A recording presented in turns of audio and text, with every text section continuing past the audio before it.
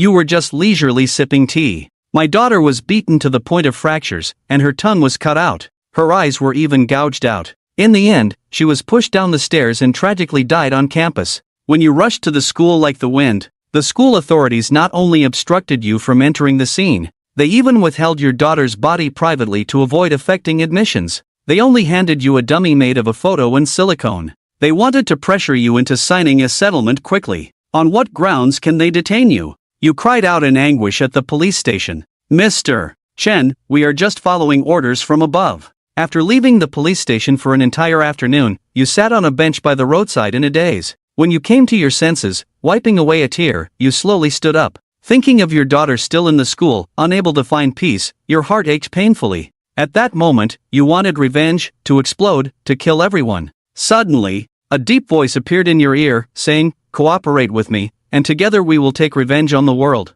You immediately looked around but found no one. Who was speaking? You shouted your inquiry. "I'm in your pocket," the voice came steadily. You quickly rummaged through your pocket. Among them was a delicate carving of a fierce-looking celestial master. This was a gift left for you by an old man at the tea house some time ago. At that moment, the carving was emitting black mist, its fierce expression seeming to come alive. "I am the ancient corrupted celestial master in the purple robe, sealed within this tomb sculpture due to the collapse of my primal soul. If you entrust your soul to me, I can help you take revenge." Your pupils locked as the spirit of the ancient corrupted celestial master fused with you. From the sound of it, you would no longer belong to yourself from now on. What choice did you have left? You gradually clenched your fists, tears blurring your vision as you bit down on a sense of determination. "I never wanted to become a demon, but the world is unjust. Since there is no justice in this world, I will make it dark once more." You tightened your grip on the wooden sculpture. "Master Fengwujin, I agree to merge with you." The wooden sculpture immediately transformed into a mass of black mist, wildly pouring into your crown. Meanwhile, the school was busy with its annual admissions. Principal Zheng Hong was busy complaining, "That dead woman, why did she have to die now? If this gets out, who will want to come to school here? What do we do with that body?" The smell is already wafting through the hall. A female instructor nearby cautiously asked. Zheng Hong was extremely annoyed. "Do I need to teach you this? Just spray some perfume or cleaner to mask the smell. Once Qin Zhao's foolish father signs, we can just dump him on the road." At that moment, the two heard footsteps in the hallway, and Zheng Hong became even more irritated. "Didn't I tell you no one is allowed in the hallway? The floor has just been waxed." At the end of the hallway, a figure was slowly approaching. Due to the dim lighting, Zheng Hong couldn't recognize who it was. "Hey, who are you? No one is allowed in this hallway. Get out." The person on the opposite side paused for a moment upon hearing his voice, then strode toward him. At the same time, a powerful voice rang out, "Zheng Hong, do you remember me?"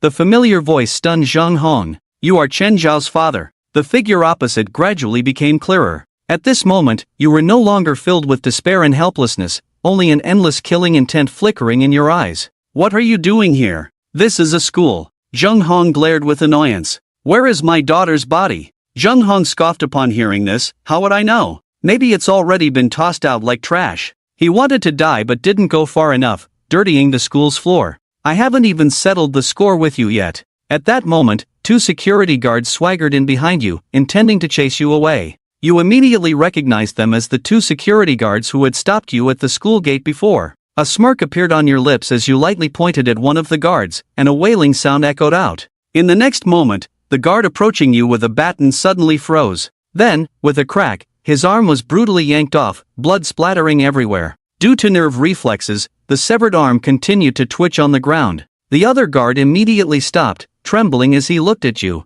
You stared at him quietly, devoid of any extra emotion. "You stopped me at the school gate when I wanted to see my daughter. Since your hands cannot uphold justice, it's better to sever them, at least ensuring you won't harm anyone again." With a gentle flick of your finger, the guard's other arm flew off as well. "Stop! We didn't do anything." The other guard's face turned pale with fear. You looked at the guard who spoke, flicked your finger again, and his arm flew off, bloodily landing on the ground. "You also touched my daughter's body. You deserve to die." In an instant, the hallway of the school was filled with the smell of blood. Zheng Hong was stunned, instinctively stepping back with the instructor beside him. "We were just doing our job for money. He made us do it." The guard pointed at Zheng Hong, his voice trembling. The expression on Zheng Hong's face was quite spectacular. You coldly smiled, your finger curling as the two guards were pressed against the wall by an invisible force, each impact powerful. The sound of their heads hitting the wall echoed in the hallway until they were thrown to the ground, bloodied and mangled. Zheng Hong's heart was in his throat, he couldn't even tell whether you were human or ghost.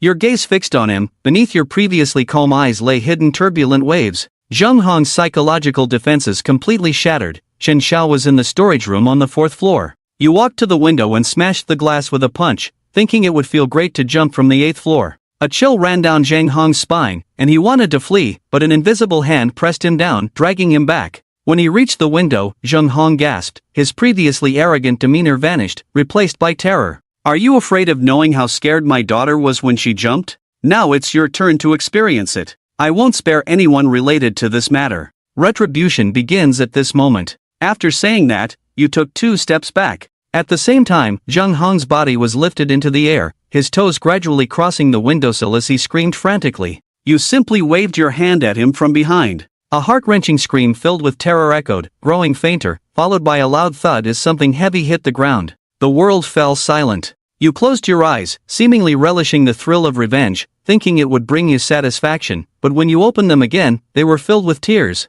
At this moment, another female instructor was dumbfounded, kneeling on the ground and banging her head repeatedly. You calmly looked at the female instructor and said, "Take me to the storage room." The female instructor sighed in relief and hurriedly agreed. The 4th floor corridor was very gloomy, filled with an indescribable sense of death. As the female instructor opened the door, a strong odor rushed out. Inside the storage room, various useless items were scattered everywhere, and a trash bin, taller than a person, emitted a strong stench. You walked over with heavy steps, and the sight in the trash bin made tears instantly stream down your face. Inside was your beloved daughter, thrown in the trash bin with her limbs twisted. She was covered in blood, her clothes tattered, and her expression frozen in the pain and despair of that day. Suppressing the pain in your heart, you tipped the trash bin over and pulled your daughter out. As you touched her body, tears streamed down uncontrollably, and you couldn't help but cry out in anguish. Her body was cold and stiff, with multiple fractures and even some bones piercing through the skin. One eyeball was missing, and there were signs of having been beaten on her face.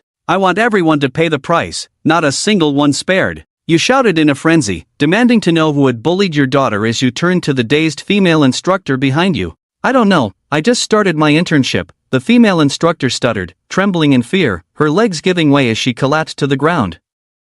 This academy is filled with high-ranking officials and influential figures, making Chen Xiao seem too insignificant. Thus, whenever she witnessed Chen Xiao being bullied, she pretended to know nothing. Step aside, still holding your daughter in one arm, you reached out with the other hand. A dark mist spread and formed a deep shackling chain in the air, completely enveloping the female instructor in an instant. The dark mist filled the female instructor's 7 orifices, followed by a surge of immense power spreading through her body, causing her to tremble violently and twist in an unnatural manner. You merely extended a hand into the air, and through layers of black mist, your face appeared twisted with rage. The gates of hell had opened, it was time for her to go. With a sudden pop, one of her eyeballs burst, all the bones in her body were instantly crushed, and her head tilted as she fell lifeless. With both arms cradling your daughter, you slowly stepped away from the academy. Half an hour later, the Gaofeng Academy was sealed off by the police, and Captain Wang Jianhua was listening to the coroner's report. 2 security guards had their arms forcibly ripped off,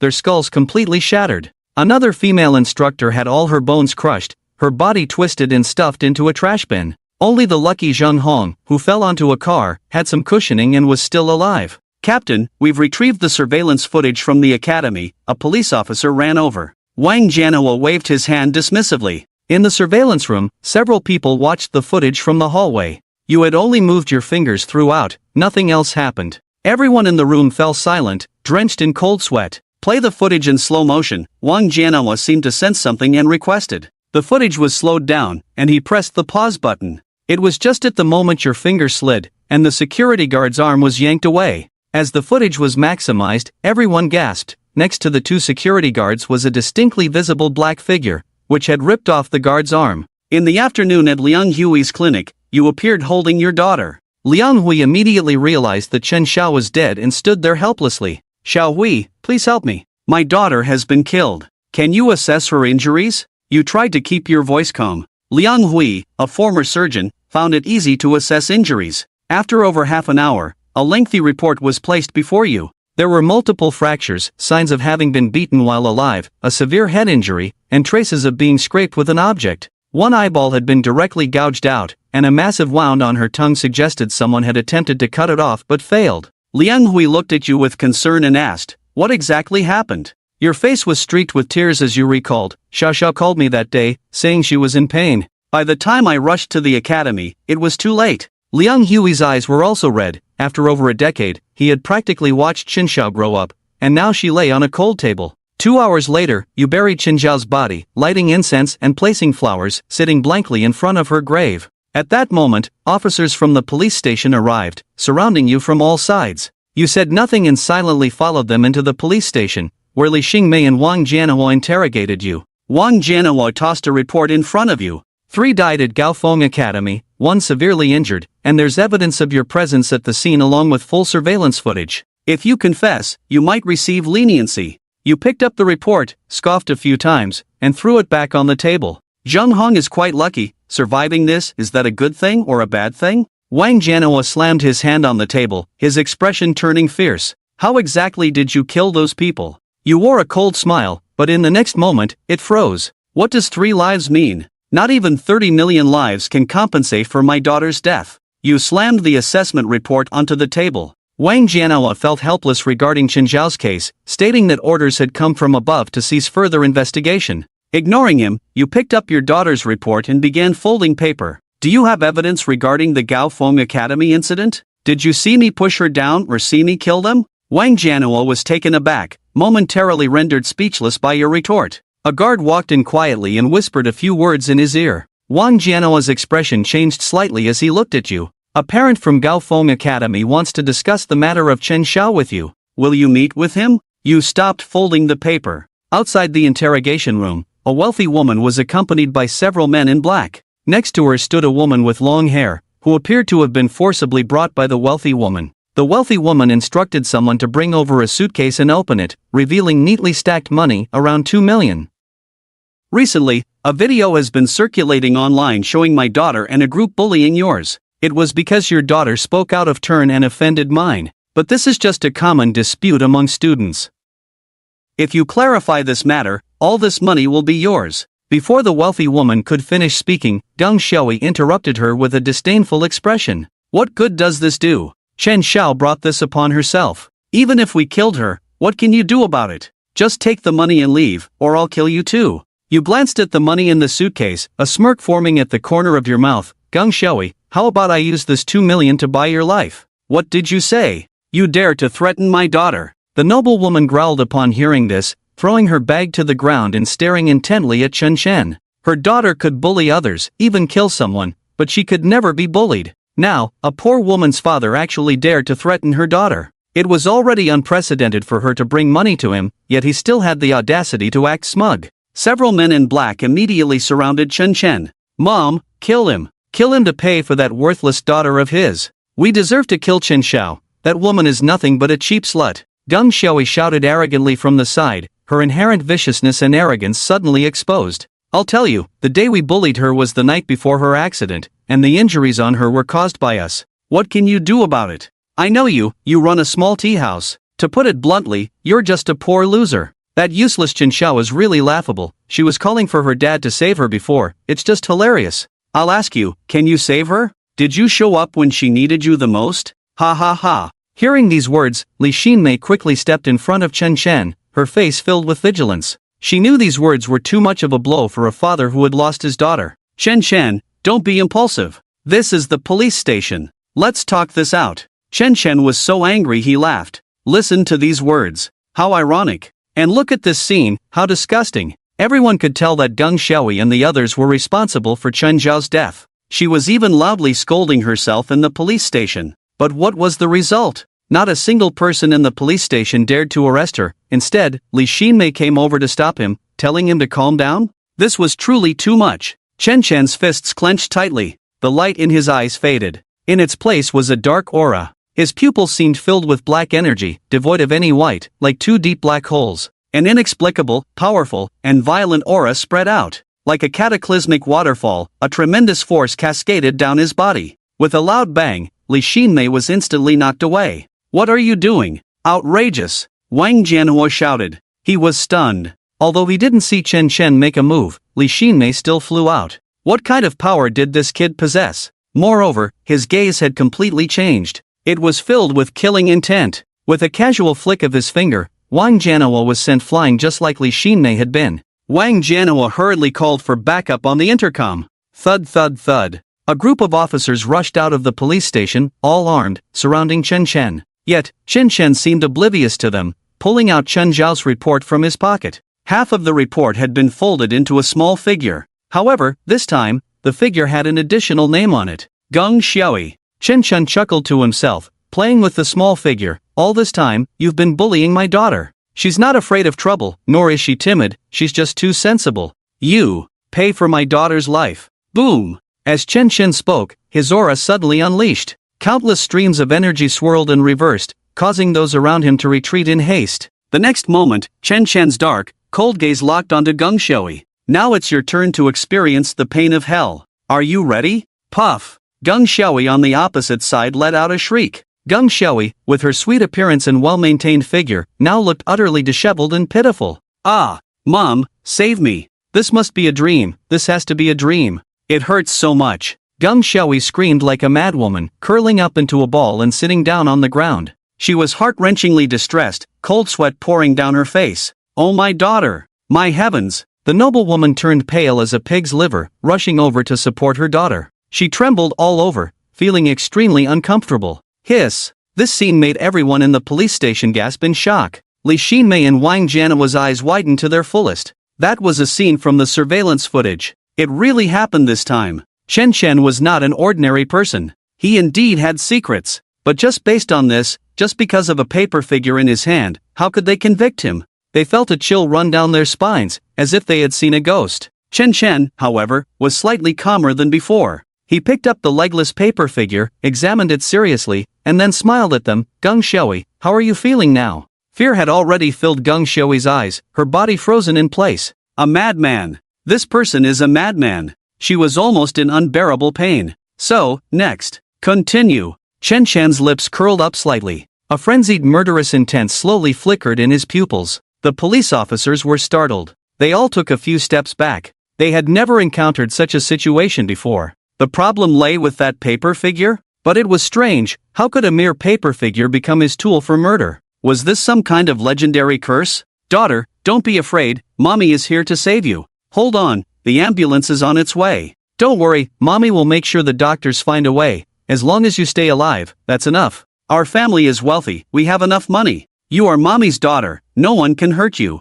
The noblewoman cried and knelt beside Geng Xiaoyi, utterly devastated by her daughter's condition. In just a few moments, Geng Xiaoyi's lips turned pale. My daughter! Mommy has always loved you the most since you were little. I will never let anything happen to you. Look at mommy. Since you were little, I never let anyone touch a single finger of yours. We have plenty of money, no matter who it is, we can use money to crush them. There is nothing in this world that money can't solve. The noblewoman cried and shouted, her voice echoing throughout the police station, yet at that moment, no one dared to intervene. Chen Chen was too sinister. They instinctively did not want to let such evil touch them. The noblewoman suddenly looked at Chen Chen, her voice breaking further. Bastard, stop it. Why are you harming my daughter? She is my own flesh and blood. I have never let her suffer any harm. Look at her now. What will she do in the future? Our Xiaoyi is of noble status, not something you poor people can compare to. We are from two different worlds. Hearing these roars, a sinister smile appeared in Chen Chen's deep eyes as he gripped the paper figure.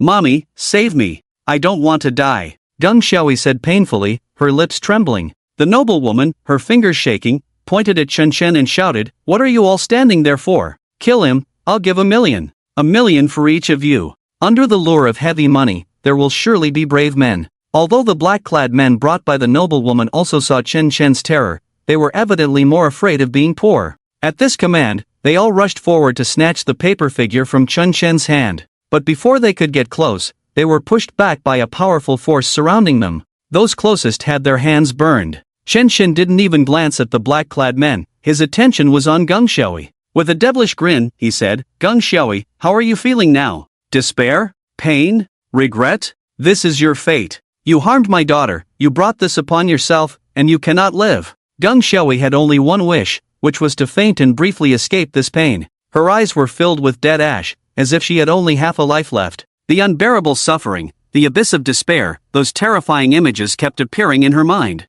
But Chen Shen did not stop. Now everyone knew that the problem lay with his paper figure. Wang Jianhua wanted someone to shoot Chen Shen directly, but he did not have the courage to give that order. Chen Shen was just tearing the paper figure. Could this become a weapon? The other party had no weapon and had not even come into contact with Geng Xiaoyi and the others. If the police acted rashly and opened fire, what would happen when the higher-ups investigated? At that time, he would also be unable to escape responsibility. Wang Jianhua hurriedly shouted, "Shen Shen, please don't act impulsively, put down that paper figure first. Can't we talk things over properly? Your daughter is already in trouble, a dead person cannot be brought back to life. Why not discuss compensation now? At least it will ensure your peace of mind for the rest of your life. We all sympathize with you, but if you go to extremes, no one will be able to save you. Listen to my advice, put down that paper figure first." Chen Shen's dark, deep eyes locked onto him, and he said word by word, "I just want those people to go to hell." As he spoke, Chen Shen's finger moved. One could understand everyone's eagerness to destroy the world,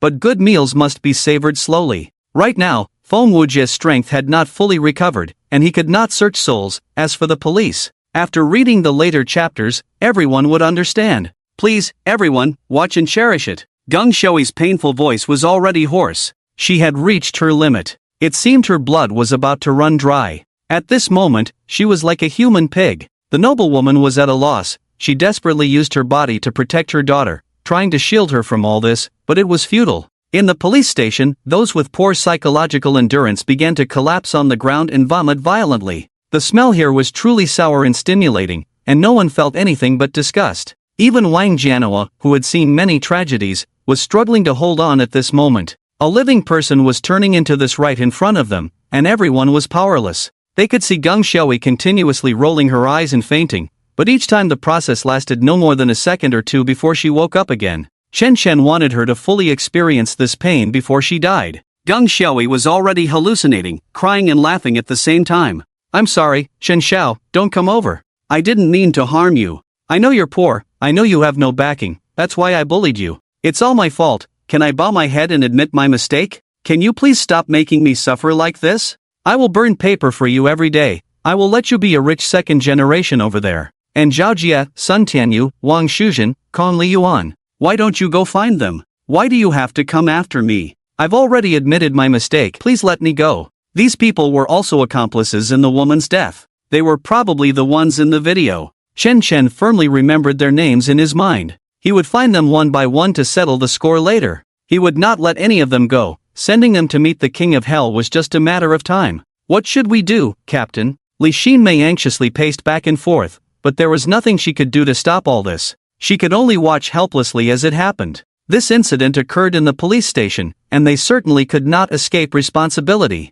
The key was that all of this was so unreasonable. Was Chen Shen committing a crime like this? None of them could clarify. "Shen Xiao, I was wrong. I shouldn't have laughed at you, I shouldn't have led the bullying against you, and I definitely shouldn't have found someone to deal with you on the road. I just thought it was fun, just seeing you not resisting felt thrilling, that's why I became more and more excessive. But I don't deserve to die, can you spare my life?" Geng Xiaoyi stared blankly into the distance, her eyes vacant and hollow, as if she could see Chen Zhao's spirit. Now she was desperately admitting her mistakes, just begging to survive. Chen Shen snorted coldly and threw the paper figure to the ground. If admitting mistakes were useful, what would we need the police for? Of course, if you make a mistake, you have to accept the punishment, no matter who it is. In the next moment, Chen Shen stepped directly on it. He stomped hard on that paper figure. With a thud, the paper figure was crushed. Crack, crack, crack. Suddenly, countless deep pits appeared on Geng Xiaoyi's body. Geng Xiaoyi opened her mouth wide, her eyes filled with endless pain,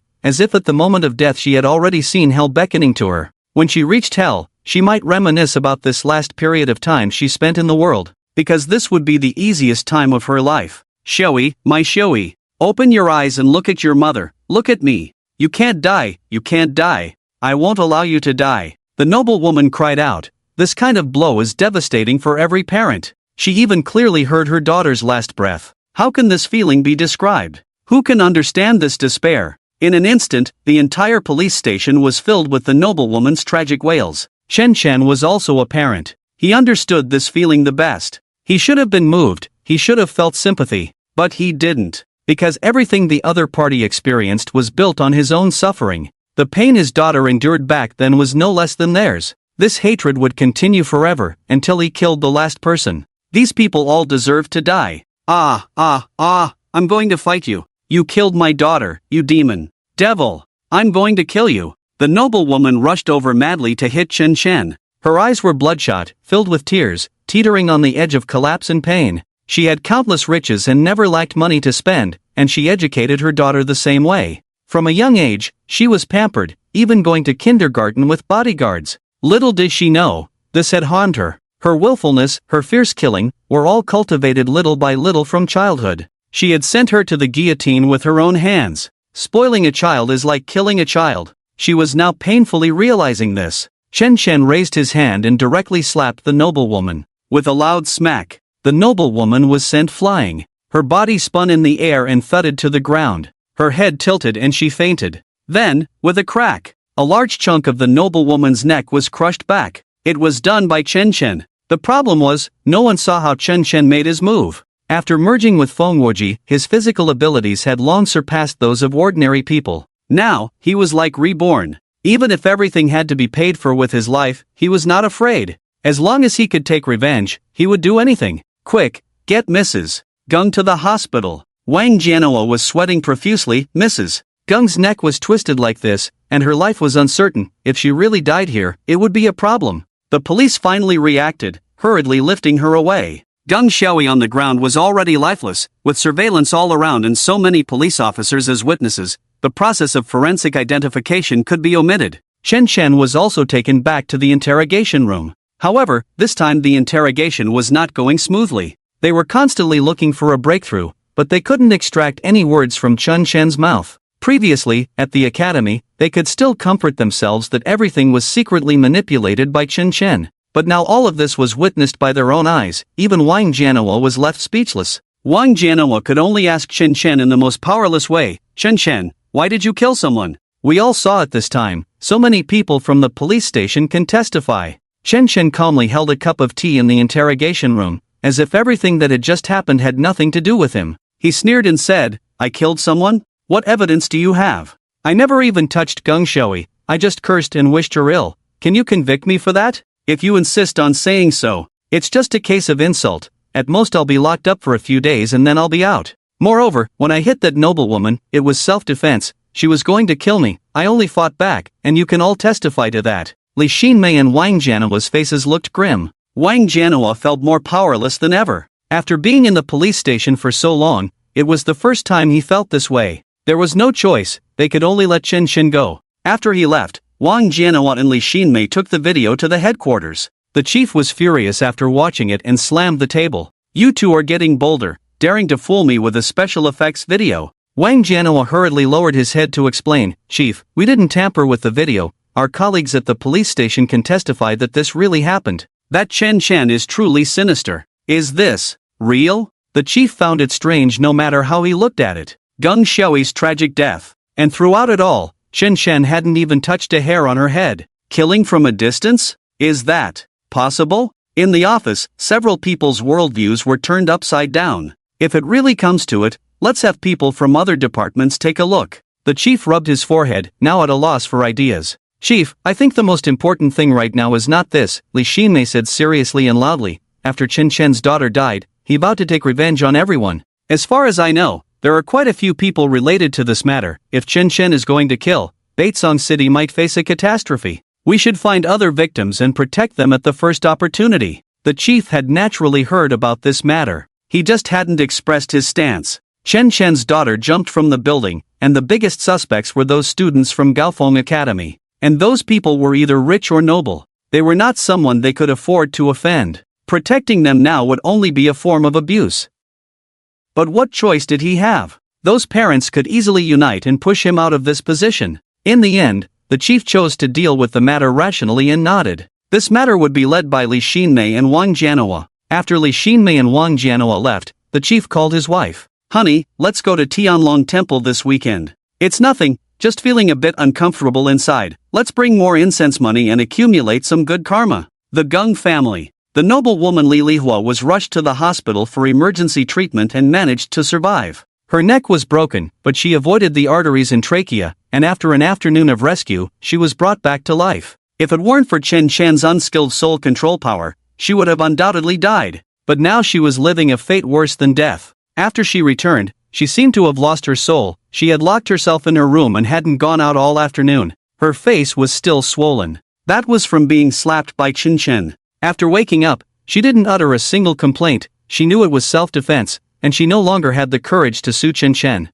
That man was too sinister. She felt extremely uncomfortable inside. On one hand, there was pain, and on the other, fear. She was almost completely exhausted, no longer resembling her former self. In the evening, Geng Xiaoyi's father, Geng Long, received the news and rushed back from out of town. After getting out of the car, he hurried inside. He shouted, "Xiaoyi! Xiaoyi!" He couldn't believe this was real, couldn't believe that Xiaoyi could be in trouble. He still thought that the person who had informed him was just trying to scare him. How could his daughter, Geng Xiaoyi, possibly be in danger? Who didn't know the Geng family in Baitsong City? Who would dare to go against the Geng family? How precious was his daughter? She was a treasure. Who could shake that? Unless someone was looking for death, they wouldn't dare to oppose him. Who could withstand the wrath of the Geng family? Stop shouting. Xiaoyi is gone, she's not here anymore. Li Lihua shouted from behind the door. Hearing Geng Xiaoyi's name made her feel intense pain all over. The pain was no longer just psychological, it had spread throughout her body. Every part of her was hurting. Nonsense! Who dares to touch my daughter? How could she possibly be dead? Geng Long kicked the door open and froze when he saw Li Lihua's expression. Li Lihua, his wife. She had an extraordinary presence, a beauty in her youth. Over the years, she had taken great care of herself, looking like a woman in her early 30s. But now, in an instant, she looked like she had aged over a decade. The pain, discomfort, and despair were all evident on her face. He collapsed to the ground. Xiaoyi was really in trouble. This was no joke. She was really dead. "Sir, ma'am, the young lady's body has been brought here. Do you want us to bring it in?" At that moment, someone came up from downstairs, speaking cautiously. Li Lihua nodded silently. She knew she would have to face this sooner or later. Then Geng Xiaoyi's body was brought in. Her limbs were fake, her face heavily made up, her body crushed beyond recovery. Geng Long cried at just one glance, tears falling like a torrential rain without warning. His daughter. That was his daughter. How could she have ended up like this? Who did this? She gritted her teeth, her expression fierce yet somewhat fearful. It was Chen Zhao's father, Chen Chen. "We must avenge our daughter, or she will never rest in peace." Chen Chen. Geng Long clenched his fists. This name was firmly etched in his heart. In less than a day, Li Xinmei had notified the Zhao family, the Sun family, the Wang family, the Kong family, and told them not to go out unless necessary, as the police were already following up on the Chen Chen matter. Results would come soon. At this moment, in a high-end club, luxurious European-style architecture was everywhere, with servants attending to every need, even interrupting conversations. This club was generally not open to the public, it was a private establishment. The amenities inside were top-notch. The cost of a meal here was something that working-class people would take a year to earn. This club epitomized the lifestyle of the wealthy. Geng family's Geng Xiaoyi is dead, have you heard? Her limbs were torn off. I heard that Chen Chen did this while working at the police station. He's so bold, he doesn't even regard us. A mere pauper running a tea house, what can he use to fight us? I don't believe he's that formidable. A group of elegantly dressed noble women and well-dressed men were enjoying a lavish meal. In their eyes, the wealthy and the ordinary were two entirely different species, completely incomparable. What if their children committed murder? That was only natural. But if anything happened to their children, that was absolutely unacceptable. These people were the parents of the Zhao family, Sun family, Kong family, and Wang family. They had come today because they received a notification from the police's Li Xinmei to discuss this matter. No one had cared before, but now that Geng Xiaoyi was dead, they had to take it seriously. After all, that Chen Chen was too sinister. Why don't we pool some money and just get rid of that Chen Chen? I want to see how many lives he has left to die. Zhao Jie's mother, Chao Xiaomei, spoke up. That's not appropriate. A beautiful woman sitting next to her immediately denied her words, gently wiping her mouth and surveying the people present. She was Sun Tianyu's mother, Zhang Xuelan. Chao Xiaomei's expression soured, and she rolled her eyes. Zhang Xuelan,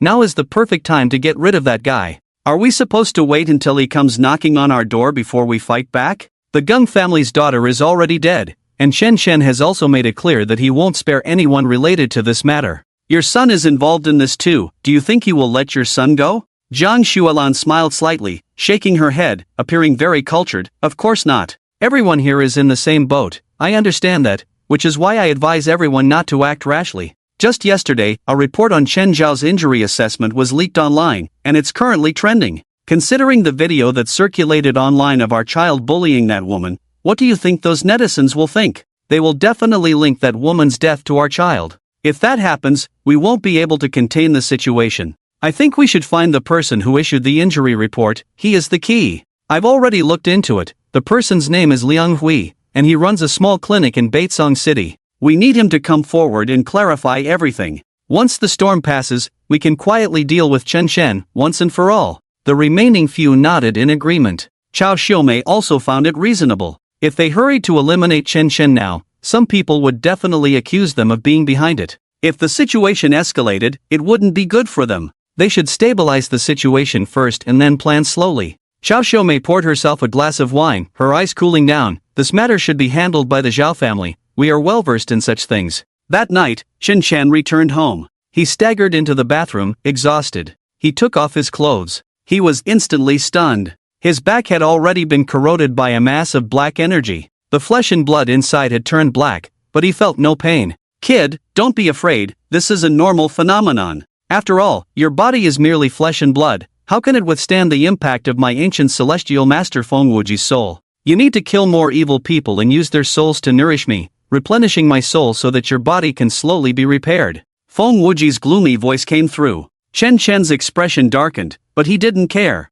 Since the moment he fused with Feng Wuji's soul, he had already disregarded life and death. Death meant nothing to him. What was this? At worst, he would just kill a few more evil people in the future and use their souls to repair his body. By the way, kid, it seems one of your friends is in a bit of trouble. Do you want to help? You decide. Chen Shen was taken aback, then his brows furrowed, resonating in his mind. Are you talking about Liang Hui? Crack, crack, crack. In Liang Hui's small clinic. He had closed the clinic for the past 2 days and had been holed up inside, surfing the internet. The leftovers from his meals were scattered around. In an instant, his life seemed to revert to his university days, spending every day holed up in the dorm playing games. On his computer screen was the #1 trending topic of the past few days. Baitsong City Girl, Chen Xiao. The trending topic was something he had paid to promote. Clicking on the trending topic revealed his injury assessment report. He had been cautious enough to take a photo of it. The rhythm of the comments below was also something he had stirred up. Those people deserve to die, they harm others and won't have a good end. Is there any justice left in this world? Mourning for Chen Xiao. With so many wounds on your body, and your mouth still. What a beast! Demons walk among us, hell is empty, is there still law? Is there still justice? Everyone, find those beasts and make them pay. Liang Hui took a sip of coffee and rubbed his already tired eyes. His eyes felt dry and uncomfortable. He hadn't slept at all these past 2 days. All for this matter. He wanted to crush those people with public opinion. After Chen Shen left that day, he learned about the events that transpired. Chen Xiao died. She was killed by those beasts. Before she died, Chen Xiao even called Chen Shen. What was even more infuriating was that when Chen Shen went to the academy, he was stopped by people who tried to cover everything up. Although Chen Xiao was not his biological daughter, she was like a daughter to him. He met Chen Xiao on her 8th birthday. He still remembered how sweet her smile was that day. She kept thanking him for the gift he bought her, and she even danced for him. Such an obedient, sensible, and kind child, and she just died like that? He couldn't bear to think of how much pain Chen Shen must be in. He had already regarded Chen Xiao as his goddaughter. He was furious, so he thought of using this method to let the law punish those beasts. So far, the effect was quite good. Xiao Xiao, uncle will definitely seek justice for you. This world is not just dark, there is also light. Light will eventually come after the darkness. Liang Hui took a deep breath and began to get busy again. Knock knock. At that moment, he suddenly heard a knock on the door. He glanced at the time. It was already past 12, who would come to see a doctor at this hour? He had even posted a notice outside saying he wasn't accepting emergency cases. After thinking for a moment, he still opened the door. What if someone needed help? The moment he opened the door, someone grabbed his hair and yanked him out forcefully. Liang Hui instantly felt that something was wrong. He might have been set up, but he quickly reacted, desperately grabbing the doorframe and shouting, "Help! Someone! Call the police! Someone wants to kill me!" At the same time, Liang Hui also saw the scene outside clearly. He didn't know when, but 3 cars had already stopped in front of his clinic. A woman in luxurious clothing stood in the middle, while the others were dressed in suits, holding baseball bats. They all looked like trained thugs. The beautiful woman sneered, "I am Chao Xiumei, Zhao Jie's mother." "You are Liang Hui, right? That autopsy report was issued by you, wasn't it? You dared to oppose us. You really have some guts." Chao Xiumei walked towards him while taking a cigar cutter from one of the men. "Now I'm giving you a chance to cooperate with us, otherwise, you'll get to experience what it's like to have your fingers cut off. If your hands as a doctor become useless, you might find it hard to make a living for the rest of your life. Don't say you can't even support yourself when that time comes." Liang Hui felt scared. To say he wasn't afraid upon seeing this scene would be a lie. But thinking of Chen Zhao's death filled him with grief and anger. This Zhao Jie was one of the people who bullied Chen Xiao in the video.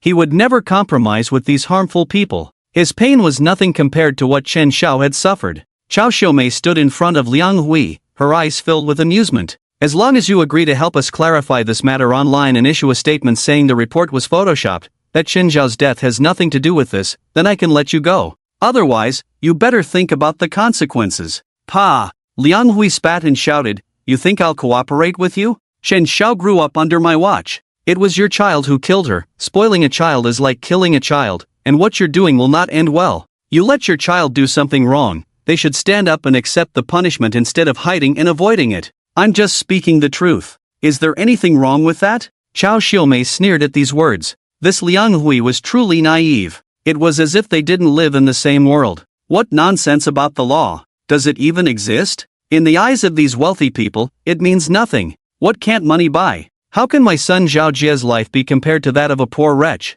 Just the thought of putting her name alongside my son's makes me feel dirty. Do you know Fei Jie Group? That's our family business. Do you know how much our assets are worth? Forget it, you wouldn't understand. In short, if you don't help, I'll make you disappear. Even if I disappear, I won't come out to clarify this matter. If you have the ability, just kill me." Liang Hui shouted, his voice heart-wrenching. He was already being restrained by those around him. He was just an ordinary person. How could he stand against so many? Chao Xiumei's cigar cutter was already in his hand. The cold, stinging sensation slowly crept in. Chao Xiumei smiled coldly, as if playing a game. The predecessor of Fei Jie Group was the underworld. They had done plenty of such things before, but later they gradually cleaned up their image due to the larger situation. Chao Xiumei had also been a big sister before. "I've encountered stubborn people like you before, but in the end, they all knelt before me begging for mercy.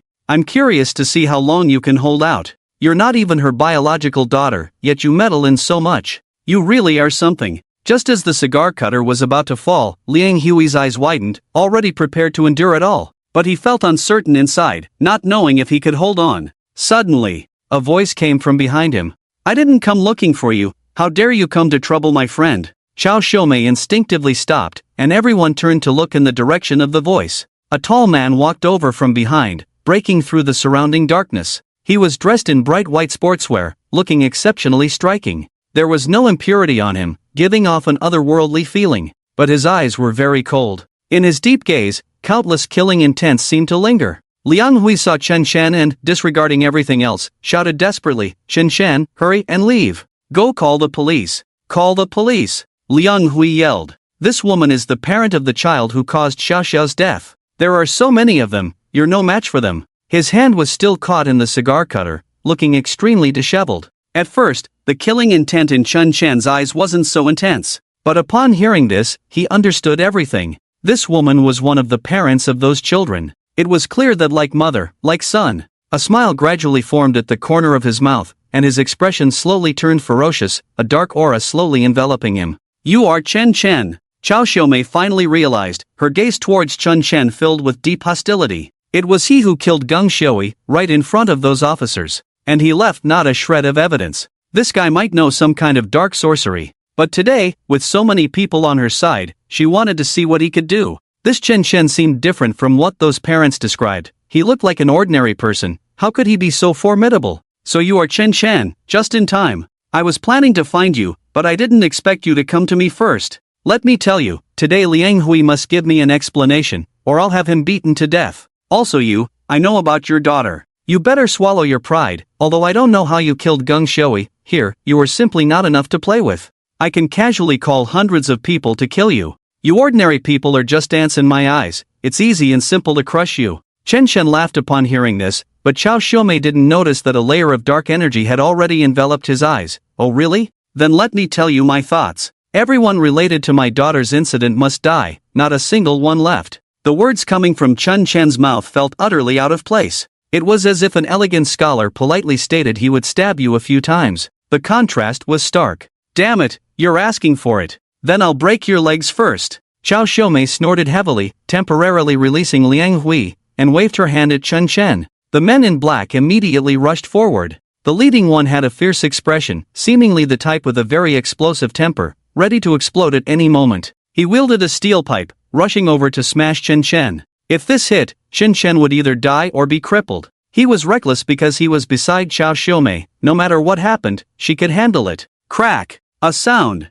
This noise was particularly pronounced in the air. The black-clad man at the front suddenly froze. He felt a sharp pain in his body and instinctively looked for the source of the pain with his eyes. His gaze gradually fell on his leg. Ah, my leg! He immediately screamed in agony, clutching his leg with both hands. The pain came too quickly. His brain hadn't yet registered the pain signal. First just fear, then the pain slowly filled him. A black handprint was clearly visible on his leg. That was left by Chen Shen. What was happening? Qiao Xiumei and the others had never seen such a scene. A person breaking another's leg from a distance? This all happened right in front of them. Liang Hui was also stunned, rubbing his eyes vigorously. How did Chen Shen do it? He directly broke the man's leg. Did he hide some weapon? I didn't want to kill unrelated people, but you are Qiao Xiumei's henchman, likely committing many evils under her command. You deserve to die. Chen Shen walked up to the man, quietly looking at him, his eyes betraying an indescribable emotion. Violence was gradually spreading, threatening to fill the air around them. What are you all standing there for? Kill him.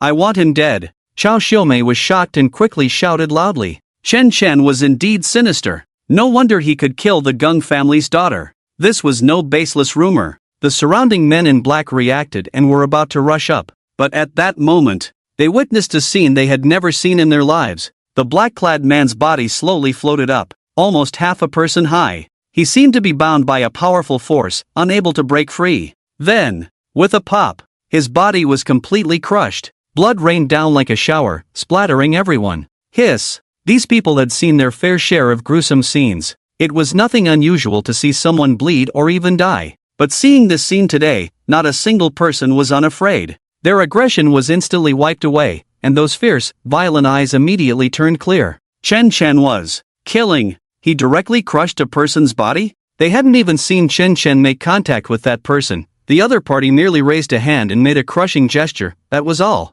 Instantly, a deep-seated fear spread among them. Everyone is afraid that what just happened will happen to them. None of them want to die. Liang Hui trembled, unable to tell if it was fear or excitement. A living person was just crushed like that? How did Chen Shen do it? But he knew exactly what kind of person Chen Shen was. How could he suddenly become so bloodthirsty and violent? He remembered the last time Chen Shen came to find him. He said some very strange things. Regardless of everything else, the only thought in his mind now was to get Chen Shen to escape quickly. No matter how powerful he was, he couldn't take on so many people. Qiao Xiumei was splattered with blood. She instinctively touched her hand to her body and then realized what was happening. It was done by Chen Shen. How did he do it? He directly crushed his own people. This is too terrifying. You people, none of you will escape today. Qiao Xiumei's minions should go to hell with her. Chen Shen's gaze turned cold as he scanned the surroundings. As soon as he finished speaking, those men in black immediately reacted and turned to flee.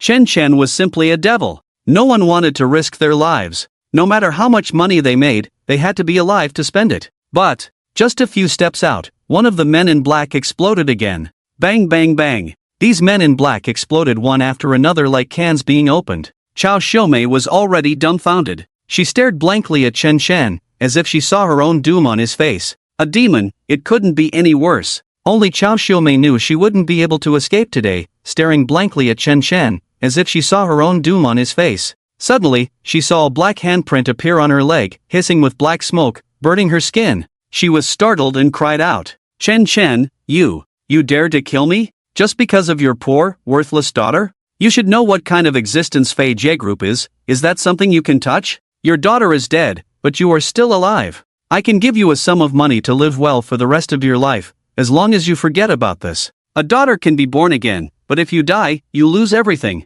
People like you, the poor, your lives are too worthless. I've seen too many of these things. Chen Shan looked at her with a hint of mockery. Not valuing the lives of the poor, is that the standard of the rich? If that's the case, then all the rich people in the world should die. There is nothing in this world more important than human life. Lives cannot be bought with money. Your indifference to others' lives shows that your son is also a scoundrel, and he deserves to die too. Crack! Chen Shan lightly twisted his fingers. Chao Xiaomei's leg was directly broken. A hellish laughter flashed in her ears. The sound was laughing, but it carried the sorrow of countless cries, as if it came from hell. Ah! My leg! My leg! Chao Xiaomei screamed in terror, the fear emanating from the depths of her heart spreading instantly. Then came the indescribable pain accompanying every aching cell in her body. Chen Shan, I can give you money, however much you want. At worst, you can find a few more women and have more children. What's the big deal? Someone like you, who is so mediocre, will never earn that much money in your lifetime.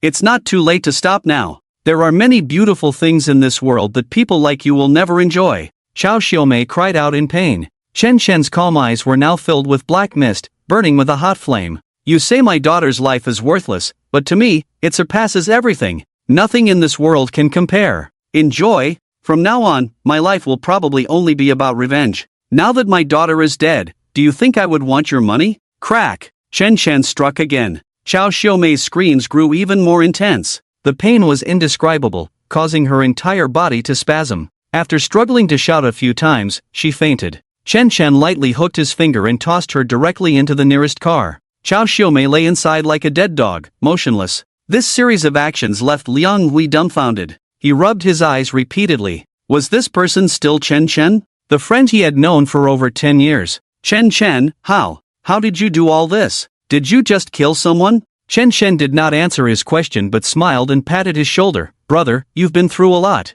But you should stay out of things regarding Xiao Xiao from now on. I will handle this myself. I thank you on behalf of Xiao Xiao. True feelings are hard to come by in life. In situations like this, even close friends and family would choose to avoid it, as no one wants to get blood on their hands. But Liang Hui, his friend for over 10 years, stood up without hesitation to help Chen Xiao uphold justice and fairness. This made Chen Chen feel deep gratitude. But Liang Hui was just an ordinary person. How could he contend with those people? Chen Shen didn't want him to be in danger. Hearing this, Liang Hui's eyes turned red. That day, Chen Shen had come in such a rush. He was only focused on getting Chen Zhao's identification done and hadn't processed anything else. Later, after seeing the video online, he became angrier and angrier. Why should Chen Zhao be bullied by those people? Why should such an obedient and understanding child die at the hands of those beasts? And now this matter was being covered up by the authorities. None of those who caused Chen Zhao's death had been caught. He couldn't swallow this anger. Unfortunately, it's all too late. Xiao Xiao can't come back. Such an obedient child, why did heaven have to erase her? Why is her life so bitter? Fengzi, you promise me you will kill all those beasts. For so many years, I have treated Xiao Xiao like my own daughter. As Liang Hui spoke, tears streamed down his cheeks, dripping onto the ground. A grown man crying like this showed how heartbroken he was. Chen Shen's eyes also glistened with tears. The two men in their 40s were crying like children at this moment. Thank you to all the readers. If convenient, please give a nudge for updates and a small free gift. I would be very grateful. Based on feedback from readers saying the protagonist wasn't ruthless enough, this chapter has been adjusted, and I will pay attention to future plots, so please continue to follow the story. The upcoming plot will be decisive, absolutely no saintly behavior. Our lives may not shine brightly, but we must not leave regrets. Don't worry, evil people will eventually pay for their lives. Liang Hui took a deep breath. Fengzi, it's just that what you said earlier. Chen Shen raised his hand, signaling him to swallow the rest of his words. Everything may consume all of me, but it doesn't matter. I just want to give Xiao Xiao justice. Let this world know, never underestimate any father. Chen Shen drove away in Chao Xiaomei's car. Liang Hui stood in place for a long time, watching Chen Shen's back. He knew this was far from over. Chen Shen would definitely keep his word. Baitsong City, Night Dance Hotel. In the presidential suite. Ring ring. The phone rang at that moment. Damn it, who is it? The man in the room cursed unhappily upon hearing the sound. The phone kept ringing, again and again. Cursing, the man climbed out of bed to pick up the phone. He took a glance. It was an unknown number. Damn, who is it? Calling so early in the morning. He answered the call in a very displeased tone. On the other end of the line was the voice of a rather calm man. It sounds somewhat profound, but from this voice, one can sense a deep-seated hatred. Is this Zhao Jie? Who are you? Zhao Jie swayed his body and shouted angrily. I think you're not interested in who I am, but you should be more concerned about your mother, Xiao Xiumei's life. The voice on the other end seemed even colder. What did you say? Zhao Jie suddenly became alert. The fact that the other party could call out his mother's name meant this couldn't be a hoax. But he couldn't understand, with his mother's status and power, who would dare to oppose her. The Zhao family was rooted in the underworld, it was absurd. Are you looking for death? Damn it! Zhao Jie cursed loudly. Meet at the central square in an hour. Otherwise, your mother dies. The man on the phone didn't want to waste more words and hung up directly. Zhao Jie listened to the beeping sound on the phone, stunned for a moment. His mother had been taken away? He hurriedly confirmed the truth of the matter. He intended to call his mother's phone, but another call came in directly. It was the most capable bodyguard by his mother's side. Young master, it's bad. Madam has been taken away. One of our men was killed. That person should be Chen Zhao's father. You know who Chen Zhao is, right? Zhao Jie's mind went blank. It felt as if he had fallen into a massive black hole, and time around him had come to a standstill. Of course, he knew Chen Zhao. A pitiful creature. They had bullied and humiliated her for a while. In the end, they even threw her off the building. The image of Chen Zhao's despair, crying and begging them not to kill her, was still fresh in his mind. The cruelty he had inflicted was something he could never forget. But he didn't care. Chen Zhao was just an ordinary person. What did it matter if he killed a few ordinary people? That call earlier seemed to be from her father. Could it be that her father had kidnapped his mother? That seemed unlikely. The central square. My mother is at the central square. You all hurry and bring people over. Hurry up. I'll be there soon. You all send a car to pick me up. Zhao Jie shouted frantically. His mother was now in the hands of the other party. This was a real mess. Central Square. Early morning, 7:30. At this time, the number of people around gradually increased. They were all early risers heading to work, each one in a hurry. In the past, Chen Shen would sit in the tea house watching the crowds come and go to work and back. It was his first time sitting in the center of the square this early. The bench he sat on was somewhat old, very retro. He scrolled through his phone. There was a photo of Chen Zhao taken right here. She said this bench had a sense of history, and she liked it very much. She had Chen take many photos of her. In the end, this one was left behind. At that time, Chen Zhao was still smiling, her face free of any pressure or burden. She was completely a vibrant young girl. And now, Chen Zhao was gone. Sitting on the bench where Chen Zhao once sat, he felt a surge of emotions. Xiao, do you believe in parallel worlds? Dad believes. In that world, perhaps you wouldn't have had an accident, maybe a few years later you would go to work,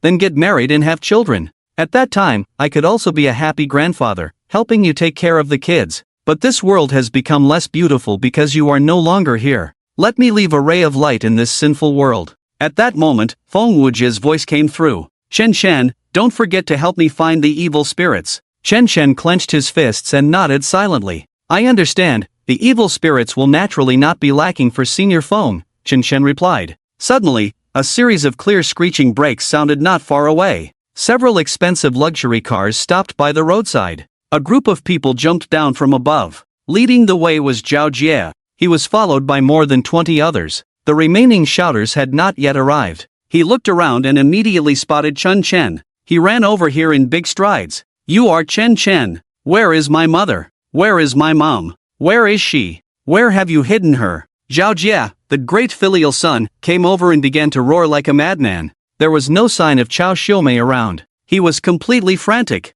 In recent days, he had been holed up in a hotel, mingling with those women, not caring about what was happening outside. It was only on the way here that he heard about Geng Xiaoyi. Geng Xiaoyi was dead. It was said that this incident was related to Chen, the father of Chen Zhao. However, the police had not arrested him yet, simply due to insufficient evidence. There were several chilling points to consider. Geng Xiaoyi died in the police station, where the officers were present. Chen had personally killed Geng Xiaoyi, yet why couldn't the police convict him? Did he have such powerful connections? Now that Chen had captured his mother, it was hard not to think of the worst possibility. Perhaps Chen would kill his mother. Buzz.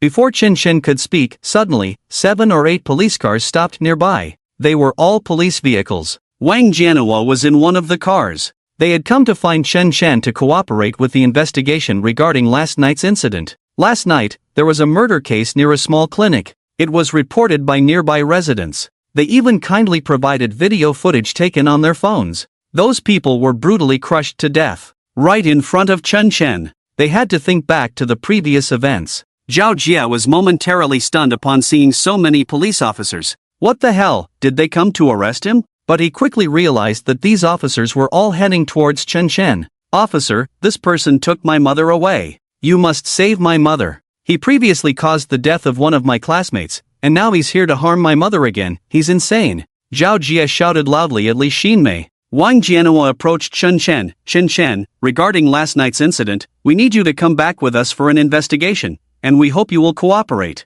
Chen Chen furrowed his brows. You'd better not meddle in my affairs, or I won't hesitate to send you off early. As soon as these words were spoken, the expressions of the police officers behind him changed. They knew Chen Chen was crazy, but they didn't expect him to be this reckless. He dared to threaten the police in front of so many people. Wang Jianhua was at least a squad leader. Wang Jianhua's face changed, showing some fear. Chen Chen, stop now, it's not too late. There is law in this world. Upon hearing this, Chen Chen laughed again. You talked to me about the law? Then where was the law when it came to my daughter? His voice suddenly increased several times, roaring like thunder, the sound like a bell, fiercely impacting Wang Jianhua and the others. The police have ignored my daughter's case, and now just a few scum have died, yet you mobilize so many people. In your eyes, is the law merely a tool for you to use to intimidate ordinary citizens? The existence of the police is not to wipe the backsides of the wealthy. You annoy me greatly. Whoosh! A dark aura suddenly erupted from Chen Chen.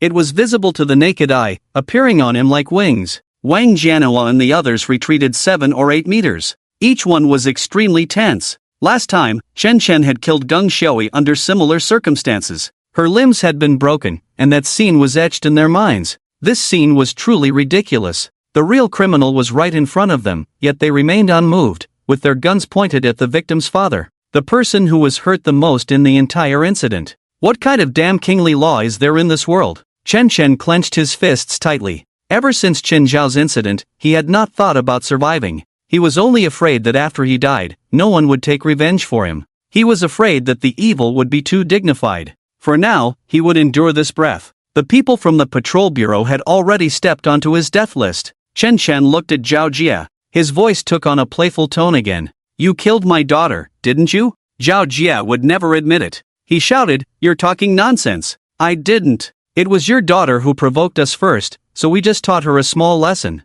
That video has nothing to do with her death. Don't mislead the narrative. Let me tell you, don't think you can use this matter to threaten us. And don't even think about using my mother to lower your daughter's worth. My mother's life is worth much more than your daughter's. Chen Chen was much calmer than before. It won't be long before I make you admit everything. Now, let me make you suffer a bit. Chen Chen raised his hand towards the sky. Chen Chen, put your hand down. Stop your actions now. Stop, don't move. The people from the patrol bureau immediately became tense. Although Chen Chen had no weapons on him and made no killing moves, they did not dare to be careless with him. Chen Chen ignored the patrol bureau people, his eyes fixed on Zhao Jie. It seemed he wanted to see the undeniable pain in his eyes. Chen Chen snapped his fingers. Everyone shuddered. But after a few seconds, nothing happened around them. Wang Jianhua even touched his own face to confirm it was still there before shifting his gaze to Chen Chen. Zhao Jie was also startled by his action. Chen Chen was already strange, and suddenly raising his hand surely meant trouble.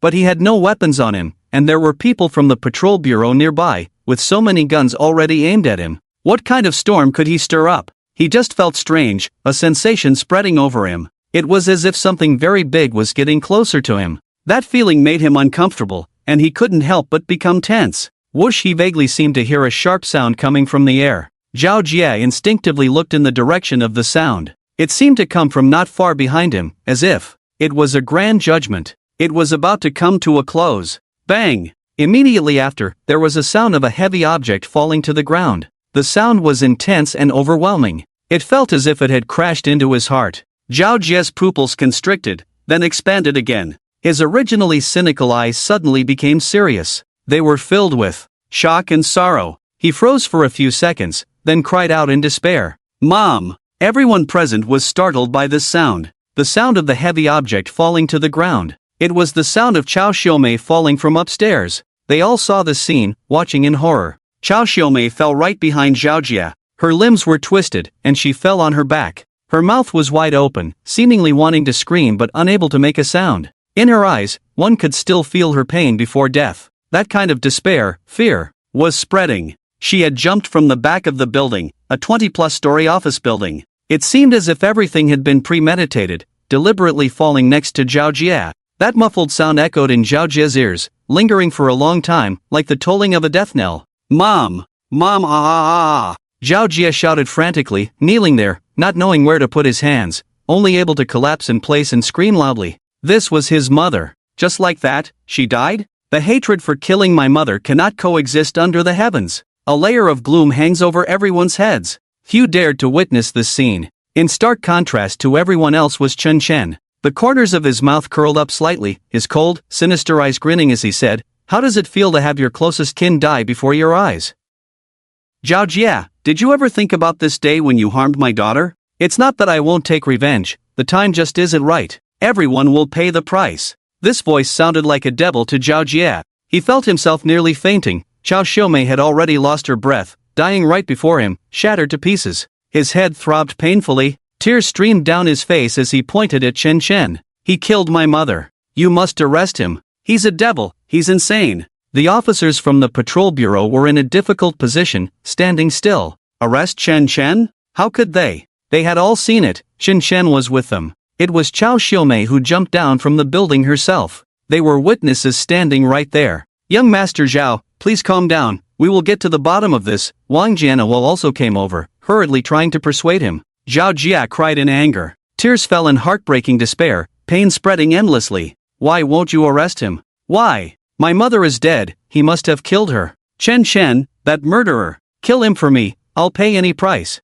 Zhao Jia's voice had turned into a heart-wrenching scream, and those nearby couldn't stop him as he charged toward Chen Chen. But before he could reach him, he suddenly felt a shadow appear before him. The shadow was deep and carried an overwhelming bloodthirst. Then he felt his arm gripped by a tremendous force. It hurts, it hurts. He felt the grip tightening, his body spun around. His gaze met Chen Chen's across the way. The cold light in Chen Chen's eyes seemed capable of devouring him. Crack! Zhao Jia's arms broke. He let out a painful scream, collapsing to the ground. Chen Chen's pupils constricted. He wanted to kill Zhao Jia right then. But to let him die so easily seemed too merciful. Son, what's happening here? In the distance, Zhao Sheng's voice came through. He had received the news and arrived at the central square. But many people had already gathered here. The man in black beside him helped clear the crowd as he pushed his way in. Dad, come quickly! Zhao Jia cried out in despair and pain. Upon seeing his son, Zhao Sheng was instantly dumbfounded, rage surging up in an instant. His son's arms had been broken by someone? There were bodyguards from home around, as well as officers from the patrol bureau. Was there no law at all? As he approached, he suddenly sat down on the ground. The person before him was Xiao Xiumei, his wife. Dead. She lay face down, having fallen to her death. It looked like she had jumped from the building. This was too tragic. What on earth happened? He shouted, his voice trembling. Anyone witnessing this scene would question their life. Dad, he's Chen Zhao's father, Chen Chen. Zhao Jia's words snapped him awake. Chen Zhao's father? No wonder. But even if his daughter was dead, he couldn't be so arrogant. This was utterly unreasonable. It was just an ordinary person who died. It was just his son and a group of rich second-generation kids who killed a woman. What was so great about that? They could just pay for it. Now his son and wife had paid such a heavy price. Zhao Sheng had never suffered such a loss. But with officers from the patrol bureau present, he couldn't act recklessly. He could distinguish between gains and losses. Immediately, officers from the police station arrived to seal off the scene, and Zhao Jia was sent to the hospital. Zhao Sheng went with others to the police station for questioning, cooperating by providing information about his wife. Chen Chen was also taken away. However, he remained calm throughout the process. Arriving at the police station felt like coming home to him. He even took out some tea leaves he had prepared long ago and brewed himself a cup in the interrogation room. Soon, the investigation results came out. They found the surveillance footage of Xiao Xiumei jumping from the building. The entire process was captured quite clearly, but everyone fell silent upon seeing it. A few timid ones broke out in a cold sweat. In all their years as police officers, this was the first time they encountered something like this. It was too bizarre. In the early morning, Xiao Xiumei sneaked into the building while the security guard was changing shifts. She didn't take the elevator but walked up to the 23rd floor. Then she sat in the hallway waiting. No one knew what she was waiting for. It felt as if she was waiting for death. Her eyes appeared hollow, devoid of any life. Her body seemed to be controlled by some inexplicable force, moving back and forth like a marionette with its strings cut. Then she opened the window, stood on the ledge, and jumped. After watching the entire video, everyone felt a chill run down their spines. According to normal logic, those who want to commit suicide are usually very hesitant. Those who jump from buildings often come here several times, hesitating and wondering before finally making the decision to jump. But Chao Xiaomei seemed to lack those psychological fluctuations. It was as simple as eating or sleeping, as if she was doing something mundane. When the time came, she just jumped. It felt more like she was being controlled. But they couldn't find any traces of someone having controlled her. What made them even more uneasy was that Chao Xiaomei had already broken one arm and one leg before going upstairs. How did she endure the immense pain to crawl up the stairs? And how could she sit there like nothing was wrong, waiting for death? None of it made sense. They could only attribute it to a mental issue. But this explanation did not satisfy Zhao Sheng at all. That night, Qin Shen was released. He went straight back to his shop. Chao Xiaomei's evil spirit had already been consumed by him. He hadn't opened the shop for a few days, and it had become deserted. He opened the door and sat at the entrance, brewing a pot of tea. On the tea table was a photo of his daughter. After drinking a few sips, he felt a sharp pain in his body. The teacup fell to the ground and shattered into pieces. Black energy spread across his hands. He knew that this was the power of Feng Wujie slowly merging with him. Chen Shen, there's a great evil doing harm in the vicinity of 2 streets. Go and swallow his evil spirit quickly, I'm dying to taste it. Feng Wujie's voice suddenly rang out. Chen Shen responded and hurriedly put on his clothes to cover his skin filled with black energy. He pushed open the door and strode away, following Feng Wujie's guidance. On a dimly lit street, the street lights flickered, and there was not a soul in sight. A young woman was kneeling on the ground, pleading with a man. The man was scruffy, holding a knife in his hand. He looked quite fierce. The tip of the knife was pointed at the woman, and he wore a half-smile on his face. It felt like he was a hunter. Big brother, please, can you spare my life? I have no grievances with you, and I've given you all the money I have. I promise I won't call the police. Will you let me go? The woman appeared young but had a certain charm. Dressed in a fitted dress that showcased her figure, she wore a pair of flip-flops, and her long waves cascaded over her shoulders, dressed to the nines. The man grinned, lightly lifting the woman's chin with the tip of his knife, his smile full of amusement. Sister, I'm doing this for your own good. I really don't want this, ha ha ha.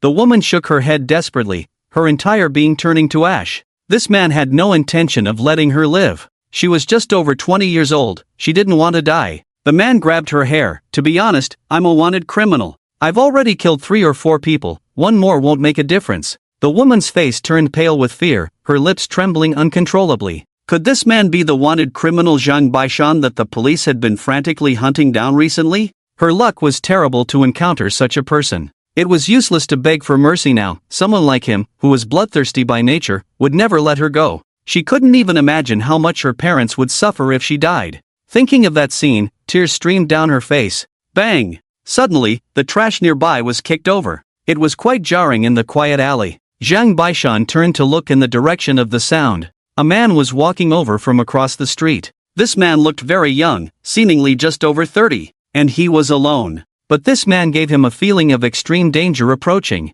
He couldn't help but furrow his brows. Hey, you better get lost, are you looking for death? The man across seemed not to hear him, casually walking towards him with his hands in his pockets. Hey! The man found it somewhat interesting. Ever since he had thrown caution to the wind and become a wanted criminal, no one had dared to provoke him like this. Seeing someone walk over while he was holding a knife, this kid was also looking for death. After all, killing was just death, might as well take a few more lives before getting caught. The man across spoke as he walked. Zhang Baishan. 6 months ago, you killed a woman while drunk, thus embarking on a path of crime. In the past 6 months, you've killed 4 people, all for robbery, committing unforgivable crimes. Do you think you can hide for long? Today, you will pay for everything you've done. I will take your evil soul. What? Are you sick? The man had no idea what Qin Shen was talking about evil souls and all that nonsense. Anyway, he was no longer afraid of anything. It was just death. He rushed forward, raising his knife to stab. The man across didn't seem to have any weapons and looked slow to react. He could take him down with just a few stabs. But before his body could reach the man, an invisible force stopped him. His body gradually lifted off the ground. he saw a huge shadow appear before him. Was that a ghost? Why you? Who are you? He shouted in disbelief. Chen Chen's originally calm eyes suddenly turned ferocious. The killing intent was palpable. One could see the skin under his clothes burned, leaving terrifying scars. Hell is waiting for you. Chen Chen's finger moved. Crack! Zhang Baishan's neck was twisted off with brute force. His expression was twisted as he fell dead. At the same time, a visible black mist surged into Chen Chen's body. He felt incredibly refreshed, spreading his arms to enjoy the sensation. This process lasted for more than 10 seconds. Chen Chen took a deep breath, then opened his eyes, the dark pupils spreading black mist. Feng Wujie, I feel so powerful now. I can go kill again. Who should I look for this time? Oh right. I should first go to the hospital to greet someone. Chen Chen said to himself, seemingly very excited. Big brother, thank you for saving me. Can you leave a name so I can repay you well in the future? The woman hurriedly knelt on the ground and said loudly. But Chen Chen seemed not to hear her, not even glancing her way, and turned to leave. Chen Chen was not there to save her, he was there for the evil spirit. Everything he did was for the sake of avenging his daughter. The woman watched Chen Chen's departing figure, not daring to hesitate. After a moment's thought, she hurriedly called the police. The next day, at the top of the trending searches, the fugitive Zhang Baishan, wanted by the police for half a year, was dead. He had met a tragic end on the street, his neck twisted cleanly by someone. He was responsible for 4 lives, a heartless murderer. The key was that he was particularly good at disguising himself. The police had not found any trace of him in 6 months. Who would have thought he would be killed? Perhaps this was retribution? The crucial point was that there were no cameras at the scene, and the police had no idea what had happened that night, only able to preliminarily conclude it was a revenge killing. In the morning, a woman arrived at the police station. She claimed to be the eyewitness from the previous night and recounted the entire incident to them. After hearing her description, Li Xinmei and Wang Jianhua immediately thought of one person.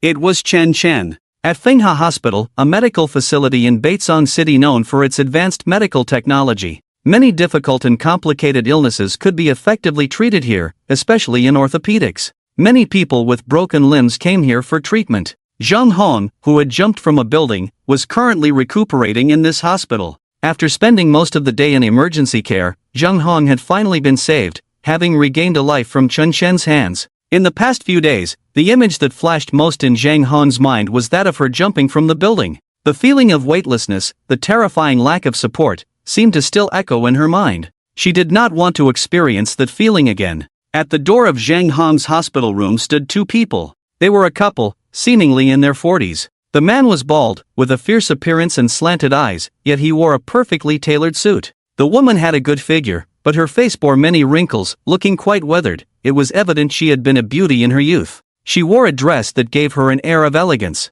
They had heard that director Zhang Hong from Gaofeng Academy was hospitalized, so they planned to take this opportunity to visit her and ask for a favor regarding their son, Yin Hao. Yin Hao had always wanted to join the class association at the academy, but without a nod from a teacher like Zhang Hong, he could not get in. Zhang Hong was usually busy, but she was free at this moment. The doctor had just said that Zhang Hong's condition was basically stable, and they would be able to see her soon. Bald-headed Yin Dongsheng had brought a large red envelope, hoping to ask Zhang Hong for help. His wife, Yang Saixia, kept repeating the words she had prepared on the way over, pacing back and forth in the hallway. Suddenly, a sound of footsteps echoed in the quiet hallway. The source of the sound was a relatively young-looking man. It was Chen Chen. He was dressed in sportswear, walking over casually, unaware that he was harboring a raging fury inside. Chen Chen? Yang Saixia recognized him at a glance, momentarily stunned. Yang Saixia was Chen Chen's ex-wife, but that was a long time ago. The only connection between them was their daughter, Chen Xiao, who was no longer around, leaving them as strangers. Chen Chen was also surprised to see Yang Saixia here. Yang Saixia, what are you doing here? Chen Chen frowned. He had long been disappointed in this woman. If it weren't for this chance encounter, he would never have wanted to hear any news about her for the rest of his life. How dare you ask me why I'm here? I've heard about Xiao Xiao. How can you be a father? Why did something happen to Xiao Xiao? Yang Saixia suddenly became agitated, rushing over to grab Chen Chen by the collar, glaring at him fiercely. Her eyes were already brimming with tears. No matter what, she is Chen Zhao's biological mother. Although she hasn't cared for Chen Xiao in all these years, hearing that she has died still makes her very sad. One can see how devastated she is. After all, it is her own flesh and blood. Speaking of this matter, a thick layer of shackles tightened in Chen Chen's heart. Chen Xiao, his own daughter, who would have thought such a thing would happen. He didn't tell young Saixia, but she still found out. Saixia, it's okay, it's all in the past now, Yin Dongxing quietly advised from the side. Yang Saixia's voice grew louder, filled with reproach. Chen, are you even a man? You can't even take care of your own daughter. Xiao Xiao is your daughter, but she is also my daughter. She is my own flesh and blood. I was counting on her to take care of me in my old age, and now she is dead like this? Give me an explanation. Why did this happen to her? Why? My daughter was harmed by you. You are an incompetent, useless father. You have no right to be Xiao Xiao's father. Tears silently fell from Chen Chen's eyes. Chen Xiao had always been his heart's desire. He never wanted anything to happen to her, but some things are beyond one's control. If he had known about this sooner, the tragedy would not have unfolded. He would have risked his life to protect Chen Xiao. But now, it's too late for anything. Something happened to Chen Xiao. She is dead. Chen Chen forced a bitter smile, mocking himself. Was he really incompetent? Perhaps he was before, because he was just an ordinary person, a defenseless commoner. What could he do? The only thing he could do was silently endure this matter or find a secluded place to end his own life. He would have lived his life in such a cowardly manner. But the Chen Chen now is different. He is no longer the Chen Chen of the past. Chen Chen took a deep breath and looked at young Saixia, his voice growing colder. Young Saixia, we have been divorced for 19 years. After you gave birth to Xiao Xiao, you disappeared, as if you had evaporated from the world. No matter how hard I searched, I couldn't find you, and I had to raise Xiao Xiao alone. Do you know how difficult it was for me to raise Xiao Xiao alone? When she was still breastfeeding, how did I manage to take care of her? I had to work while also taking care of Xiao Xiao. She practically grew up in my company. She has never had a mother, nor does she know what the concept of a mother is. Perhaps to her, that word is just a stranger. She has never experienced the care of a mother's love. And you only cared about yourself. I heard that during those years, you traveled everywhere and had a great time? But do you know that your happiness was built on our suffering? It was built on the foundation of Xiao Xiao's childhood deprivation. Do you know how envious she was when she saw other children with their mothers? Then Xiao Xiao grew up, and you came back. You only complained about how hard it was for you all these years, but did you ever think about how we managed to get through? After all these years of neglect, now you come back wanting Xiao Xiao to recognize you as her mother. You are the most heartless, shameless, and greedy one. You say you are worried about Xiao Xiao, then why haven't you shown up since the incident? Did you go to the police station to speak for her? Did you help take care of Xiao Xiao's funeral arrangements? Now you only blame me. In this world, the person who has the least right to blame me is you, Yang Kai Xia. The last sentence from Chen Chen was almost a shout. He bit his lip tightly, his eyes filled with rage. Thinking of the suffering he endured over the years, he couldn't find peace in his heart. Why should young Saixia, who had never cared for Chen Xiao from childhood to adulthood, now expect Chen Xiao to take care of her in her old age? Now that something has happened to Chen Xiao, she has never shown up, and now she encounters him here, acting as if she has every right to blame him? This scene truly amused Chen Chen. When young Saixia heard this, her expression immediately turned ugly, her teeth clenched in anger, resembling a shrew. Do you think I want this? Who knows how hard it has been for me all these years? You all just blame me without ever considering my feelings. I've always been thinking about Xiao Xiao, every moment I think of her. She is my biological daughter. Let me tell you, Chen Chen, you have to take responsibility for this. Because of you, my daughter is in trouble, and you owe me compensation for emotional distress. Chen Chen lowered his head and let out a few cold laughs, a dark aura surging in his pupils, but he suppressed it gently. The murderous intent in his heart surged wildly. You say you miss your daughter, yet you haven't even called her in all these years. In Xiao Xiao's heart, you have long been dead as a mother. If you still care about her, then go light some incense for her. Yang Saixia screamed at the top of her lungs, I don't care, you have to pay me. You are the one who caused my daughter to die. You must compensate me for emotional distress. Chen Chen, you useless man, how can you even call yourself a father? You are not worthy of being a father. Which father in the world can't even protect his own daughter? Chen Chen was filled with rage, but he held back from exploding. However, the last sentence completely crossed his bottom line. He grabbed young Saixia and slammed her against the wall. With a thud, young Saixia let out a startled scream. What are you doing? Yin Dongxing saw his wife being bullied and quickly stepped forward. Chen Chen gently pushed with one hand, and it was as if an invisible wall appeared in front of Yin Dongxing,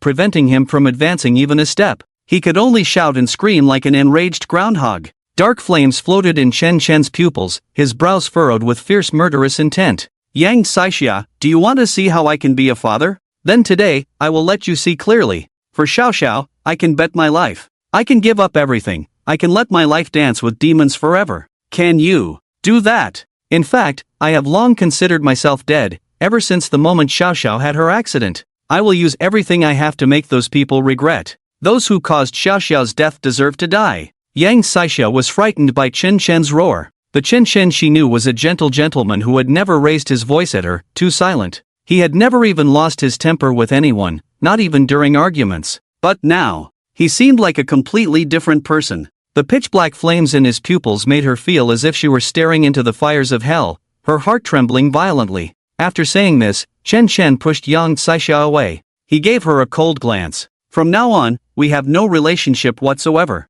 If there is any, it is only my hatred for you. What you owe Xiao Xiao can never be repaid in this lifetime. If we meet again, I hope we can act like strangers. After saying this, Chen Chen left without looking back. Yang Saixia stood there, taking deep breaths, still somewhat shaken. Was that really the Chen Chen from just now? Wife, should I find a few people to teach him a lesson? A good beating would be enough for this punk. Yin Dongxing came over, speaking in a gruff voice. Yang Saixia said nothing, only watching as Chen Chen walked into the hospital room. That was Zheng Hong's room. Suddenly, she thought of something and hurriedly followed him. The window of the hospital room was very low, and she could see the situation inside at a glance. Zheng Hong was in a single room, and there was only her inside. After Chen Chen entered, he found a place to sit down and silently lit a cigarette. Smoking is not allowed in the hospital room, and Zheng Hong was still lightly dozing when she was quickly awakened by the smell of smoke. Seeing Chen Chen, she thought she was hallucinating and rubbed her eyes vigorously, incredulously screaming, "Chen Chen,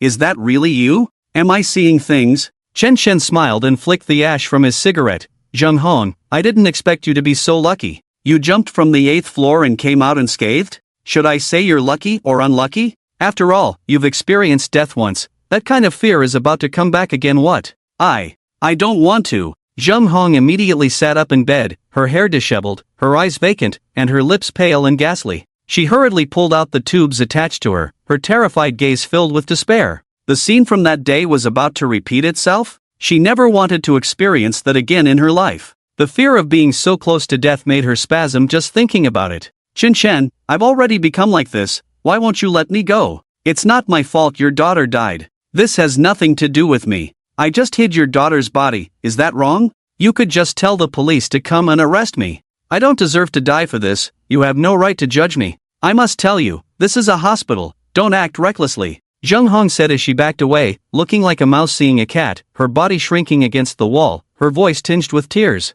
It was as if she was begging for mercy or going hysterical. Outside, Yang Saixia and Yin Dongsheng watched this scene, feeling utterly confused. Why was Zheng Hong so afraid of Chen Chen? Seeing him was like seeing the Grim Reaper. She had lost all basic composure. It made them wonder what Chen Chen had done to frighten her so much. Yang Saixia found it even more unbelievable. Chen Chen was just an ordinary person who had recently opened a small tea house, earning a meager living. He and Zheng Hong were from completely different worlds. She was a high-ranking director at an esteemed institution, while he was just an average citizen. What right did Chen Chen have to instill such fear in her? Now, even the act of flicking ash from his cigarette could make Zheng Hong scream in terror. "Doctor, nurse, come quickly. Someone is trying to kill me. Someone is trying to harm me. Help, help." Zheng Hong let out a piercing scream in the hospital room, instantly alerting everyone in the corridor. The doctors and nurses rushed over upon hearing the commotion, but they found that the windows and doors were locked, and they couldn't get in at all. Strange, why is the door locked from the inside? I remember this door doesn't have a locking mechanism. The window is also shut, we can't get in. What do we do now? Who is that man inside? He doesn't look like a family member? The doctors and nurses struggled for a long time but couldn't get in, anxiously staring at the door from the outside. Only Yang Saixia remained relatively calm, though she was sweating profusely. She recalled what Chen Chen had said earlier. He mentioned that today he would show himself how to be a father, that he could give up his life for Xiao Xiao. Could it be he was going to kill Zheng Hong? Inside the hospital room, Chen Chen seemed unfazed by everything happening outside, oblivious to the knocking and screams, quietly sitting on the sofa, looking at Zheng Hong. The depth of the dark aura in his gaze grew even more intense. After finishing a cigarette, he gave Zheng Hong ample time to feel fear. He was also telling her that even if the King of Heaven came today, he couldn't save her. "Zheng Hong, you are the director of the institution. As far as I know, you hold considerable power. That's why you look down on others, and that's why you turned a blind eye to my daughter's matter. In the academy, those people bullied my daughter, and you never intervened, even secretly fanning the flames and condoning it all. Just because those people are richer than me, just because my daughter doesn't have a wealthy father, you turn a blind eye. Do the poor not have the right to live? Should the poor be bullied and humiliated by those rich second-generation kids? Shouldn't the poor be treated equally? Jung Hong's face changed, her whole body trembling, shrinking back, her hands desperately tugging at her hair, completely breaking down. At this moment, her mind was filled with thoughts of Qin Xiao. Qin Xiao was bullied in the academy, locked in a bathroom and doused with cold water, isolated by her classmates, even beaten with a bag over her head. She had seen or heard all of this, but she never cared, because she knew that Qin Xiao was just an ordinary person. Her admission to this academy was merely luck. Being in the same academy as these children of the powerful was already a stretch for her. So what if she suffered a little? So what if she was bullied? Ordinary people have no power or influence, isn't that how it should be? She didn't understand why Chen Chen was so furious. The person was already dead, couldn't he just mourn and move on? If her daughter was dead, couldn't he just have another? Outside the door, Yang Saixia heard this and her face grew increasingly ugly. It turned out that Zhang Hong was related to Chen Zhao's death. She even hid Chen Zhao's body. No wonder Chen Chen was so enraged, even becoming a different person. Chen Zhao's death, Chen Chen definitely couldn't swallow this anger. But was Chen Chen really going to kill Zheng Hong in front of so many people? Was he crazy? And here she was, coming to ask Zheng Hong for help. She felt her face flush with shame. After finishing a cigarette, Chen Chen slowly took out a beige talisman from his pocket. It exuded a faint black aura. Zheng Hong's expression changed instantly upon seeing the talisman, an inexplicable fear rising from her heels, swirling above her head.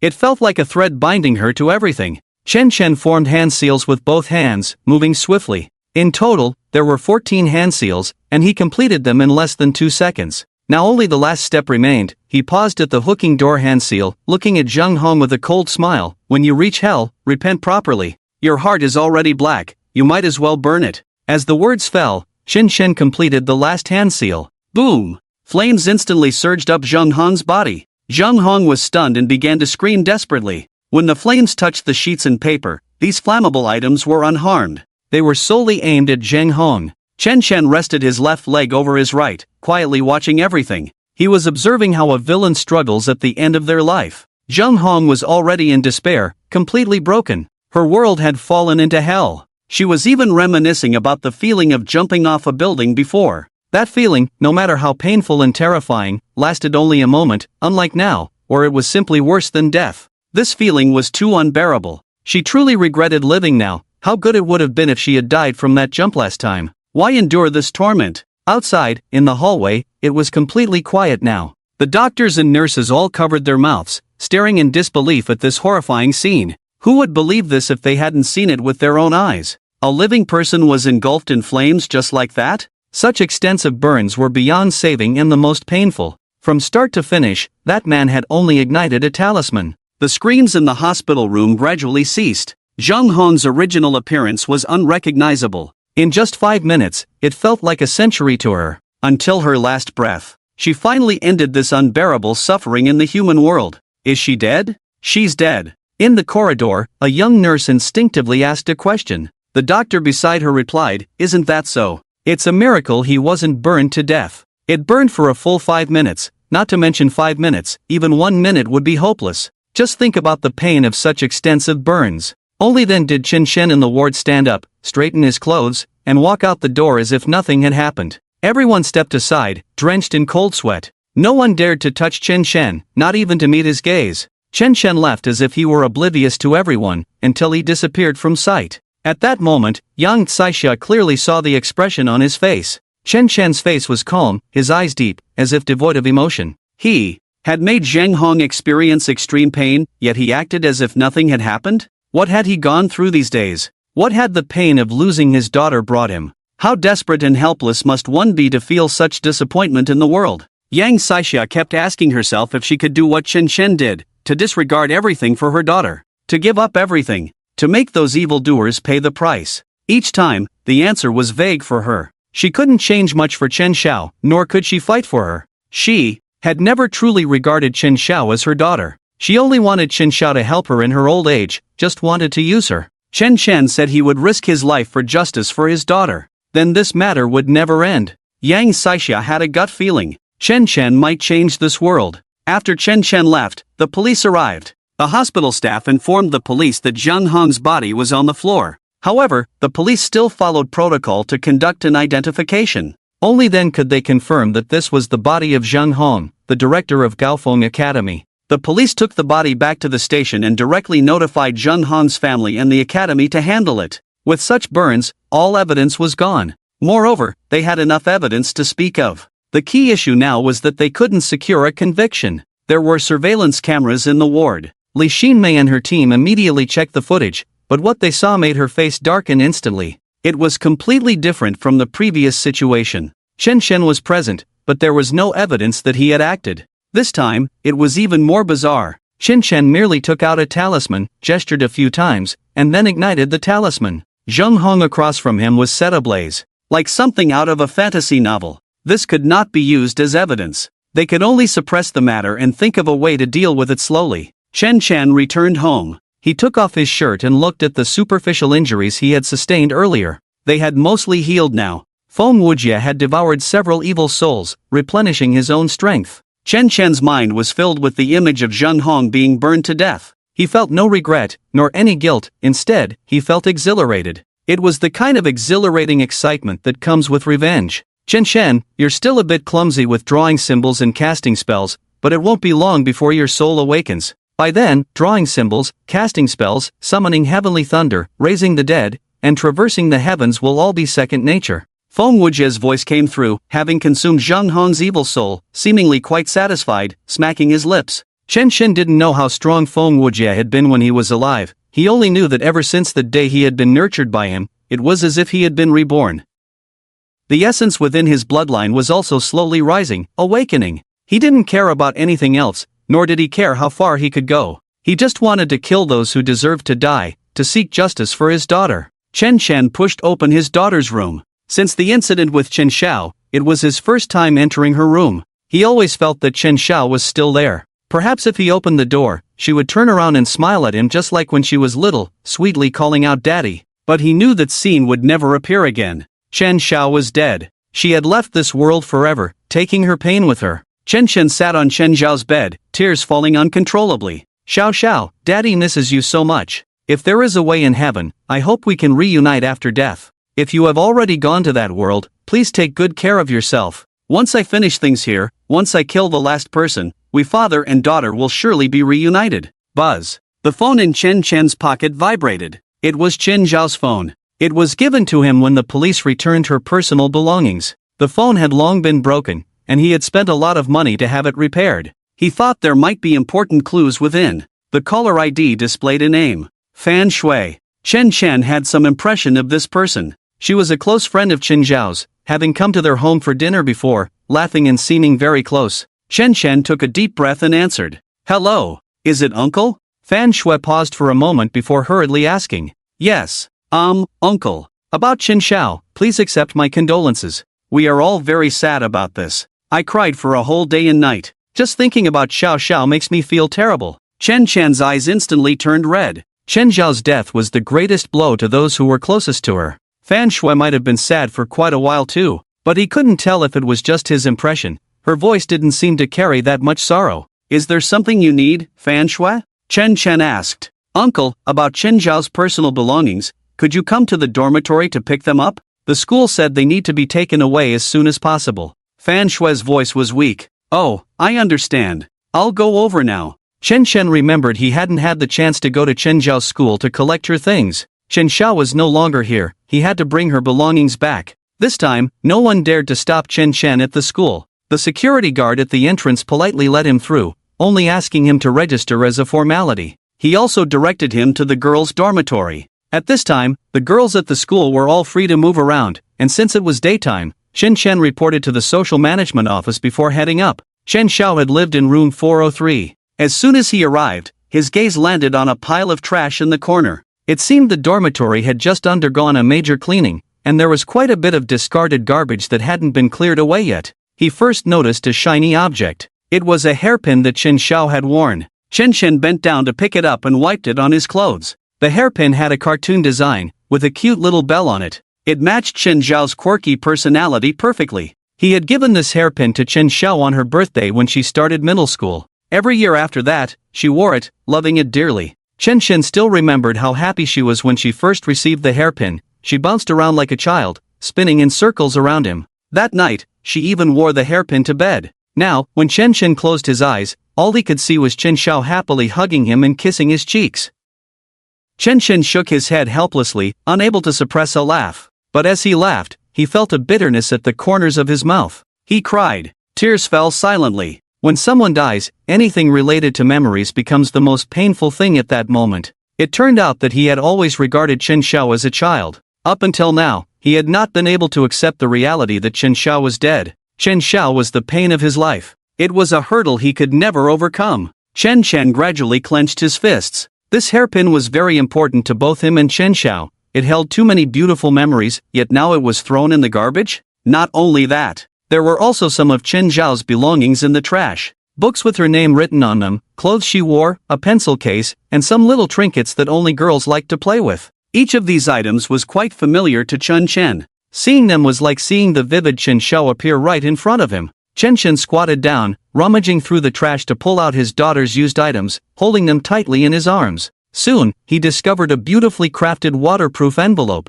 It was a letter from Chen Xiao. Now it lay discarded on the ground, in the dirty water. Chen Xiao's delicate handwriting seemed to come alive. It was addressed to Father Chen Chen. This was a letter Chen Xiao had left for herself. Seeing the words was like seeing the person. Chen Chen read it with tears in his eyes. His world collapsed once again. He couldn't imagine how desperate Chen Xiao must have felt when she wrote this letter. He really didn't dare to think. Every word twisted his heart like a knife. Dad, I'm sorry, although I've already written this letter, I don't dare to show it to you. I'm afraid you'll worry, afraid you'll impulsively come to the academy to cause a scene. I know it's not easy for me to be here. I just want to graduate peacefully. It's okay to suffer a little, after all, suffering is a blessing. But everything is really too hard to bear. The life at the academy is suffocating me. I always remember what you told me. So when someone bullies me, I've never thought of resisting, nor have I ever fought back. But why? Does it seem like the more I back down, the more they go too far? The days of enduring are hard. It feels like everyone is against me, and their gazes are filled with mockery.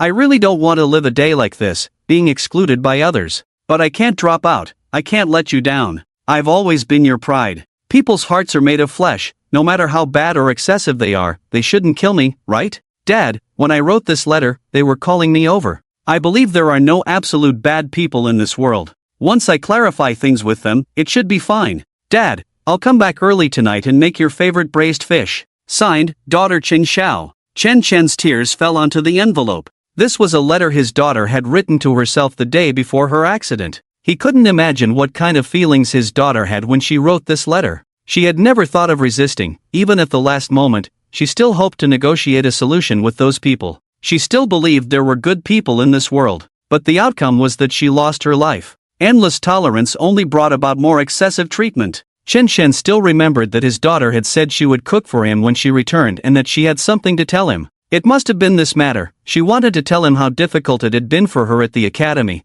but everything had been resolved, and she had made peace with those people. Chen Xiao was a pure and kind child. She had been enduring until the end. Her patience was not weakness. Chen Chen clenched his fists tightly. But should kindness be bullied? Should honest people be endlessly exploited? Should they become sacrifices in the hands of those people? His daughter's letter held no blame towards herself, but Chen Chen could not get past this hurdle in his heart. If only he had been more attentive back then, if he had cared more about his daughter, perhaps these things would not have happened. Tears streamed down Chen Chen's cheeks, dripping onto the ground. His heart felt as if it had been gouged out. There was a kind of sadness called helplessness, a feeling that lingered in his heart like an inescapable nightmare. Now, all he could think of was how desperate Chen Xiao had been when those people bullied her. She had cried and pleaded with them, trying to soften their hearts, but all she received in return was even more cruelty, their torment and insults. To them, Chen Xiao's bravery was utterly insignificant, even laughable. He had taught his daughter to endure, to see suffering as a blessing,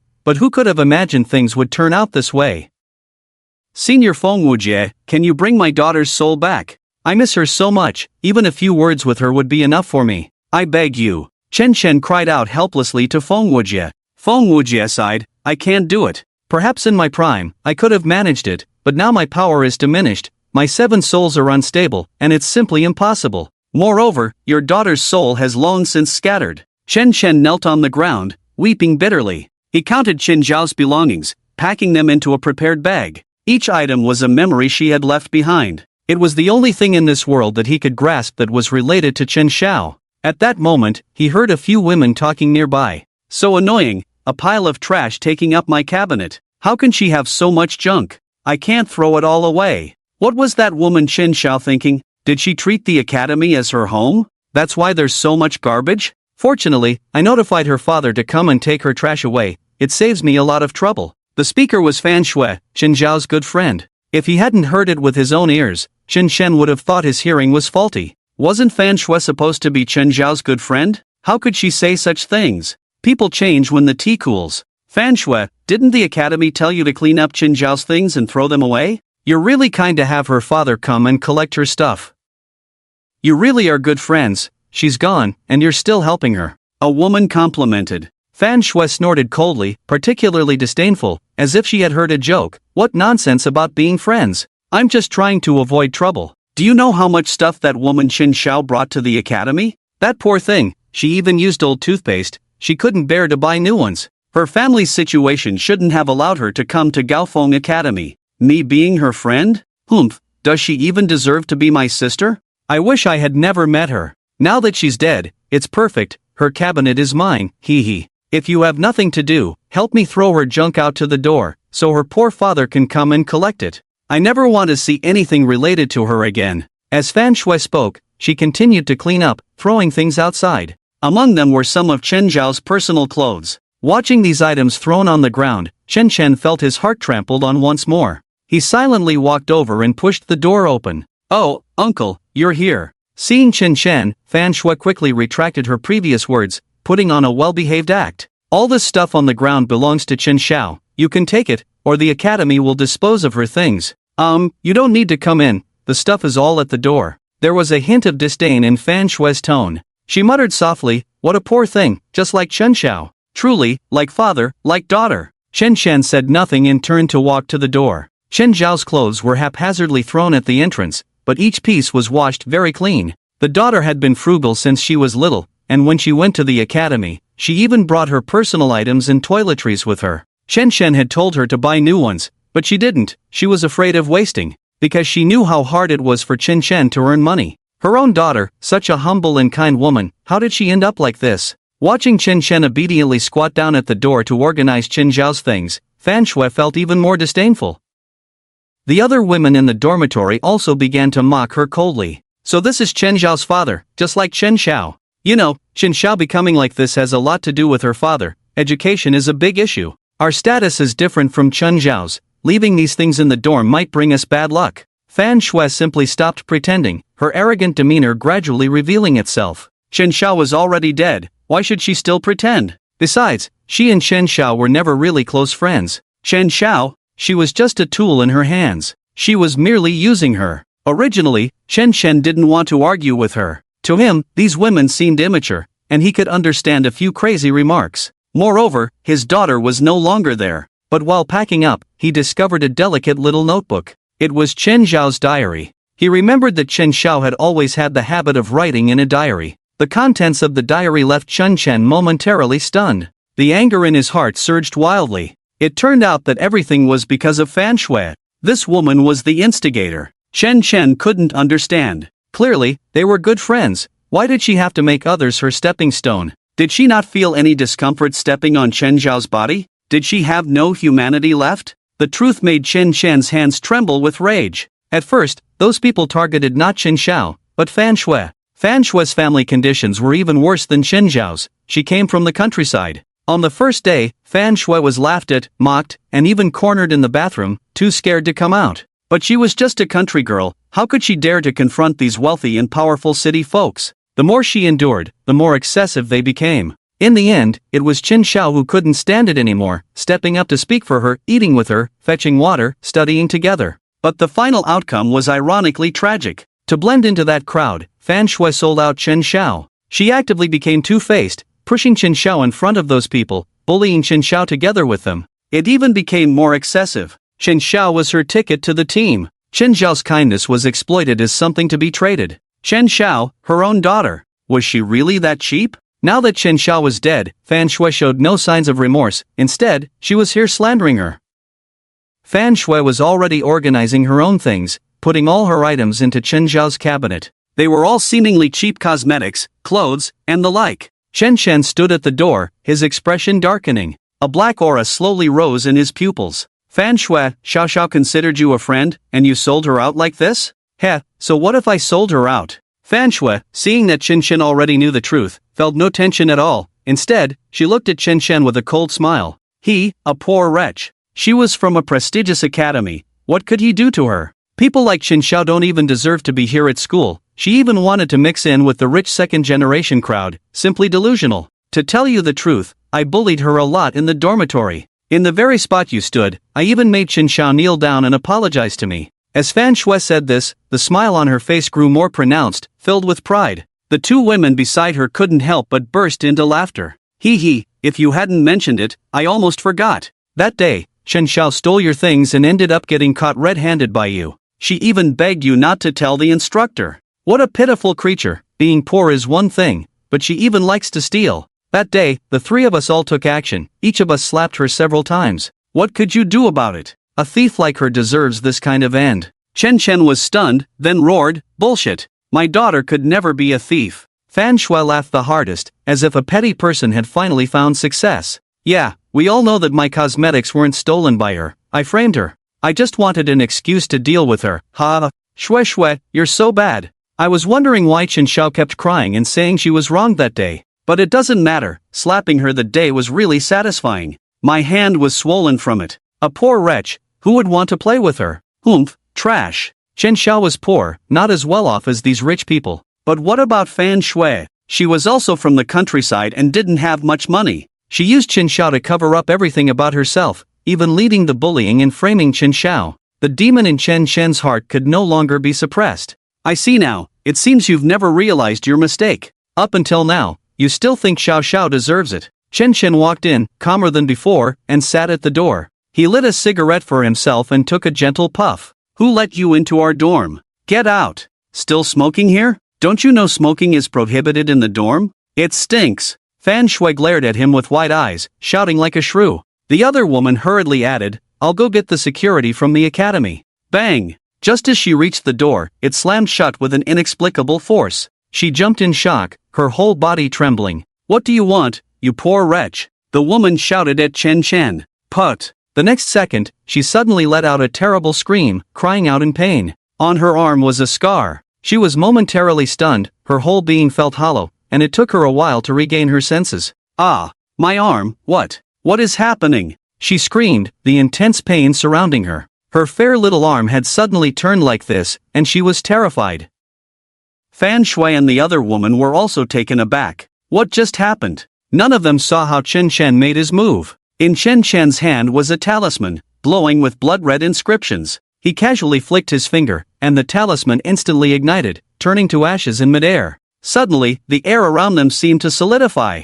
Dark energy surged in fiercely. The entire dormitory felt like it had plunged into hell. Chen Chen bit down on his cigarette, his voice gradually growing colder, dark energy swirling in his eyes, the corners of his mouth slightly curling up as if smiling, but in reality, he was already burning with rage. Fan Shui, you may not know how precious this friendship is to Chen Xiao. She told me that her best friend in the academy is you. She invited you to her home for dinner, confided in you, and chose to stand by you when everyone else ostracized you. And you, just to avoid being bullied, betrayed her, leaving her in a dire situation. It seems now that all of this started because of you. If it weren't for you, my daughter wouldn't have gotten into trouble. Are you ready to go to hell? What? Go to hell? Fan Shui and the others had just arrived at the academy that morning and hadn't heard about the previous events, so they naturally didn't know about the security and Zhang Han's deaths. Hearing this, they covered their faces and laughed, thinking they had heard a joke. Because the term go to hell felt too distant from them.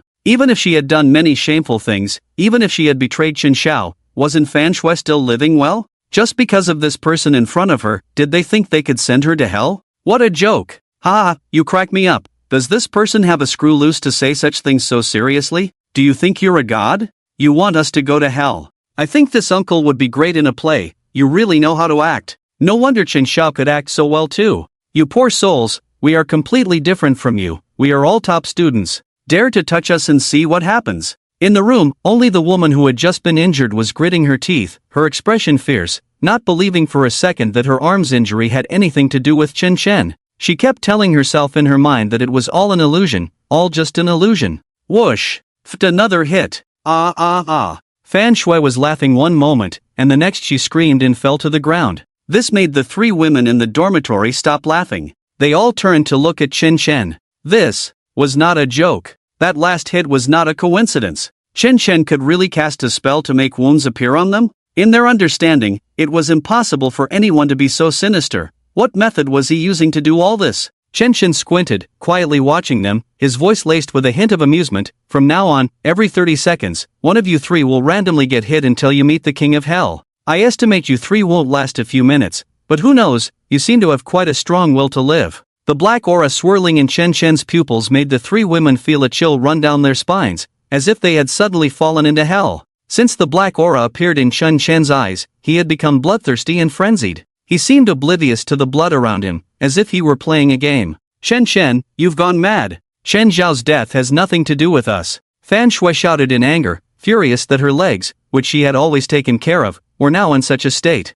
Would she be left with scars? How could she wear shorts in the future? She had to settle this matter with Chen Chen today. "Call the police, everyone call the police. Yes, let the cops come and take him away. He's really a madman." The three immediately reacted, pulling out their phones to call. But there was no signal, they couldn't make a single call. Soon, the 30 seconds were up, and a scream echoed. Looking at Chen Chen, it was as if nothing had happened. He was smoking while enjoying the scene. They felt a chill rising from their backs. Chen Chen was not joking, he really intended to kill them all. Especially Fan Shui, her eyes wide with terror. It felt like a dark cloud was hanging over her head, heavy with gloom. She just couldn't accept it. Why should she suffer like this? Was it just because she had caused Chen Zhao's death? What was Chen Zhao? Just a poor soul. The world was full of poor souls, there were plenty to grab. Whoosh whoosh whoosh. Time was passing, and fear was spreading in their hearts. 2 minutes passed, and Fan Shui screamed. The three of them could no longer hold on. This unknown feeling was the most terrifying. Fan Shui had lost her earlier arrogance, the intense pain changed her complexion drastically, and she cried out hoarsely. "I'm sorry, I was wrong, I shouldn't have bullied Chen Xiao. It was because I was scared that I let Xiao Xiao protect me. Xiao Xiao is much braver than I am. She's a good person, I'm the bad one, I'm an idiot, a jerk. But if I hadn't pushed Chen Xiao out back then, those people would have bullied me hard. I don't want to be bullied, I don't want to become like that. I also don't know what to do, which is why I sold out Chen Xiao. Sure enough, from now on, they only bully Chen Xiao and not me anymore. I really have no choice. And Chen Xiao is much stronger than I am. I believe she can get through this. She's better than me." Hearing these words, Chen Chen let out a self-deprecating laugh. Just because Chen Xiao is stronger, just because the two have a good relationship, just because Fan Shui is timid and afraid of trouble. So she pushed her precious daughter out? And stood on the same side as those people to bully her? This is simply the logic of a robber. Chen Xiao is inherently kind, she couldn't possibly ignore such a thing, which also gave Fan Shui enough excuse to do all of this. "Uncle, it was all my fault. Please give me a chance to make amends, okay? I will never dare to do such a thing again. I will go to Chen Zhao's grave every week. Can you forgive me?" Fan Shui suddenly knelt on the ground, tears streaming down her face. Chen Chen's eyes turned red. It wasn't because Fan Shui knelt before him. It was because he thought of all the injustices his daughter had endured. This world is too unfriendly to them, a father and daughter. It has brought only endless pain to Chen Xiao. A deep, dark killing intent flashed in Chen Chen's eyes, and the corners of his mouth slightly lifted. "I am only responsible for sending you to hell. As for whether to forgive you or not, that's the business of the King of Hell, it has nothing to do with me. You three can still keep each other company on the road to the underworld, at least you won't be lonely. This is my last act of kindness to you." Fan Shui and the others immediately began to cry out. "We don't want to keep each other company on the road to the underworld, we don't want to die.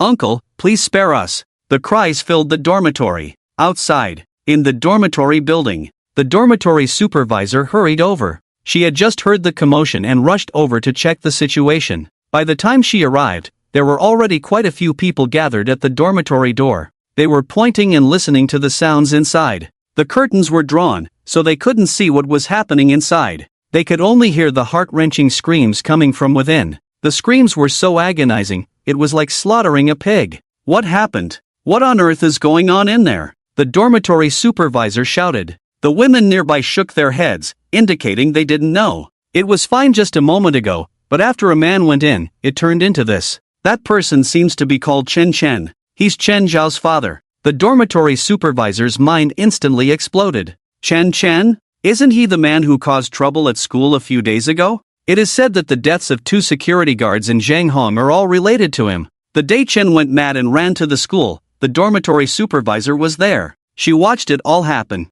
Chen Chen knelt before Chen Xiao, crying so heartbreakingly. Who wouldn't be moved by that scene? But Chen Chen is just an ordinary person. What could he do? He could only silently swallow his anger. But what happened afterward showed that Chen Chen did not choose to swallow his anger, he chose revenge. No one knows how he did it, only that every time a murder occurred, Chen Chen was present. But the police could find no evidence. Today, is it going to repeat the previous scene? At this moment, Fan Shui's mind was filled with memories of when she first met Chen Xiao. Although Chen Xiao wasn't wealthy or powerful, she was naturally beautiful, exuding a noble air like a young lady. Even when wearing the most ordinary clothes, her aura shone through. Fan Shui envied her. Why didn't she have such natural beauty? Why didn't she have a good background, and her looks were so average? Why was she inferior to Chen Xiao in every way? Until later, when she and Chen Xiao became friends through their interactions, her jealousy only grew stronger. She felt that everything about Chen Xiao should belong to her, and Chen Xiao should be beneath her.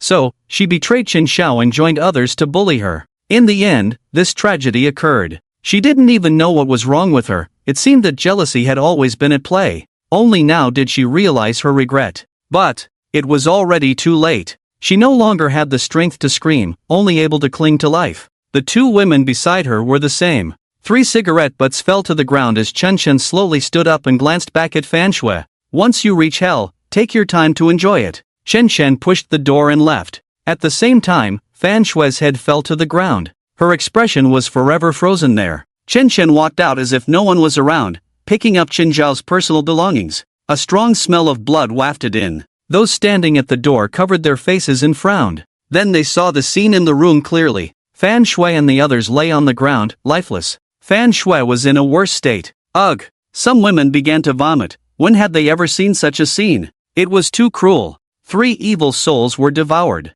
Chen Chen clearly felt his strength had increased significantly. Several powerful talismans automatically unlocked in his mind. The way of the Tao seemed to come at his beck and call. Feng Wujie was very pleased with this. Not bad. The taste of these evil souls is truly delicious. I thought the era I lived in was the most turbulent, the one with the most villains, but it turns out now is even worse. Human hearts are always the most treacherous, no matter when. At this rate, it won't be long before my soul returns to its rightful place. At that time, let the whole world tremble. I, Feng Wujie, will return to the peak. Chen Chen closed his eyes and meditated, eagerly anticipating that day. The scene of Feng Wujie returning to the peak, ruling the world. In the Zhao family's courtyard, Zhao Shang and Zhao Jie had just finished the funeral for Chao Xiumei. The police station was powerless regarding that day's events. They stated they couldn't pin a crime on Chen Chen. This matter required new evidence. The key was that when Chao Xiumei jumped from the building, Chen Chen was not even in the building. She went upstairs and jumped down all by herself.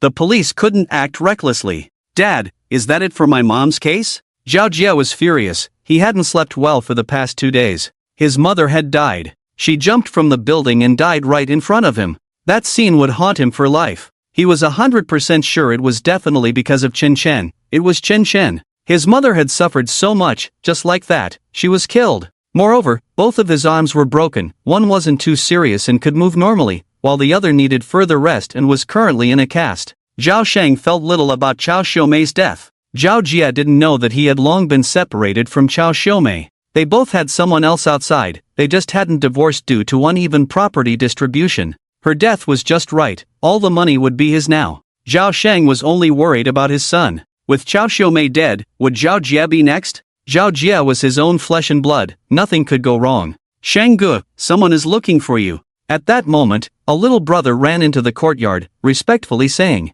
"Oh, could it be Master Qiu has arrived? Quickly let him in."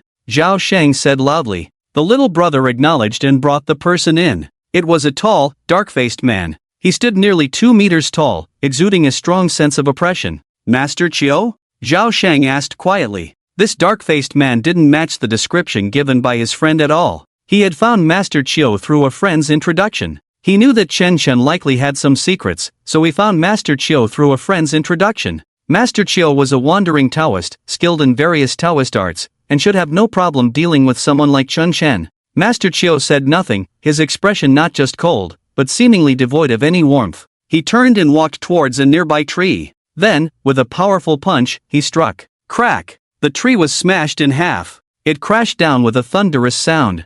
Those iron fists were incredibly powerful. Zhao Sheng immediately felt excited at the sight. Master Chiu truly had strength. With one punch, he could break a tree. If that punch landed on Chen Chen, he would undoubtedly die. Master Chiu, please help me. I won't shortchange you on the money I promised. Zhao Sheng quickly declared loudly. Ha ha ha. Good, then once the money arrives, I'll get to work immediately. A sinister, small voice came from the side. An old man, hunched over, stepped out from beside the big man. He appeared to be over 60 but looked much older than his peers, with more wrinkles on his face. His eyes were particularly dark, as if two knives were hanging on his face. Is this your follower, Master Chiu? Zhao Sheng asked, confused, looking at Master Chiu. The latter laughed heartily. Him? Just a corpse. As he spoke, he lightly curled his finger. Boom! The 2-meter-tall man collapsed to the ground, dust flying everywhere. A corpse? Zhao Sheng and Zhao Jie instantly felt a chill run down their spines. Could it be that Master Chiu could control corpses? Truly a master. Zhao Sheng hurriedly transferred the money to Master Chiu, feigning sorrow as he said, Master Chiu, you must help us take revenge. That person named Chen Chen must be killed. He is the one who caused my wife's death. Master Chiu looked at the money arriving and chuckled, rest assured, I will handle this flawlessly, the police won't trace it back to you. That would be best. Thank you, Master Chiu. Gaofeng Academy. Li Xinmei and her team had already sealed off the dormitory building. This was her second visit to Gaofeng Academy. This time, the scene was even more shocking than the last. 3 girls in one dormitory were dead. And their deaths were so brutal. They had all been stabbed. Fan Shui had received 10 stabs, while the other 2 women had about 5 or 6 each. Strangely, there was no murder weapon found at the scene, nor any trace of Chen Chen's involvement. After watching the surveillance footage that Fan Shui had installed herself, Li Xinmei fell silent. The situation was pretty much as she had imagined. Chen Chen was present but did not act. He just watched as the 3 women were repeatedly stabbed, begging for mercy on their knees. Throughout the entire process, he seemed unrelated to the incident. Only after all 3 were killed did he leave. Chen Chen, why was he at the academy? Li Xinmei furrowed her brows. Based on this video, they couldn't convict him at all. I heard he came to collect something for his daughter. The dormitory manager weakly replied. Li Xinmei took a deep breath. It was still related to his daughter. Was Chen Chen planning to kill everyone? After a day of investigation, they had no useful leads. Li Xinmei and her team had no choice but to set this matter aside for now, along with Zhao Jie's mother's case. After work, Li Xinmei strolled home alone. She stopped to buy some fried chicken, planning to eat it at home. Her phone rang. Miss Li, your apartment at Tianjin is due for handover the day after tomorrow. I'm calling to remind you to pay the remaining balance on time. Li Xinmei responded with an then hung up. The apartment at Tianjin was unaffordable for most people. She hurriedly deleted the phone number and continued on her way home, reaching the intersection nearby. Suddenly, a small tea house caught her eye. Chenfeng Tea House? Isn't this Chen Chen's tea house? The lights were still on inside. Chen Chen should be there. Li Xinmei, adhering to her professional ethics, planned to knock and enter. The door was slightly ajar. With a gentle push, it opened. A faint aroma of tea wafted through the room, enticing yet alerting her senses. Chen Chen had his back to the door, meditating at a nearby tea table. He seemed to be in a light sleep, his eyes tightly closed. Chen Chen? I'm Li Xinmei, the captain of the police station. Li Xinmei said softly. Chen Chen opened his eyes, glanced at her, then closed them again. A talisman was already clenched in his hand. He immediately gathered his breath, intending to ignite the talisman. If this talisman ignited, Li Xinmei would be cut down by a shadow. Chen Chen was too lazy to waste words with her. Li Xinmei, damn it, kid, wait. Feng Wuji suddenly shouted. The evil spirit on this woman is very special. It can be cultivated for a while before taking action. Killing her now would be a pity. Her evil spirit has taken shape. It can replenish a lot of my energy. Upon hearing this, Chen Chen took a deep breath. Since Senior Feng Wuji had spoken, he would endure a little longer. Sooner or later, he would kill this wretch. Chen Chen, earlier today, you watched 3 women from the academy get killed at Gaofeng Academy. Why didn't you choose to report it immediately? You were in the same dormitory with them, which itself is highly suspicious. Chen Chen sneered, interrupting her. I was in the same dormitory with them, but have you found any evidence of me killing them? You can eat whatever you want, but you can't speak carelessly. This statement made Li Xinmei's expression turn ugly. They hadn't found any evidence, but that didn't mean Chen Chen could clear his suspicion. Chen Chen, I can understand your feelings, but isn't what you're doing too much? Chen Xiao is no longer in this world. You should let go of your hatred and live your life well. Let go of hatred? Chen Chen opened his eyes again. His gaze was incredibly deep, pitch black. Li Xinmei was momentarily stunned. You want me to let go of my hatred and spare those who harmed my daughter? That's because you haven't experienced the heart-wrenching pain of losing a loved one, which is why you can say such reckless and indifferent words. Anyone who has felt that abyss-like pain would understand that no matter how many of them you kill, it won't be enough to make up for it. This hatred is irreconcilable. My daughter's death, my daughter's suffering, I want the whole world to see. Li Xinmei had secretly clenched her fists without realizing it. But Chen Chen, you've already killed so many people. Do you want everyone to be buried with your daughter? Exactly. Chen Chen answered without hesitation. Hiss. Li Xinmei gasped. She had thought Chen Chen was just speaking out of anger, but now she realized he was serious. From the very beginning, he had intended to do this. Everyone related to that incident might not escape misfortune. That was the anger of a father. Chen Chen, as long as I'm here, I won't let you run amok. Next time, you'd better not leave any evidence in my hands.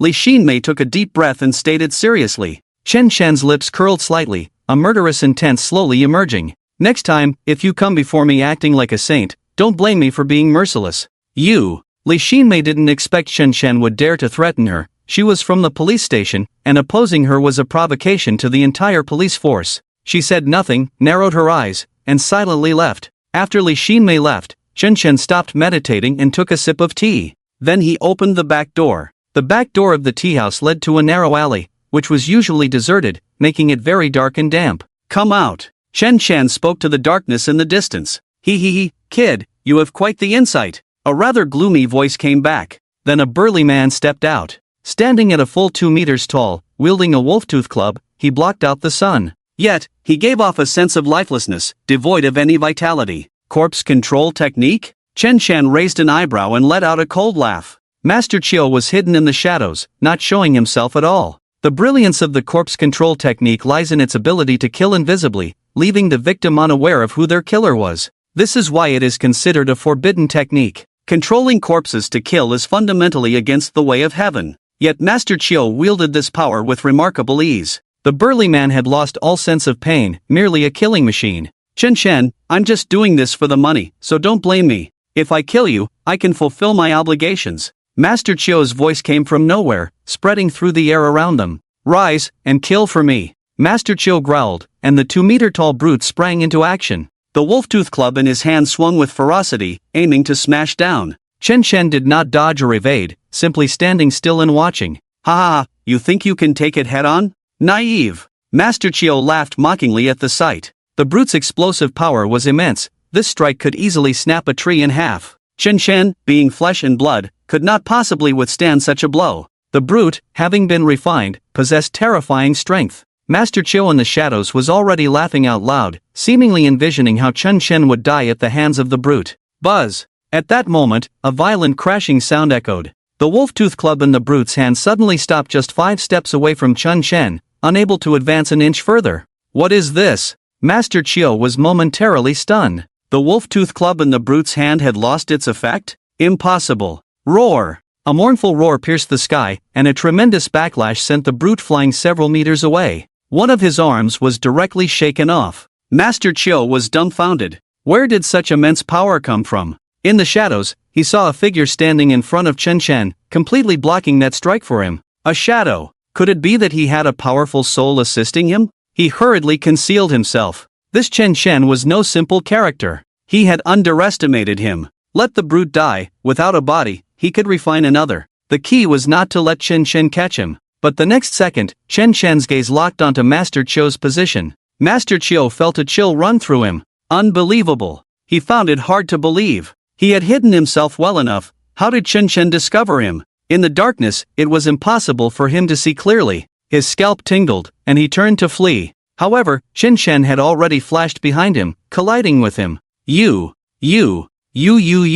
Master Chiu sat on the ground, filled with terror. He was a corpse controller, his own combat power was not strong, and facing Chen Chen, he was undoubtedly doomed. Not to mention Chen Chen, even an ordinary person could easily defeat him. Who sent you here? Chen Chen's eyes held no emotion, only cold killing intent. It was Zhao Sheng. Oh, Zhao Jie's father? Interesting. Chen Chen grinned. Just when he was about to find him, he didn't expect him to come knocking on his door. Last time it was Chao Xiumei who died, who would it be this time? Brother Chen Chen, we are both from the same sect, spare me my life, and I promise I won't trouble you again. Master Chiu hurriedly assured loudly. Chen Chen sneered, I don't want to kill you either, but I need your evil soul to sustain myself. Master Chiu's eyes were dead gray, staring at him in disbelief. What? You mean to use evil souls to sustain yourself? Chen Chen clenched his hand. With a loud bang, Master Chiu's body was crushed, turning into a mist of blood. Chen Chen silently muttered, the art of controlling corpses goes against reason, killing you is not unjust. But I must say, I quite like your wicked demeanor. After absorbing his soul, Feng Wuji sighed in satisfaction. Instantly, several methods of drawing talismans and casting spells appeared in Chen Chen's mind. This old man is indeed a villain, his soul is quite delicious. Chen Chen licked the corner of his mouth, looking very pleased. Buzz. Just as he was about to turn back, Master Chiu's phone rang. Chen Chen answered it. On the other end was a person named Tian Hang. Master Chiu, have you dealt with Chen Chen? The Gung family just contacted me, offering 5 million for me to kill Chen Chen. If you've already killed him, then I can pocket the money from the Gung family. Chen Chen's deep eyes narrowed slightly. So that's how it is, the Gung family has sent someone to deal with him? Just right, everything about the Gung family should be exposed to the light. If someone has to die, it might as well be an entire household, otherwise, it won't be satisfying. This is Chen Chen. Where are you? Chen Chen asked with a smile. The other side fell silent for a few seconds upon hearing Chen Chen's voice. Tian Hung instantly realized everything. Master Chiu must have encountered trouble. He just didn't know how Chen Chen had the ability to overpower Master Chiu. I'm waiting for you at the city square. Tian Hang's voice turned cold. He knew that if he didn't reveal his location, Chen Chen would still find him, so it was better to have a decisive battle. Moreover, the conditions offered by the Gung family were quite tempting. I'll be there in half an hour. Chen Chen smiled and hung up the phone. To avoid losing contact with Tian Han later, he deliberately took Master Chiu's phone with him. Half an hour later. City Square. There weren't many people here, it was already 10 o'clock at night. Only a few passers-by remained. Tian Hang waited here, appearing calm and unperturbed, without any tension. He had also heard about Chen Chen's situation. A father who had lost his daughter would naturally be furious. But in front of him, whether it was a dragon or a tiger, they had to bow down. He was the renowned martial artist Tian Hang. Who wouldn't bow respectfully upon seeing him? Even Master Chiu was the same. He wanted to see how Chen Chen had defeated Master Chiu. Master Chiu's corpse controlling technique was no ordinary skill. In the distance, Chen Chen walked over. His steps were light, as if he were taking a stroll. You are Tian Hang? Chen Chen approached, his voice cold. It felt as if he didn't regard him at all. For the first time, Tian Hang experienced the feeling of being ignored. He had always been someone else's nightmare. Did you kill Master Chiu? Tian Hang did not answer his question but instead asked back. Indeed. Chen Chen grinned, a hint of playfulness in his smile. He has done quite a few evil deeds. His soul is absolutely delicious. I wonder how you compare to him. Tian Hang felt a chill on his forehead. You consume human souls? Who exactly are you? Chen Chen seemed quite sinister, consuming human souls. Could he be an ordinary person? Tian Hang had only heard of such people before. Chen Chen extended a hand, gesturing in the air, his fingertips pointing at him. I have no other identity, just a father. A primal fear imprinted itself in Tian Hang's pupils. Over the years, no one had ever instilled such fear in him. Chen Chen, why don't we talk? As long as you promise not to trouble the Gung family again, I can guarantee that the Gung family won't be your enemy. No one wants to cause trouble, why make it complicated? Tian Hang seemed to want to mediate, kindly advising. Chen Chen, however, laughed, a laugh that chilled to the bone, and then a hint of sadness lingered in his eyes. You want me not to cause trouble for the Gung family? Fine. One condition. Return my daughter to me. Tian Hang's brows furrowed tightly. Chen Chen, your daughter is already dead. Why put yourself through this? Death is death, you should accept it. Moreover, your daughter was just an ordinary person. How many ordinary people die every day in this world? In comparison, I think the loss is greater for the Gung family, whose daughter you killed. The Gung family is wealthy, their daughter is worth her weight in gold. Ha ha ha. Chen Chen laughed loudly, his smile becoming increasingly deranged. Dark energy began to rise slowly from his body, gathering at the top of his head, dissipating into his pupils. My daughter is not a daughter, but their daughter is? My daughter's life is worthless, but their daughter is worth gold? Tian Hung. I don't blame you, because you don't understand the pain of losing a daughter, but spouting nonsense is your fault. As Chen Chen finished speaking, he gently grasped with one hand. Boom! Tian Hang's body swayed, and a wave of intense pain surged through him, spreading throughout his body. Ah! Tian Hung cried out in agony. Looking down, he saw that half of his body was gone. The remaining blood and bones were exposed to the air. This isn't right. Tian Hung couldn't believe it. He was a master boxer, even the giant controlled by Master Chiu was no match for him. How could he be completely suppressed by Chen Chen before even making a move? This was too unbelievable. Who exactly are you? Chen Chen, let's talk this out, why resort to violence? He gasped for a moment, quickly suppressing his pain to speak loudly. Chen Chen gripped his neck, an invisible hand full of power. If the person in my grip were me, would you let me go? Chen Chen sneered. Tian Hang's pupils contracted, filled with despair. The next second, bang! His body shattered into a mist of blood, dispersing away. Chen Chen reached out and directly grabbed his soul. It was dark, floating with a faint purple mist. This person's soul is extraordinary. It should be able to replenish quite a bit of energy, Chen Chen said without hesitation, swallowing it whole.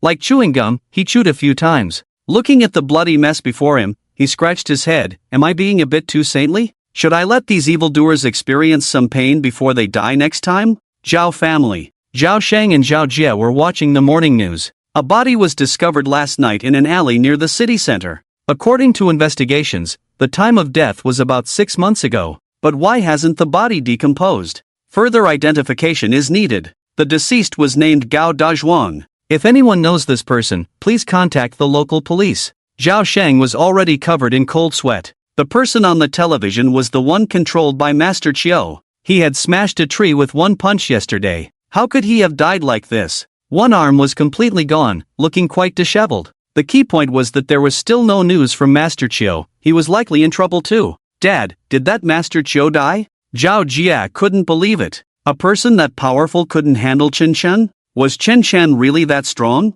But Chen Xiao was just an ordinary person. If her father were really that capable, could she have been bullied? This was too unbelievable. Most likely. Zhao Shang's face was grim. Stay hidden for the next few days. Don't come out unless necessary. Chen Chen might come looking for us. Damn, who exactly is that Chen Chen? We've kicked a metal plate this time. At the same time, Fang Tian Freight. This is the Gung family's company. Dun Long built the company from scratch, demonstrating his means and determination. A truck with the logo of Fang Tian Freight stopped at the warehouse. Two people jumped down and respectfully ran to Gung Long to report, Brother Long, we've brought the people you asked for. When do you want to take action? Gung Long was feeling irritable. He had started contacting Tian Hang in the morning, but there had been no news. He had already given his money to Tian Hang. What if he stood him up? Of course, that was a minor issue. The key was to take revenge for his daughter. Only by killing Chen Chen could he find relief. That bastard Chen Chen. He must have killed his daughter.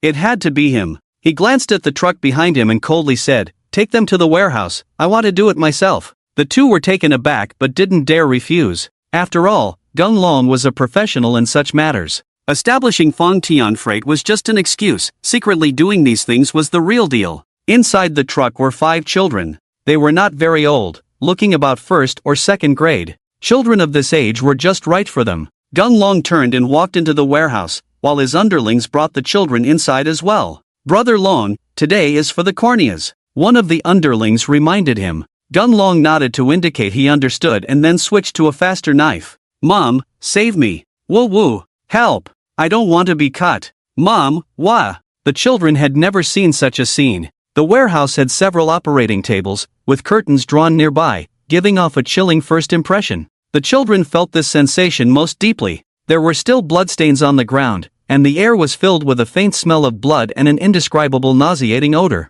Here, who knows how many children had already suffered torment. Gung Long held his breath. All he wanted now was to vent. He didn't care about anything else. His daughter was gone, and he wanted more people to pay the price. Gung Long chose one child and brought him over, then pinned him to the operating table, binding his limbs and securing him with an eye holder. Then Gung Long picked up the scalpel. He could almost imagine the thrill of the scalpel cutting into the eyeball. This was his favorite part. Amid the helpless and sorrowful screams of these children, his scalpel would slide down easily, allowing all this pain to be sublimated to its peak. Those screams, those trembling little bodies were the most wonderful. Gung Long felt no psychological burden at all. His daughter was dead, more people should accompany her in death. He was justified in doing this. The knife in his hand was about to fall. Suddenly, the warehouse door was kicked open. A powerful voice came in. The voice was like the blazing sun in the sky, radiating thunder. There are quite a few evil spirits here, this time I can have a good feast. At the same time, today is also the end of the Gung family.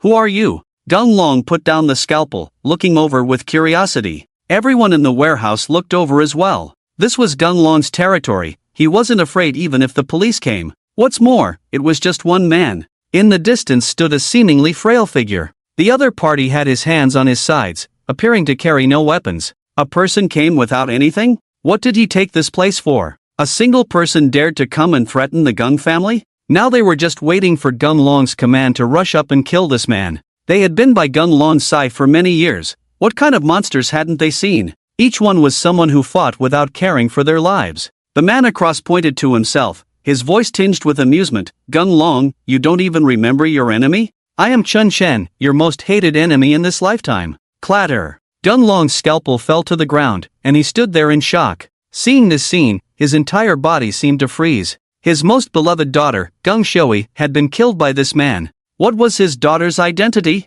What was Chen Chen's daughter's identity? 100 Qin Shaos could not compare to his one daughter. His daughter had died just like that. Gung Long's eyes gradually turned ferocious, with an extreme danger lurking deep within his pupils. At this moment, he had forgotten about Tianheng's disappearance. All that filled his mind was a single thought, to kill Chen Chen and avenge his daughter. His daughter had died so tragically, her limbs were destroyed. Not even a complete corpse. What father could bear to see this? Damn it, you are Chen Chen. You are the one who killed my daughter. Gung Long roared, his voice piercing through the entire warehouse, spreading like a collapse. Even if my daughter did something wrong, it shouldn't have ended like this. My daughter's life is not something your worthless daughter can compare to. Why are you so cruel? Why couldn't you even leave her a complete corpse? Hearing these words, everyone's anger was ignited. The man before them was nothing but a murderous fiend. Killing him would not be unjust. Today, he had come to their door himself. Chen Chen sneered at these words, feeling quite displeased. Now it seems like you are the victims?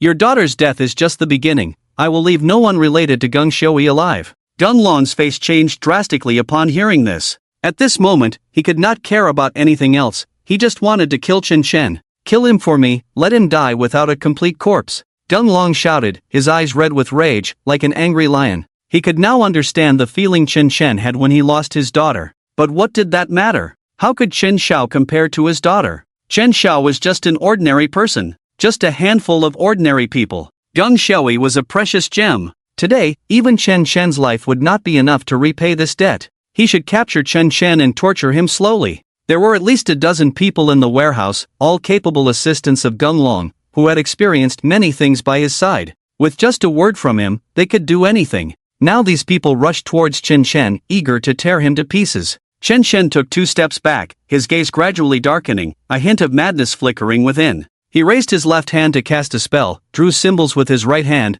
then quickly formed a seal with one hand, silently chanting something. Capture the world, all sects perish, ghosts and gods yield, heaven and earth punish, boom. A talisman instantly vanished. An invisible wave of energy spread from his body, like a shockwave. Chen Chen walked towards Gung Long as if nothing were wrong. His hands were in his pockets, showing no signs of tension. His gaze, however, was strange. It was as if he saw food in Gung Long. As the shockwave spread, Gung Long's men kept falling to the ground. Some had their heads sliced, while others had their entire head severed. They had no chance to fight back. It was as if countless shadowy figures were swinging their mad blades at them, carrying a deep, ancient killing intent. Gung Long's men were instantly stunned. They dared to chop people, and even to kill, but at this moment, they could not see where the enemy was. The key was that those shadowy figures swinging their mad blades were there 1 second and gone the next, like ghosts wandering around, giving them no chance to catch their breath. Almost one cut per person. In the blink of an eye, a large number of Gunlong's men had already fallen.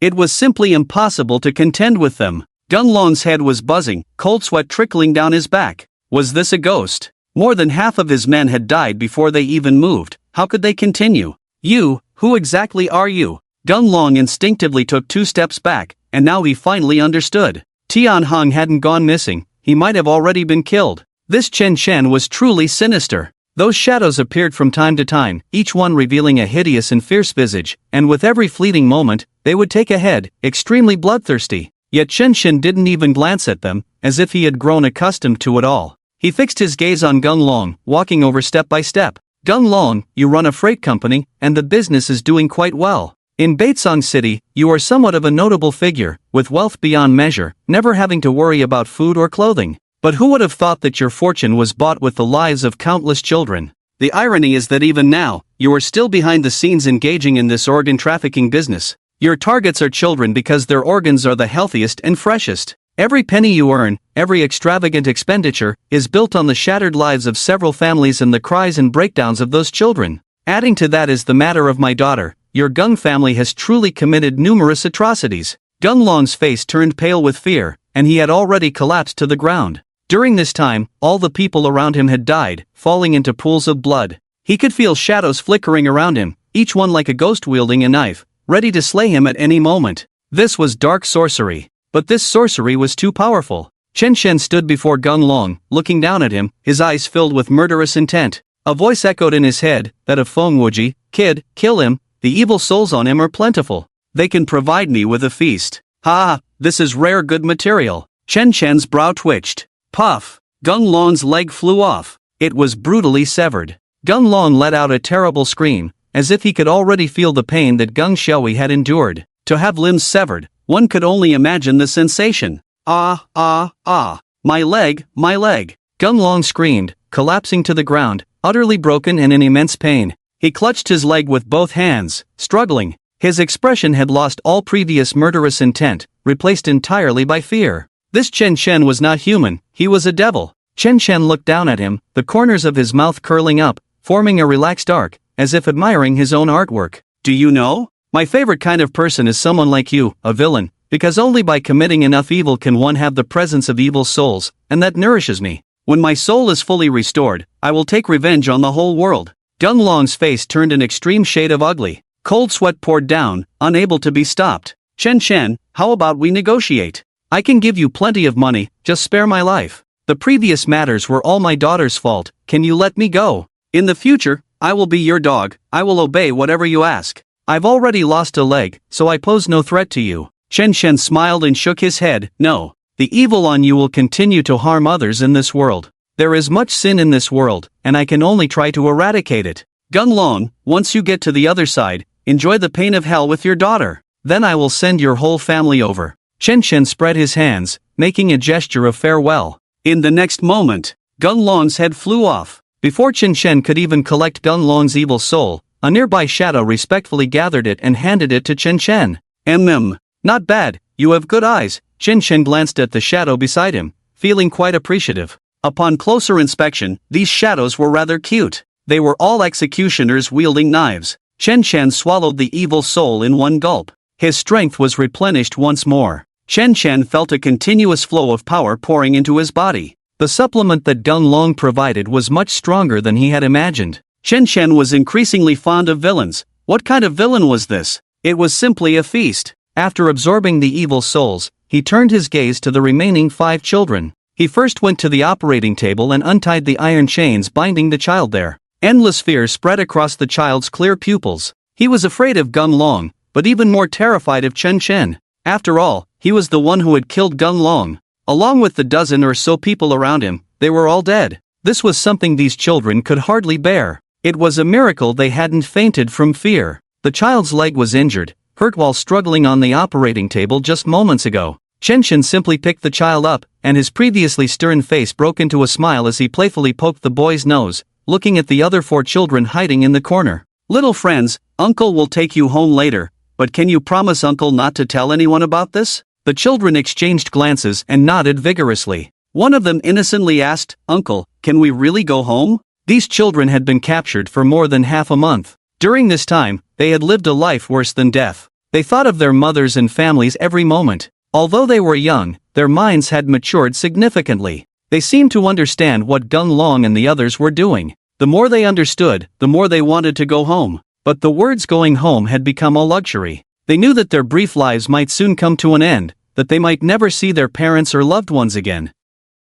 At such a young age, they had to endure pain and growth that was not meant for their age. They had seen too many people like Gung Long over the past half-month. Each of them bore scars, remnants of the beatings they had received. No one regarded them as human anymore. Once cherished in their homes, they had become prey for others. Now, in the presence of Chen Chen, who was dozens of times more brutal than Gung Long, they felt no trace of killing intent. On the contrary, he felt very kind. Chen Chen affectionately patted their heads, grinning widely. "Come on, Uncle will take you to eat first, then send you home." Holding one child, with 4 following beside him, he walked towards the warehouse exit. Screech! At the entrance. It was the sound of a car screeching to a halt. Li Lihua jumped out of the car first, followed by 3 men in black. Li Lihua had rushed over upon receiving the news. She had heard that Chen Chen had arrived and prayed all the way, hoping that nothing would happen to Gung Long. She had already lost her daughter, she couldn't lose her husband too. "Husband, are you there? Husband, I'm here to help you," she shouted at the door. Whoosh! A round, bloody object was thrown over. It landed right at her feet. She looked down. Her whole being went blank. Suddenly, her legs went weak, and she knelt on the ground, tears streaming down like pearls from a broken string. She held the head in her hands, crying out, "Husband, I'm late. Oh, husband. Whoa, who killed my husband? Who?" Around her, Li Lihua's shrill screams filled the air, frantic and desperate. "It's just a dead husband. Is it really that serious?" A calm voice came from inside. A man had somehow appeared at the door. He was holding a child, with 4 others beside him. Behind him, countless waves of black energy surged, all swirling around him, exuding a murderous aura. Faintly, one could still hear the sounds of ghostly wails and howls coming through. Li Lihua would never forget the man's face. She would remember it for lifetimes. It was Chen Chen. It was that man who had shattered her daughter into pieces. The pain he brought her would never fade away in her lifetime. Now, he had even killed her husband. Although her husband had harmed many children and ruined countless families, he was a good husband. Why did Chen Chen have the right to judge him? "Chen Chen, you. Li Lihua stared at Chen Chen, gasping for breath, her voice breaking more and more, one hand clutching her chest, the other pointing at him, her eyes wide with rage. "Look at how angry you are, let me help you out," Chen Chen said, his cold gaze sweeping over her. Whoosh! In the next moment, Li Lihua's head flew off. It was thrown up 3 or 4 meters high, then fell heavily to the ground. Thud! Li Lihua's body also collapsed on the ground, blood gushing out. Hiss! The 3 men in black she brought with her had their heads fly off simultaneously, arcing away from their bodies. Blood sprayed out in an instant. No one saw how Chen Chen made his move. Li Lihua and her companions just died like that. The madness and dominance that Chen Chen exuded made no one dare to touch him. Chen Chen didn't even glance at the bodies and left with the child. In Baitsong City, a rather ordinary small supermarket. Sizzle! Sizzle! Several police cars arrived. They screeched to a halt. Wang Jianhua jumped out first and hurried inside. He had just received a report. The child who had been missing for half a month had been found, and was now in this small supermarket. Along with him were the parents of the 5 children. The police had been following this case for a long time, but there had been no results, no clues to be found. Now, those 5 children had miraculously returned? The small supermarket had a ready-to-eat bar. When they entered, the 5 children were sitting there calmly eating, with plenty of snacks, bread, and milk beside them. The children were well fed. "Mom!" One child was the first to spot his mother and cried out. For these days, he had not dared to say those 2 words. Because every time he did, it was in vain, and he would even be beaten by those men in black. The word mom had become a forbidden term for them. They thought of their mother every day, and longed for her every day. "My son!" A woman in a hospital gown rushed over, hugging her child tightly, tears streaming down her face. She had fallen ill the day her child went missing. Since then, she had been bedridden. Just an hour ago, she was too weak to stand, but upon hearing the news of the children, she got out of bed without even changing her clothes. On her way, she kept praying that her child was safe. Heaven still favored her. "Mom! Dad! Whoa, Mom!" The remaining children also recognized their relatives, finally daring to cry out loud. The grievances they had bottled up for so long were finally released. These days had been like hell for them. If it weren't for that uncle who saved them, their lives would have been ruined. Wang Jianhua was deeply moved by the scene and quickly asked the children who had saved them. But the children said nothing about Chen Shen's killing. They only mentioned that a kind-hearted uncle had saved them and bought them so much delicious food. That uncle looked a bit fierce, but he was actually a good person. Based on the children's descriptions, Wang Jianhua instinctively thought of someone. Chen Chen. But he felt something was off. Could someone as violent as Chen Chen really have saved these children? Buzz. His phone suddenly rang. It was a call from Li Xinmei. Team Wang, something happened. I'll send you a location, bring people over. Oh, okay. Wang Jianhua saw that there was nothing more to do here, so he left his colleagues to stabilize the situation and hurried over there. By the time he arrived, Li Xinmei and some colleagues from the police station were already there. The scene was a complete mess. More than a dozen people were dead, including the founder of Fong Tian Freight and his wife, Gung Long and Li Liwa. They were not unfamiliar with these two, as just a few days ago, their daughter had passed away. It was also an incident involving the police station. Because of this matter, Wang Jianhua and Li Xinmei had been quite busy writing numerous reports to detail the events, and they had almost been suspended. What's going on? Wang Jianhua was stunned by the bloody scene. Li Xinmei took a deep breath. It's Chen Chen. There's surveillance at the warehouse entrance. We saw him walk into the warehouse, and then we lost track of him. When he came out, he was like this. His method of committing the crime might be similar to the previous times. Hearing this, Wang Jianhua felt troubled. Without decisive evidence, they couldn't pin the crime on Chen Chen at all. This had happened several times already, and they were almost at their wits' end. Captain Wang, Captain Li, you guys should check the trending topics online. Suddenly, someone shouted from the side. The two quickly opened their phones. The trending topic at the top was just posted half an hour ago. It had been pushed straight to the top. The content of the trending topic was about Fong Tian Freight. It densely exposed the crimes of Fong Tian Freight, child trafficking, organ trafficking, and so on, all laid out one by one. The entire internet was in an uproar, and people's discussions could no longer be suppressed. Fong Tian Freight? If I remember correctly, they had donated money for charity before. While donating for charity, they were feasting on the blood of others. Hell is empty, and the devils are on earth. So many children died at their hands? Is there any justice left? They even harmed a child's life for a cornea. Don't they know that destroys a family? It's simply terrifying. How many children have died at their hands? Fong Tian Freight is simply heinous. At that moment, Wang Jianhua and Li Xinmei were also stunned. They understood the origin of this matter. It was Chen Chen who killed Gung Long and the others, and in the process, saved those 5 children. The operating table was still set up in the warehouse. If it weren't for Chen Chen, those 5 children would probably have died. Chen Chen, is he good or bad? It seems there's just a wall separating good people from bad ones. Captain Wang, what do you think about this matter? Li Xinmei's deep, beautiful eyes rippled as she looked at the trending topic. I feel that Chen Chen doesn't seem to be a bad person. He just acts too impulsively. Wang Jianhua was lost in thought. So he can just kill indiscriminately? Li Xinmei raised her voice. Even if those people deserve to die, it shouldn't be up to him to judge. He is a demon in the human world. He is a murderer. No matter what, Chen Chen must be brought to justice. His daughter died, and he wants to transfer the pain to others. He is the most selfish person. Wang Jianhua took a deep breath and shook his head helplessly. He held back a sentence in his heart but didn't say it out loud. If Chen Chen doesn't judge himself, who will help him? His daughter died, and it was the police station that did nothing, all of them present here. Wang Jianhua was now just worried that Chen Chen's anger would burn down on them. What would they do then? He could only hope that the existence of these evils could quell Chen Chen's fury. Chen Chen returned home. Absorbing the previous evil spirits, he felt that several incantations had been added to his mind. These were the incantations that Feng Wujie remembered as his soul recovered. The incantation released in the warehouse before was the evil killing curse, which could manifest vengeful spirits, using evil to slaughter the wicked. Chen Chen had not yet had the chance to test all the remaining talismans, but the information in his mind told him that none of those talismans were anything but defiant against the heavens. Feng Wujie's strength was formidable. Perhaps once his soul was fully restored, he could truly stand against the world. Chen Chen went online and saw the latest report of the day. Those children had been rescued and returned home.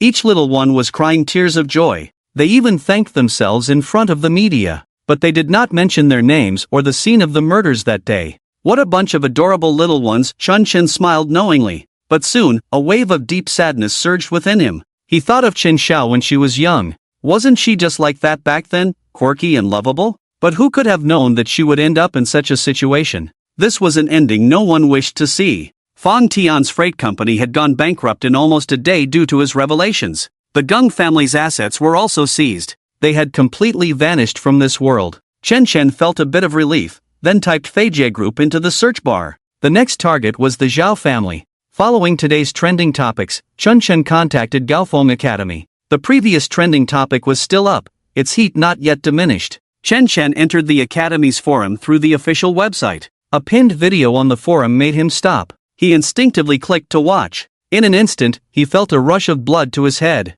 The protagonist in the video was Qin Xiao, disheveled and engaging in a game with a group of people, actively cooperating with everything. Chen Chen could tell that the main character was not really Qin Xiao. The video had been maliciously edited and posted to slander her. The number of reposts and comments below the video was considerable, and without exception, they mocked Qin Xiao. The latest comments were from just a few hours ago. Chen Shen's eyes widened in disbelief, his anger reigniting. Qin Xiao was already dead. The way she was edited in the video was even more glaring. Every frame, every second, was a stab to Chen Shen's heart. He couldn't understand. Why were these academy students so dark-hearted? Why couldn't they even let a dead person rest? What deep-seated hatred could justify such actions? Chen Shen pinpointed the person who posted the video, named Shanshui Lunli Uzwen. He took a screenshot and sent it to Liang Hui, asking him to help investigate. Soon, Liang Hui called, Fingzi, I've found the information on the person who posted the video. He's a student from Gaofeng Academy, named Yin Hao, and he was in the same class as Chen Xiao. Thanks, Hui Zi. Chen Chen replied and was about to hang up. Liang Hui, worried, called out to him, Fingzi, what do you plan to do about this? He thought that if possible, he should try to dissuade Chen Chen. The last scene was still fresh in his mind, although he didn't know what transformation Chen Chen had undergone. He was no longer the Chen Chen of before. Kill, take revenge, blood feud, Chen Chen said coldly. Liang Hui took a deep breath, those words sent chills down his spine. He seemed to see a sea of blood forming. Fingzi, I know it's useless to advise you now, but if you need my help, just say the word, Liang Hui declared loudly. Thanks. Chen Chen hung up the phone. He took a deep breath. In the next moment, his originally clear eyes were filled with a black aura. The next day, near the central street of Baitsong City, Chen Chen was dressed in sportswear, looking quite energetic. Recently, he had been in good spirits. It was because Feng Wuji had devoured quite a few evil souls, nourishing his body. Chen Chen. Suddenly, he heard the sound of a woman's footsteps behind him. It was Li Xinmei. She wasn't on duty today, dressed in casual clothes that showcased her graceful figure. Her brows were slightly furrowed, seemingly displeased at the sight of Chen Chen. Chen Chen glanced at her but didn't stop, continuing on his way as if she didn't exist. He had no good feelings towards this woman. Right now, he was just waiting for Feng Wuji to give the nod. He could immediately move to kill Li Xinmei. Chen Chen, stop right there. I have something to ask you. Li Xinmei caught up with him in 2 steps. Usually, she was a beauty, with many men pursuing her. She had never been so blatantly ignored by a man before.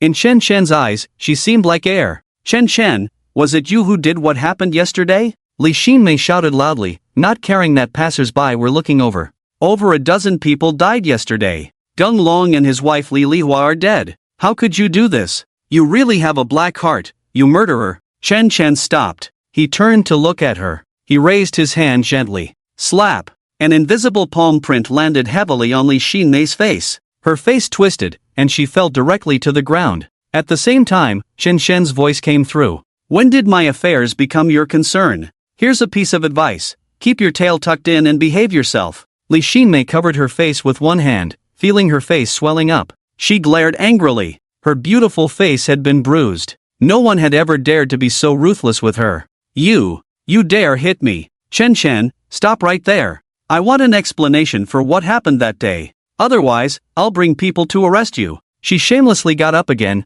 blocking Chen Shen's path. Chen Shen's gaze turned completely cold, biting out a harsh look, flames dancing in his deep eyes. He showed Li Xinmei the video on his phone. Li Xuanbu, aside from not caring about my daughter, you seem to be very concerned about other matters. My daughter is already dead, she has left this world. But look at this. Someone is using my daughter, maliciously edited, and posted this video on the forum. Sometimes I really doubt if we live in the same world. Why is there not a shred of justice for my daughter, while those scoundrels are repeatedly on your minds? Are you here for justice, or are you the minions of evil? Li Xinmei initially wanted to retort, but upon seeing the video, she was stunned. She could tell that the video had rough PS editing traces, aimed at maliciously slandering Chen Xiao. How could Chen Chen not be furious upon seeing this? As a father, how could he endure this? Chen Xiao was already dead, and this kind of video was still circulating. This video was released by someone named Yinhao, who was my daughter's classmate. Shouldn't you arrest Yinhao first?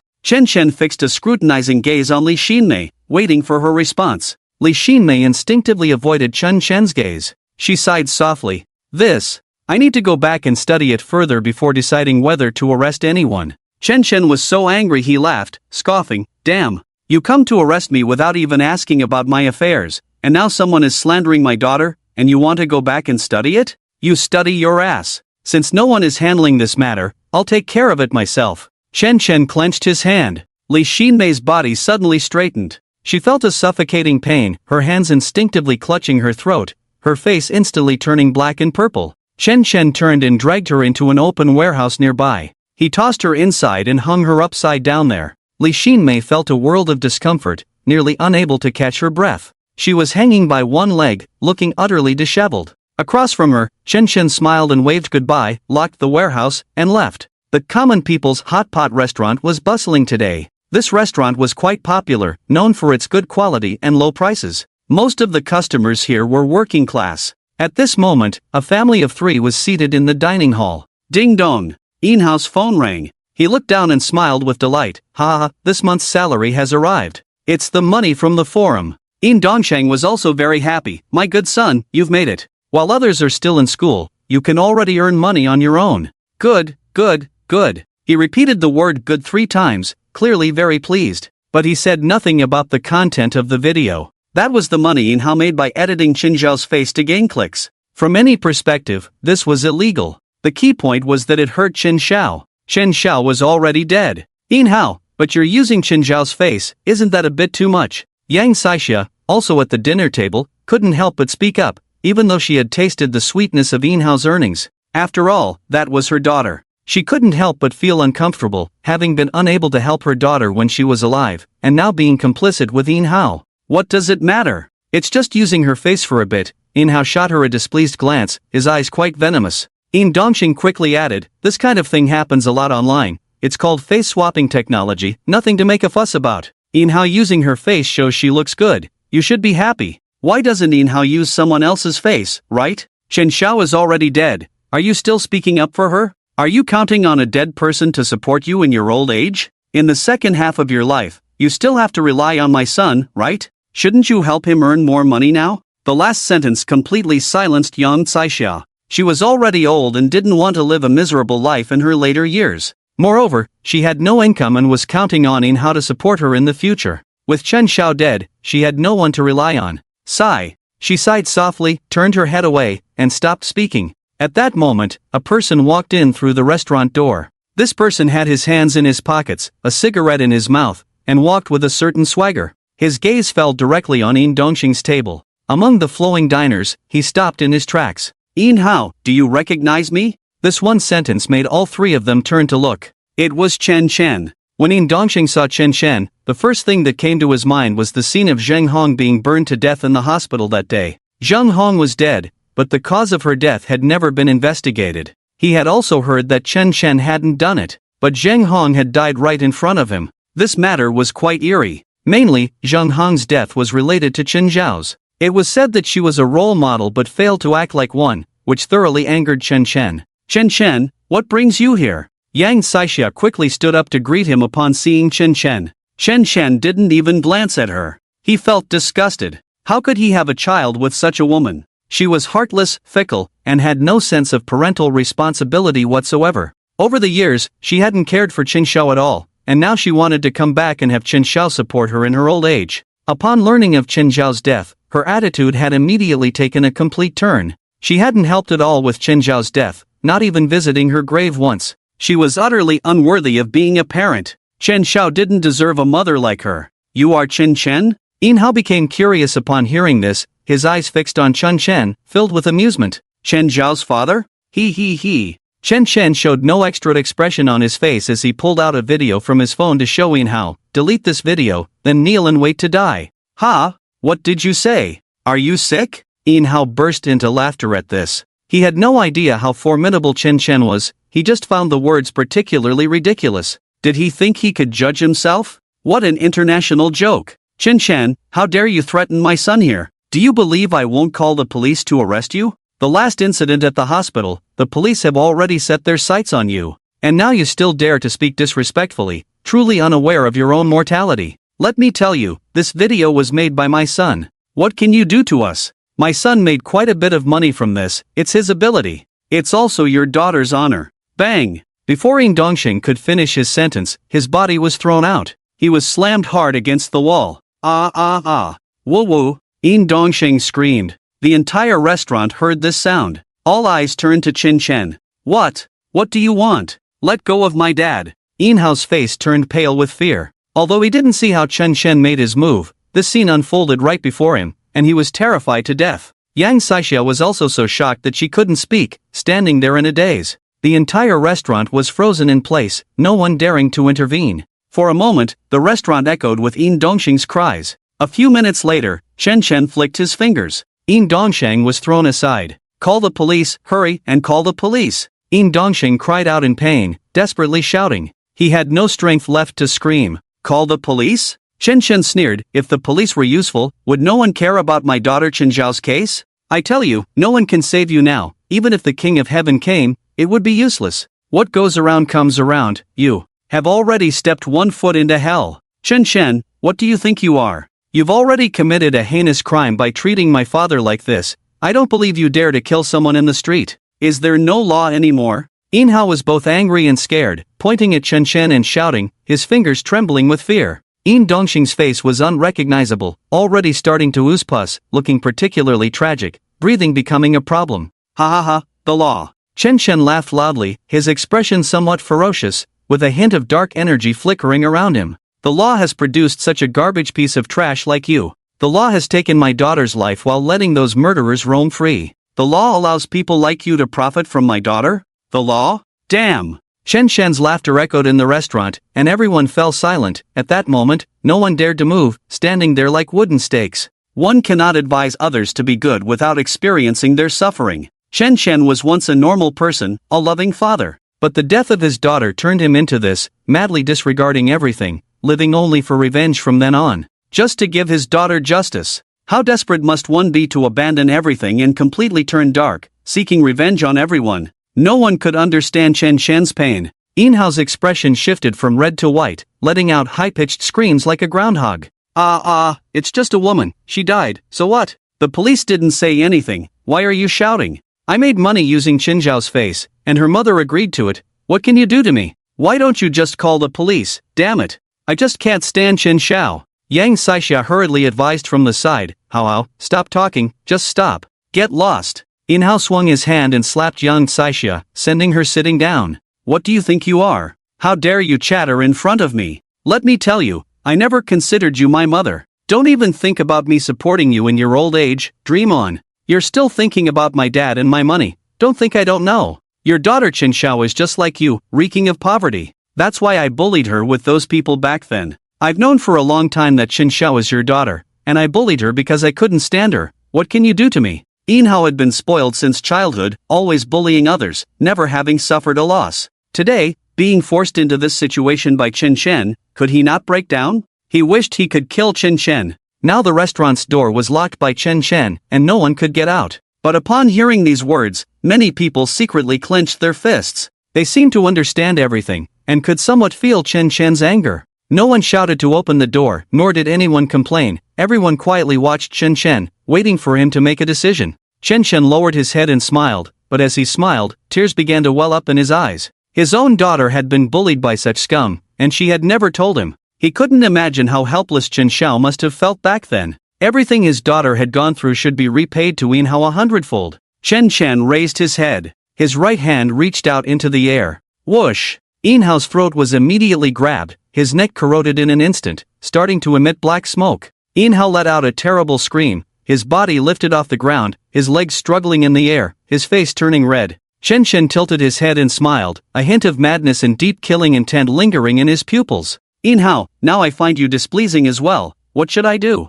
Yin Hao stared at him in pain, his eyes wide open. The people in the restaurant gasped in shock. They didn't understand how Chen Chen did it. What method did he use to lift Yin Hao with just a slight movement of his fingers? Was this magic? Chen Chen took a step forward, his eyes blazing with fiery intensity, the corners of his mouth curling up. How about you experience the taste of being crushed to pieces and skinned alive? Yin Hao's mind went blank for a moment, as if it had crashed. A terrifying image involuntarily surfaced in his mind. Facing Chen Chen's deep black eyes, he felt as if he had fallen into hell. He couldn't see through what Chen Chen was thinking, and had no idea what terrifying images were brewing in his mind at that moment. Could he really dare to kill him in front of so many people in the restaurant? Was he insane? Whoa whoa whoa whoa whoa. At that moment, the police car arrived. 3 cars in total. Leading the way was Wang Jianhua. They had come in response to Li Xinmei's call. On the way, they also received a call from the restaurant owner reporting the incident. Wang Jianhua was drenched in cold sweat. He never dreamed that Chen Chen would dare to kill someone in broad daylight in a restaurant. This was too insane. It was one thing that they couldn't stop the previous incidents. After all, not many people had seen it, and most were colleagues from the police station. But today's situation was different. So many citizens were watching. If the police couldn't apprehend Chen Chen today, their image in the public eye would collapse significantly. Wang Jianhua got out of the car and immediately led his men into the restaurant. But upon arrival, they found that the restaurant door couldn't be opened at all. It was locked from the inside. Several strong men couldn't push it open. It was as if an invisible force had sealed it. The people in the restaurant breathed a sigh of relief upon seeing the police arrive. The restaurant management hurried over to try to open the door, but found they couldn't do it at all. Strange, the door won't open? When did this door become so hard? It shouldn't be like this. Can't open it, what should we do? But Chen Chen didn't even glance at the people from the police station, he simply held one hand in the air, locking onto Yin Hao's throat. As he watched Yin Hao's face grow increasingly pale, Chen Chen's expression became more excited. No, no, no. At this moment, Yang Saixia reacted, crying as she rushed over, kneeling in front of Chen Chen, tears streaming down her face. Chen Chen, you can't kill Yin Hao. He has done wrong, but it doesn't warrant death. He's just a kid, he was just having fun bullying Chen Xiao. Chen Xiao wasn't killed by him, why do you have to do this? He's not a bad kid, he just lost his head for a moment. Chen Chen looked at Yang Saixia, his eyes filled with unspoken disappointment. How had he been so blind to have chosen her and even had Chen Xiao with her? Chen Xiao is your biological daughter, and for all these years, you haven't cared or asked about her, not even about her life or death. Yin Hao has no blood relation to you, he's just your husband's son. Now your daughter has been harmed by him, and you're here speaking up for him? Xiao Xiao has always kept you in her heart. She even told me that once she has time and earns money, she will definitely find you to take care of you in your old age. She said, whether you acknowledge her or not is your business. If she doesn't acknowledge you, that would be her unfiliality. I truly feel it's not worth it for Xiao Xiao. A woman like you doesn't deserve to be a mother. You say, just because it's fun you can bully people, even kill? I find you quite amusing right now. Today is the day for verification. I don't know if this book will yield results, and I'm feeling very anxious. During the verification period, updates may be slower, but please everyone, click to urge updates, add it to your bookshelf. The data during the verification period is very important. It determines the life and death of a book. Thank you all in advance. If the data is good after the verification period, I will release a lot of updates, and I promise not to disappoint everyone. The people in the restaurant heard this and began to whisper among themselves. I didn't expect it. This woman, although somewhat pretty, has such a cruel heart? She neglects her own biological daughter but comes to please someone else's child? Is her own child that worthless? Now that her daughter has been harmed, she still speaks for the other party? She's simply a heavenly saint. Damn it, it's infuriating. Outside, Wang Jianhua had already started smashing the door and windows, but strangely, the tools he used to break the windows were ineffective at that moment. No matter how hard he hit, it had no effect on the windows. Wang Jianhua looked at the scene in the restaurant, his heart in his throat. It seemed Chen Chen was about to go mad again. After the recent events, he had come to understand Chen Chen a bit. He would never compromise on anything related to his daughter. Moreover, he would leave no evidence behind. The police would find it impossible to investigate. On one hand, he left a mess everywhere, and on the other, he was humiliating the police. He pounded on the window fiercely while shouting, Chen Chen, calm down, don't act impulsively. Quickly let him down. But his voice sounded particularly powerless, like a chick roaring. Chen Chen couldn't even be bothered to look at him. At this moment, Yang Saixia no longer cared about the pointing fingers of others. She accepted being called unworthy of being a mother, and she accepted being called ungrateful. All she wanted now was to plead with Chen Shen to spare Inhao's life. Inhao absolutely cannot die like this. Chen Shen, I'm begging you, for the sake of our marital bond, can you spare his life? I bow to you for him. Yang Caixia clutched Chen Shen's pant leg with both hands, looking at him with a face full of pleading. At that moment, Chen Shen truly wanted to laugh. But inside, he felt bitter. He was so upset he wanted to cry. This kind of pain only he could understand. Chen Zhao's long-cherished hope for maternal love fell unreservedly upon others. Not only that, but her biological mother now spoke on behalf of those who had bullied her. Did she not harbor any hatred for those who had killed her own daughter? Or perhaps she had never had any feelings for Qin Xiao from the very beginning. She had merely given birth to her as if it were a task. That was why she had left so resolutely back then. That was why Qin Xiao had been without a mother since childhood. Chen Shen threw Inhao aside. His already purple face instantly relaxed, and he breathed heavily. Chen Shen's gaze fixed on Yang Caixia.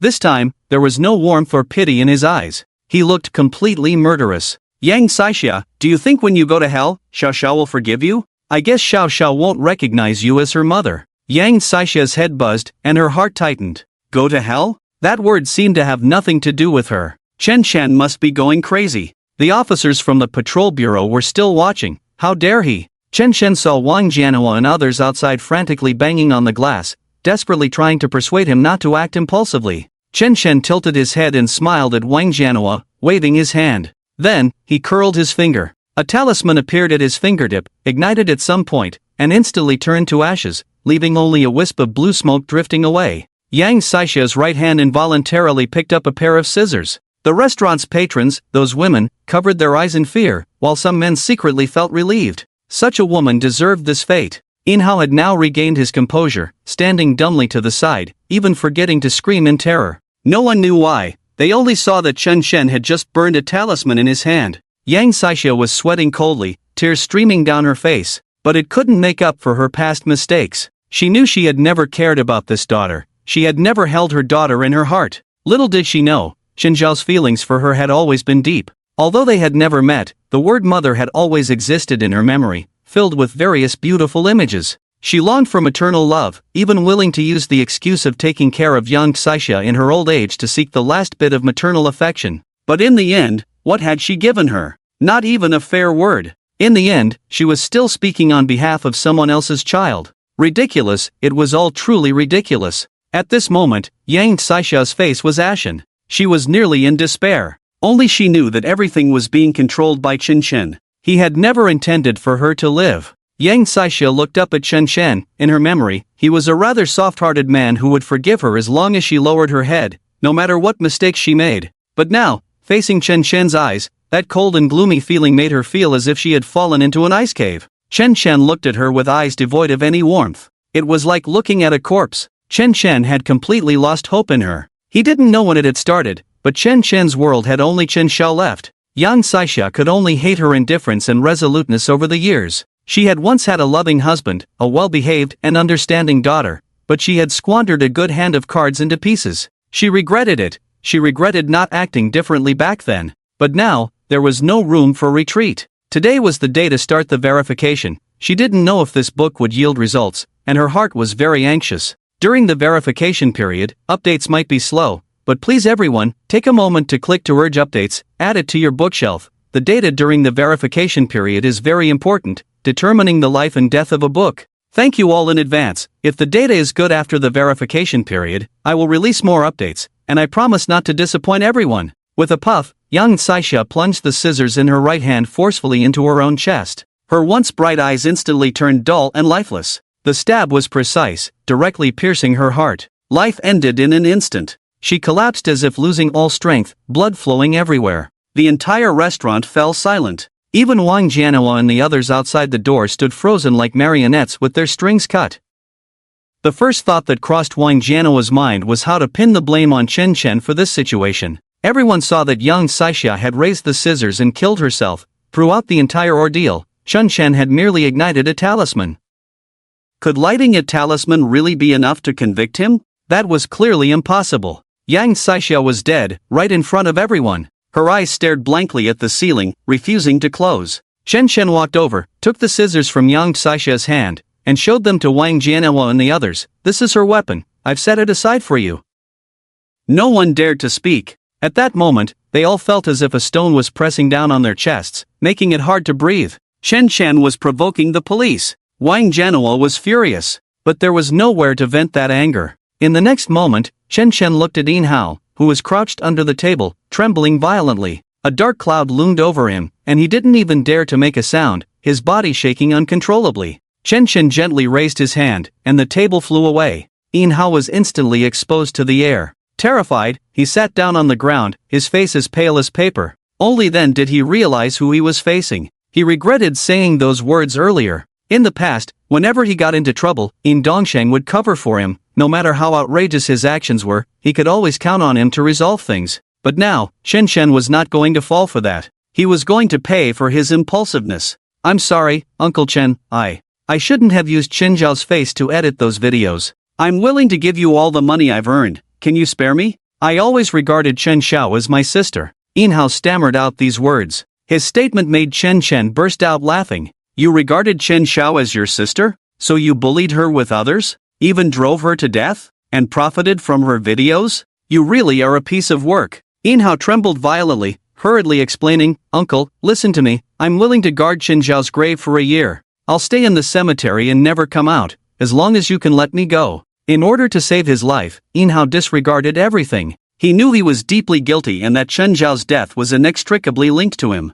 If he could do it all over again, he wouldn't dare to bully Chen Xiao again, even if it meant death. Back then, he had even taken the lead in doing those things to Chen Xiao. Now, retribution had come. Hearing Yin Hao's deathbed confession, Chen Chen scoffed, "You want to guard Xiao Zhao's grave? I'm afraid you'll dirty my daughter's grave." He pressed down with one hand. That familiar, oppressive feeling returned once more. Yin Hao was forced to kneel on the ground with a thud. Hiss! The restaurant's patrons gasped in shock. Wang Jianhua and the others' pupils constricted, and he was in a panic. "Hurry, hasn't the door been broken down yet? What are you all doing? Chen Chen is going to kill again. We must stop him. Quick, quick, quick, move faster." Yin Hao's eyes were filled with despair, but he couldn't resist this force at all. He was pressed down, his forehead repeatedly hitting the ground. His back couldn't straighten up at all. Again and again, he knocked his head on the ground. Thud, thud, thud. Each sound was filled with endless remorse. The ground trembled with each impact.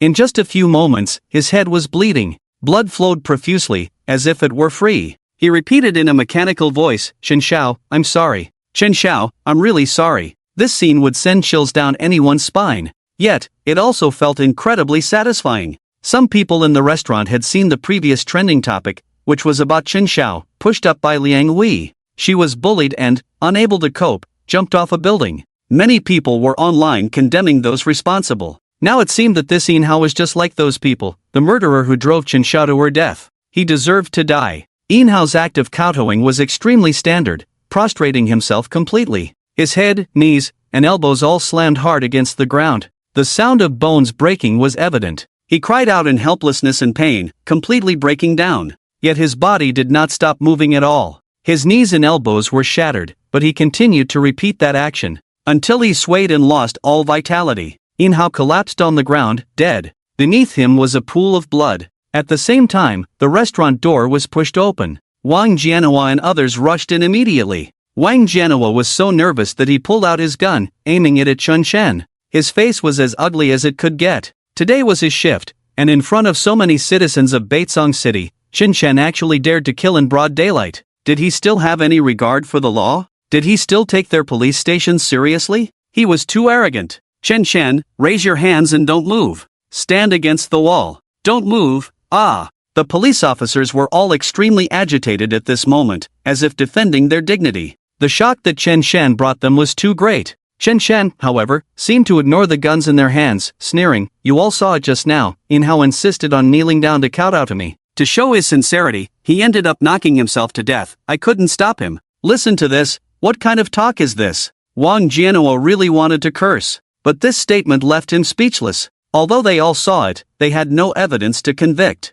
What they witnessed was indeed Yin Hao desperately kowtowing until he died there. As for young Saixia, she had ended her own life with scissors. With just this, how could they arrest Chen Chen? "Chen Chen, don't think you can escape the law's punishment. This world is divided into right and wrong. It's not a place for you to act recklessly. At this moment, Li Xinmei rushed over from a distance. She had been rescued by her colleagues and hurried over immediately. Although she hadn't seen what had just happened, she could guess from the chaos on the ground. She hated herself for not being able to stop it in time. She hated Chen Shen for being so ruthless. Chen Shen snorted coldly, completely unconcerned with Li Xinmei's words. Everyone saw it. Their deaths have nothing to do with me. Do you want to bite me? Li Xinmei shouted hysterically. Don't treat everyone like fools. Their deaths are all related to your daughter's death, so you took revenge on them. So you killed indiscriminately. Let me tell you, as long as I'm here, I will never let you act recklessly. I will make you face justice and repent for your wrongs. That's not how it is.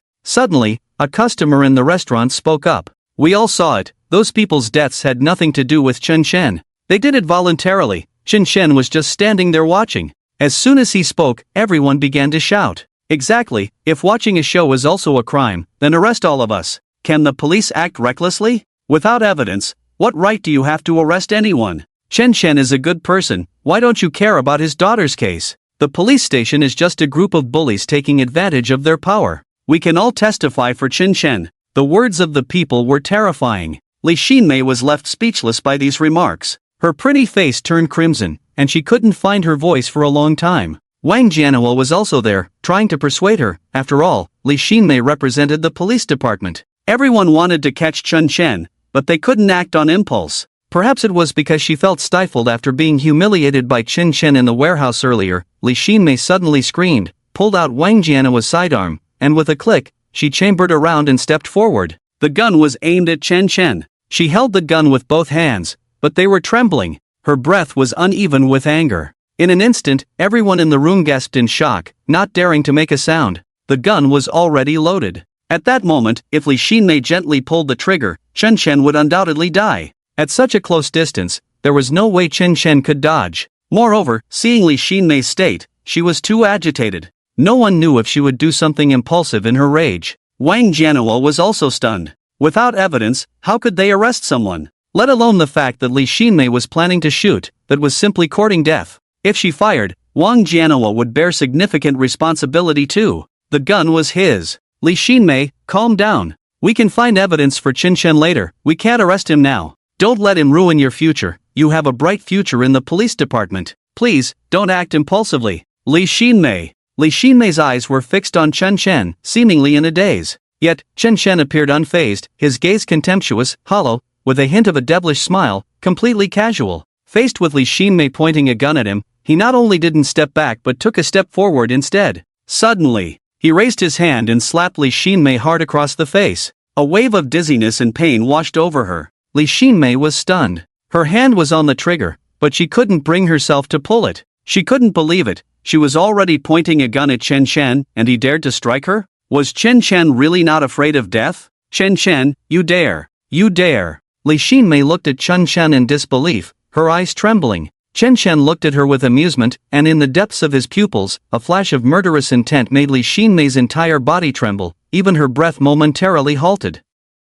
Chen Shen's voice came out like a hellish echo, seeming to laugh, yet also to roar. Li Xinmei, my patience has limits. The next time we meet will be the day I personally send you off. You think I won't kill you because I'm afraid of you? Chen Shen, I want to kill you. Li Xinmei's pupils constricted, fear making her scream at the top of her lungs. She pretended to pull the trigger, but was stopped by those nearby. Wang Jianhua hurriedly snatched back his sidearm. Chen Shen shrugged, watching the farce come to an end, sidestepped Wang Jianhua, and strode out. A day passed. Chen Shen's incident had already begun to ferment online. Connecting it with previous hot topics and recent events, Chen Shen had become a figure of heated discussion. After returning, Wang Jianhua wrote a lengthy report, but it was of no use. He was still met with a barrage of scolding. Li Xinmei was forcibly subjected to psychological counseling. She desperately told the counselor that she was fine, but no one listened to her. For the entire day, she was questioned, repeatedly answering tedious and monotonous questions until the counseling ended. At that moment in the club, the Zhao family, Wang family, Kong family, Sun family, those few were all present. This meeting was proposed by Sun Tianyu's mother, Zhang Xuelan. Now everyone knew that the Geng family was finished. The Geng company announced its bankruptcy yesterday, Zhang Xuelan said, holding a glass of red wine. I also heard that Chen Shen is now going around killing people, anyone related to this matter, he wants to kill."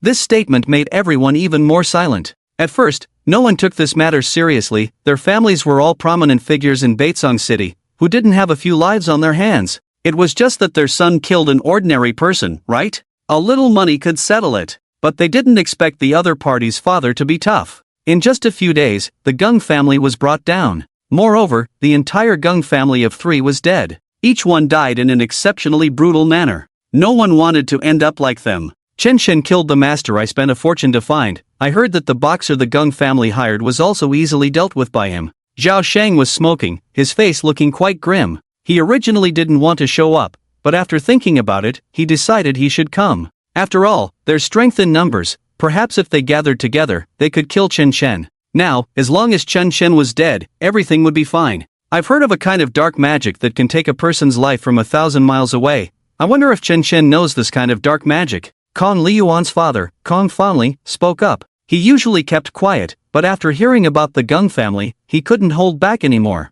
Wang Shuzhen's father, Wang Jiangwo, also said, "The police can't even pin a crime on him. What should we do? We can't just let him kill us one by one." Zhang Xuelan took a deep breath, her charming eyes showing some apprehension. "Now we must unite to deal with that Chen Shen. Otherwise, if he picks us off one by one, we won't have any strength to resist. My son family doesn't have resources in this area. For now, we can only offer money. If anyone knows a master in this field, no matter the price, as long as they can kill Chen Shen." Upon hearing this, everyone nodded in agreement. Wang Jiangwo and Kong Fanli and others expressed that they would go back to inquire. After everyone left, Zhang Xuelan made a phone call. "Tianyu, keep a low profile recently. If you encounter Chen Shen, just avoid him. Don't get me into trouble again." Sun Tianyu, on the other end of the line, was full of disdain. "Mom, you know what kind of status grandpa has, why be afraid of a Chen Shen?" Zhang Xuelan snorted coldly and said impatiently, "What do you know? Let those people test Chen Shen's strength. He suddenly became so powerful. There must be a master guiding him. We need to catch him off guard and strike at his weak points." Back at the tea house, Chen Shen opened his computer. He first found the Academy's website. The forum was still there. The videos were still there. Chen Shen posted a statement as a guest. "Everyone, you have 1 day to delete the videos. Anyone who has spoken ill of my daughter on the forum must come forward and kneel to apologize, otherwise, I will make you regret it for life. Signed, Chen Zhao's father, Chen Shen." Although the video was posted by Yin Hao, those who fanned the flames were equally despicable. Chen Shen would not let a single one escape. He knew this video had likely circulated in the academy long before. Chen Xiao didn't know how much harm she had suffered because of this. Every person who liked the video, every person who commented recklessly below, they were all murderers. This was an invisible violence. Chen Shen planned to give them a day to repent, then personally end it all. Ding dong, a customer arrived at the tea house. Chen Shen warmly welcomed the customer inside for tea. He himself was tidying up the tea leaves in the back. Yesterday, after Yin Dongsheng was sent to the hospital, he succumbed to severe burns despite rescue efforts. His evil spirit, Yang Saixia's evil spirit, and Yin Hao's evil spirit were all collected by him. What surprised him was Yang Saixia. Her evil spirit was even deeper than the other two. Perhaps it was because she hadn't done good deeds in recent years. With the addition of the evil spirits, Feng Wujie's power had increased significantly. "Senior Feng, how much of your soul has been replenished now?" Chen Shen asked curiously. It felt like Feng Wujie was an endless pit, unable to be filled no matter how many evil souls were added. Feng Wujie replied calmly, "So far, it's less than 5%. Only that much?" Chen Shen was taken aback. He had killed quite a few people recently, and yet the replenishment was still less than 5%? Just how powerful was Feng Wujie's soul? Chen Shen couldn't help but feel excited. When the time came to fully merge with Feng Wujie's soul, how powerful would he become? Taking revenge on the entire world, just thinking about it was thrilling. "Guest, come try the tea I just received yesterday, completely free." Chen Shen politely poured some more tea for the guest. The guest was very happy to hear it was free. "Thank you, boss." "You're welcome." At that moment, a news segment interrupted the tea house's television. It was about a recent incident. In a restaurant, Yang Saixia committed suicide, and Yin Hao died from bowing his head. Oh dear, Baitsong City is getting more chaotic lately, anything can happen. Is there any law left? Killing in broad daylight is too terrifying. It's not murder, it's suicide. Did you see that clearly? Two guests lamented and discussed. Suddenly, the camera shifted to Chen Shen's face. Throughout the entire process, Chen Shen was at the murder scene. He had only burned a few talismans in his hand, and with a gentle movement of his fingers, the person across from him ended their own life. This scene sent chills down people's spines. The two guests felt the person in the footage looked somewhat familiar and instinctively shifted their gaze to Chen Shen behind the counter.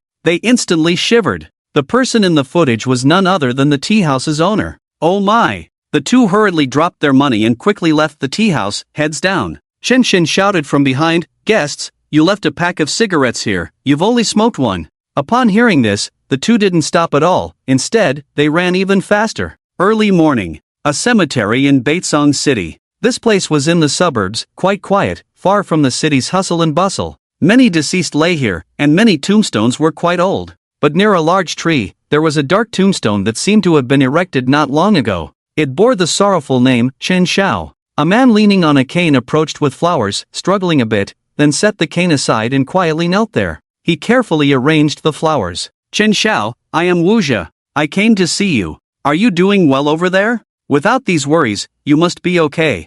I know you are a strong girl, I just didn't expect things to happen so quickly. It's all my fault. If my leg hadn't been broken by them, I wouldn't have dropped out so soon, and I could have protected you well. It's all my uselessness. Chen Xiao, can you forgive me?" The man named Wu Zhe's eyes turned red as he spoke, tears streaming down his face uncontrollably. Chen Xiao's memorial photo deeply moved him, and the sadness in his heart surged like an uncontrollable flood, overwhelming everything. Crying won't solve the problem. When you realize that the heavens don't stand by your side, you can either go mad or remain silent. To change all this, you can only rely on your own hands. If you can't get the fairness you deserve, then you must bravely turn it all around. Chen Shen's voice came from behind. This was the first time someone had come to see Chen Xiao since she was buried. "Are you Uncle Chen Chen?" Wu Zhe quickly wiped his tears upon seeing Chen Chen and respectfully bowed his head. "Hello, Uncle." Chen Chen waved his hand and gently supported him. "You are Xiao Xiao's boyfriend?" At this point, Wu Zhe no longer hid it and simply nodded. Then, he fell to his knees with a thud, starting to slap himself hard across the face. While hitting himself, he cried, "Uncle, it's all my fault for not being able to protect her, it's my incompetence. Before, when Sun Tianyu and the others bullied Xiao Xiao, I wanted to protect her, but I ended up with a broken leg. My family was afraid those people would continue to trouble me, so they arranged for me to drop out. I've been recuperating at home for half a year now, but the doctor said my leg might be useless. I only recently heard about Xiao Xiao's situation, and I've watched those videos online. I truly feel sorry for Xiao Xiao. She's a good girl and shouldn't be treated like this. I was deeply in love with Xiao Xiao before. Uncle, if you don't mind, I will honor you on her behalf from now on." Chen Shen looked at Wu Zhe, and for a moment, tears blurred his vision. He had originally thought that there were no good people in Gaofeng Academy. He was wrong. This kid named Wu Zhe was just straightforward. His temperament was somewhat similar to Chen Xiaoxiao's, but unfortunately, the two were now worlds apart. This world is always so cruel. Beautiful things last only a moment, and there is rarely a lasting happiness. He broke a leg for Chen Xiaoxiao, and that was enough. Not related by blood, yet he stood up to protect Chen Xiaoxiao. Chen Chen was already very content. How wonderful it would be if everything could return to the past. If Chen Xiaoxiao could graduate safely, perhaps she would have told him about her relationship with Wu Zhe, and then the two would naturally marry and have children. Perhaps they could have lived a happy life. But now, that happy picture could only be a mirage. Everything about Chen Xiaoxiao was brutally trampled by those beasts, cursed and destroyed in the most vicious way. This book has already begun its verification. The updates will be slower during this time. The data from the verification period is very important for this book. It is the key to whether it will be given a chance. Please support it more, and click to urge updates once the verification period is over. I will make up for the chapters 1-0 during these days. Thank you all for your support. Chen Shen took a deep breath, his eyes filled with an irremovable sadness. Get up, it's all in the past. Xiao Xiao has left this world, you don't need to do this. If you care, come here more often to keep her company, the rest, you don't need to worry about. Wu Zhe cried even harder. Originally, he and Chen Xiaoxiao had agreed to tell their families about their relationship after a while, but who knew she would end up in such a situation? He thought, even if Zhao Jia and the others were bad, they wouldn't go too far. But, unexpectedly, "Uncle, it's all our fault for not telling you about this sooner. It was Chen Xiaoxiao who stopped me from saying anything. She said Zhao Jia and those people threatened her, that if she told you, they would kill you. Chen Xiaoxiao was worried they would really do something impulsive, which is why she didn't tell you. Zhao Jia and the others are all rich second-generation kids, ordinary people can't provoke them. Chen Shen turned away, tears streaming down uncontrollably. Chen Xiaoxiao had always been considering him. She wanted to handle this matter on her own, but it didn't go as she wished. She left this world with regret and pain, never to return. Chen Shen's voice trembled. My sensible and lovely daughter, why is heaven so unfair to her,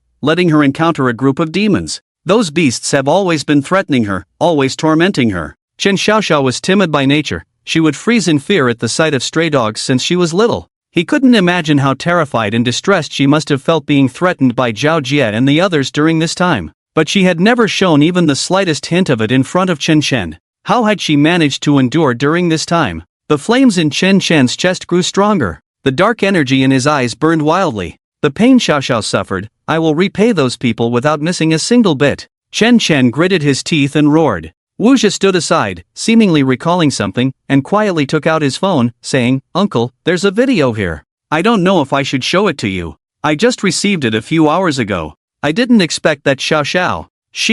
Chen Shen snatched the phone directly, looking at it. The video was taken in a multifunctional instrument room at Gaofeng Academy. There were about 20 people in the class, including Chen Xiaoxiao. However, they didn't look like they were in class. Instead, they were partying. The target of their revelry was Chen Xiaoxiao. Chen Shen could clearly see that the leader was Zhao Jie. He had tied his shirt around his waist, exposing his bare arms and tattoos, looking quite fierce. Opposite him stood a woman with a bag over her head. Although her face was not visible, Chen Shen knew it was his daughter, Chen Xiaoxiao. The entire video was filled with the flavor of bullying. Chen Shen's heart sank. It felt as if a heavy stone was pressing down on his heart, making him feel unbearable pain. Zhao Jie shouted, Chen Xiaoxiao, you dare to talk back to me? I'll make you wash clothes for everyone in the class. You think it's just a breeze, huh? Today, let me show you what happens if you don't serve us all. Everyone, come one by one, I'll demonstrate first. As Zhao Jie spoke, he punched Chen Xiaoxiao hard. She cried out in pain and curled up on the ground. But she didn't dare to scream loudly, fearing it would make Zhao Jie even angrier. Ah, I didn't expect you to be so tough. Next, Zhao Jie rubbed his fist and shouted. The people behind him followed Zhao Jie's example, each taking turns to hit Chen Xiaoxiao. Each blow was particularly heavy. One woman, mocked for being too gentle, picked up a broom and struck Chen Xiaoxiao's head several times, until Chen Xiaoxiao curled up on the ground, crying and begging for mercy. Zhao Jie and the others did not stop and continued for a second round. Chen Shen's mind was blank. It was as if he had entered another time and space. He was completely frozen, utterly stunned. These people were Chen Xiaoxiao's classmates. How could they do this? It was Zhao Jie who turned them into demons. He remembered that for a while, Chen Xiaoxiao would come home complaining of headaches, and Chen Shen had planned to take her to the hospital for a checkup. It turned out she had been beaten by these people, but Chen Xiaoxiao didn't dare to tell him about it. Including Zhao Jie, there were a total of 21 people, 15 men and 6 women.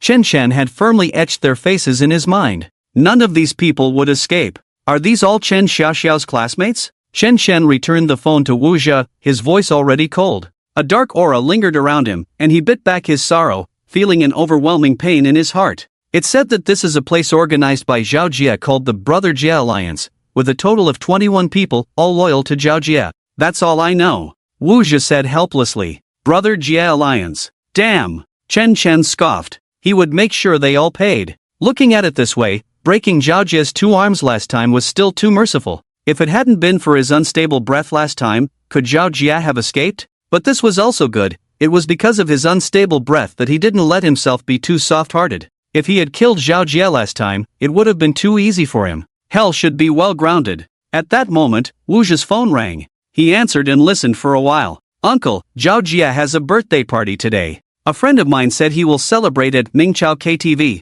and some of Zhao Jie's underlings have already gone there. Wu Zhi looked at Chen Shen. Chen Shen's gaze turned cold, a murderous intent swirling within. After the sorrow came an endless spread of killing intent. He would take all these bloodied evil souls. Then let's go there. Today is Zhao Jie's birthday? Just right, it's a good day to send him off. Chen Shen smiled faintly, then hurried to the KTV with Wu Zhi. Mingqiao KTV. The most luxurious private room, with a minimum consumption starting at 88.88. Ordinary people simply can't afford to play here. At this moment, more than 10 people were sitting in the private room. Among them were 3 men, the rest were women. The leading man was named Lu Jian, and he organized this gathering specifically to please Zhao Jie. These women were all hired by him, and they didn't come cheap. Lu Jian was also a rich second generation, his family was well off, and his pocket money was several times that of an ordinary worker. At an age when others were struggling financially, he could squander freely. Is Jiage not here yet? Didn't they say he would arrive soon?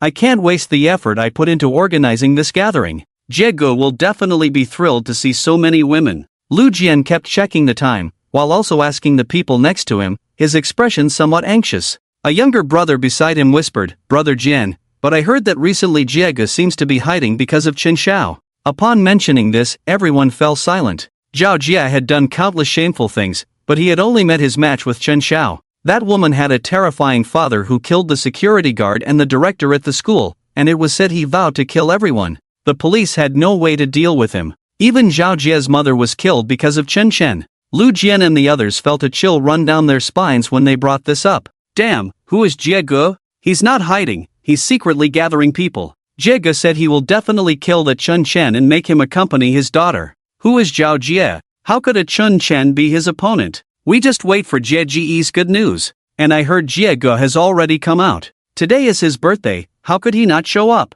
We just wait. Creak. The door of the KTV was pushed open at that moment. A man stood at the entrance. Lu Jian thought it was Zhao Jie and hurriedly leaned out, a flattering expression on his face. Jiage, you really made me wait. However, the man at the door was not Zhao Jie. It was Wu Zhou leaning on a crutch. His eyes were bloodshot, and he was so angry that the hand holding the crutch was trembling. They had killed Chen Xiao, yet here they were, having fun. Did they not feel even the slightest guilt? What did Chen Xiao mean to them? Where is Zhao Jie? Tell him to get out. Wu Zhou thought of the times they bullied Chen Xiao, and his anger boiled over. Why was Chen Xiao dead while he was still enjoying life here? Damn, it's you? Lu Jian immediately recognized Wu Zhou. It's Chen Xiao's boyfriend. You're limping and still dare to come here? Looking for death. Everyone in the room turned to look at Wu Zhou. He leaned on his crutch, looking particularly disheveled. The women in the room laughed out loud. This man looked so pathetic, limping and still so tough. Wu Zhou couldn't contain his anger, his voice trembling. Lu Jian, you followed Zhao Jie in his reckless actions and caused Chen Zhao's death.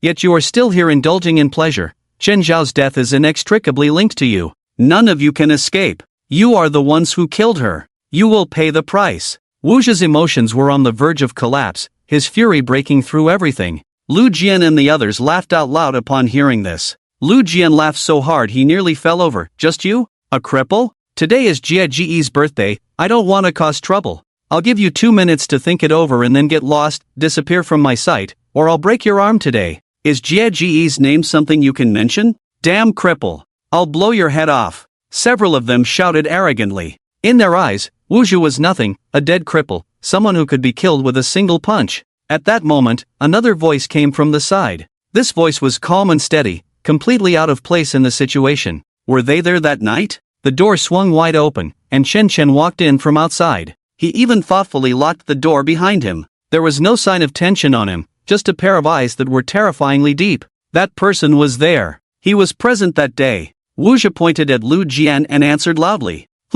Chen Chen nodded silently, but his gaze had already locked onto Lu Jian with a fierce intensity. Lu Jian felt a chill run down his spine under his stare. Who is this man? His face looked somewhat weathered, with a bit of stubble, but it was clear that he must have been a handsome guy in his youth. The aura he exuded was undeniable. Who the hell are you? Are you this dead cripple's savior? Just as he finished speaking, a black palm print appeared on his chest, and he was sent flying. Whoosh! In an instant, the lights in the KTV room turned on, illuminating everyone's faces. At the same time, it made everyone's hearts tighten. The women immediately stopped their laughter and chatter, stunned by the scene before them. What just happened? No one saw anyone make a move, and Lu Jian was sent flying? Moreover, that power seemed far beyond what a human could unleash. It was more like that of a monster. The other two lackeys were stunned, their eyes suddenly clear. Chen Chen took a step forward, one hand holding a talisman, the other holding a cigarette, his deep eyes radiating a murderous aura.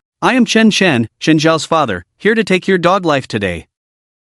What? Chen Chen! Lu Jian hadn't recovered yet when he felt dizzy again, nearly passing out. This man was Chen Chen, the notorious killer. Chen Chen! Why are you hitting me? I have nothing to do with Chen Zhao's death. Lu Jian shouted. Chen Chen opened a video on his phone and waved it in front of him, but this time, you were present. You are also part of Brother Jie's alliance? Just right, all of you in the alliance must die. Lu Jian understood everything upon seeing the video. It was the footage of Zhao Jie instructing them to bully Chen Xiao. This is a misunderstanding. Lu Jian panicked, hurriedly explaining. But before he could finish his sentence, his hands were restrained. He looked down and found a black handprint on his wrist. The handprint seemed vivid, as if it were still moving. Ah! What the hell is this? He screamed in fear. He knew Chen Chen was capable of murder. They had all heard about the academy incident. Now that Chen Chen was furious, how could they possibly calm his rage? Everyone in the room, except for him, fell silent. It was as if they had lost their voices, not daring to make a sound for fear of attracting Chen Chen's attention. Chen Chen walked in front of Lu Jian, squatted down, and looked at him. Now you know to beg for mercy? In the video, when my daughter begged you for mercy, did anyone let her go? If someone had just stood up and said a word back then, Zhao Jie definitely wouldn't have gone that far. But you all only cared about bullying her, and not a single person stood up to speak for her. Is it too much to call you demons? You reap what you sow, now it's time for you to pay the price. Uncle, this is all because of Zhao Jie. He forced us to do that. I really regret it. I was very sad and upset when I found out something happened to Chen Xiao. Lu Jian, in a panic, started to cry, tears streaming down his face. But his display of emotion did not evoke any sympathy from Chen Chen. A person like him could die 1,000 times and it wouldn't be enough. Chen Chen sneered and took a step back. The talisman in his hand ignited with a whoosh. Then it transformed into black smoke, disappearing into the air. Lu Jian did not know what this talisman represented. He only felt an inexplicable fear slicing through the silence, engulfing his entire body. Lu Jian's eyes seemed to plead for mercy, repenting for everything he had done. Whoosh! Lu Jian collapsed to the side, breathless. Wuxia watched the scene, clenching his fists in the shadows. He felt a great sense of relief. Lu Jian deserved to die. Those who had bullied Chen Xiao should all meet this fate. It was truly satisfying. Then, a wave of inexplicable sadness surged up. How wonderful it would be if Chen Xiao were still alive. How great it would be if she could see all of this. You are too noisy. Chen Chen frowned, finding the shouting bothersome. Whoosh! In an instant, the private room fell silent. It became quiet immediately. Chen Chen's words were more effective than anything else. Chen Chen's gaze fixed on the two little brothers. They seemed to have realized what Chen Chen was about to ask and hurriedly said, Uncle, Chen Zhao's matter has nothing to do with us. We are not from Gaofeng Academy. We only know Zhao Jie. We have never colluded with him. Uncle, we haven't done anything wrong. The corners of Chen Chen's mouth curled up slightly, revealing a cold smile, his voice seeming to squeeze out from between his teeth. Even if you have nothing to do with Chen Xiao, you must have done plenty of guilty things, so let me teach you a lesson.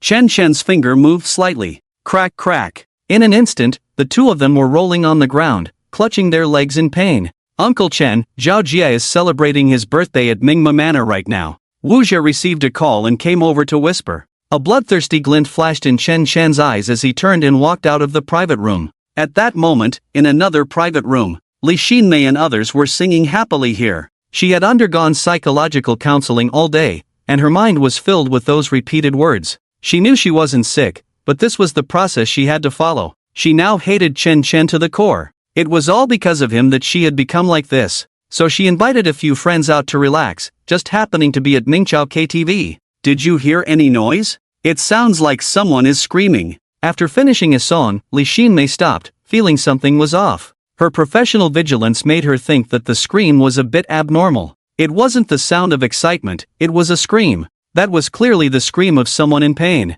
The few people beside her shook their heads, indicating they hadn't heard anything. But Li Xinmei still ran out of the private room to take a look. Upon seeing, she was completely stunned. In the most luxurious private room, a group of women was surrounding the manager, explaining something, while two injured men were nearby. Their faces looked terrible, pointing inside and muttering something. Li Xinmei rushed over, shouting, I am Captain Li Xinmei of the police department. What happened here? The manager was also at a loss. With such an incident occurring, he felt particularly helpless. Hearing that someone from the police department had arrived, he quickly made way, inviting Li Xinmei over. The two little brothers began to cry out, Officer, it was Chen Chen. It was Chen Chen, Chen Zhao's father from Gaofeng Academy. He killed our friend Lu Jian. Lu Jian is inside, you must stand up for us. What? Chen Chen. Li Xinmei's heart began to race. Wherever Chen Chen went, there were indeed no good outcomes. She gritted her teeth and rushed inside. In the private room lay a person.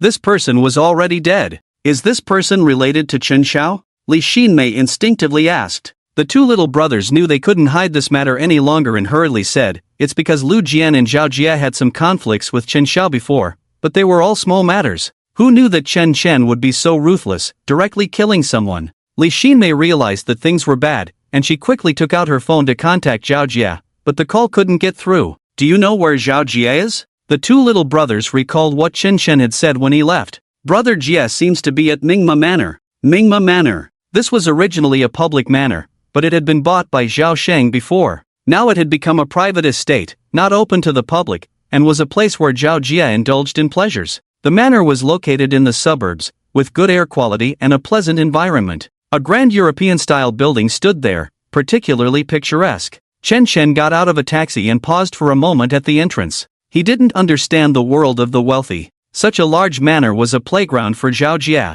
Yet ordinary people had to toil for a few thousand yuan each month, not daring to take a day off. Why is there such a huge gap between people, when we are all human? This world is inherently unfair. He didn't bring Wu Zhou along. Today would be a grand feast, and Wu Zhou was a good person. He didn't want to drag him into this. With so many people around, he would inevitably overlook Wu Zhou. The revenge for his daughter would be taken by his own hands. In the courtyard, he could see several luxury cars parked at the entrance, presumably belonging to Zhao Jie and the others. Chen Chen steadied himself. He had prepared a few talismans and was about to go in. Suddenly, a sharp voice came from the side. "Chen Chen, don't do anything reckless. Stop right there." A car stopped, and a woman hurriedly jumped out. This woman seemed very anxious, her face darkened as if shrouded in storm clouds, her eyes showing a hint of fatigue and an indescribable fear deep within. Upon seeing her, Chen Chen's brows furrowed tightly. This person was Li Xinmei. That wretched woman. The happiest part of my day is seeing all the readers urging for updates and sending little gifts.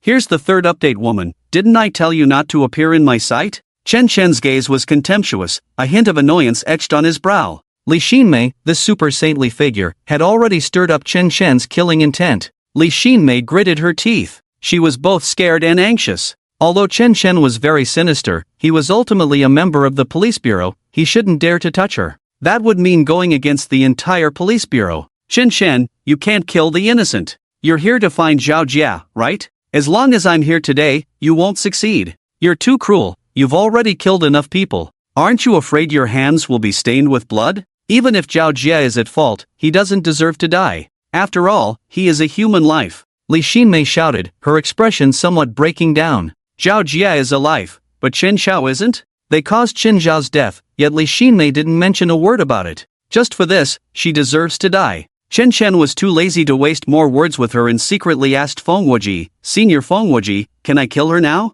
Feng Wuji seemed to have mostly recovered. He laughed heartily. "Ha ha ha, go ahead. Her evil spirit has been nurtured enough. Alright, then I won't hold back." Chen Shen's lips gradually curled up, displaying a devilish smile. After enduring Li Xinmei for so long, he could finally send her off. However, Chen Chen still felt a bit puzzled. How could this woman, Li Xinmei, help Zhao Jie for no reason? So, he gently flicked his fingers. He took out her phone. "What are you doing?" "That's my phone." Li Xinmei panicked and rushed over to snatch it. On the phone, Chen Chen saw the conversation between Zhao Sheng and Li Xinmei. In an instant, Chen Chen understood everything. It turned out that Li Xinmei had been bought off by the Zhao family. From the moment the incident occurred, Li Xinmei's attitude had aligned with Zhao Jie and his group. This was no baseless rumor. Everything had been premeditated. Li Xinmei used the money given by Zhao Sheng to buy a luxurious apartment in a high-end community. Chen Chen looked at his phone and laughed, but his laughter was filled with murderous intent. "So that's how it is, you took the Zhao family's money, and now you can't tell right from wrong. That's why you were so anxious when I came to find Zhao Jie. That money has bought off everything about my daughter, right? If I'm not mistaken, the police haven't even filed a case because you're operating in the shadows." Li Xinmei's face turned red and pale. She was completely unaware of her own mistakes, stamping her feet in frustration. "Yes, I took the money. Is there something wrong with that? I could never earn this much in my lifetime at the police station. I've dreamed of having a place in that community. Do you know? My former best friend has 2 apartments there, and I could never afford even one after working my whole life. I want to live in high society, to enjoy the life of the wealthy. And your daughter is already dead. Since she's gone, why not create more value for others? Chen Chen, you should be grateful because of your daughter. The Zhao family is willing to give me so much money." Li Xinmei's expression had completely broken down, with all sorts of greed and cunning written on her face. It was as if everything she did was justified, as if Qin Zhao's death was meant to fulfill her. Chen Shen silently took out a talisman, clenched his hand, and the talisman ignited instantly. I was wrong. I shouldn't have communicated so much with a beast. How could a beast understand human words? Seeing the talisman burn, Li Xinmei's beautiful eyes trembled. Usually, when Chen Shen burned this talisman, it meant he was going to kill someone. Remembering the gruesome deaths of those people before, Li Xinmei felt a chill rising from her feet. Chen Shen, what do you want to do? I'm a police officer. Do you dare to touch me? Li Xinmei screamed at the top of her lungs. In an instant, she felt her body bound by an inexplicable force, unable to move at all. Her pupils shrank into the most dangerous pinprick shape, and she was filled with terror. Chen Shen sneered, looking at her with interest. Do you think I would be afraid of the police? I said, everyone involved in this matter must die, without exception. Chen Shen leaned against a tree, his expression darkening. Li Xinmei didn't understand what Chen Shen was planning. She only felt the pressure around her growing stronger. Suddenly, she realized that no matter how much money one had, it was useless without life. Some money simply shouldn't be accepted. The money she had taken was built on Chen Zhao's suffering. Chen Zhao was dead. On the question of right and wrong, she had been utterly ridiculous. Chen Shen smiled. He merely shrugged his shoulders, showing a perfunctory smile, nothing more. As his words fell, Chen Shen exerted force. He walked over, hands clasped behind his back, looking down at her from a height, his eyes filled with a smile, as if he were admiring a piece of art. One of his hands was pulling something in the air, something that seemed very heavy, and he was pulling with all his might. Chen Shen, you. Li Xinmei was bubbling blood from her mouth, her life hanging by a thread. Chen Shen smiled and waved at her. Then, the hand that had been pulling suddenly released. Bang! Li Xinmei's chest was instantly crushed. The sight was particularly horrifying. Her mouth opened wide in an exaggerated manner, staring fixedly at the sky. Until her death, she could not close her eyes. It seemed she still had something to say, but it was forever swallowed back. Buzz buzz buzz. Suddenly, several police cars drove over, stopping nearby, and more than a dozen police officers jumped out. Leading them was Wang Jianhua. Just now, when Li Xinmei came over, she called the police station to have them come for support. Wang Jianhua and the others were still a step too late. As soon as Wang Jianhua came down, he saw Chen Shen at first glance. Instantly, he became alert. Chen Shen, what are you doing here? This is a private estate, don't mess around. The people nearby also stopped in their tracks, not daring to approach. From this angle, they couldn't see Li Xinmei's body. They only saw Chen Shen standing there, holding something in the air, his expression slightly grim. You came just in time. Chen Shen's smile deepened. I heard Zhao Jie is here, and today is his birthday, so I came. Zhao Jie? Zhao Shang's son. Wang Jianhua instantly understood everything. Not long ago, Zhao Jie's mother died, and Chen Shen was a major suspect. He still remembered the scene that day, Zhao Jie's mother jumping down from the building, landing right beside him. That scene was a huge blow to Zhao Jie. Now Chen Shen was coming to find Zhao Jie again. Could it be that he was going to? He didn't dare to think further. He wanted to turn around and leave. Why had all the recent misfortunes happened to him? Because of the last incident, he had just finished writing a report and was scolded by his superiors. Now, seeing that another incident was about to occur, he didn't even know how to write the report. Chen Shen, you can't go in today. I will never let you in. He shouted loudly. Chen Shen didn't care about them and turned to leave. Suddenly, he seemed to think of something, slapped his forehead, and looked over. Right, you should really want to meet this person. Chen Shen waved his hand. A shadow, sticky and slimy, was thrown over from the side. It landed right at Wang Jianhua's feet. At the same time, the police colleagues also saw the scene before them clearly. Is it Li Xinmei? If it weren't for being familiar with her, who could recognize her? She was left with only half a torso, crushed beyond recognition by a heavy object. This scene was too horrifying. Hiss! A group of people collectively gasped in shock. Their eyes were filled with confusion.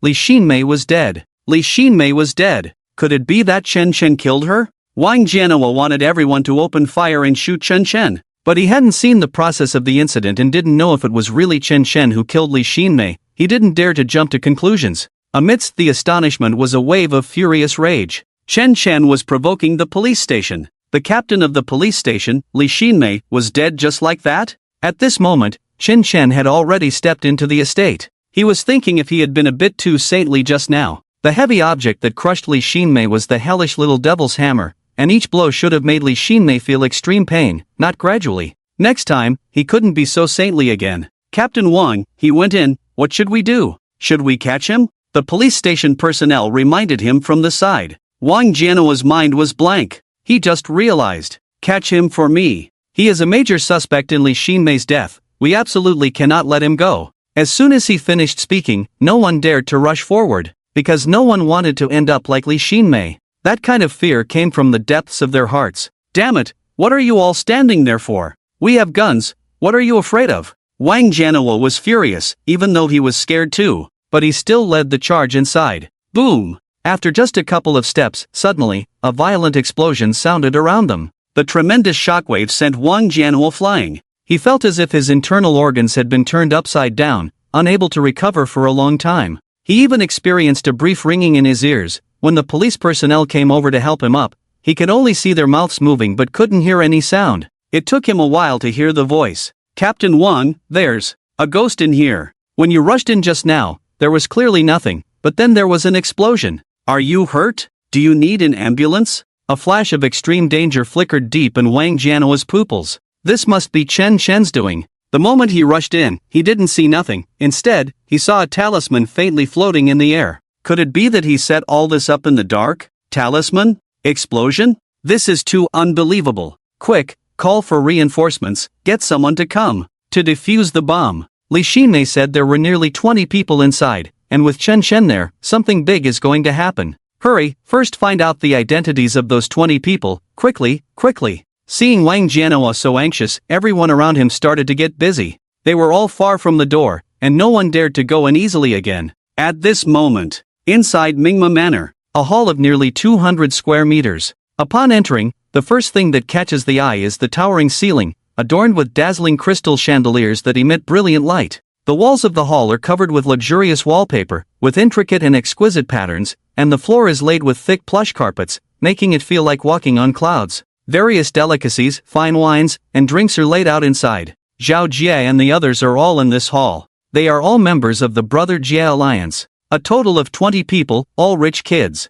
Zhao Sheng told him to hide recently, but Zhao Jie thought it should be fine to have fun in his own manner. This is his territory after all. At this moment, Zhao Jie is holding a glass of red wine, toasting a woman. One of his arms is broken, hanging there, looking somewhat disheveled. The woman, on the other hand, sits there like a queen, her left leg resting on her right, exuding an air of high status. Shouting, look, I've been pursuing you for so long, just agree to me. I promise, once we're together, I won't look for anyone else, I'll do whatever you say. Zhao Jie bows deeply, his posture very low. He smiles obsequiously. It's hard to tell that he just lost his mother. He has long forgotten about his mother's death, now he only has one thought, and that is to win over Feng Xiaoting. Tonight, he must secure her. Feng Xiaoting is also a student from a prestigious academy. This woman is beautiful, willful, and very proud, with all the airs of a young lady. Her family background is no less than Zhao Jie's. She was also present when they bullied Qin Xiao. That day, she was the one who enjoyed it the most.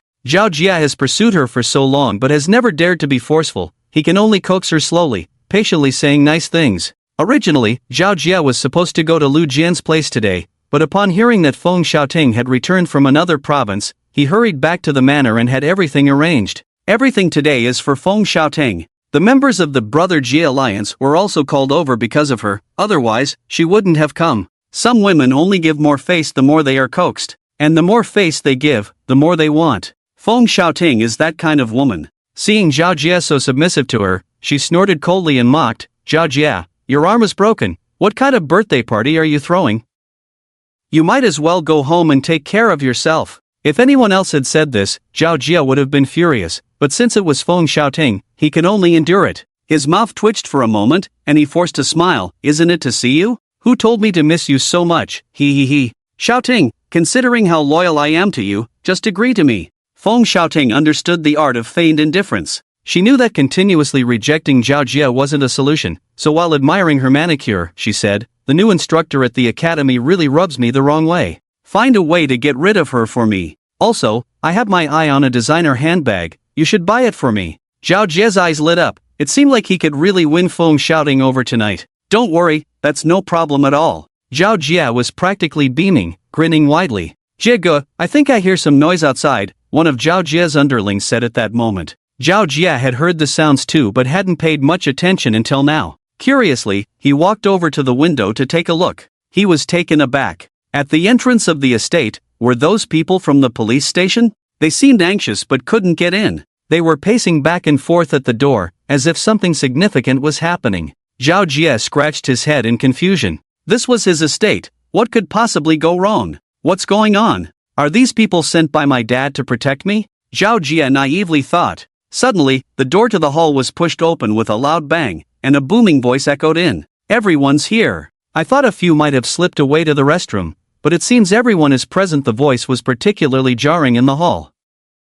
Instantly, all eyes turned toward the entrance. There stood a man who appeared to be in his 30s but was actually past the age of understanding. One hand propped against the door, the other in his pocket. His gaze was like a deep pool of water, once clear at the bottom but now slowly changing. Replacing all that clarity was a swirling mass of darkness, about to fill his entire gaze. It's you! Zhao Jie recognized him immediately. This was Chen Shen, the man responsible for his mother's death. He would never forget that face. If it weren't for him, his mother would never have met with such a fate. The events of that day still lingered in his mind. His mother had jumped from the upper floor, landing right in front of him, and Chen Shen had looked at her without a shred of guilt, as if he were admiring a piece of art. That look was something he would never forget. The crowd in the hall was thrown into chaos, murmuring about who this man was. Jie Ge, do you know this guy? One of the underlings whispered. Zhao Jie's face turned ashen. Know him? He wished he were dead. He quickly shouted, everyone be careful. He is a murderer. Hiss. That one sentence made everyone gasp in shock. A murderer? Was this man really that dangerous? It must be said, several people on the scene felt a strange sense of familiarity with this man's eyes. Ahem, ahem. Seeing the crowd agitated, Chen Shen casually closed the door behind him and walked in. He cleared his throat, holding a pale yellow talisman in his hand, swaying it lightly. Let me introduce myself. My name is Chen Shen, and I am Chen Zhao's father. I am also the calamity destined for all of you today because I will send every single one of you to hell, not leaving a single one behind. Boom! That statement was like dropping a bomb in the room, the smoke of fear enveloping everyone. He was Chen Zhao's father? The very same murderer? This news had long spread through the academy. Chen Shen had killed people at the school and even killed Geng Shui. He had nearly gone mad over his daughter's issues, but they hadn't taken it seriously, always feeling that this was too far removed from them. Moreover, who was Chen Shen to threaten them? They were all wealthy and powerful, standing at the top of the city's social pyramid. But seeing Chen Shen in person, the palpable fear and the spreading aura of murder made them all feel uneasy. After all, they all knew how they had treated Chen Xiao before. This is Brother Jie's manor. He didn't invite you, so you can't come in. Otherwise, it would be illegal. Someone reacted and screamed. With so many of them, why should they be afraid of a single Chen Shen? That's right, get out. This is our gathering, no one invited you. A poor wretch dares to come here and accuse us? Sending us to hell? What a joke. The one who should go to hell is you. Brother Jie can make it so you can't survive in this city with just one word. Get out, get out, get out. Brothers, throw him out. The people from Brother Jie's alliance were united, immediately coming together as one. Chen Shen, however, was sneering. In his eyes, these people were merely making a desperate struggle. Elder Feng, do you think these evil souls are to your taste? Chen Shen laughed. Feng Wuji pondered for a while before reluctantly speaking. Their evil souls are simply not enough to eat, they can barely fill the gaps. Ha ha, then let's make it difficult for the elder to eat some scraps. A dark energy flickered in Chen Shen's eyes. He then silently recited a mantra, discarded the talisman, and quickly formed seals with his hands in the air. After completing the last hand gesture, the talisman ignited completely. Instantly, a brilliant light spread out, enveloping the entire hall. Everyone fell silent, their eyes clearing up. What was that light just now? Was he performing magic? After the brilliance faded, someone quickly noticed. Shadows of various sizes appeared around the two entrances and the windows. Those shadows seemed to be holding sharp cold blades, like vengeful spirits collecting souls from hell. Although they had no faces, they were even more terrifying than those with faces. What is going on? What are these shadows doing? Zhao Jie was the first to lose his composure, shouting in fear. What are these shadows for? Is it a holographic projection? Playing tricks, thinking we would fall for this. With so many of us, what can you do to us? There are police outside. I advise you to behave. Uncle, you better get lost, or my fist will treat you well. Everyone was initially stunned, then they began to shout. It was broad daylight, and they were still on Zhao Jie's turf. What could he do? Especially the buzzcut guy at the front, who shouted the loudest, his muscles bulging, clearly someone who worked out regularly.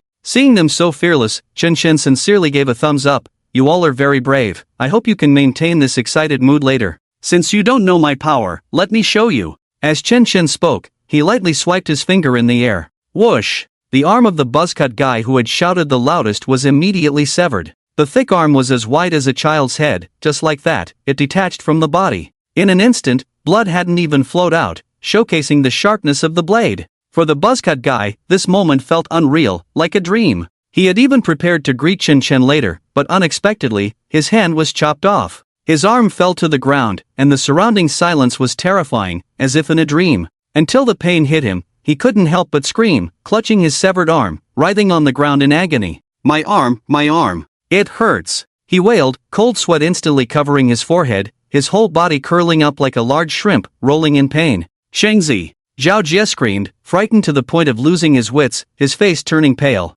Shengzi was his most capable enforcer. Now he was dead just like that? It was too fast. In the next second, Chen Shen directly reached out in the air. With one hand clawed, he easily squeezed. Boom! The body of the orange exploded. Except for the head, the body was completely shattered. It was clear that Chen Shen was quite considerate, leaving him with a complete head. Everything else had turned to nothing. Feng Xiaoting, who was relatively close to the orange, was splattered with blood. She was stunned. This was real blood. So much. And this smell. She immediately knelt on the ground and started to vomit. Ha! This! Everyone in the room was dumbfounded. The terrifying taste began to spread among the crowd. The orange was dead? Just like that, crushed to death? This wasn't a joke. Chen Shen wasn't joking with them. This was really about to kill someone. Chen Shen coldly smiled as he flexed his wrist, seemingly still a bit reluctant. Next time, I won't be so merciful. Please be mentally prepared. Merciful? He had turned someone into pieces, and yet he called himself merciful? What would happen if he weren't merciful? They didn't dare to think, really didn't dare to think. With Chen Shen's words, the shadows around them erupted into piercing laughter. It was as if they were enjoying the madness of the slaughter alongside Chen Shen. These shadows were devils. They seemed even more terrifying than Chen Shen.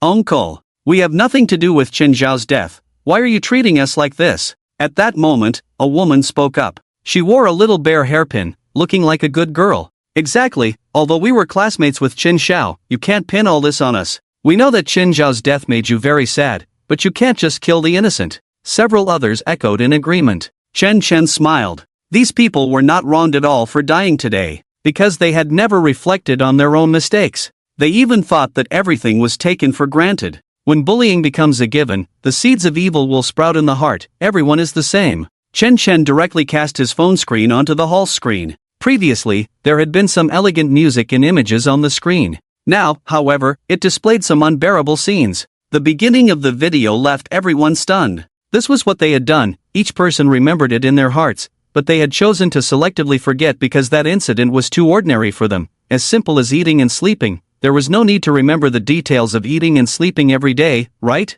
The current images brought back all those memories. In the video, they all beat up Chen Xiao together. That day, they all participated. Everyone took action. They had all watered the seeds of evil. My daughter Chen Xiao never bullied anyone. On the contrary, when others were bullied, she stood up to speak for them. But who knew that in the end, it was she who got hurt? My daughter was just too kind, which is why she was tormented and bullied by you scoundrels, leading to this outcome. If it weren't for your relentless pressure, if it weren't for your lawlessness, my daughter wouldn't have ended up like this. The wings of the devil were fully grown by you all together. Today, none of you can escape. If you did something wrong, you should go to hell, right? Wow, these words made everyone's hearts tremble, and some timid ones began to shake. Zhao Jie cursed quietly, carefully hiding a fruit knife in his hand, his eyes revealing a cold light, thinking that if it came to it, he would fight back. But Chen Shen's gaze suddenly turned to him, his eyes filled with amusement. Especially you, Zhao Jie, you laid hands on my daughter the day before she died. Your crime is unforgivable.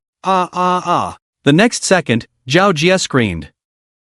His hand was pierced by that knife. Blood flowed freely, and the pain spread like madness. With 10 fingers connected to the heart, one can imagine how much it hurt. Zhao Jie's head was instantly drenched in cold sweat, and despair flickered in his eyes. He couldn't bear to imagine what he would become today. Outside, the patrol officers had surrounded the area, but no one dared to enter. They still remembered the scene from earlier. There were bombs in the air. A careless move could cost them their lives. At the same time, some curious streamers nearby had started live broadcasting. The camera focused on the interior of the manor, capturing the panicked people inside. They looked like they were trapped in a cage, unable to escape. Chen Shen's figure could be seen sitting in the hall, his expression playful, his gaze deep. He seemed to notice the camera pointed at him and turned to greet it. To make it easier for everyone to see the scene in the hall, Chen Shen simply set up a live stream, propping his phone up in the hall. Chen Chen, it's Chen Chen. It's really him, isn't he, that murderer from last time? They say he's already killed several people, but the patrol can't find any evidence. Oh my god, what does he want by trapping so many people here? He's going insane. The online audience immediately began to discuss. Chen Shen looked at the barrage of comments and sneered, pointing at the people in the hall, saying, "Today, none of the people here will escape. Soon, everyone will witness what it means to have evil met with evil." At this moment, the vast majority of netizens had yet to realize the complexity of the situation. They thought it was just a prank to gain views. No one believed that Chen Shen would really dare to kill someone, especially in front of the patrol. On the other end of the live stream, more and more patrol officers had arrived, completely surrounding the area. In this situation, would Chen Shen still dare to act? But soon, something suffocating appeared in Chen Shen's camera. It was a human head. The head of an orange. No body, just the head. And below it was a pool of blood, terrifyingly vivid. He killed someone. He really killed someone. This isn't a joke. What is going on? The online audience erupted, and the atmosphere on site was slowly igniting. Before long, Zhao Sheng arrived. He brought 7 or 8 people, looking extremely anxious. Zhao Sheng had come after seeing the live broadcast. Mingma Manor was his own estate. Inside was his son, Zhao Jie. Zhao Xiumei was already dead. His son could not be in danger again. That was his own flesh and blood. Just moments ago, he had seen Zhao Jie's hand pierced in the live stream. A knife had stabbed through. One could imagine how much it hurt. Zhao Sheng was nearly frantic. Also arriving at the scene were some other parents, all having come after seeing the live broadcast. Each one was deeply worried. "Captain Wang, why aren't you taking people inside? What kind of joke is this? Our children are still inside. You can't force a breakthrough?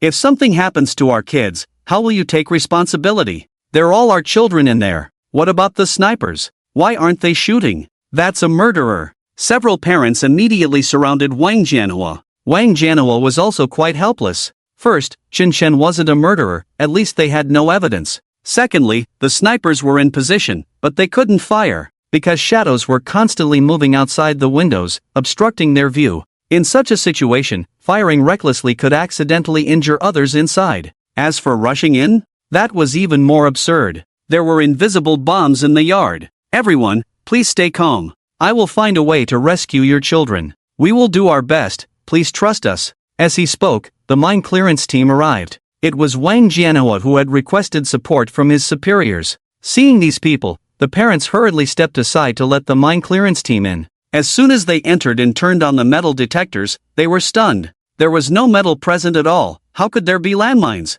Even some experienced team members were bewildered. How could they clear mines if there were none? What were the police doing? Just as he was filled with doubt, suddenly, the team leader of the mine clearance group saw a talisman appear before him, covered in strange symbols, as if the heavens had been triggered. The next second, an explosion rang in his ears. First a wave of scorching heat hit him, followed by a massive shockwave that sent him flying. The powerful force propelled him several meters away, and he crashed to the ground. The team leader lost consciousness instantly, his internal organs shaken violently, and he coughed up blood, unable to get back up.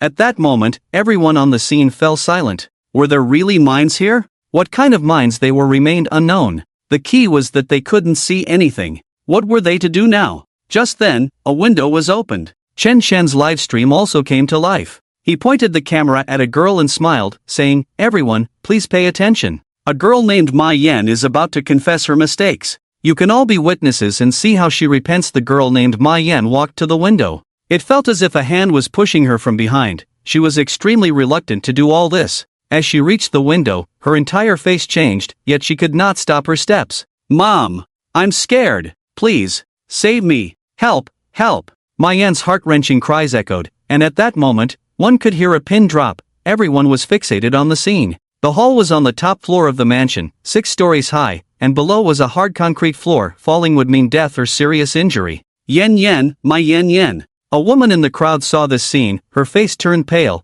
and she hurriedly pushed through the crowd to stand in front. Her eyes were filled with despair. Ma Yan stood there, just one step forward and she could jump down. Mom! Woo woo! Seeing her mother, Ma Yan was so frightened that she began to cry out. Yan Yan, please go back. Don't think like that. We will definitely save you. Just stay there and wait for us. The woman screamed in agony. Ma Yan wanted to go back too. Mom, I can't control my body at all. I don't want to come out. I don't want to die. It's a shadow pushing me forward. A shadow? Hearing this, Wang Jianhua and the nearby police officers broke out in a cold sweat. They had seen this shadow before at the police station. It was when Chen Shen had acted. It seemed this time was the same as before. But what exactly was that shadow? They had no idea. Could it serve as evidence? Could it convict Chen Shen? Clearly, it was impossible. Suddenly, a knife wound appeared on Ma Yan's body. It appeared in the most conspicuous place, blood gushing into everyone's view. Ma Yan immediately cried out in pain.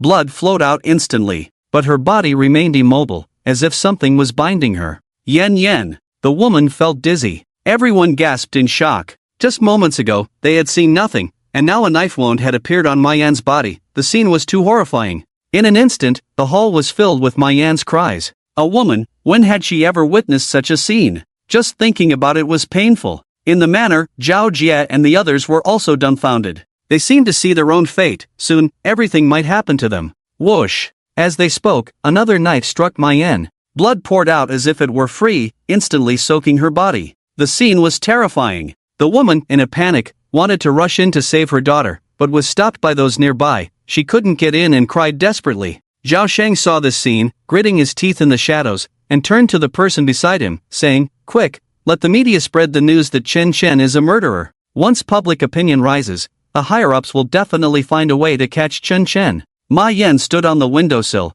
Her bloodied figure immediately swept across the internet. Almost everyone online saw it. At the same time, Zhao Sheng's people were also stirring the pot. The online discussions were rampant, all targeting Chen Shen. Oh my god, is there no law? Killing in broad daylight. This person is simply a madman. Why is no one taking care of this? Can we really let a madman set the pace? In a society ruled by law, he's still flying high. Brothers, who has time, let's go to the manor and deal with him. Because there were too many paid commenters, some uninformed netizens were led astray, all starting to blame him. These words also reached Chen Shen's livestream. He snorted coldly. He originally didn't want to pay attention to these clueless little cuties. But seeing the public opinion growing larger, he didn't want to bear the label of a murderer. So he directly opened that video. A group of people bullied Chen Xiao, covering their heads and beating her, under Zhao Jie's instigation. Throughout, Chen Xiao stood there helplessly, not daring to move. She kept begging for mercy, not even daring to cry out loud,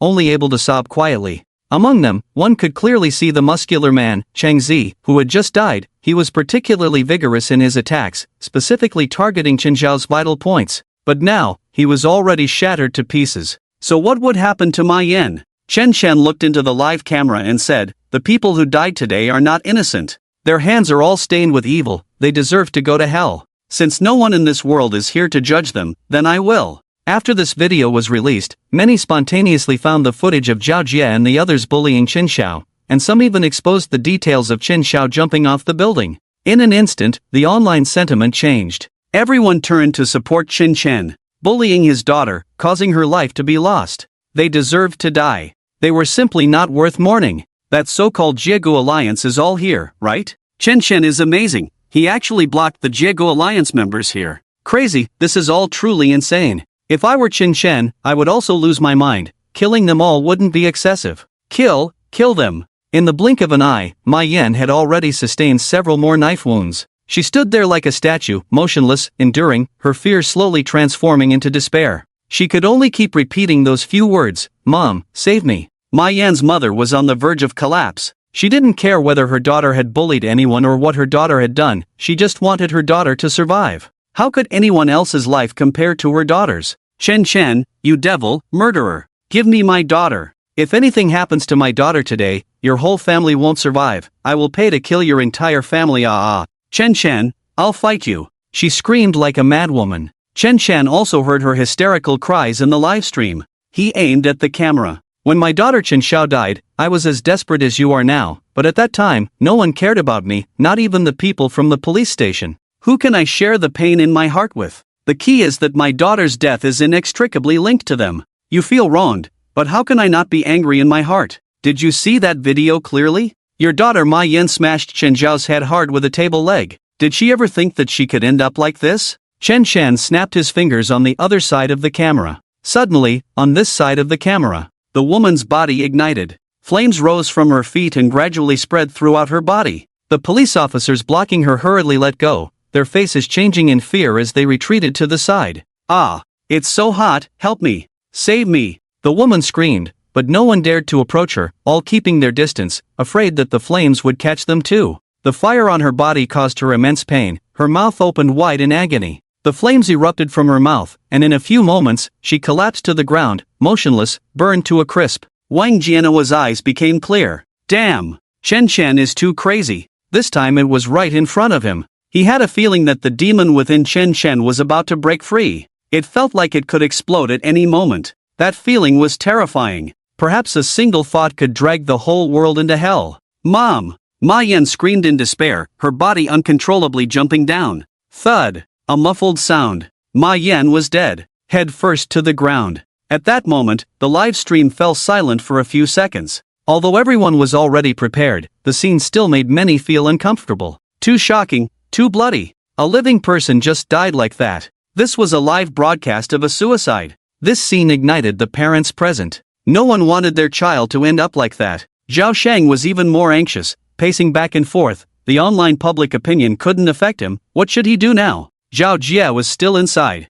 Team Wang, think of a way quickly. If anything happens to our children, I will definitely complain to the police station about you. My daughter can't die, she can't. My son is still inside. Ask Chen Shan, we'll pay whatever he wants. The anxious and agitated expressions of many parents appeared on the screen, and Chen Shan saw it all clearly. In the manner, Zhao Jia and the others looked extremely grim. Ma Yan was dead. She just jumped down and died. The words, jumping off a building, had never been etched so clearly and terrifyingly in their hearts. He smiled, propping his leg up in front of the camera. Everyone, don't be anxious, it will soon be your own children's turn. Very soon, I said. No one can escape today. I will pluck the wings of the demon, one by one. Then, Chen Shan looked at the people in the manor. A cold smile instantly filled with murderous intent. Next, who will it be?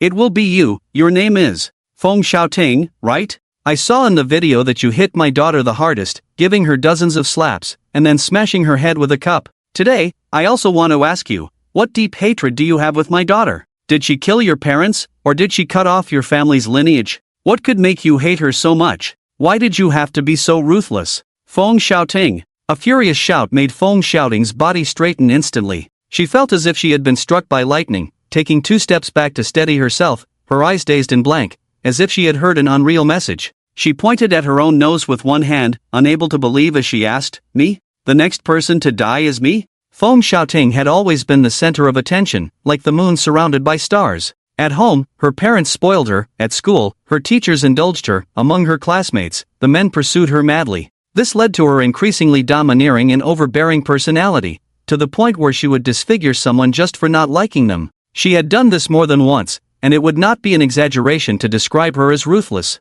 She still remembered that day when she hit Chen Xiao hard. By the end, her own hand was sore from the blows. But she and Chen Xiao had no real enmity. She was simply jealous of Chen Xiao's beauty. Why was it that despite her careful grooming and various beauty treatments, she could not compare to Chen Xiao? Why could Chen Xiao stand there, motionless and smiling, and still be so captivating? Why was her figure so commanding? In comparison, Feng Xiaoting felt her own brilliance had dimmed significantly, but she truly hadn't thought too much about it. Chen Xiao, a poor girl, could she really drag her into an abyss of no return? In an instant, the people around her distanced themselves from Feng Xiaoting, isolating her completely. The live broadcast cameras were all focused on her. This was the feeling of being the center of attention she had always wanted, but now it felt completely out of place. There was a sense of dissonance everywhere. It was as if death was calling her. Wang Wan, Chen Kai, come here. Why are you so far away from me? Do I have shit on me? Get over here. Wang Wan and Chen Kai were her little followers,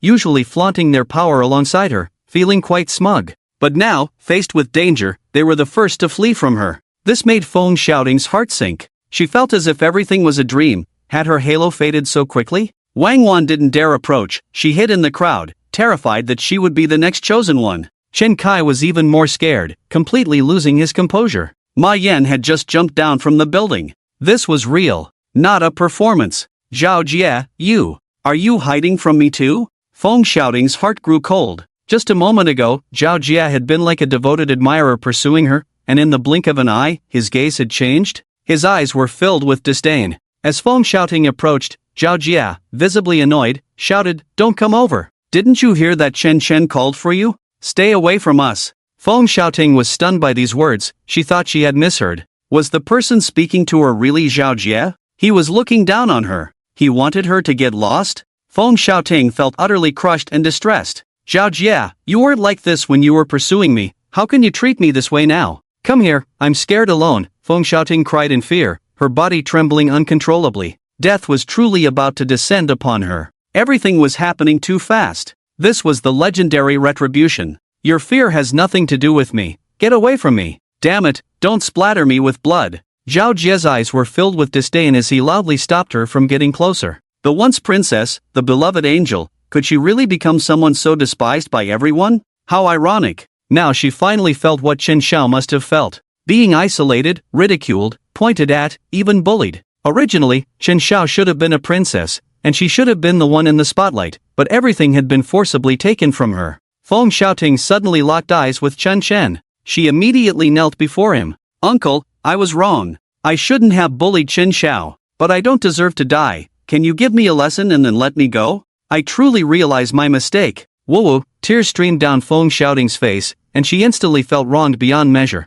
This scene was live-streamed, and everyone saw it. But Feng Xiaoting didn't care, she just wanted to survive. Living was more important than anything. Chen Chen looked at her and smiled indifferently. "I can spare you, of course, but I have a condition." Feng Xiaoting thought there was a glimmer of hope and quickly raised her head, excitedly saying, "Uncle, as long as you can let me go, I will satisfy any request you have." I promise you. My family has plenty of money, enough for you to spend a lifetime. I can transfer the money to you right now." Chen Chen said coldly, "I have only one condition, my daughter must be revived, or you die." Buzz. Feng Xiaoting's mind was shaken for a moment. She felt dizzy. How could a dead person come back to life? Wasn't this just making things difficult for her? Chen Chen never intended to forgive her. But Chen Xiao is already dead. How can a dead person come back to life? Feng Xiaoting trembled as she looked at him, as if seeking a glimmer of hope. Chen Chen nodded. "My daughter is dead, and my heart is heavy. Do you think I would spare you?"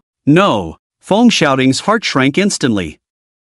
In the next second, a shadow flashed past her. The shadow let out a deep cry, as if only she could hear it. Immediately after, she felt a sharp pain as a knife struck her. It was her flat abdomen. Blood gushed out. She was momentarily stunned, wiping the blood with her hand. Then she broke down and cried. My stomach, there's blood. I'm bleeding. Woo! Is there anyone to save me?" As Feng Xiaoting cried, her body uncontrollably moved toward the window. In the distance were the police station and many parents. This scene shocked everyone, their eyes wide open. Some parents looked over to see if it was their child. At the same time, Chen Shen's voice came through the live stream again. "This person is named Feng Xiaoting. She takes pleasure in bullying others. Not only that, but she is also very jealous, having ruined the looks of several girls because they were prettier than her. Such a person is a tumor, wasting food and air." This statement stunned many. Someone immediately revealed Feng Xiaoting's background. Feng Xiaoting? The only daughter of the Feng group?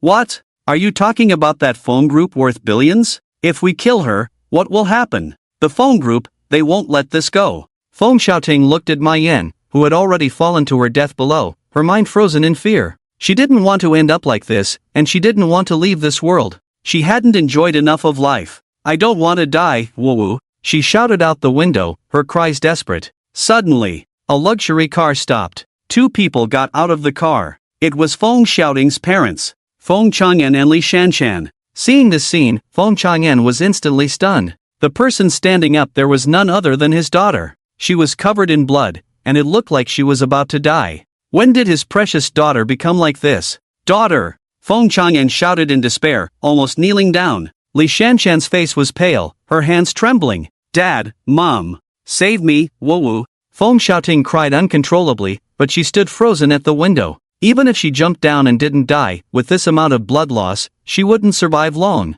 Wang Jianhua was already reporting the situation to those above, but there was no response for a long time. Such a big incident had occurred, and the people above had seen it on the livestream and were currently making decisions. "Chen Chen, you must let my daughter go. Otherwise, I won't let you off. I am Feng Chang'an of the Fong Group. Have you heard of my name? I have a net worth of billions, and I can easily find a few people to kill you. Don't push me, At his age, Feng Chang'an had everything he could want, but the only thing that could stir his heart was his daughter. His daughter was his everything. He couldn't lose her. Chen Chen looked at the camera, his brows slightly furrowed. "I really hate it when others threaten me." Only then did Wang Jianhua and the others react, rushing over to cover Feng Chang'an's mouth. But it was still too late. A wave of black mist spread forth, and Feng Chang'an collapsed to the ground with a thud. "Dad!" Feng Xiaoting was stunned, her whole body feeling as if it had been drained of energy. Her father, the towering tree that had supported her since childhood, the one who could hold up everything, was now dead before her eyes?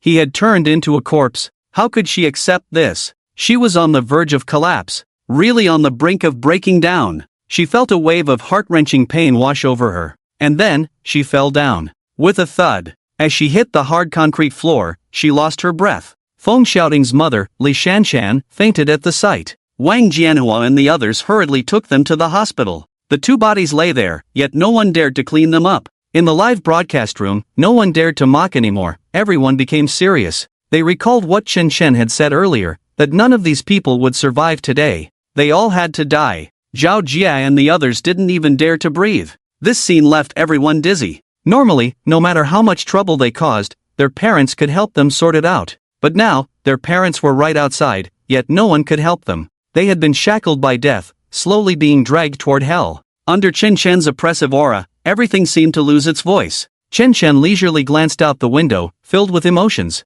Just a week ago, he was an ordinary person, quietly running his little tea house, never imagining that a week later, his life would turn out like this. He had become a ruthless killer? So many lives were now in his hands. But he truly didn't care anymore, because all of this was built upon his daughter's suffering. Those who had made his daughter suffer should all go to hell. Don't be fooled by their pitiful cries now. How many knew the depth of their sins? When his daughter cried and begged for mercy, who among them had ever softened their hearts? When his daughter was bullied by all of them, who had ever stood up to say a word in her defense? It wasn't that he was heartless, but this world had no justice to speak of. Ahem.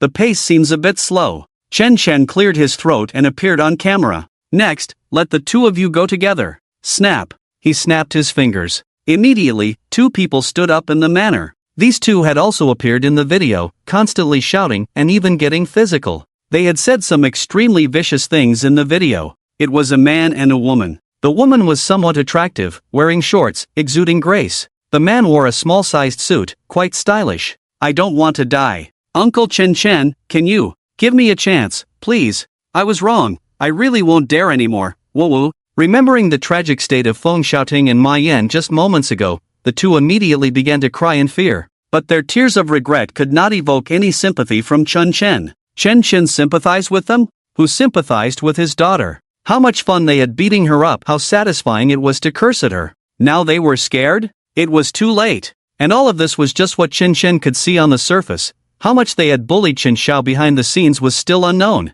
He had to take this breath. Outside, two parents were screaming heart-wrenchingly, "It's my son! My son! Daughter, whoa, it's my daughter!" Chen Chen snapped his fingers. The bodies of the man and woman were instantly controlled by an inexplicable force. Both of them were so frightened that they closed their eyes. When they finally reacted, they realized they had already arrived by the window. Looking down, they saw the two corpses still lying below. Their bodies swayed unsteadily, already covered in wounds. Even if they jumped down and didn't die, they wouldn't be able to save themselves. A deadened look appeared in their eyes. Then, thud, thud, two more were taken away. Outside, at the police station, two more parents had fainted. At this moment, Chen Chen's livestream was trending. Many people from Baitsong City were watching and sharing it wildly. The heated discussions online were refreshing constantly. So many people, does Chen Chen plan to let any of them go? He's really ruthless. But it's satisfying. How did those people bully his daughter before? In the end, his daughter jumped off a building, and the police didn't care at all. Who doesn't know the reason behind it? You reap what you sow. Who told them to bully others like that? Chen Zhao's death is closely related to them. If you ask me, they deserve it. But isn't it a bit too cruel to make those people jump from above? Get lost, you upstairs saint. This hasn't happened to you, so you can be so calm. You're just like those beasts. Beat the saint to death, damn. Liang Hui was also watching all of this. He sat in front of the computer, not moving for half an hour, not even taking a sip of water, just staring intently at the screen. Every move Chen Shen made tugged at his heart. In the blink of an eye, so many people had died, yet there was no fear in his eyes. Instead, there was an unprecedented exhilaration. These were the murderers who had caused Chen Zhao's death. They thought their age and status were tools to escape punishment, but they didn't expect Chen Shen to disregard any rules. This time, they all had to die. Chen Shen was venting his anger fiercely. Someone online had already captured and released videos of how Brother Jia's alliance bullied Chen Xiao. Who could see that scene without feeling angry? Instinctively, they would think of their own children. If it were really their own child, they would probably go crazier than Chen Shen. The hearts of parents everywhere ache, whose child isn't a piece of flesh from their own body. What to do? Chen Shen has gone mad, 6 people have already died. Wang Jianhua was anxiously talking to someone above, while his colleagues were trying to comfort the remaining parents, but it was of no use. The crowd was gradually starting to boil over. They didn't want to watch their children die like this. This feeling of helplessness was heart-wrenching. Wang Jianhua, do you have evidence over there? The person on the phone asked calmly. Wang Jianhua felt ashamed and shook his head. No, but I'm sure it's him. The person above fell silent. Without evidence, how could they arrest someone based on just his word? It was live streaming now, and any mistake could cause irreversible consequences. This represented the entire police system. But now the scene was in chaos, and Wang Jianhua didn't know what to do. Next, the pace is about to quicken. Chen Shen's voice appeared in the livestream like a spell. The previously noisy crowd suddenly fell silent, all looking at the livestream in terror. Chen Shen extended 3 fingers. Below, jump together, 3 of you. Whoosh! Immediately, 3 people stood up across from him. 3 men, dressed in a careless manner. One even had earrings and lip piercings. Son, Xiao Tian, it's my son Zhang Feng. Whoa, you all think of a way to save him. My son, it's my son's turn now. The parents immediately panicked, flailing around like headless flies. All of this was happening right before their eyes, yet no one could stop Chen Shen. I can only watch the tragedy unfold. Chen Shen, you are a madman, you murderer. You won't have a good death. Let our son go, we can at least admit our mistakes to Chen Xiao, that should be enough, right? It was our failure in education before, but my son doesn't deserve to die. Several parents shouted loudly at the live broadcast. Chen Shen originally didn't want to pay them any mind, but upon hearing this, he still responded out of politeness. Not everything can be remedied after the fact. Now that your son is about to die, you regret it? Where were you earlier? Your education, your indulgence, are the sharp blades that have harmed them. All of this is because of you. If you don't teach, someone else will teach them how to be human. The few of them were left speechless. Chen Shen was right.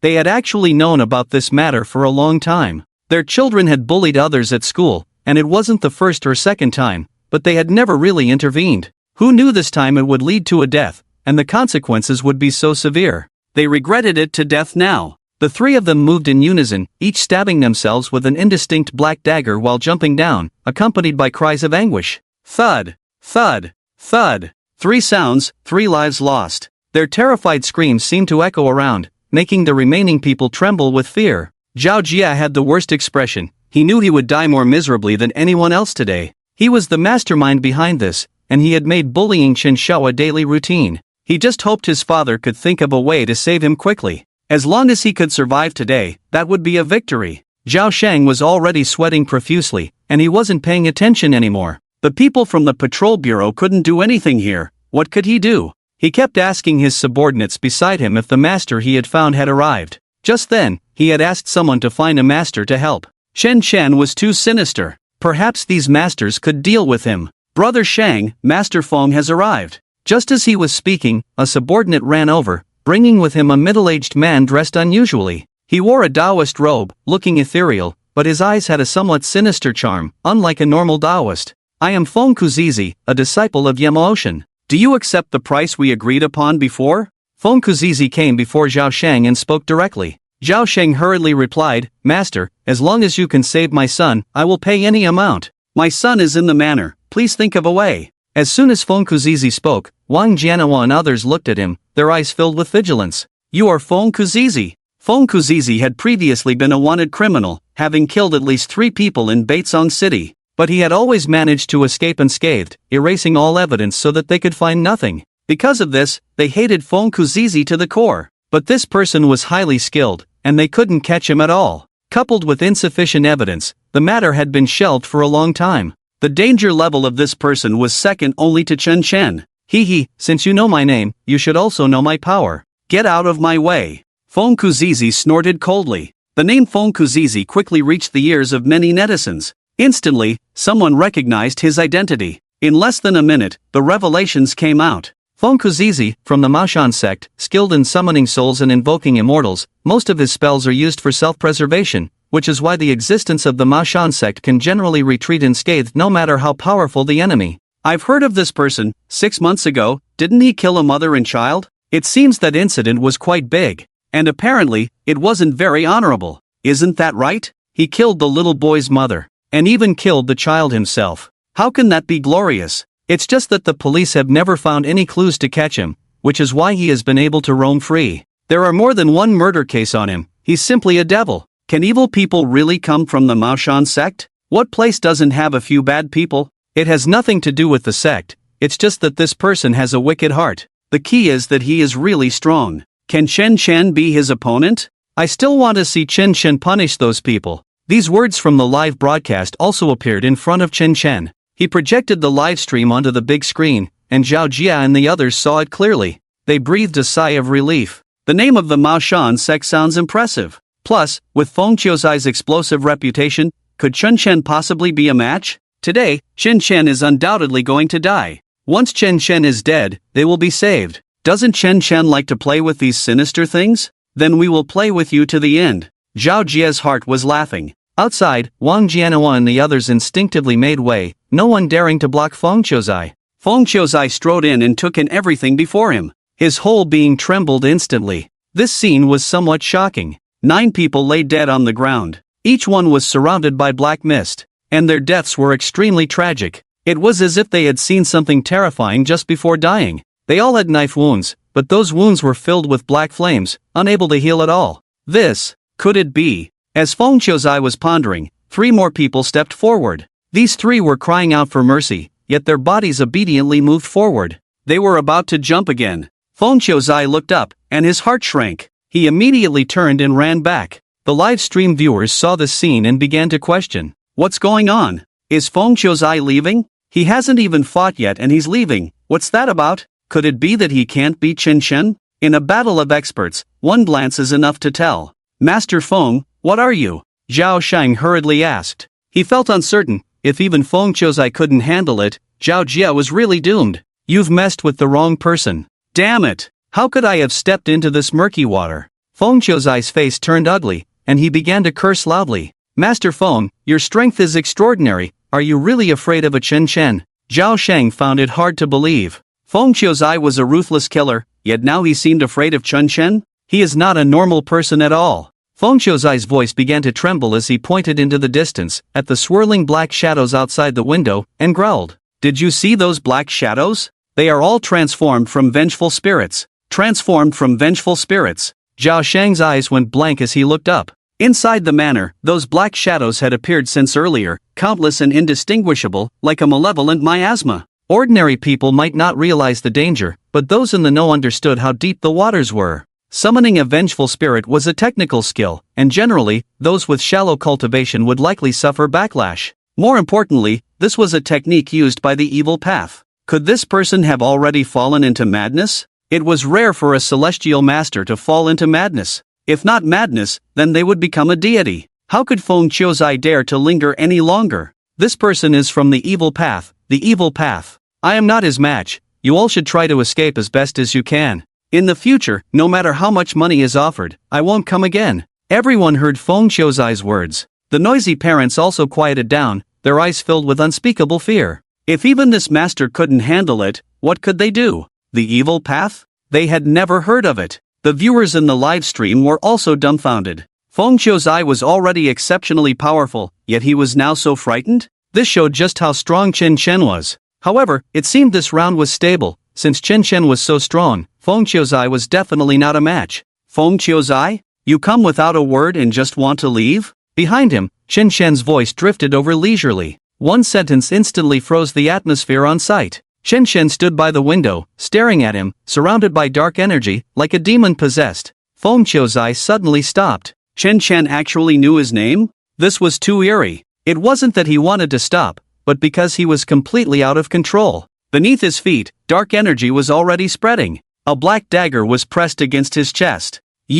I have no enmity with you. Why must you do this? Feng Qiuzai's face changed drastically in fear, and he hurriedly responded. Chen Shen clasped his hands behind his back, smiling happily. We naturally have no enmity, but the evil souls on you are quite delicious. Moreover, you have committed many crimes, killed quite a few people. Today you should pay the price. Crack! Feng Qiuzai felt a part of his body make a sound, and immediately a wave of fear surged up. He broke out in a cold sweat, his eyes wide with terror. No, master, I beg you. Spare me. Boom! The next second, Feng Qiuzai's chest exploded. Blood sprayed towards Zhao Sheng and the others. The few of them had no reaction, directly getting splattered in the face. Feng Qiuzai's body slowly fell to the ground, dead from a sudden heart attack. Chen Shen reached out and swallowed his evil soul. He chewed vigorously a few times. This soul tastes like gummy candy, not bad. Senior Feng Wuji, do you find it tasty? Feng Wuji lazily replied, it's average. This person has committed many small evils, but not much great evil. We need to find someone with greater evil next. I understand. Feng Qiuzai was dead, just like that. Wang Jianhuo and the others couldn't quite describe their feelings. Was it happiness or fear? Feng Qiuzai was a habitual offender, a man who killed without hesitation. Now that he was dead, it relieved them of a great burden. However, the manner of his death was a bit too tragic. If someone as strong as Feng Qiuzai had no resistance in front of Chen Shen, then who would be his opponent? The entire scene fell silent for a few seconds, then erupted into chaos. Feng Qiuzai's death sent them an important signal. The darkened celestial master, possessed. This sounded very eerie. Everyone felt uncertain. Those parents who had still held a glimmer of hope were now completely in despair. White was not an opponent, and black was not an opponent. All they could do now was watch as Chen Shen slowly judged their children. Bang bang bang. Just as they were in a daze, 3 more people jumped down. The bodies below had already piled up, looking quite terrifying. A few more parents screamed hoarsely. This feeling could only be truly understood by those who had experienced it. Some reasonable parents had already knelt down, bowing to the live stream camera, pleading with Chen Shen. Chen Shen, I beg you, can you spare our child? He is still young, he doesn't understand, but can you give him a chance to turn over a new leaf? We only have this one child. If he dies, what meaning is there in our lives? He is our only bloodline, woo-woo. The parents kneeling on the ground were crying bitterly, looking genuinely heartbroken. Chen Shen snorted coldly, a fierce light flickering in his eyes. As if I have several daughters, isn't Chen Xia my only daughter? Isn't she my heart's flesh? Your children are children, but my daughter is not a daughter? If I hadn't become like this, if I hadn't trapped your children inside today, who among you would listen to me? Who would seriously apologize to me? When my daughter begged them back then, did any of them stop? Did anyone speak up for my daughter? Now you're here pretending to be pitiful? Damn! Chen Shen said, waving his hand. Among the 3 people standing on the windowsill, one suddenly waved his hand, cutting open his carotid artery, and blood sprayed out as if it were free, staining everything around. He screamed in terror because the knife was too sharp. He felt no pain for the moment, only saw his blood gushing out. Then, he bent forward, mimicking a water-fetching motion. With a thud, the whole world fell silent. Then the 2 people beside him imitated him and jumped down together. Blood splattered like water, blooming into beautiful mandala flowers. 2 of the parents who had just knelt down begging for mercy fainted, while those nearby desperately pinched their acupoints trying to wake them. The air was thick with the smell of blood, everything was utterly insane. They seemed to be watching a movie, one filled only with slaughter and bloodshed, with no hope in sight. At that moment, Wang Jianhuo also received orders from his superiors. The attitude from above was already very clear. Charge in with people, at all costs, and rescue everyone inside. The public opinion online is against us, we must save them no matter what. Wang Jianhuo agreed wholeheartedly, but he felt uncertain inside. Save people? At what cost? Perhaps countless lives would be lost on their side. But he dared not disobey the orders from above and could only grit his teeth and give the command, all teams, listen up. Now give it your all and charge in. We cannot let anything happen to those inside. It's best to capture Chen Shen alive. We must give the outside world an explanation today. We cannot lose face for the police department. Received. Received. Each team responded in turn. Then, everyone armed to the teeth rushed into the courtyard. At first glance, the courtyard seemed empty and safe, but they all knew that danger lurked beneath the surface. They had no idea when it would explode or where the danger lay. Chen Chen also heard the commotion outside, shaking his head helplessly, speaking to the live camera. I advise you not to act impulsively, otherwise, whether you live or die, you can't blame me.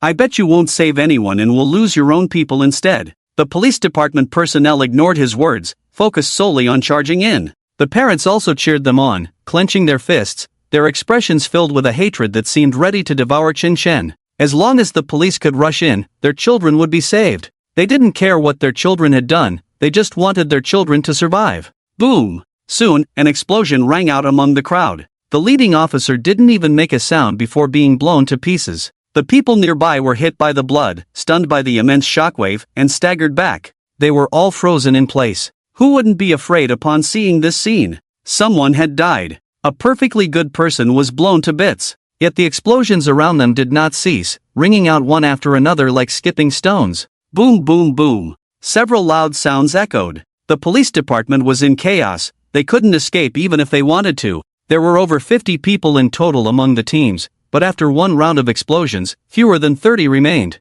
These fewer than 30 were in a terrible state, covered in blood, all of it their teammates' blood. In an instant, everyone fell silent. Wang Jianhua's walkie-talkie fell to the ground, and he stood there, dumbfounded, as if he had lost his voice. The scene before him was terrifying, like a hellish abyss. Over 20 people just died like that? Not even a trace left. The dignity of the police station was preserved, but so many of their people had died? The parents who had just been fanning the flames were now silent. One by one, they covered their mouths, trying not to make a sound. Some, unable to hold back, had already crouched down and started to vomit. Even the air around was filled with the stench of blood, a nauseating smell. The police officers were now in an awkward position. They were stuck in place, unable to advance or retreat. Some with poor psychological resilience had already collapsed, kneeling on the ground and crying out loud, completely disregarding the image of the police station. What do we do now? What do we do? Ame is dead, Shang-gu is also dead. Chen Chen wasn't just scaring us, if we keep messing around, we might all die.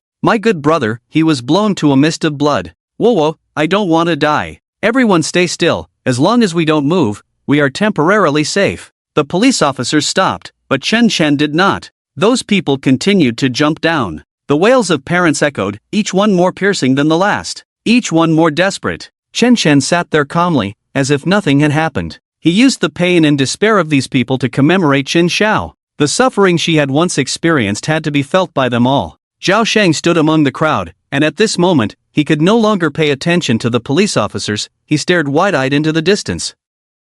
Because there were only 3 people left in the manor. One of them was Zhao Jie. That was his son. The scene he feared the most had still occurred. In the face of all this, he felt powerless, only able to watch helplessly, feeling the endless pain spread. Looking at the last 3 people, Chen Chen seemed somewhat emotional. He had unknowingly become a murderous fiend. But this feeling was truly good. Rather than being an ordinary person who could do nothing, it was better to take pleasure in revenge and seek justice for his daughter. Once the door to revenge was opened, it could never be closed again. Chen Chen extinguished the last cigarette and looked at Zhao Jie. Next, let me introduce you to the most special guest here, his name is Zhao Jie. Zhao Jie felt a jolt at these words, as if he had fallen into an ice cave. The blood in his body seemed to stop flowing. From the beginning of this incident until now, it felt like he was in a dream. Originally, he should have been at home recuperating, not out here messing around. Just to see Feng Xiaoting, he had ended up in this predicament. Standing here with these people, being judged by Qin Chen, slowly descending into hell. Who would believe such a scene? If time could turn back, even if he had 100 times the courage, he wouldn't dare to touch Qin Xiao again. Who could have imagined that Qin Xiao had such a crazy father? Chen Chen looked at Zhao Jie with a smile, his polite demeanor making it seem as if they were old friends who hadn't seen each other in years. Only Zhao Jie knew how dangerous this all was. His name, everything about him, was about to be erased. All of this was in Chen Chen's every gesture. In the live broadcast room, outside, the police, everything was silent. After so long of brewing, Chen Chen was finally about to start the most exciting part. At this moment, everyone felt like they were on a roller coaster, their hearts rising and falling. It felt as if the bomb pressing on their chests was about to explode. Chen Chen's smile deepened, becoming more radiant. It seemed to conceal the dark aura surrounding him. The shadows became even more ethereal. As for the name Zhao Jie, everyone should not be very familiar with it. Let me give you a brief introduction here. This person is the eldest son of the Feijian group, a rich second generation, a spoiled brat. From the moment he came into this world, his biggest worry has been how to spend money, how to exhaust all the money around him, which has become his greatest problem, and thus, it has fostered his bad nature. He established the Jiegu Alliance, and its members are the people who died here. Just a week ago, he and a few others bullied and beat my daughter, leading her to take her own life by jumping off a building. Then I discovered that this was not the first time. Zhao Jia had previously led the torment of my daughter and had everyone in the Jiegu Alliance bully her, insult her, curse her. As a father, I naturally do not want to face that scene, but this matter cannot go unchecked, and revenge cannot be avoided. So, I mustered the courage to investigate this matter. Perhaps my actions seem excessive or even cruel to many, but I want to say, this is just the beginning. If you think everything happening now is already too much, then what will happen next will refresh your worldview. The apocalypse begins because of my daughter. The devil is born because of my daughter. The world will change because of my daughter. Chen Shen's words ignited the live stream. Some who had previously felt pity for Zhao Jia and his companions at this moment turned ruthless. Can a father not be enraged upon seeing his daughter bullied to suicide? As for being excessive, they no longer felt it was excessive at all. Those involved in this matter should pay the price. Killing requires a life. Debts must be repaid. This is an unchanging truth. Kill, kill, kill, kill them. Support Chen Chen. The live stream was flooded with messages. Zhao Shang's face turned pale as he rushed over and grabbed Wang Jianhua by the collar, growling, "Wang Jianhua, you need to think of a way. That madman is going to target my son. You need to think of a way." Wang Jianhua, feeling annoyed, pushed him away. How could he think of a way when so many of their own had just died? Are the people from the police station not human? Their deaths were a huge loss for the police station. To save a group of rich second generations, the police station's cost was too great. These rich second generations were already parasites of society. Thud. Zhao Jia directly knelt down before Chen Chen.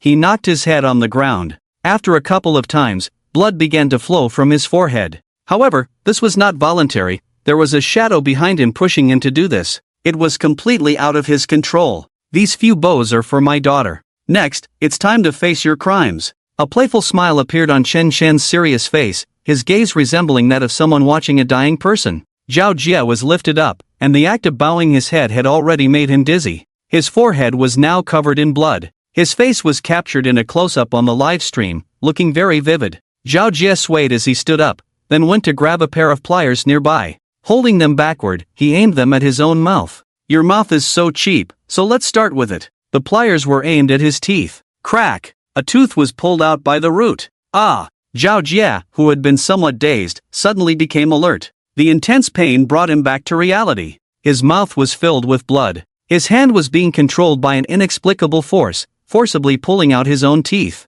The two people beside him were already pale with fear, their bodies trembling uncontrollably. This pain seemed to spread to them as well. Zhao Jia cried out in agony, begging for it to stop, but his hand was very obedient. The pliers aimed at his second tooth. With a swift motion, it was yanked out. Then came the third tooth, the fourth. Zhao Shang bit his lip tightly, watching his son being tormented, feeling utterly helpless, standing there like a fool. When the eighth tooth was pulled, Zhao Jia couldn't hold back any longer and spoke with a choked voice, "Uncle Chen, I need to tell you something. Can you please stop pulling my teeth? It hurts so much." Chen Shen smiled and nodded. "Alright, if what you say is something I like to hear, I won't pull your teeth. Uncle, although I bullied Chen Xiao, and I even hit her the day she died, I wasn't the one who killed her. That day, Sun Tianyu suggested calling Chen Xiao over for everyone to have some fun, then torturing her to vent their anger. Chen Xiao is usually very obedient, but I don't know what happened that day. She kept resisting. Her stubbornness infuriated Sun Tianyu.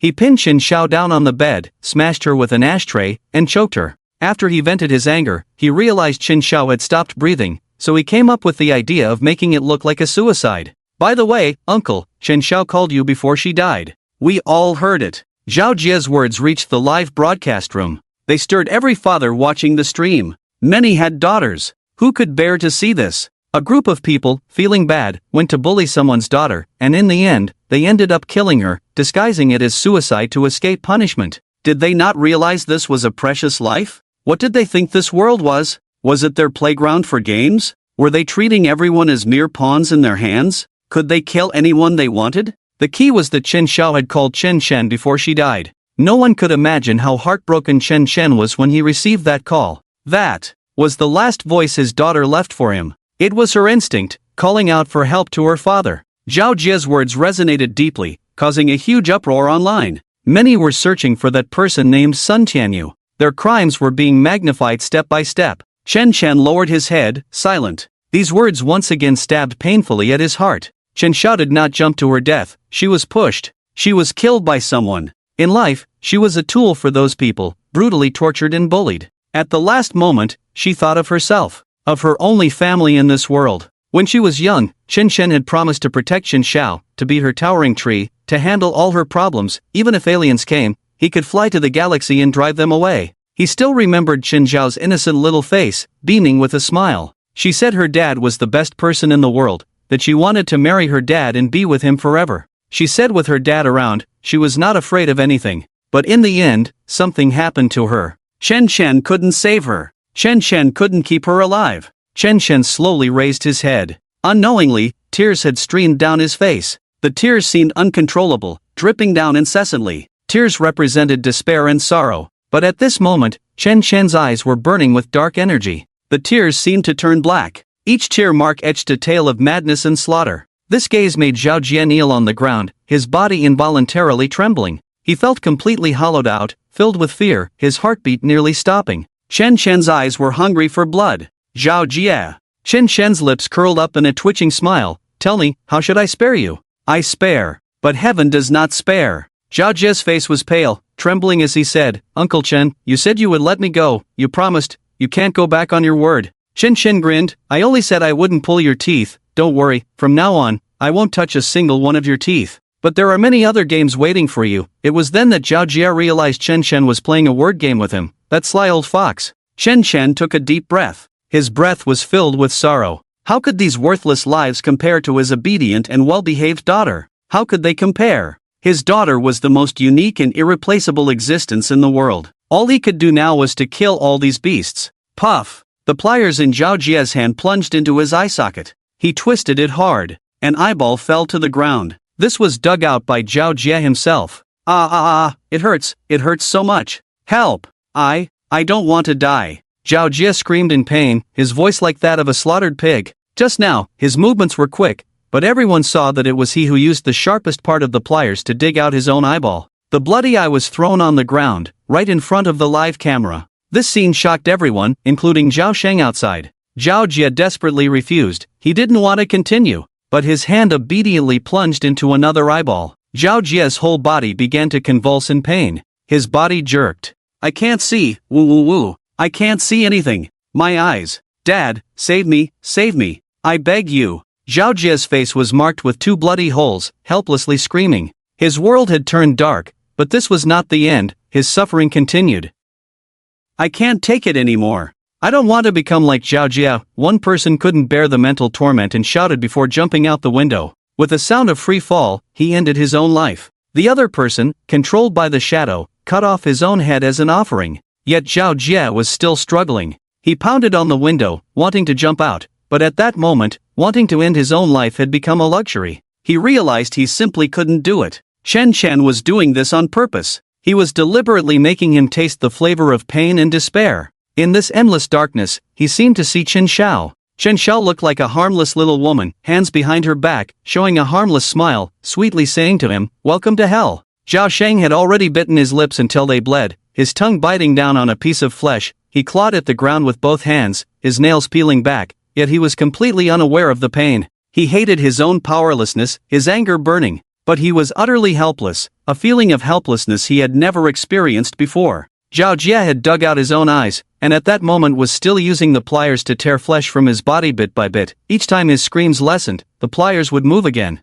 This was not killing, this was torture, this was showing off, this was provocation. But all of this seemed so reasonable when it came to Chen Chen. Because he was the victim. He was the one who was hurt the most. Because Zhao Jie's screams were too annoying, Chen Chen simply let him tear the flesh from his own lips. Now he could only make muffled sounds. Chen Chen wore a sinister smile, secretly wiping away a tear. At this age, tears should have become extinct in him. Yet unexpectedly, these days he had been constantly washing his face with tears. He really couldn't endure it. Just thinking of Xiao Xiao made him ache, a heart-wrenching pain. After a while, he finally stood up. He felt it was about time and walked outside. Outside the door, fewer than 30 officers from the police station stood in the middle of the road, not daring to move, as if their bodies were bound by an invisible force. Behind them were many onlookers, among them Zhao Shang. He looked like a hungry wolf, glaring fiercely at Chen Chen. Chen Chen first stood at the door, lit a cigarette, and then leisurely walked towards the entrance. All teams, don't move. Absolutely do not act rashly, there may still be bombs nearby. The officers wanted to move but dared not, quietly watching Chen Chen approach them. What's wrong? Aren't you going to arrest anyone? Although I didn't do any of this, I have a lot of suspicion. You should take me back for a thorough investigation. Chen Chen looked at them with an air of arrogance, extending his wrist towards them in a provocative manner. This was a slap in the face. How could the police station back down in front of a live broadcast? But no one dared to move. No one knew how many bombs were around. No one wanted to die for nothing. Then, they heard Wang Jianhua's voice coming through the intercom, mixed with Zhao Shang's shouts. Hurry and capture Chen Chen, and send a few people in to rescue. Zhao Jia might not be dead yet. Quick, save him. A few officers exchanged glances and decided to rush in to save people, while Zhao Shang recklessly charged in. But just then, bang! A dull sound came from the side. Zhao Jia jumped down from above. His head made intimate contact with the hard ground. His head was smashed to pieces.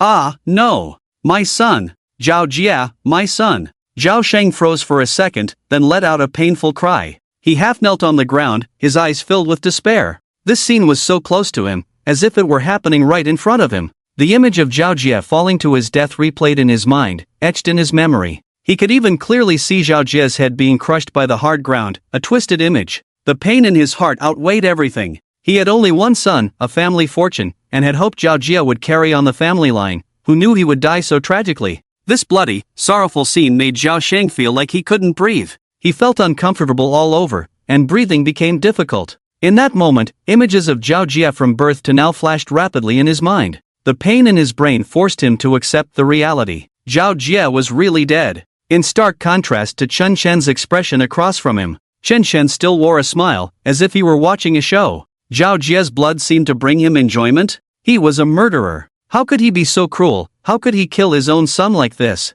Chen Chen, I'll kill you. Ah! Zhao Shang went mad, recklessly charging towards Chen Chen. But he hadn't taken a few steps before being stopped by the police officers. Mr. Zhao, calm down, don't get angry. It's dangerous here. There are indescribable bombs everywhere. Going over there is practically suicide. Zhao Shang was already filled with rage. What had he struggled for all these years? Wasn't it all for Zhao Jia? Now that he was dead, his heart felt empty. He would risk his life for this. Calm down, my ass. My son is dead. My son jumped off the building. Ah, who can understand my feelings? No one can understand. Get out of my way. I want Chen Chen's life. Zhao Shang was pinned to the ground, his hands clawing at the cement floor, completely broken. The officers nearby rushed over to stop Zhao Shang, and even Wang Jianhua joined in. Mr. Zhao, calm down. A gentleman takes revenge. 10 years is not too late. If you don't calm down now, you might lose your life. Calm down. Save your life.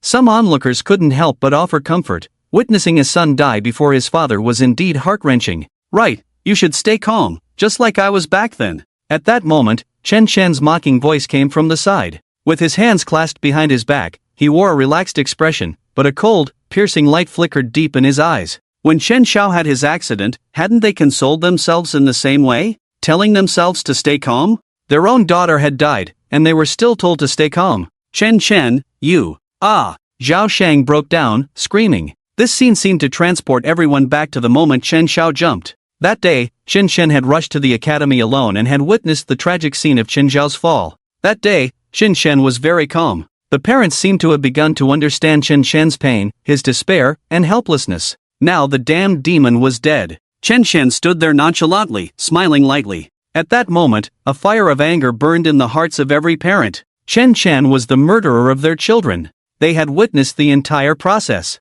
Under Chen Chen's manipulation, one by one, they self-harmed, jumped, and were shattered to pieces. Those were their flesh and blood. Which parent in the world could endure this? It felt like a piece of flesh was brutally carved from their hearts. Catch Chen Chen, don't let him escape. He's a murderer. Shoot him. We want Chen Chen dead. Let him pay for our children's lives. The surrounding parents shouted loudly, each on the verge of collapse. Chen Shen's smile grew wider as he leisurely walked along the path of the manor towards the gate. He stepped around the disgusting blood on the ground, as if all of this had nothing to do with him. To those parents, his actions were nothing but provocation. What has happened to this world? Even a murderer dares to be so brazen. Where is justice? Where is fairness? The officers of the patrol bureau didn't dare to move until Chen Shen had safely exited the manor. Only then did they attempt to apprehend him, fearing there might still be bombs hidden nearby. Wang Jianhua was the first to rush over, his anger mixed with fear. He had seen how crazy Chen Shen had been just moments ago.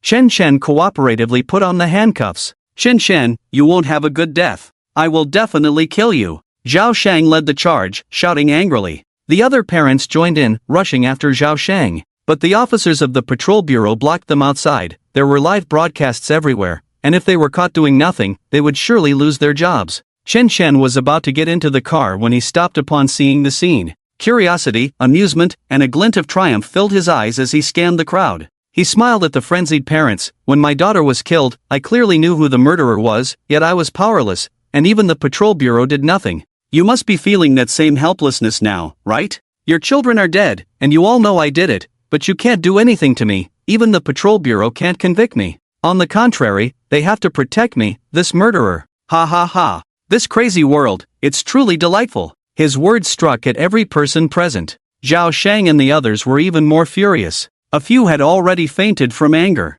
Chen Shen, with so many of us working together, we can crush you to pieces. Don't underestimate us wealthy people. Yes, we will hire the best lawyers to convict you. The moment you step out of the patrol bureau will be your death sentence. I swear, I will kill you. The parents' shouts rose and fell like waves. Their blood-red eyes seemed ready to devour Chen Shen. Chen Shen's eyes remained unmoved, yet they were filled with cold laughter, as if he were watching a group of animals roaring for people's amusement. Do you know why I'm keeping you alive? I want you to continue suffering, to feel powerless, to regret, to taste bitterness. Just wait, that day will come soon. After saying this, Chen Shen deliberately tossed his hair and got into the car with a casual air. The officers from the police station drove him to safety with stern faces. At that moment, every officer was filled with self-doubt. What is right, and what is wrong? They used the laws set by the police station to protect Chen Shen, the madman who killed 20 students. They took him away in front of the desperate and grieving parents, and even had to ensure his safety. They had seen everything at the crime scene just moments ago, yet felt powerless, only able to watch as those people died one after another. Were they doing all this just to protect a murderer? Chen Shen's case had already gone viral online. The live broadcast from that day was viewed by countless people. Some said Chen Shen was cruel, while others praised his actions, claiming that the world needed positive energy like his to eradicate evil. In no time, a wave of support for Chen Shen surged online. The police were desperately trying to suppress the trending topic, but word spread, and although the trending topic faded, Chen Shen's case continued to circulate. Under the pressure of public opinion, the police questioned Chen Shen in a very formal and polite manner, not daring to show any extreme actions or harsh tones, as if they were old friends chatting. But Chen Shen simply refused to admit anything. He completely denied the events of that day. Sitting in the interrogation room, Chen Shen sipped tea, answering everyone's questions leisurely. That day, I was kidnapped by Zhao Jie to attend the Brother Jie Alliance gathering. I was also a victim. If I tell them to die, do they die? If I tell you to jump off a building, will you jump? If I tell you to stab yourselves, will you do it? You need evidence when you speak. They did it willingly. Is it a crime to snap my fingers? That was just a casual gesture. As for those shadows, you should figure out what those shadows are before talking. Wang Jianhua and the others felt utterly frustrated by these responses, but the case had to continue, otherwise, how could they explain it to the outside world? Chen Shen was now a figure at the center of controversy. 20 people had just died. This was no joke. This was the biggest case in the city in over a decade. Moreover, Chen Shen had killed in front of the police. Their dignity and face were gone. Wang Jianhua slammed the table, suppressing his voice as he questioned, then what about Li Xinmei? Her death must be related to you. Which dead saint? Upon hearing this, Chen Shen burst into laughter. Her death is indeed related to me. It was indeed done by Chen Shen. Wang Jianhua and the others immediately perked up, ready to record, planning to wait for Chen Shen to admit it himself. Everyone, don't be nervous. I didn't kill Li Xinmei, I just saw the person who did. Chen Shen deliberately teased, apologizing to Wang Jianhua and the others. It was a shadow that killed her. What? A shadow? Wang Jianhua felt dazed for a moment, his face turning red. The colleagues beside him clenched their fists in anger. How could Chen Shen still be joking with them at a time like this? No one knew what that shadow was. This was no longer provocation, it was like stabbing a sharp knife deep into their hearts. It was infuriating. Then what about the live broadcast? Why did you go live? Do you know how bad the impact is? Wang Jianhua suppressed the anger in his heart. Why go live? Chen Shen scratched his head and stuck out his tongue. Because I want to watch those parents suffer, to see their children die right before their eyes. Only then can I feel relieved. At this, Wang Jianhua suddenly stood up, glaring at Chen Shen. But from Chen Shen's eyes, he saw calmness, and the brutality hidden behind those eyes. It was as if he had turned into a demon in an instant. All the colleagues in the police station also glared at Chen Shen, but none dared to speak. They were all very astute. Previously, a parent had been burned to death for scolding Chen Shen, and they had not forgotten that scene. No one wanted to die so unjustly. So may I ask? Chen Shen changed his posture and looked Wang Jianhua in the eye again. If I curse them and go live, is that also a crime? This statement silenced the police station. It was as if the surrounding time and space had been sucked away in an instant. Cursing others was certainly not a crime, and going live was naturally not a crime either. At most, it would just incur a fine for violating broadcasting regulations, but that meant nothing to Chen Shen. Wang Jianhua took several deep breaths before tremblingly asking, Chen Shen, you had all this planned from the start, didn't you? You used methods that none of us knew to kill, and you broadcasted it all. You are creating panic, and you are committing a crime as well. That's right. This is all intentional. Chen Shen crossed his legs, his gaze gradually turning cold. I want those parents to feel the pain I felt back then. I want them to know what it means to be powerless. Everything they witnessed, but what can they do to me? Aren't they just like fools, unable to do anything? Just like I was back then. After my daughter died, do you remember how you all brushed me off? The police station's case handling was sluggish, with extremely low efficiency, but in this kind of passing the buck, you were surprisingly quick.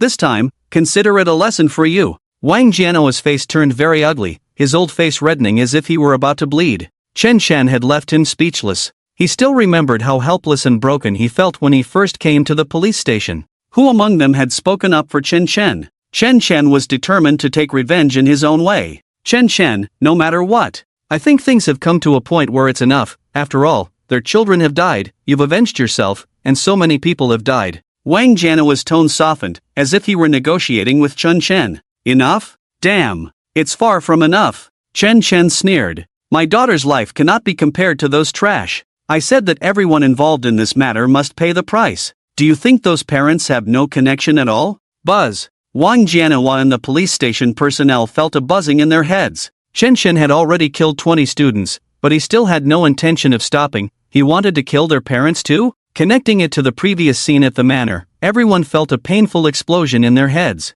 Wang Jianhua nearly knelt before Chen Shen. Ancestors, big brother, grandpa, please, no. If you stir up trouble again, I won't be able to keep my position. Can't you at least not cause a ruckus in my jurisdiction? But facing Chen Shen, they truly had no way out. If Chen Shen came at them like this again, they could only watch like spectators. The negative impact this brought to Baitsong City was enormous. An hour later, Wang Jianhua walked out of the interrogation room. In just a short hour, he felt as if he had gone through a nightmare. Not only had he failed to extract anything from Chen Shen, but he had also added a considerable amount of mental stress on himself. He had a gut feeling. It wouldn't be long before Chen Shen became a headache for the entire dragon country. Perhaps he would change this world with his own strength. But before that, this world might fall into hell because of him. The cost of changing all this will be great. Just like the growth of a young man, the price is enormous. Here comes the update. Baitsong City, the police station. At this moment, the hall was packed tightly.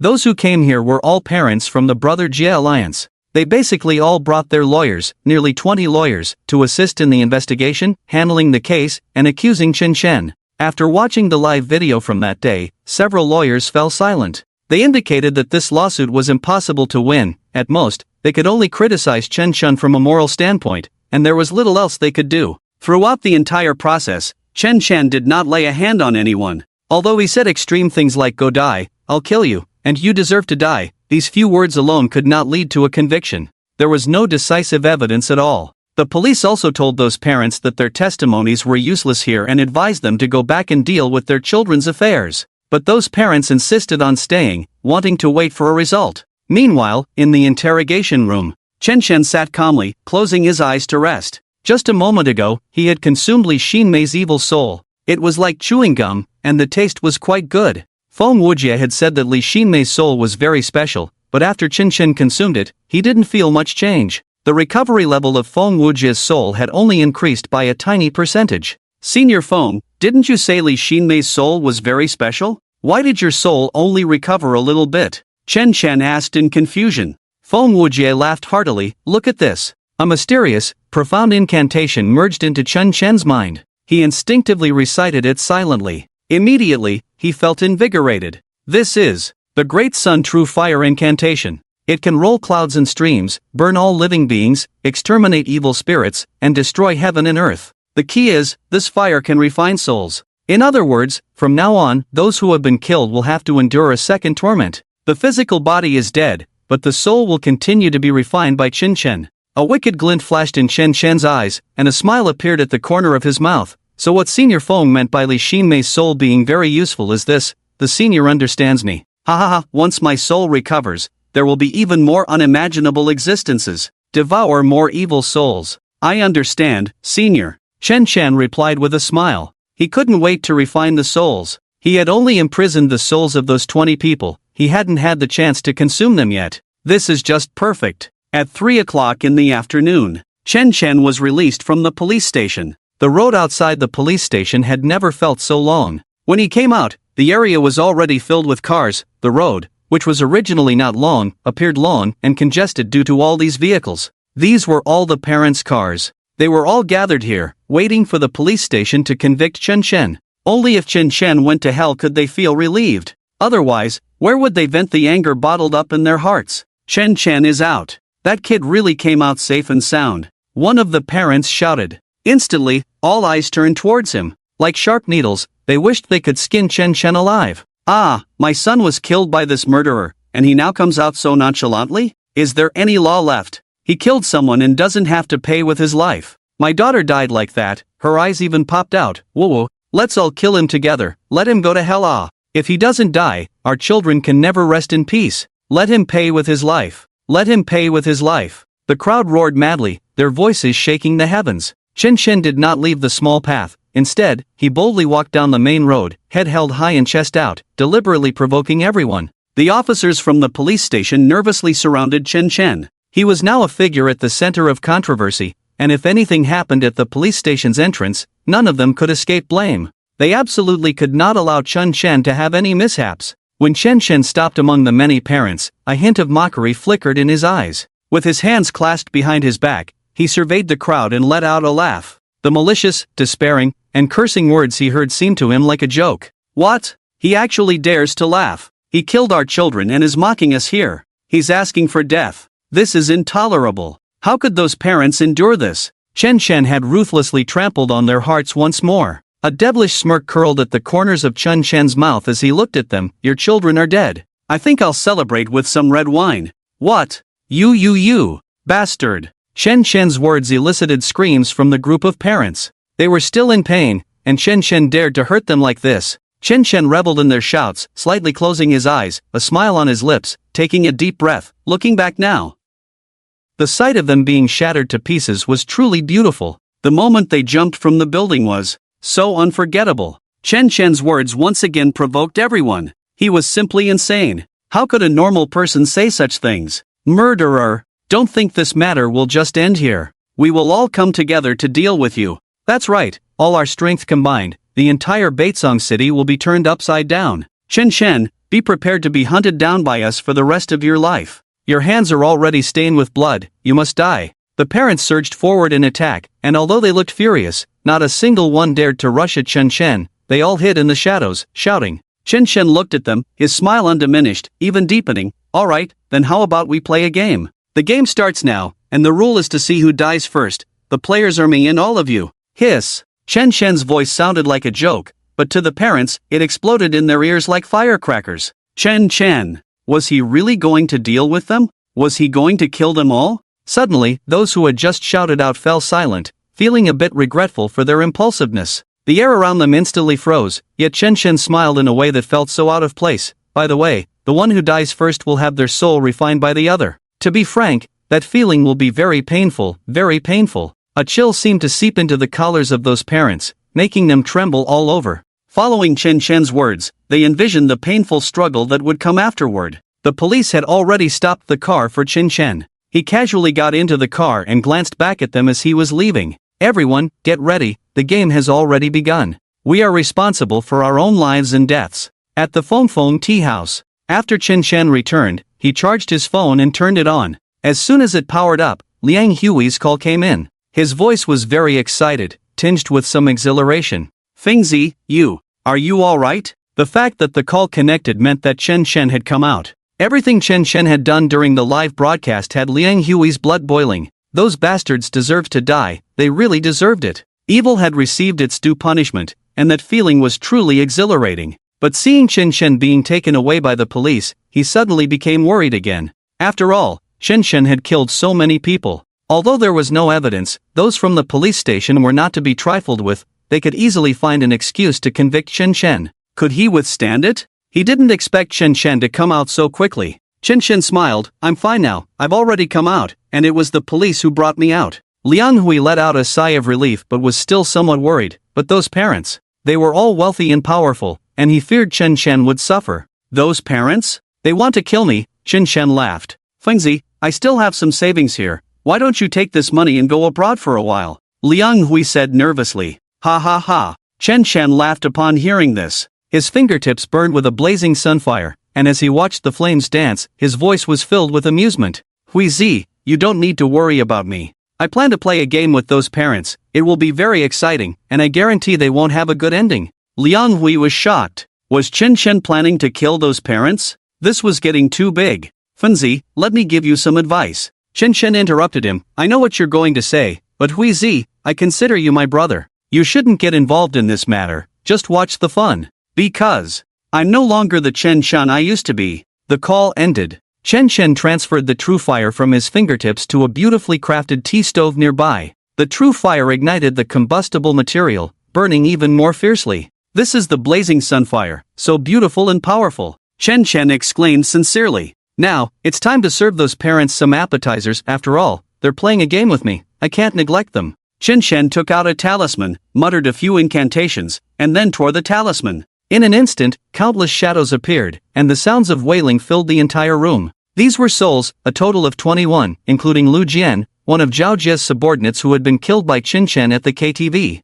Now, the Brother Jie Alliance was truly gathered. The show was about to begin. Evening. Mingda Club. This club is located in the city center, with an excellent position. The entire club is made of tempered glass, shaped like a diamond, with a design leaning towards the sci-fi aesthetic. Each piece of glass is one way, you can't see inside from the outside, but everything outside is clearly visible from within. Each piece of glass is polished to a brilliant shine, like diamonds, and needs to be cleaned several times a day. The annual cleaning fee is astronomical. The club's main entrance is tightly closed year-round, only opening on rare occasions. Very few people know that this is a club under the Feng Group. It is a place specifically for the group's executives and esteemed guests to enjoy themselves. Nowadays, more than 20 people are gathered here. These are the parents of the Brother Jie Alliance. Among them is Zhao Shang. He arranged for Zhao Jie's funeral in the afternoon, which will be held tomorrow morning. Although extremely reluctant, most of the people here chose to accept reality.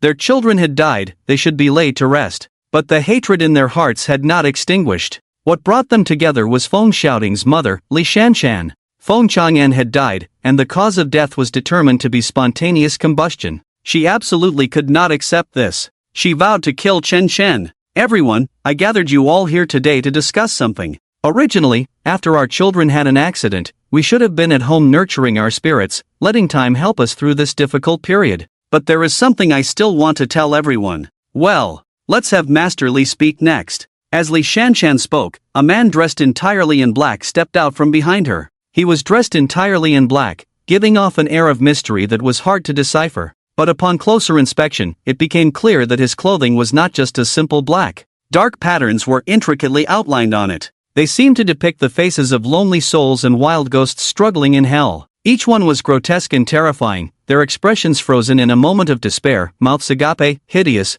wanting to scream but unable to make a sound. The feeling was somewhat eerie. "I am Li Changrong, a soul summoner. Today, Madame Li has entrusted me to help you summon your children's souls back, and then store them in an eternal tablet for worship. Although your children have unfortunately passed away, as long as we can retrieve their souls and refine them, you may even be able to converse with their spirits. If the refinement is done properly and the worship is adequate, I can even allow their souls to be reincarnated into your future children. Really?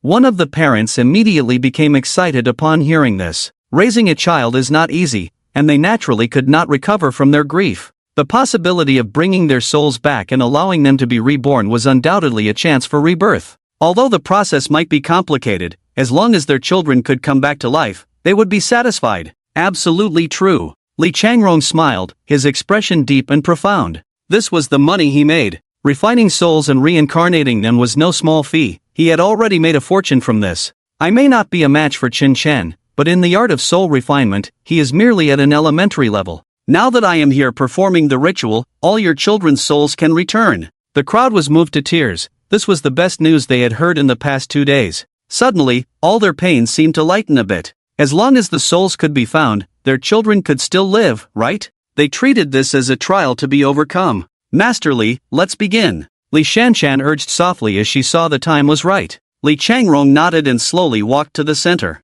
This was a place of extreme ease, very suitable for summoning souls. Below him was the formation he had drawn long ago. He sat firmly within the formation, holding the soul summoning banner, wearing a white silk headpiece, and began to chant silently. At the same time, he moved his arms, and the soul banner flickered. 3 souls and 7 spirits, hurry back, soul to heaven, spirit to earth, come into my Li Changrong's formation. Ghosts and gods, step aside, souls return, ox-headed and horse-faced, quickly leave. As Li Changrong chanted a few lines, the soul banner ignited. Usually, at this moment, the souls would automatically return. But today, the situation was vastly different. The flames actually burned onto Li Changrong himself. My leg, it's on fire? Li Changrong felt a searing pain and incredulously looked down. A huge question mark hung in his mind. This was impossible. It hurts. Li Changrong rolled on the ground in agony, his expression utterly broken, his body in excruciating pain. Years of experience told him he had encountered something formidable. He immediately sensed that something was wrong. Reaching out to Li Shanshan for help, he cried out, "Li, save me, help! Quick, help me put out the fire, please." The sudden contrast left everyone around stunned. Fear filled Li Shanshan's eyes. She hurried to find water. Other parents rushed to help too. Water, fire extinguishers, everything was brought forth. They poured it all over Li Changrong without hesitation. But strangely, the flames seemed to burn even more fiercely upon contact with the water and extinguishers. They spread from his legs to his body, face, and head. I don't want to die. Help, master, I was wrong, I'll change. Li Changrong knew that the power of this flame was something he could not resist, and immediately knelt on the ground to beg for mercy. Many parents followed his gaze. Was he kneeling towards the window? But there was no one outside. Boom! The flames not only did not stop, but surged even more violently, directly engulfing him. He was completely consumed by the fire. His body turned black before their eyes, completely burned dry. Li Changrong was dead, with flames still lingering on his body, while he had already gone to meet the king of hell.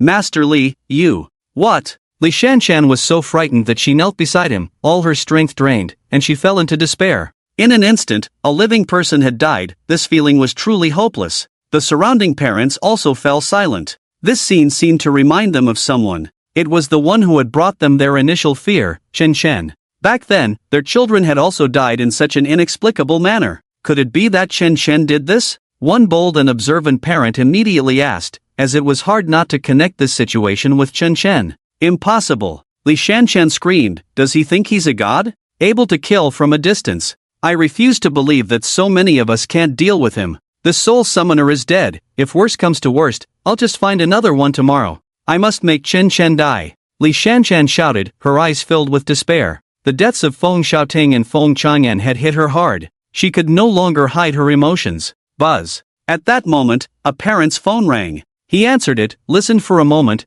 then immediately hung up, looking at everyone with a broken expression.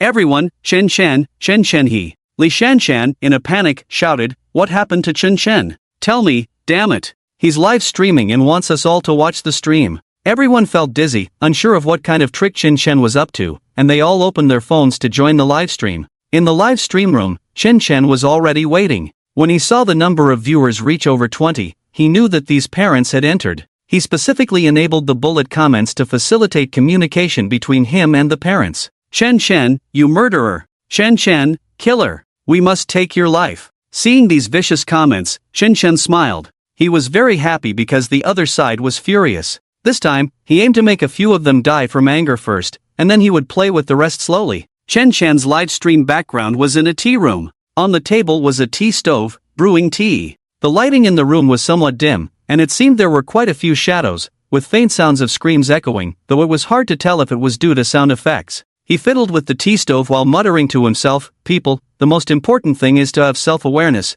Never think you can be stronger than fate, because here, I am fate. Moreover, these are just some petty tricks? Don't you think so, Li Changrong?" As Chen Shen spoke, he reached out and gently pinched the air. A shadow was immediately trapped between his fingers. This shadow clearly appeared on the screen. Although somewhat blurry, the parents and Li Shanshan recognized it at a glance. This shadow was Li Changrong, the Li Changrong who had just been burned to death. Could this be his soul? From such a distance, Shen Shen had actually taken it. Li Shanshan rubbed her eyes in disbelief and sent a voice message in the livestream. "Impossible, this is Master Li's soul. How? How could you have gotten it? How? How did you do it? Master Li is a very powerful soul summoner." Shen Shen grinned, and to others, his smile seemed quite benevolent. "What kind of lowly thing is a soul summoner? 10 soul summoners can't compare to a single celestial master, and yet you dare to show off in front of me?" Thud. Li Changrong's soul was already kneeling before Chen Shen, constantly bowing and admitting his mistakes.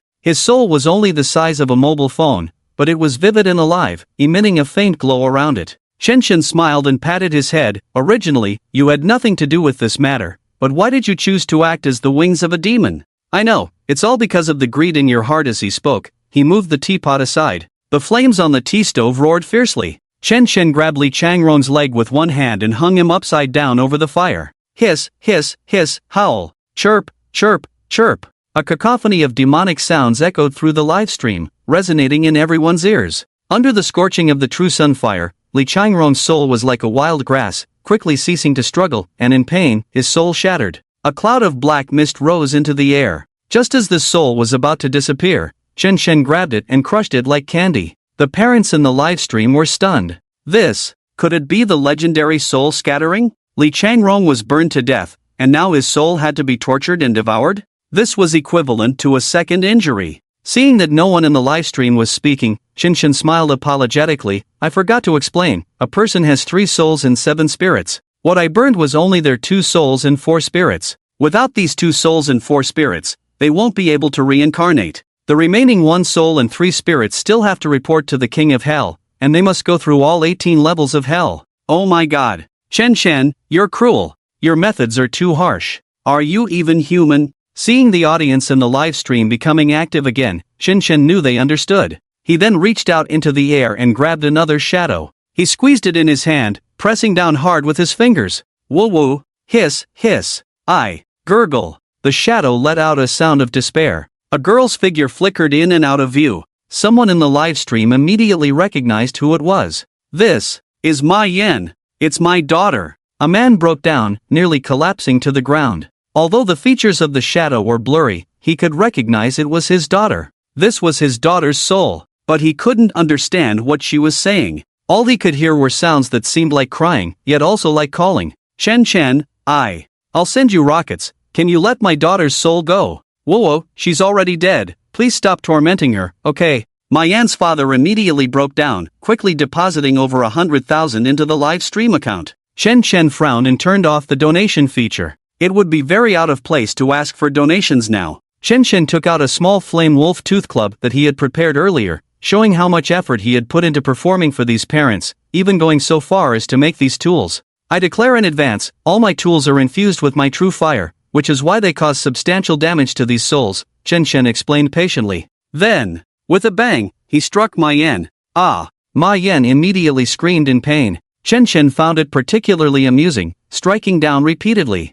This scene shocked everyone's hearts. They had thought that once a person died, everything was over. Even if their children had suffered a bit, it was all in the past. But unexpectedly, there really were souls after death, and there truly was retribution. Their souls not only had to endure Chen Chen's torment here, but also had to go through hell once more. This death brings pain equivalent to several lifetimes. One can't help but wonder if they too would end up like this after death. The feeling of the soul being tormented seems unbearable. Chen Shen struck Ma Yan 7 or 8 times before she could no longer withstand it. He then used the Flame Wolf Tooth Club to lift Ma Yan and roast her over the true fire. Ma Yan shivered in pain, twisting in agony. Just like before, Chen Shen devoured her soul in one bite. He smacked his lips a few times. The taste was indeed quite good. So, the next one is. After swallowing Ma Yan's evil spirit, Chen Shen glanced back, seemingly choosing. The shadows behind him quickly retreated far away. In an instant, everyone felt a sense of dread. In the live broadcast room, a chill ran through the crowd.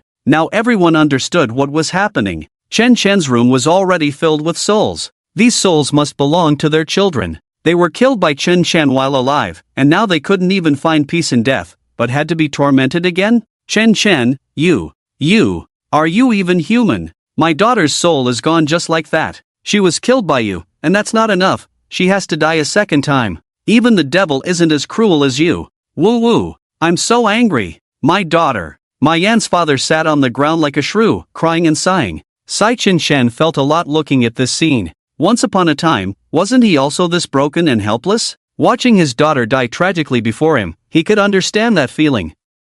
Chen Shen was increasingly unable to bear this. So, he waved his hand. Boom! On this side of the screen, a black handprint suddenly appeared on Ma Yan's father's neck. He instantly felt a suffocating pain, a tremendous force causing his eyes to bulge out. He desperately slapped his neck, trying to get the other party to ease up. Crack! His neck was directly snapped. His head hung down at a 90-degree angle. Blood flowed from his mouth like a faucet. The whole person fell to the ground with a thud. My God! Many parents quickly stepped back, gasping in horror. Ma Yan's father just died like that? Chen Shen just pinched him from afar? Ma Yan's father's soul immediately appeared before Chen Shen, a tiny figure pressed by his finger. A strikingly impactful scene. And %Yuan. Ma Yan's father's soul was anxiously trying to explain something, but Chen Shen didn't care at all, directly throwing it into the tea kettle to burn. The piercing sound came again. After swallowing this soul, Chen Shen looked up at the live broadcast room, a fierce light rippling in his eyes.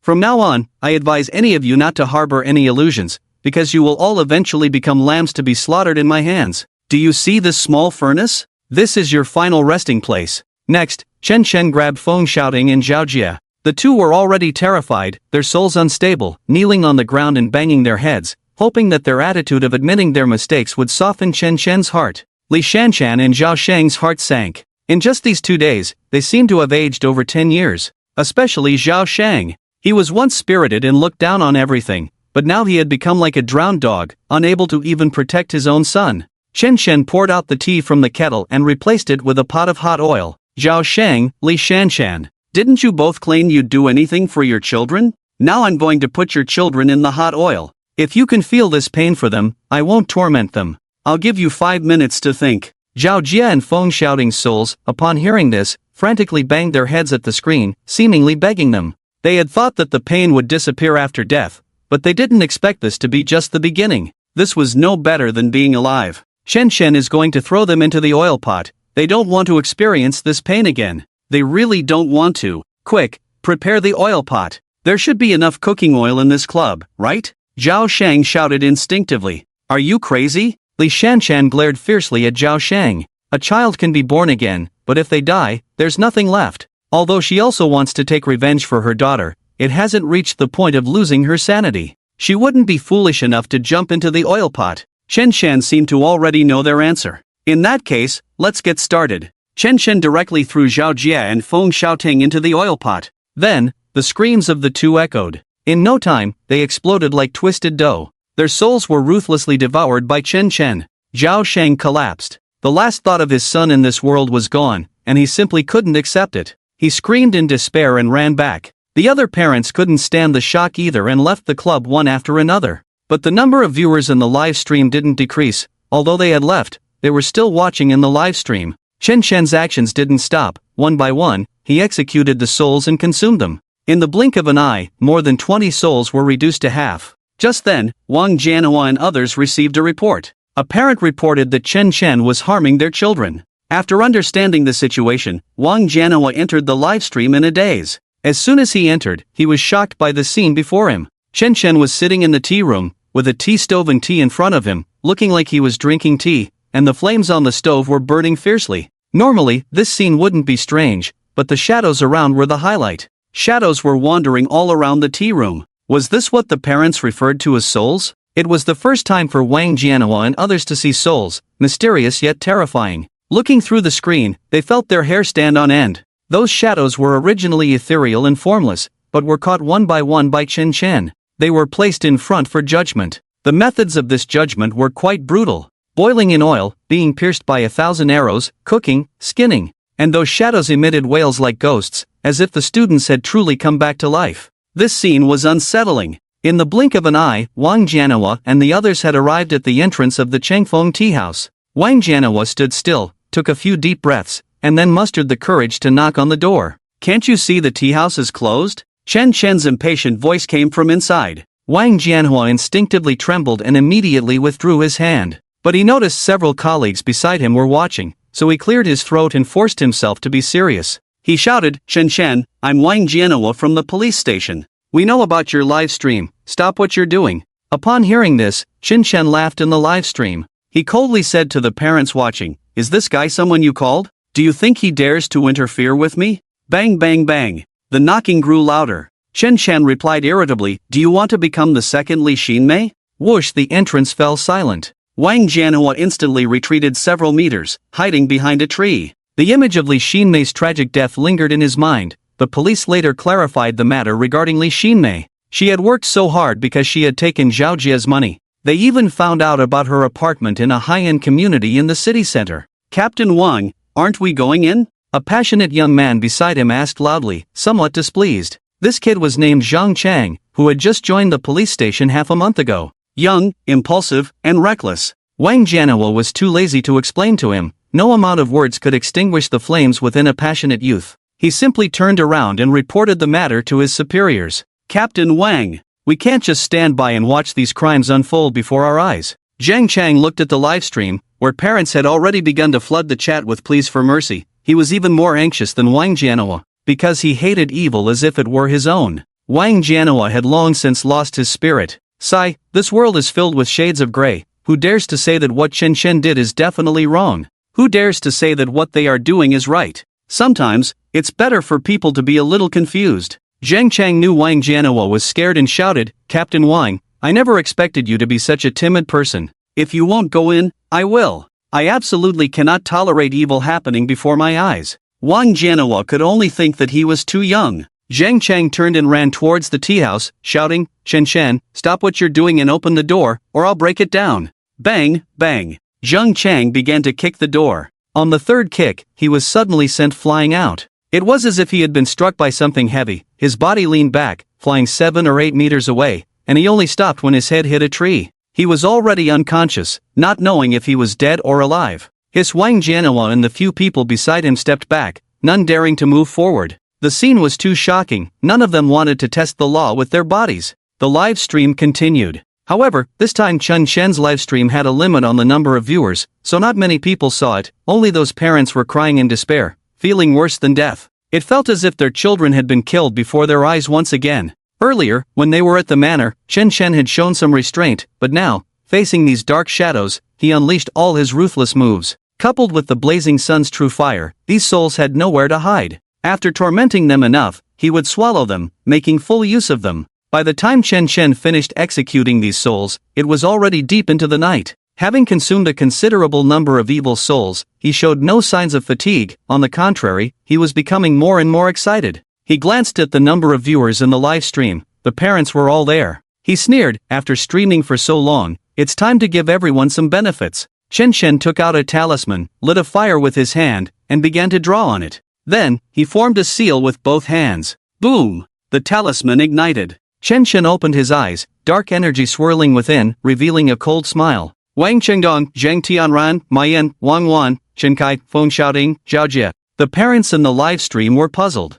Why is Chen Chen suddenly calling out our children's names? Is this the final summary? How utterly inhumane. Chen Chen, we swear we will kill you. My son, it's like he's died again. A total of 21 names. After Chen Chen finished reciting them, he uttered a spell. All evil souls, heed my command, rise. Whoosh. In an instant, the dark shadows that had just receded behind Chen Chen reappeared. Each one stood behind him like a demon, their forms even more ethereal than before. This is my son resurrected? It's my daughter, my girl. What is Chen Chen trying to do? A sinister smile hung on Chen Chen's face, and the talisman between his fingers had already burned to ashes. These evil souls had already been consumed by him. Their souls were long gone, now, they were only destined for hell. Chen Chen had cast the curse of evil resentment. This was to awaken the evil within them, to shape the evil souls, maximizing their resentment. Now they are left only with the shadows of the past, filled with resentment, murderous intent, and violence.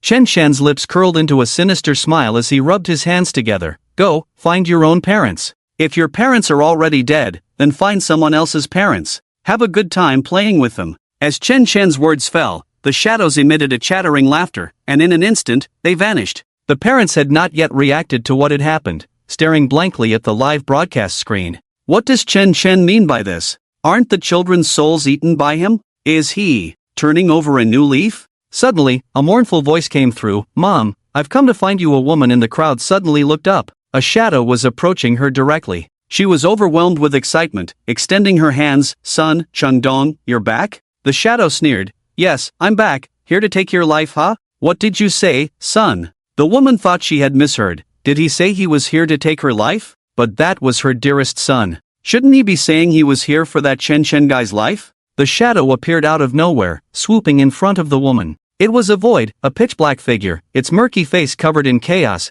barely recognizable as her son Wang Chengdong. The shadow reached out directly. Two pitch-black hands plunged into the woman's eye sockets. The woman was terrified by this scene, and in an instant, everything went dark before her eyes, a sharp pain radiating from her eye sockets, causing her body to tremble. He. Your eyeball should be quite tasty. The shadow wore a gruesome smile, stuffing the eyeball into its mouth and mimicking a human chewing a few times. Thud! The woman collapsed. The remaining parents all gasped in shock. This shadow was here to claim lives? Reflecting back, when Chen Chen released these shadows, he seemed to be muttering something to himself. Could it be that these shadows were all cursed? Chen Chen's voice echoed in the livestream, half smiling. Everyone, enjoy the thrill of being hunted. See you in hell. The live stream ended. Only then did the many parents realize. These shadows were transformed by Chen Chen to come and kill them. Chen Chen was too ruthless. He had infused the shadows with the images of their children, sending their own children to kill them. This was meant to make them die. Heartbroken. Mom, I'm back. Dad, I'm here.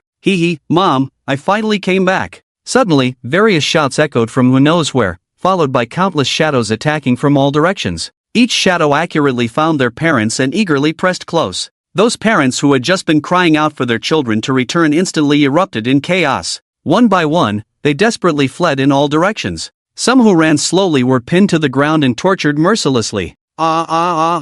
Help! Get away, you're not my son. Get away from me. Damn it, I'll fight you. In an instant, such scenes played out everywhere. This once luxurious and noble hall had now become a place of slaughter and collapse. The sinister laughter of the shadows and the anguished cries of the parents echoed endlessly. Buzz! Wang Jianhua's phone rang. The few of them were still guarding near Chen Chen's small tea house. Zhang Chang was still unconscious, and they were waiting for the ambulance to arrive. Wang Jianhua had just reported this matter upward, thinking there was feedback from above, and he hurriedly answered. Leader, what instructions do you have from above? Wang Jianhua asked cautiously. Wang Jianhua, the police station's phone has been bombarded with calls. What are you doing? The leader shouted loudly. What happened again? Wang Jianhua was already in a state of panic. Many people have called the police, saying that a shadow is chasing them, asking the police to send someone to protect them. You hurry to the Mingda Club.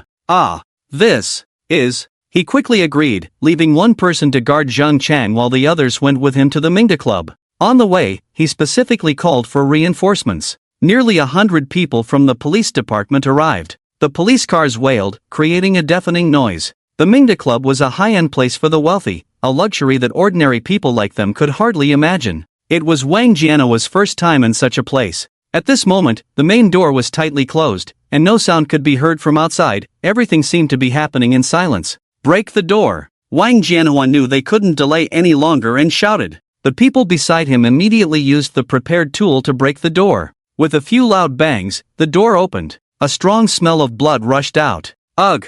Someone immediately couldn't hold back and started to vomit. The smell was overwhelming. The scene inside the club left everyone stunned. The luxurious decor was stained with blood, even the crystal chandeliers were splattered with it, making the surroundings dim and gloomy. Bodies were scattered everywhere, and cries for mercy filled the air. It was like a hell on earth. Quick, save the people first. Wang Jianhua had been handling cases for many years, but he had never seen such a horrific scene. He quickly gave orders. The police rushed in, and ambulances arrived. Many parents were carried away covered with white cloth, some were lifted onto stretchers, while others managed to walk out on their own. Each one looked extremely disheveled. Everything that happened today would be a nightmare for the rest of their lives. Ms. Li, what on earth is going on? I heard this club is yours? Wang Jianhua approached Li Shanshan. Li Shanshan was not dead, but she was in a terrible state. She was covered in blood, her hair soaked with it. The images from just moments ago were something she never wanted to remember. Among those evil spirits was her own daughter, Feng Xiaoting. After Feng Xiaoting arrived, she came at her with a sharp knife, crazily trying to attack her. Fortunately, she escaped quickly. Along the way, she found a few parents to use as shields, barely escaping a disaster. But the psychological trauma would never fade. That shadow was clearly a ghost. And it was her own daughter. It's a ghost is chasing us. And it's our children. Woo woo, you must help us, catch that bastard Chen Chen. It's all because of him. He killed our children, and now he wants to kill us too. Woo woo, I'm so scared. Everyone around fell silent. Li Shanshan, the lady of the phone group, often attended various media reports and was considered an active figure in the circle. The phone group was powerful, and no one dared to provoke them. She was cold by nature, ruthless in her methods, and had always been the one to make others cry and plead for mercy. Now she was crying so pitifully, showing just how much she had been tortured moments ago. It felt like Wang Jianlin crying out loud in front of the camera, a strong impact. Wang Jianhua frowned tightly. Chen Chen? It's him again? Chen Chen had released ghosts to kill so many people. He believed this, but would the people above in the police department believe it? And could these words serve as evidence? It was likely that as soon as Li Shanshan opened her mouth in court, she would be sent to a mental hospital. Ghosts killing people, this case was unique even in today's world. Team leader Wang, we found no evidence at the scene, no fingerprints, no footprints, no signs of a struggle, only one person's, and we didn't find the ghosts they mentioned. At this moment, someone came over to report. Are you saying we killed each other inside? Li Shanshan screamed, her voice filled with despair. Look at how tragic everything inside is. We are all people of status and identity. How could we do such a crude thing? You officers actually don't believe us victims? Li Shanshan's shouting attracted a few surviving parents, all of whom looked as if they had gone through a disaster, with bloodstains on their clothes and injuries on their bodies. One by one, they became indignant. I graduated from a prestigious university. I am an intellectual. I would never speak nonsense. The one chasing us was my son. Bah! It was a ghost. I can testify. There really was a ghost just now. That shadow was a ghost. They really wanted to kill us. That Chen Shen guy never intended to let us live. You officers need to find a way to save us. Wang Jianhua was feeling a headache as he rubbed his forehead. How could he catch someone based on these words? Do you have any substantial evidence, or any verbal threats or something? Suddenly, Li Shanshan remembered and shouted. Chen Shen said he wanted to play games with us, and also said we should take care of our own lives. Yes, Chen Shen said that. We can prove it. Wang Jianhua's headache worsened. Chen Shen only said he wanted to play games with them, he never directly threatened to kill them. Even if there was a threat, bringing Chen Shen back would only be for cooperation in the investigation. It would be impossible to convict him. If you all don't have concrete evidence, then I think this matter will likely be judged as mutual fighting, Wang Jianhua said seriously. What did you say? Mutual fighting? This. The parents were all in disbelief. They had experienced life and death, been threatened and chased by Chen Shen. And now the police were saying this was mutual fighting? Li Shanshan and the others instantly recalled what Chen Shen had said before. The game had already begun. We take care of our own lives. They thought Chen Shen was just talking tough, but it turned out to be true. In just one day, half of them were dead. How long could the rest of them survive? Li Shanshan and the others knew that saying more was useless. The police operated on evidence, yet Chen Shen left no evidence at all. It seemed to have fallen into a deadlock. But they didn't want to die. They were all people of power and influence. How could they just die without understanding? Li Shanshan created a group for the surviving parents and said, everyone, our lives and deaths are now in our own hands. When dealing with Chen Shen, we must not hold back. From now on, we will mobilize all our connections, and at all costs, we must kill Chen Shen. We must make sure he cannot recover from this. 11 evil souls. In a small tea house, Chen Chen sensed the evil souls of those parents and said with satisfaction, those shadows were helping him collect evil souls. Out of 21 parents, 11 were dead, and 10 had managed to escape. Chen Chen rested his chin on one hand, randomly pulled out an evil soul, roasted it over the blazing sunfire for a few moments, and then stuffed it into his mouth. Senior Feng, you eat these evil souls first, I'll slowly bring you the remaining 10. This game has just begun. Feng Wuji lazily hummed. These evil souls taste too monotonous, there's a great evil person nearby, go get me his evil soul. Another great evil person? Chen Chen grinned and chuckled, alright, I wonder what this evil soul will taste like, strawberry flavor or milk flavor. In the suburbs of Baitsong City, a rather remote village, in a courtyard, 5 people were sitting in the yard drinking and eating barbecue. The leader was a bald man covered in tattoos. The younger brothers beside him were toasting him one by one. Big brother, isn't it my turn to play now? I've been thinking about that woman for a long time, ha. The little brother raised his glass to the bald man, grinning. You're next. After you, it's Guzi, then Dan. The group wore flushed faces, laughing and expressing their thanks. In the courtyard, there was a room with curtains drawn, inside which a woman was locked away. From time to time, the sound of her wailing echoed, each cry more pitiful than the last. Yet the men sitting in the courtyard acted as if they heard nothing, occasionally bursting into laughter. In their eyes, that woman was merely a tool for their release, worse than an animal. For several nights now, they had come here to eat, drink, and bully that woman. Big brother, it's bad. The police are here. Suddenly, a little brother stumbled in, his voice filled with alarm. The bald man snorted coldly and waved his hand dismissively. It's fine, let them come. Let's see what evidence they can find. Soon, the sound of police cars could be heard. Wang Jianhuo arrived with a subordinate. The car stopped right at the entrance. Who is Liang Kai? Wang Jianhuo asked as he entered. I am. The bald man raised his hand, a cold smirk in his eyes. Officer, what do you need from me? You police are quite busy, even at this late hour. How about sitting down for a bite with us? The bald man didn't seem like a good person, and his sarcastic tone made Wang Jianhuo quite uncomfortable. We received a report that someone here is involved in kidnapping and murder. Please cooperate with our investigation. Officer, we are all good citizens. We've never done anything like that. The bald man feigned ignorance, scratching his head. The others also wore innocent expressions, as if they understood nothing. Wang Jianhuo snorted coldly, surveying the courtyard. Everything seemed normal. He tried to call back the reporting phone, but it showed as turned off. Wang Jianhuo was already very tired today, having dealt with Chen Chen's incident. He just wanted to go home and sleep. Captain Wang, could it be a false report? There have been a lot of these lately, and the team is getting fed up. Someone whispered nearby. Such things had happened before. Someone reported a murder, and when they rushed over, it turned out to be a drunken couple playing around. The bald man and his crew seemed to have drunk quite a bit. Perhaps one of them was just playing a prank. Wang Jianhuo should have checked the courtyard, but he slacked off, only checking the phones of the bald man and the others. After checking the phones, Wang Jianhuo suggested checking the property documents, but the bald man said the documents were with the village committee and could only be retrieved during the day. Realizing they would have to wait until morning and finding nothing unusual, Wang Jianhuo and his team planned to leave.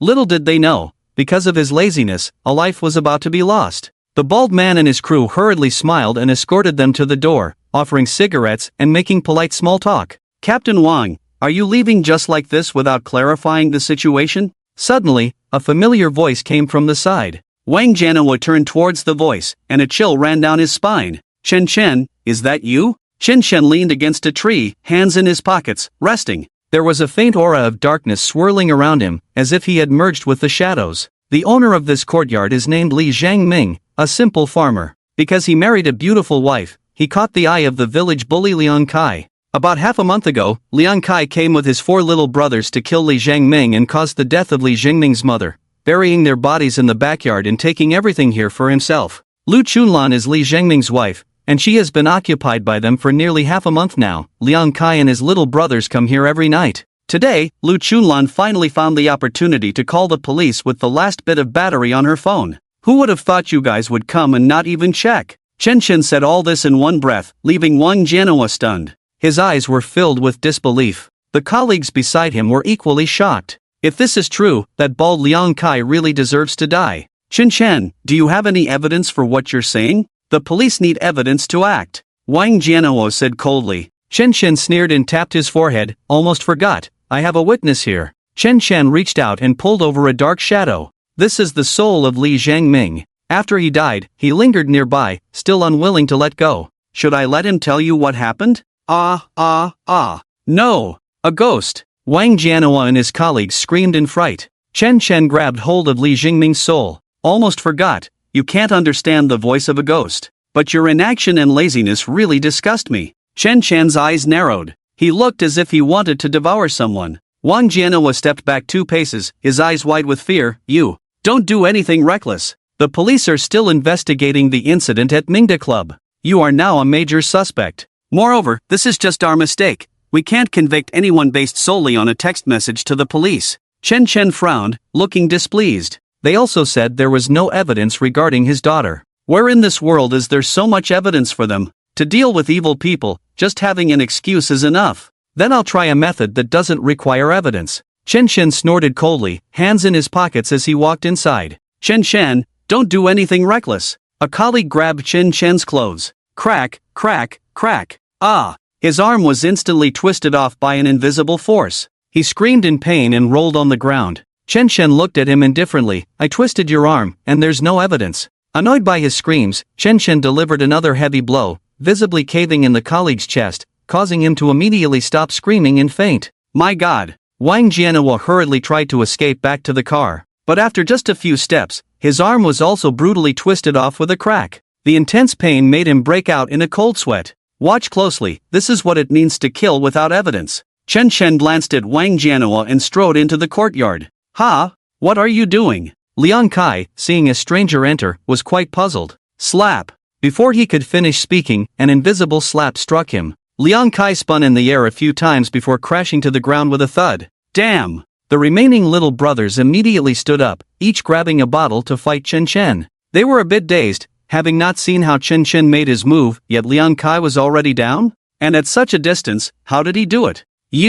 I'll fuck you. Liang Kai lay on the ground, unable to recover for a long time. Chen Shen looked at them and smiled, but this smile was fiercer than the bald man's gaze. You guys are truly a bunch of beasts. You killed her husband and mother, and even occupied her wife. For half a month, you've been tormenting Lu Chunlan here, you really are. A group of flesh and blood beasts. Damn it, you're looking for death. A little brother nearby picked up a machete and charged over, but after just a few steps, his body exploded with a bang. It was as if there was a miniature bomb inside him, blowing him to smithereens. All that remained in this world was a cloud of blood mist. Chen Shen reached out and grabbed. The little brother's evil soul was caught in his hand. The evil soul was filled with fear, shrieking in terror. Chen Shen stuffed it into his mouth. Delicious, tastes like chicken. Chen Shen grinned. Now even the dullest person could see it. Chen Shen was no ordinary person. Killing, devouring souls. He was a devil. Run! The bald man knew things were going south and shouted as he tried to escape. He had just gotten up, when he was stomped down hard. Looking at the little brothers beside him, their limbs exploded one by one. First the arms, then the legs, and then the head. Liang Kai felt like he was in a nightmare. He had never feared anyone for his many misdeeds, but today he was truly afraid. His chest was being struck repeatedly, each hit harder than the last. Gradually, he felt as if 1,000 pounds were pressing down on his chest. Blood flowed from his mouth. His eyes were vacant as he stared at Chen Shen in the distance, filled with regret. The things he had done played in his mind like a movie. Murder, robbery, arson. He had committed every sin. Only now did he feel regret and bitterness. If he could do it all over again, he would never do bad things again. He would never harm others again. With a thud, the bald man's body was crushed into a meat pie. His eyes were vacant, staring blankly at everything before him. His gaze was filled with emptiness. Wang Jianhuo came in, clutching his severed arm, and saw the scene. Without a word, he turned and ran. Chen Shen had killed again. This was beyond his control. At this moment, Chen Shen was stepping on 4 evil souls. The one in the middle was Liang Kai's evil soul. Li Zhangming, you come. Chen Shen snapped his fingers. Li Zhangming's soul appeared before him. First go see your wife, then come back to play a game, Chen Shen said. Li Zhangming bowed in gratitude and went into the house to find his Lu Chunlan. Immediately, cries echoed from inside. Whoa, husband, you're here. I miss you so much. I really don't want to live anymore. I want to go with you. Let's go together. In the next life, we'll still be together. Whoa. After a while, Li Jiangming and Lu Chunlan came out. Lu Chunlan had tear stains on her face, seemingly persuaded by Li Jiangming. Although Li Jiangming was already a soul, Lu Chunlan showed no fear upon seeing him. On the contrary, she was filled with warmth. It was just as the saying goes, for every ghost you fear, there is a loved one behind it who dreams of seeing them. Chen Chen burned a talisman in his hand, and a black sharp knife formed out of thin air. He threw the knife to Li Jiangming. These evil souls are the ones who harmed you in life. And there's one I couldn't help but eat just now, let's forget about that one. The several shadows, including Liang Kai, trembled in fear. They had already become souls, could they still suffer that kind of pain? Chen Chen's expression gradually darkened, flashing with murderous intent. Now, I'll give you a few hours to play with them, to torment them well. After that, their evil souls will become my food. Li Jiangming grinned, madness evident on his face. Then, gripping the knife, he charged forward. In the courtyard, screams erupted. Chen Chen came out and got into Wang Jianua's car. Wang Jianua was as nervous as a dog. Take me back to the Changfeng tea house, Chen Chen said casually. Wang Jianhua hurriedly started the car. Fortunately, it was an automatic. Although he had lost one arm, he could still manage to drive. On the way, Chen Chen leaned back in the rear seat to rest, closing his eyes to recuperate. Chen Chen, can we just let this matter go? You've killed so many people, it should end here, right? As for what was said last time at the manor about Sun Tianyu,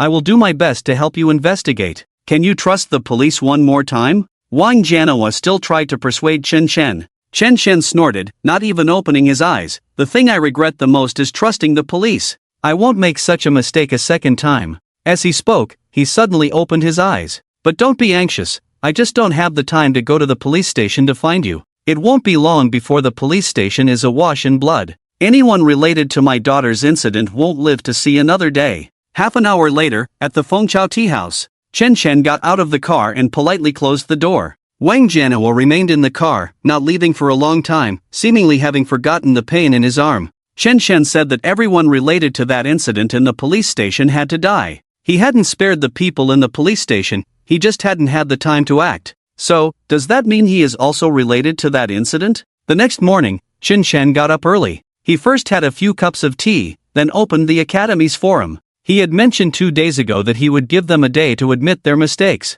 but it seemed no one cared about his words. No one admitted their wrongs, and the videos on the forum were still there. Although they were face-swapped videos, they were extremely insulting, clearly targeting Chen Xiao. Instead, the video was pinned to the top, for entertainment and mockery. Chen Chen squinted his eyes. Did I go too easy on them? Killing the Yin family was clearly not enough. Do I have to turn this world into a bloody hell for them to see? The scythe of justice is about to start reaping. Chen Chen had breakfast first, then devoured the evil souls of Liang Kai and others before sitting down at the computer. On the forum, he posted a video. Hello everyone, I am Chen Chen, Chen Zhao's father. As you all know, 2 days ago I posted a message warning you to repent for my daughter's sake. But, it seems no one is paying attention to me. Chen Chen shook his head with a bitter smile. It seems I was wrong. I shouldn't have been so naive. I thought you would recognize your mistakes and change your ways, at least that would spare your lives. After all, I'm not a murderer, I just enjoy devouring evil souls. But since you ignore my warning, then, the judgment begins now. The gates of hell have already opened. The video cut off here. Chen Chen closed the computer. He went to the tea room to brew a pot of tea, then set up a formation with cinnabar, sitting in the center, slowly forming hand seals, the Taoist magic flourishing. Chen Chen's video quickly went viral on the forum. As for Chen Xiao, many people actually had no impression of her. With thousands of students in the academy, Chen Xiao was too ordinary. Moreover, Chen Xiao had always been low-key, never causing trouble, and hardly anyone noticed her. As for the slander and mockery on the forum, that was all intentional provocation. Some of them had only seen Chen Xiao a few times and could still say such malicious things. This was what made Chen Chen even angrier. Damn, what a joke. Chen Zhao's father, has he gone mad? Even if he really dares to kill, we are in the academy now, so many of us, why should we fear him? Isn't this a form of intimidation? We can sue him. In the academy, some students expressed their displeasure upon seeing the video and began to discuss it.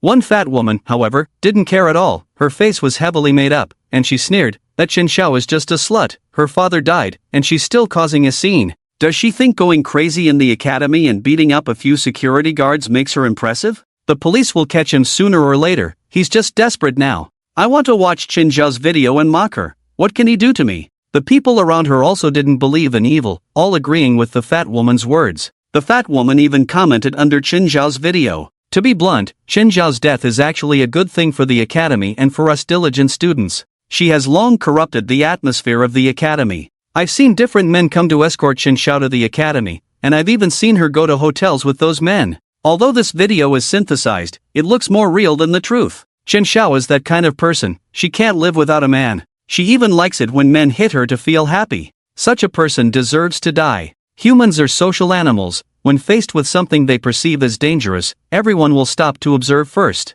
Only after confirming that there is no danger will they act. The saying "when the wall falls, everyone pushes" illustrates this principle. After the fat woman left a message on the forum, everyone waited for more than 10 minutes and found nothing unusual, and Chen Chen had not made any further statements. Only then did they all feel relieved. People began to leave comments. "Everyone, don't be nervous, that Chen Chen is just putting on a show. We are all students of the academy. What can he do to us? His daughter has a bad reputation, and he still lets others talk about it? He even threatens and intimidates us. It's really laughable." I said today that this video is just Chen Zhao's true performance.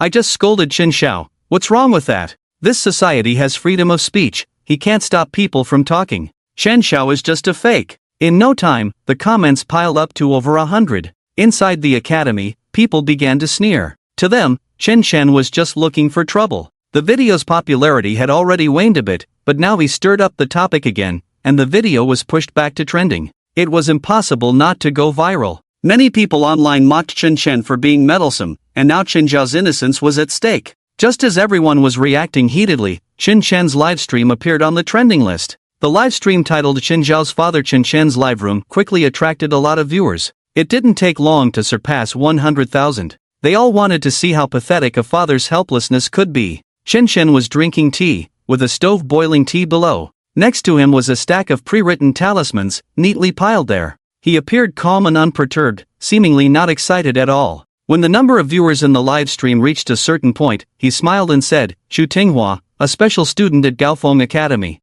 has been in the academy for 3 years and will graduate next year." Chu Tinghua was the fat woman. Instantly, everyone in the academy turned to look at her, and she was also surprised, responding in the comments. "I am Chu Tinghua, how do you know my name?" Chen Chen's lips curled up. In the forum, "You spoke the most ill of my daughter. Do you know that words can sometimes become a weapon of murder? You are already a murderer. Then let your disgusting facade be exposed to the sunlight." Chen Chen snapped his fingers. With a loud clap, a talisman ignited. It quickly burned to ashes in the air, accompanied by a dark figure that let out a shriek before vanishing into thin air. What is he doing? Playing tricks? Was that a talisman just now? He's a Taoist. Just as everyone was puzzled, the fat woman Chu Tinghua suddenly froze. Her eyes became dull, staring blankly into the distance as if she saw something terrifying, then her eyes lost their luster, turning gray. She grabbed a craft knife from her deskmate and pushed the blade to its fullest extent. She muttered to herself, "I am a beast, I am not human.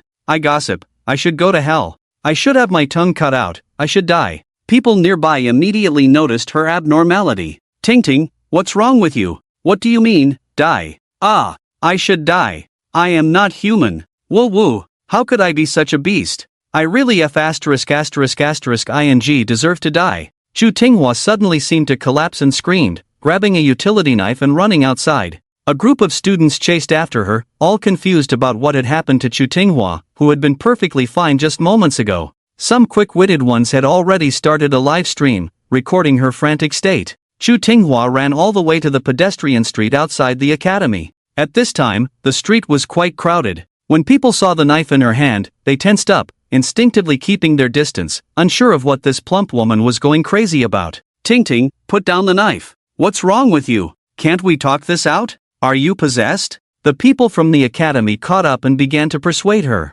Chu Tinghua looked at them with a dazed smile. Then, the blade of the utility knife was aimed at her own face. "Ah, no! Are you insane?" Amidst the screams, Chu Tinghua's knife left marks on her face. From her scalp down to her neck, she made a total of over 10 cuts. The blood wouldn't stop flowing. Each cut was gruesome and terrifying. Her head looked like a blood lantern, the blood instantly soaking her clothes. It was as if she felt no pain, seeing the people around her dodging her like she was a plague, while she grinned widely. "We're all the same, all guilty, we all deserve to die. He, I gossip, I deserve to die. Chu Tinghua tilted her head, her eyes fierce, collapsing. Then she stabbed herself again and again, on her arms, legs, stomach, creating an illusion. It seemed as if her body was being controlled by another force. She could feel the pain, could sense the hurt, but couldn't stop any of it. She was already bleeding profusely, but her hand holding the knife didn't stop, stabbing at her body from various strange angles, even her back. No one knew how many times she had stabbed herself. Chu Tinghua fell to the ground with a thud, blood gushing out, her gaze becoming vacant. Oh my god, what just happened? Is she dead? Did she kill herself? No, to be precise, she's not dead yet. Soon, someone noticed that her hand was still moving. The hand that held the knife. That hand seemed to have a life of its own, prying her mouth open. Then, it cut off her tongue. Gossip should be silenced. Hiss. At that moment, everyone fell silent. Chu Tinghua was dead. She had killed herself and cut off her own tongue. What kind of normal person could do such a thing? They quickly connected this scene to one person. Chen Chen. Just earlier, Chen Shen had said he wanted to expose her disgusting facade to the sunlight, and in his words, he also wanted to kill Chu Tinghua. He casually burned a talisman, and Chu Tinghua was dead? What was the principle behind this? The key was that Chen Shen had so many talismans around him, if each talisman represented a life. Then, it was serious. The situation seemed to have escalated. Chen Zhao's incident, Chen Shen was not joking. He was declaring war on everyone. In Chen Shen's livestream, he was leisurely sipping tea, but his gaze grew increasingly profound. He chuckled coldly. It seems Chu Tinghua is already dead, so the first round of judgment is over. Next, is her second round of judgment. I call it the sublimation of the soul. What? The sublimation of the soul? The people in the live stream didn't understand what Chen Shen meant. What was he trying to do? What did the second round of judgment mean? The person was already dead, how could he judge her? Moreover, the term sublimation sounded quite artistic. In an instant, a large crowd surged into Chen Shen's livestream, and the popularity skyrocketed. Chen Shen looked at the rising heat in the stream, feeling a bit surprised. He never intended to become an internet celebrity, he just wanted to judge the wicked. At this rate, it wouldn't be long before he started selling products. Ahem, ahem. Chen Shen cleared his throat, then with a swift motion, a black figure immediately appeared before him. The figure was plump, entirely black, and blurry, but her facial features and clothing were clearly visible to everyone. Someone immediately recognized her. Isn't that Chu Tinghua? How did she end up like this? Didn't she die? What on earth is going on? Upon seeing Chen Shen, Chu Tinghua knelt on the table, repeatedly bowing her head. Her figure, no larger than a phone, seemed somewhat diminutive, but the fear and humility emanating from her were unmistakable. Chen Shen quietly watched her, pulling out a palm-sized flame wolf tooth club. He squinted. Now you know you were wrong? It's too late. Bang! Bang! With a few strikes of the wolf tooth club, Chu Tinghua let out a scream akin to hysteria. Her figure was pierced by the club, and one could only imagine the pain. The screams grew sharper. Then, Chen Shen bound her to the wolf tooth club and placed her over the blazing sunfire. Sizzle! Chu Tinghua's body trembled violently a few times before she began to vanish. At the critical moment, Chen Shen grabbed her and consumed her like a snack. The live stream experienced a brief pause, and everyone gasped in shock. Did Chen Shen just roast and eat Chu Tinghua's soul? Although it was just a black figure, they seemed to feel Chu Tinghua's pain. That sensation was even more agonizing than when she was alive. Is this what they call soul refining? So painful? No one wanted to end up like that, tortured even after death. Now everyone finally understood a truth. Death is not the end. It could very well be another beginning. Without a body, one would feel the torment of the soul. This feeling seemed to be more painful than physical suffering. Chen Shen rested his chin on one hand, casually sipping tea. Today, Baitsong City will run red with blood. Near the pedestrian street, the police arrived. Wang Jianhua had been hospitalized with a broken arm, and this time it was the deputy captain, Ho Tianlong, who came. In his 30s, with thick brows and big eyes, he exuded righteousness. Upon arriving at the scene, he first set up a cordon. The scene was a bit too shocking, children seeing it would have nightmares. Nearby, concerned citizens informed him that Chu Tinghua had come to the pedestrian street to self-harm, resulting in her current state. Ho Tianlong conducted a brief investigation and initially confirmed this scene. All of Chu Tinghua's injuries were self-inflicted, but the wounds on her back and her severed tongue were filled with doubts. A person in extreme pain could not possibly do all this. It was evident that when she stabbed her back with a knife, her arm was likely broken, but how could a severed arm accomplish all this? and she even pulled out her own tongue in the end. Ho Tianlong confirmed her identity, and the puzzled look in his eyes slowly unraveled. It turned out that there really is cause and effect in this world. In fact, Xu Tinghua was a repeat offender. She was involved in many cases of online bullying. 6 months ago, she led a campaign to slander a woman, claiming that the child in her womb was not her own, presenting various doctored evidence. With people online fanning the flames, the woman was gradually suspected by her husband and mother-in-law, and as the situation escalated, the woman, unable to bear the pressure, jumped off a building. A year ago, she had also used manipulated photos to insult a working woman simply because that woman had rebutted her post online. She plastered the woman's altered photos all over the company, ultimately leading to the woman developing a mental illness. Similar incidents were as numerous as the stars. It seems that her death was well-deserved. However, matters of judgment must be handled by the police, otherwise, everyone would become a messenger of justice, and this world would be in chaos. Ho Tianlong investigated for a while before taking the body away, not uttering a single extra word. Buzz. At the first hospital, orthopedics. Wang Jianua's phone rang. "Leader, this is Wang Jianua. Jianua, that Chen Chen is live streaming right now, did you see it?" Wang Jianua was taken aback. He had never felt so relaxed during his day in the hospital and hadn't really looked at his phone. Chen Chen had finally calmed down for a moment, and now he was causing trouble again? What on earth did this kid want? "Leader, I haven't watched the live stream yet." "That's fine, you need to take people to find Chen Chen right now and talk to him about this matter." "Leader, what's wrong with him again?" Wang Jianua was truly at his wit's end. There's a forum at Gaofeng Academy where someone posted a composite video of Chen Chen's daughter, Chen Xiao. Some people are liking it and spreading rumors. Chen Chen said he wants all of them to die. We checked, and at least 300 people are involved this time. This is no joke. Boom! Wang Jianua's mind exploded. Over 300 people? Chen Chen planned to kill that many? He must be insane. Wang Jianua thought carefully. Since he had come into contact with Chen Chen,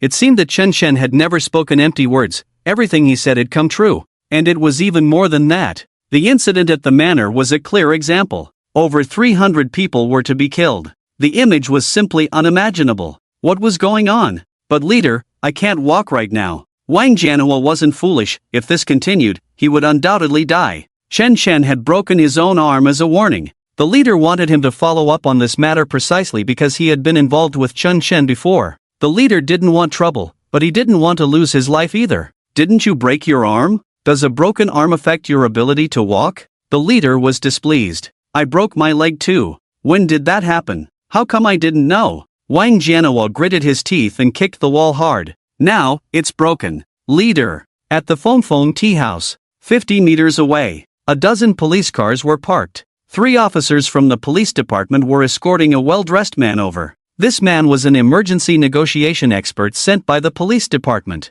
So far, the Chen Chen incident had completely exploded online, but they couldn't find any evidence, making it impossible to arrest Chen Chen under such circumstances. Moreover, capturing Chen Chen would come at a great cost. The police officers could easily get implicated. Therefore, the leader wisely dispatched a negotiation expert to defeat Chen Chen through psychological warfare and force him to compromise.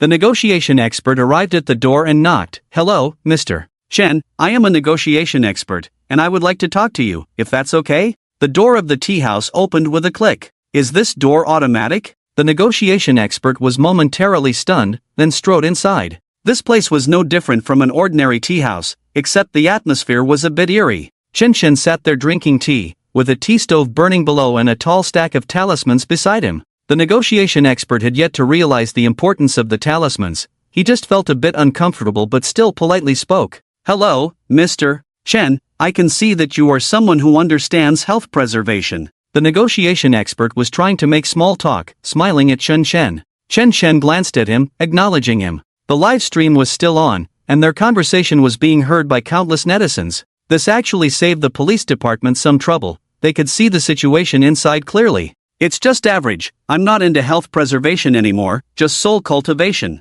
Chen Chen casually replied. After all, so many netizens were watching, he had to be a bit polite. "Ha ha ha, Mr. Chen really knows how to joke." The negotiation expert laughed, easing the atmosphere. Chen Chen looked at him again. "I never joke with people, I only open the morning hall for them." The negotiation expert was a bit at a loss for words, realizing for the first time how stressful it was to chat with someone. "Mr. Chen, let's get back to the point. He became serious. Previously, a woman named Chu Tinghua committed suicide on the pedestrian street, and the manner of her death was quite brutal, with many suspicious points. Considering the recent events and your statements in the live broadcast, the police initially suspect that you did it. Chen snorted coldly, but they have no evidence, so they came to negotiate with you? Ah, yes. The negotiation expert forced a smile. We mean no harm. We've heard about your situation, Mr. Chen. As long as you promise not to kill anyone in the future, we can wipe the previous matters clean, and we can also offer you a substantial compensation.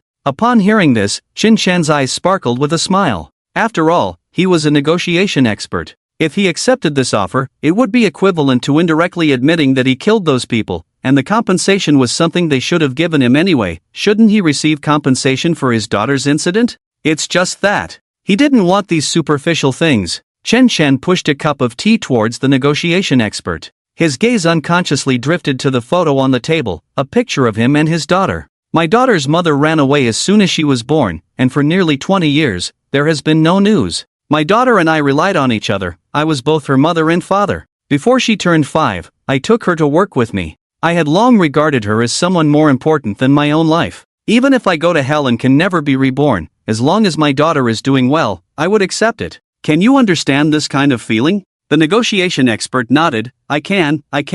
Wrong, you can't, because you don't have children. Chen Shen shook his head. The negotiation expert was startled. He was married but had never had children. How did Chen Shen know this? This was their first meeting today. Xiao was once my hope, then she became my pride, and then she turned into my burden, my support. But now, all of this is gone. She was killed by a few beasts. They ruined my daughter's life. When she died, her only eye was wide open in an oval shape. I knew she couldn't close her eyes even in death. Who can know how much pain and suffering my daughter endured when she died? Crack! As Chen Shen said this, it seemed he recalled the scene from back then, and his expression instantly darkened as he crushed the teacup. Mr. Chen, please calm down. The negotiation expert was startled. Was Chen Shen's grip really that strong? I came here to discuss with you. There is a way to solve all problems, right? I'm just providing you with a solution. You can see if you can accept it. If not, we can discuss other options. I only accept one solution here. Chen Shen looked at him.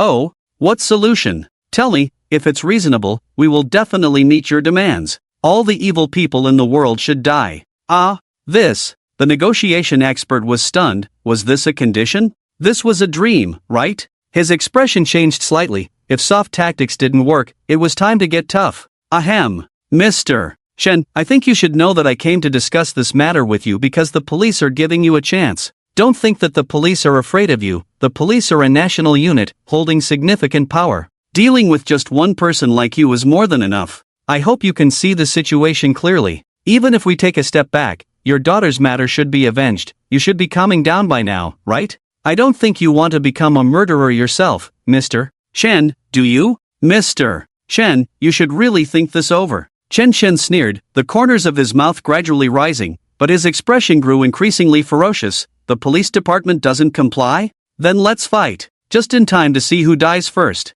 The games I've played with those parents, I wouldn't mind if you joined in too. The negotiation expert trembled all over. Upon meeting Chen Shen's gaze, he felt as if flames were scorching him.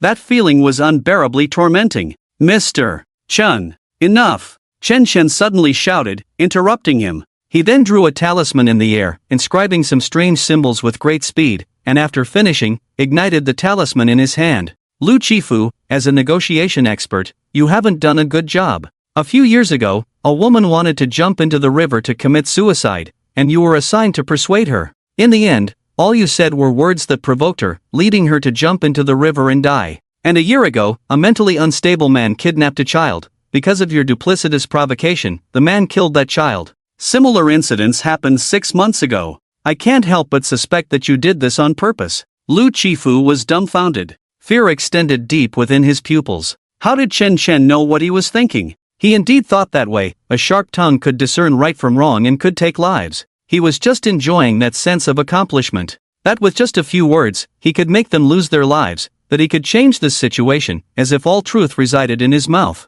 In this environment, his psyche had long been twisted. Why you? Lu Chifu stammered, terrified. Chen Shen glanced down. Pouring you tea and you don't drink it, you're really not giving me face. Whoosh! the next second. Recently, I should be able to maintain 4 updates consistently. Everyone has their own preferences. I will try my best to make it enjoyable for everyone. If you think something is poorly written, feel free to leave a comment, and I will make timely revisions. Please, everyone, use your little hands to click a free gift and also urge for updates. Seeing everyone's little gifts and requests for updates every day is my greatest motivation. Yesterday, I dreamed that this book had over 6,000 updates. How great would that be if it were true? The negotiation expert felt as if he was caught by a gigantic black hand. But Chen Chen hadn't even touched him. He was slammed against the wall with a bang. A heavy fist came crashing down like a hammer. Bang! Mr. Chen, you! Bang! Chen Chen! Bang! Ugh! This iron fist, carrying the power of thunder, struck him repeatedly, and after just a few hits, he felt he couldn't take it anymore.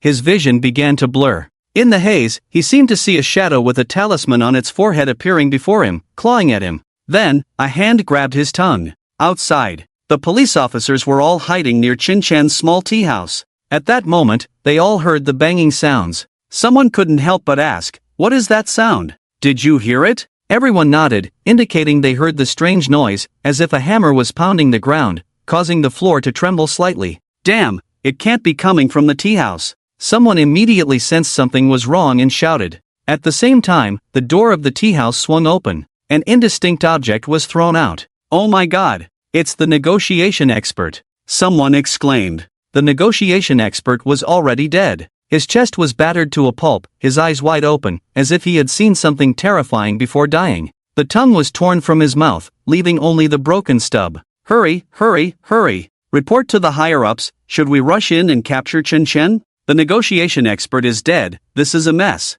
Chen Chen is provoking all of us." The anger in everyone's hearts was instantly ignited. "You all wait a moment, let's check the replay from the livestream." A person with a star on their shoulder came over to remind them. Without absolute evidence, they couldn't capture Chen Chen at all. In the footage, Chen Chen didn't even touch the negotiation expert. How could they convict him? Even if they rushed in and caught him, they would have to release him immediately. The key point was that the higher-ups had already said not to touch Chen Chen lightly. He was very ominous. At this moment, Chen Chen in the live stream seemed to have lost his patience. He squinted his eyes, fury taking shape in his gaze. Evil exists in the world, hell is nowhere to be found. Those blood-stained hands, it's time to pay the price. The remaining judgment begins now. Chen Chen waved his hand. The talismans stacked beside him flew up directly. Whoosh, whoosh, whoosh. One after another, they took off, igniting. The speed was incredibly fast. Like a money printing machine. In the livestream, everyone stared wide-eyed. Each talisman seemed to represent a person. Chen Chen was about to unleash a massacre. Baitsong City. A girl sipping tea in a cafe. She was also watching Chen Chen's livestream. Upon seeing this, she snorted coldly and exited the livestream. She logged into her forum account and glanced at the comments she had previously posted. Chen Xiao is just a useless pawn. With her dead, the world will be peaceful. A world without useless pawns makes even breathing enjoyable. I saw Chen Xiao enter a hotel with others before. The girl sneered a few times, completely unafraid. "Chen Chen, you're just putting on a show, pretending to be mysterious. I'm not afraid of you. If you have the guts, just kill me." The official explanation for Chu Tinghua's death had already been given. It was said that Chu Tinghua had severe mental illness, and Chen Chen's appearance might have triggered her, leading to her suicide. She felt this had nothing to do with Chen Chen. After finishing her last sip of coffee, the girl went home. She had upbeat music playing in her headphones, her body instinctively swaying along. Suddenly the music cut off. It was replaced by the sound of sobbing. "Ah, what the hell?" She was startled, quickly yanking off her headphones, ignoring the stares of others on the bus. She checked her phone and headphones, everything was fine. She kept reassuring herself that it must be the headphones aging. But she didn't dare to listen to them again, quietly scrolling through her phone. After a while, she felt someone moving her hair from behind. It was rhythmic, one after another. "Who is it? Looking for death?" She turned around angrily to curse. But in that instant, she froze. This was not a person at all. Or rather, it was a humanoid monster. It was a shadow, completely black, with a talisman stuck to its head. She couldn't see its eyes, only the curve of its grinning mouth. Then, the shadow grabbed her neck. It squeezed tightly. The girl was shocked. She wanted to scream loudly, but no sound came out. The driver and passengers saw her in pain and quickly stopped the bus. At the same time, they heard the sound of the girl's neck snapping. Crack. Then, the girl's mouth opened. Her tongue was pulled out, severed. In the commercial center of Baitsong City, an office building, a man was working. His phone was set aside. He had just watched Chen Shen's livestream, and his expression was somewhat unpleasant. He wanted to focus all his attention on work to forget about those chaotic matters. But the more he thought about it, the more he couldn't help but think about those things. Xiao Zhang, what's wrong? You seem off, a colleague beside him said, looking puzzled and patting him on the back. Xiao Zhang remained silent, put down the documents in his hand, stood up, and walked towards the window. He casually took a craft knife from a colleague's desk. Xiao Zhang? What are you doing? The people nearby grew increasingly confused. Xiao Zhang opened the window. Then, he jumped. Everyone in the room was stunned. They were shocked by this sudden scene. To know that this was over 20 stories high, and he just jumped down? Something's wrong. Someone shouted, and a crowd gathered by the window to look. Xiao Zhang had already fallen to the ground in free fall. He became smaller than an ant. One hand gripped the craft knife. In the moment of jumping, he had already cut off his own tongue, dying with his eyes wide open. In a certain academy in Baitsong City, a lecturer was giving a class. His lecture was very lively, and the students loved it. Now he was at a critical point in his lecture, and he was getting excited. But at that moment, he suddenly stopped. The students thought he was teasing them, and their curiosity intensified. A few eager learners were even imagining the next problem-solving direction. But the next scene shocked everyone. The lecturer pulled out a pen and stuck out his tongue in front of everyone. The pen jabbed into his tongue repeatedly, blood gushing out until the tongue was a mess. Then the pen aimed at his neck. The classroom erupted in screams. On the streets of Baitsong City, a woman was driving a luxury car, looking very stylish. But while everyone was waiting for the traffic light, she suddenly pressed the gas pedal without warning, crashing into a nearby tree while skillfully avoiding pedestrians on the street. With a loud bang, the car was torn apart. Her body was mangled, and she instantly lost her life. Coincidentally, due to the external force, she bit off her tongue. In a park, a couple was being affectionate. Suddenly, the man went mad and bit off the woman's tongue. No matter how the woman screamed in agony, the man wouldn't let go. In the end, he pinned her to the ground and strangled her to death. After killing the woman, he chose to jump off a bridge. South of Baitsong City. This is the wealthy area, where most of the villas are built. The housing prices here are beyond what most can afford. In a rather luxurious villa, Wang Shuzhen was watching the recent news reports. The more she watched, the more frightened she became. Those images were something she couldn't even dare to think about. A terrifying thought was infinitely magnifying in her mind.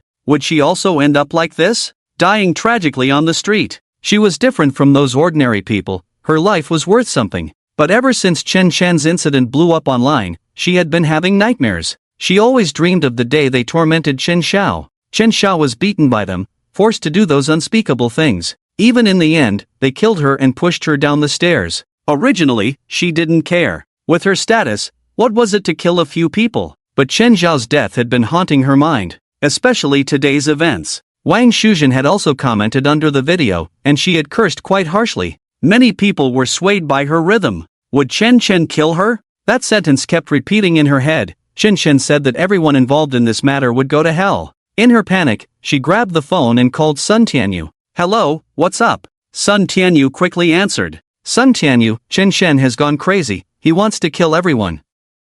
This matter was started by you. Chen Xiao was the one you led to kill. You must take responsibility for this. Wang Shuzhen shouted. Sun Tianyu was somewhat annoyed and cursed. Damn it, don't talk to me about this now. I'm already in the process of going abroad. Even if Chen Shen has great abilities, he can't chase me down to kill me abroad. Don't bother me anymore. Figure it out yourself. What? You? Wang Shuzhen was taken aback, a fierce light flickering in her eyes. This bastard Sun Tianyu had said he would handle the situation when Zhao Jia had an accident, and now he was the first to escape. He was using them as a shield. Sun Tianyu didn't want to say more to her and directly hung up the phone. Given the current situation, it was already good enough to take care of himself. Wang Shuzhen immediately called her father. The situation was beyond her control now. She had been so arrogant when bullying Chen Xiao, and now she was in such a predicament. Chen Shen really intended to kill everyone. Wang Shuzhen's father had long known about this matter, and now he was watching the live broadcast.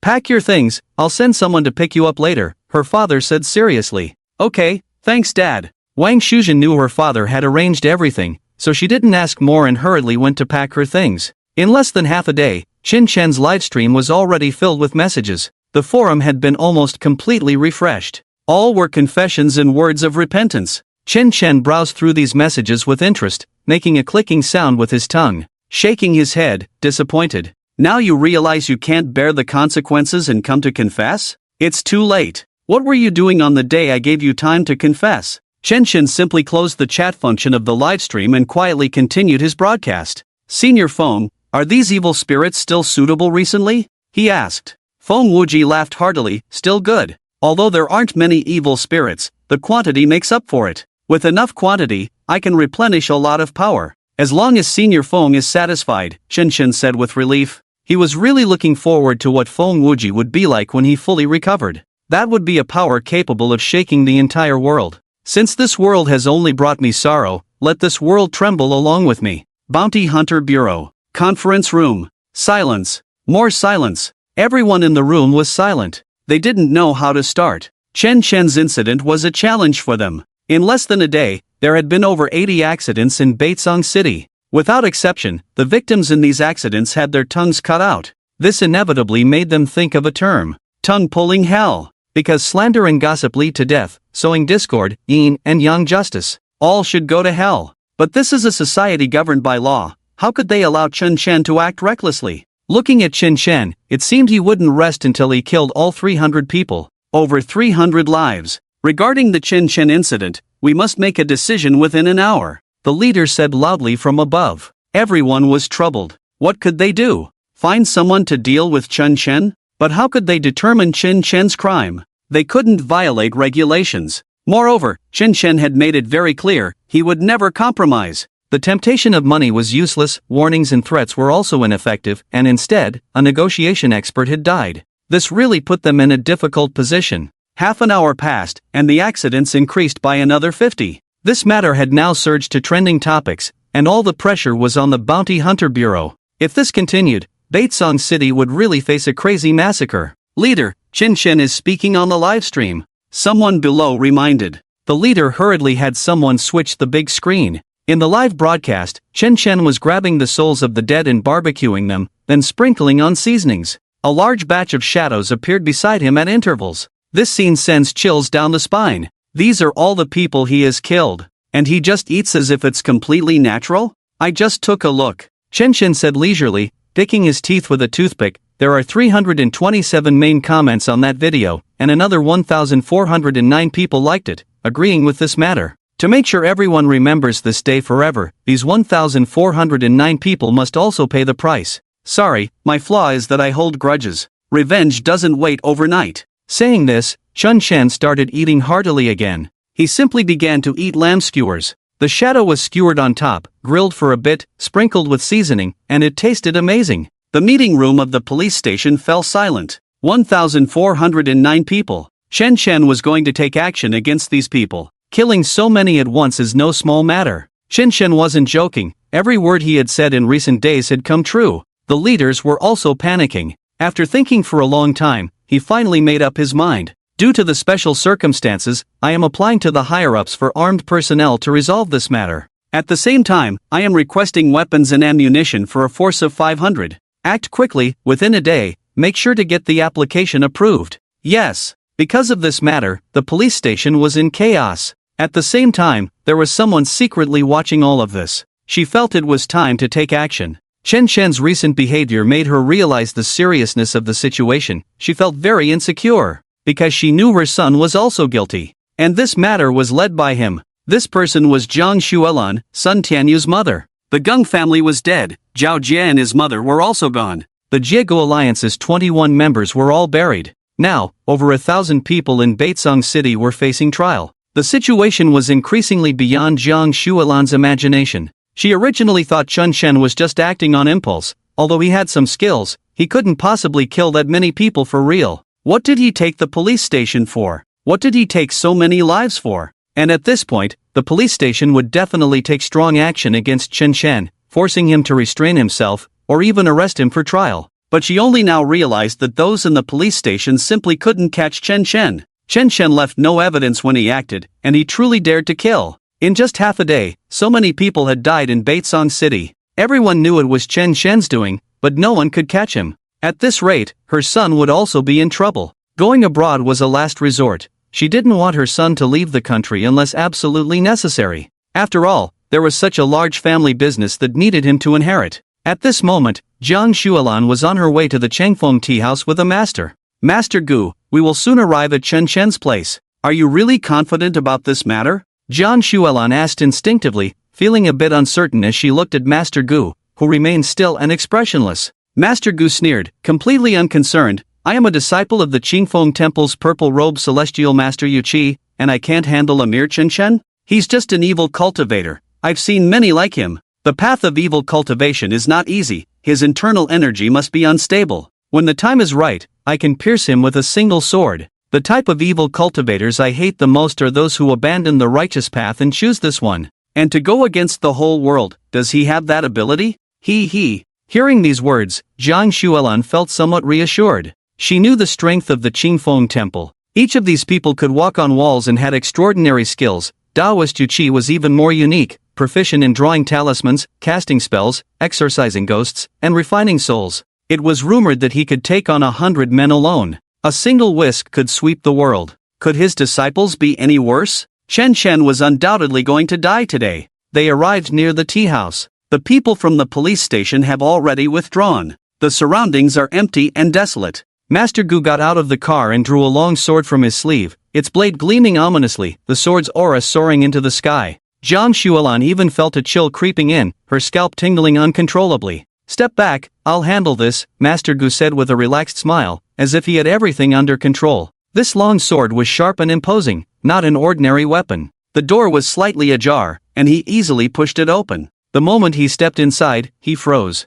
He stood there like a marionette with its strings cut, even the hand holding the sword began to tremble. He had been cultivating in the Taoist temple for over a decade, yet he had never seen such a scene. The Fengfeng tea house was not large, only about 70 square meters, but it was crammed full of various vengeful spirits.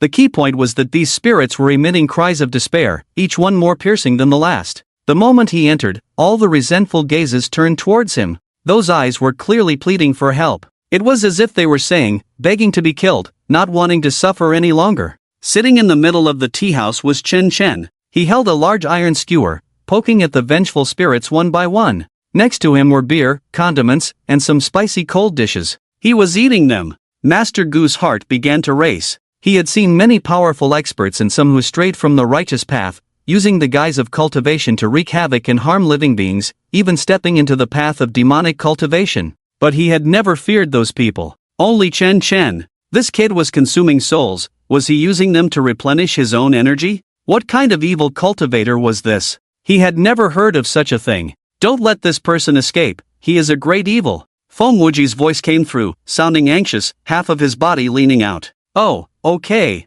Chen Chen's expression gradually turned playful. Qingfeng sword technique, break the demon and dispel the curse. Come forth. Master Gu reacted quickly. Seeing Chen Chen's gaze, he knew he was doomed today. So he unleashed his ultimate move at the first opportunity. With a sweeping strike, he unleashed a storm of power. The vengeful spirits recoiled, and mortals could only watch in awe. He had maximized his strength, and as he released this strike, he also formed a hand seal. The swift movement talisman was activated. This was his tool for escape. He felt uncertain, remembering his master's words, if you can't win, run. Just as he was about to stick the talisman to his leg, suddenly, his talisman inexplicably ignited, nearly burning his legs. He screamed and dodged, simultaneously witnessing a scene in the room. The sword he had unleashed was caught in Chen Chen's hand with one grip. The blade was mere micrometers from Chen Chen's palm, yet it did not harm him at all. Chen Chen looked at him with curiosity. You are also a Taoist? Moreover, your sword technique is authentic Taoist?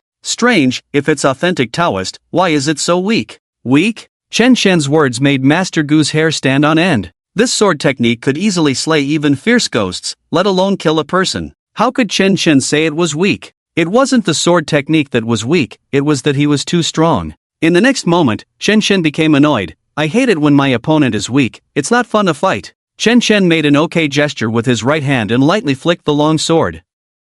Whoosh! A sound that pierced the air like the wails of hell penetrated everything. The long sword directly pierced through everything. It swiftly stabbed into Master Gu's back. He let out a scream and flew 9 meters away, thudding against a tree behind him. A sword through the heart, dying without any hesitation. Jiang Xuelan was utterly shocked. She hurriedly covered her mouth to stifle her scream. Master Gu, just like that, died? The disciple of the purple-robed celestial master, dying so tragically. Not a single move was withstood. Then, Master Gu was seen shedding a mass of black mist from his body, which emitted a series of incomprehensible cries, as if it did not belong to this world. Tragic, piercing, furious. Soon after, the black mist was drawn into the small tea house. Jiang Xuelan dared not linger any longer. She pressed the accelerator and drifted away. Jiang Xuelan did not dare to return home.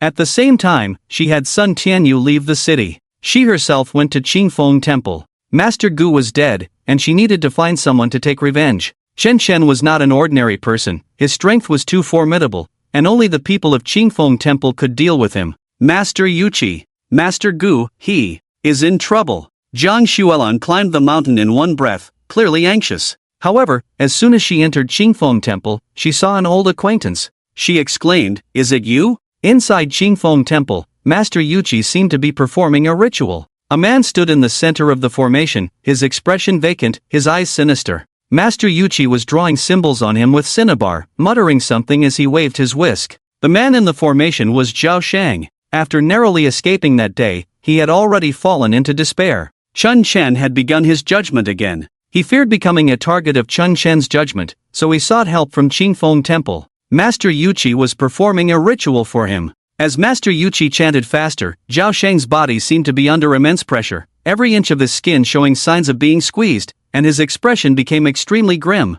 "Master Yuqi, what are you doing?" Jiang Xuelan was confused and somewhat frightened. It only gave her a sense of something sinister. Master Yuqi waved his hand. Only then did Zhao Shang relieve the pressure, gasping for breath. Master Yuqi smiled calmly. "I am shaping an indestructible bone for Mr. Zhao, establishing a towering soul." "Ah, what does that mean?" Jiang Xuelan admitted she did not understand, but it sounded impressive. Extracting the Taoist bone and carving it onto his body, using countless souls to replenish his consciousness, that's it. He answered patiently. Then, is this still Zhao Shang?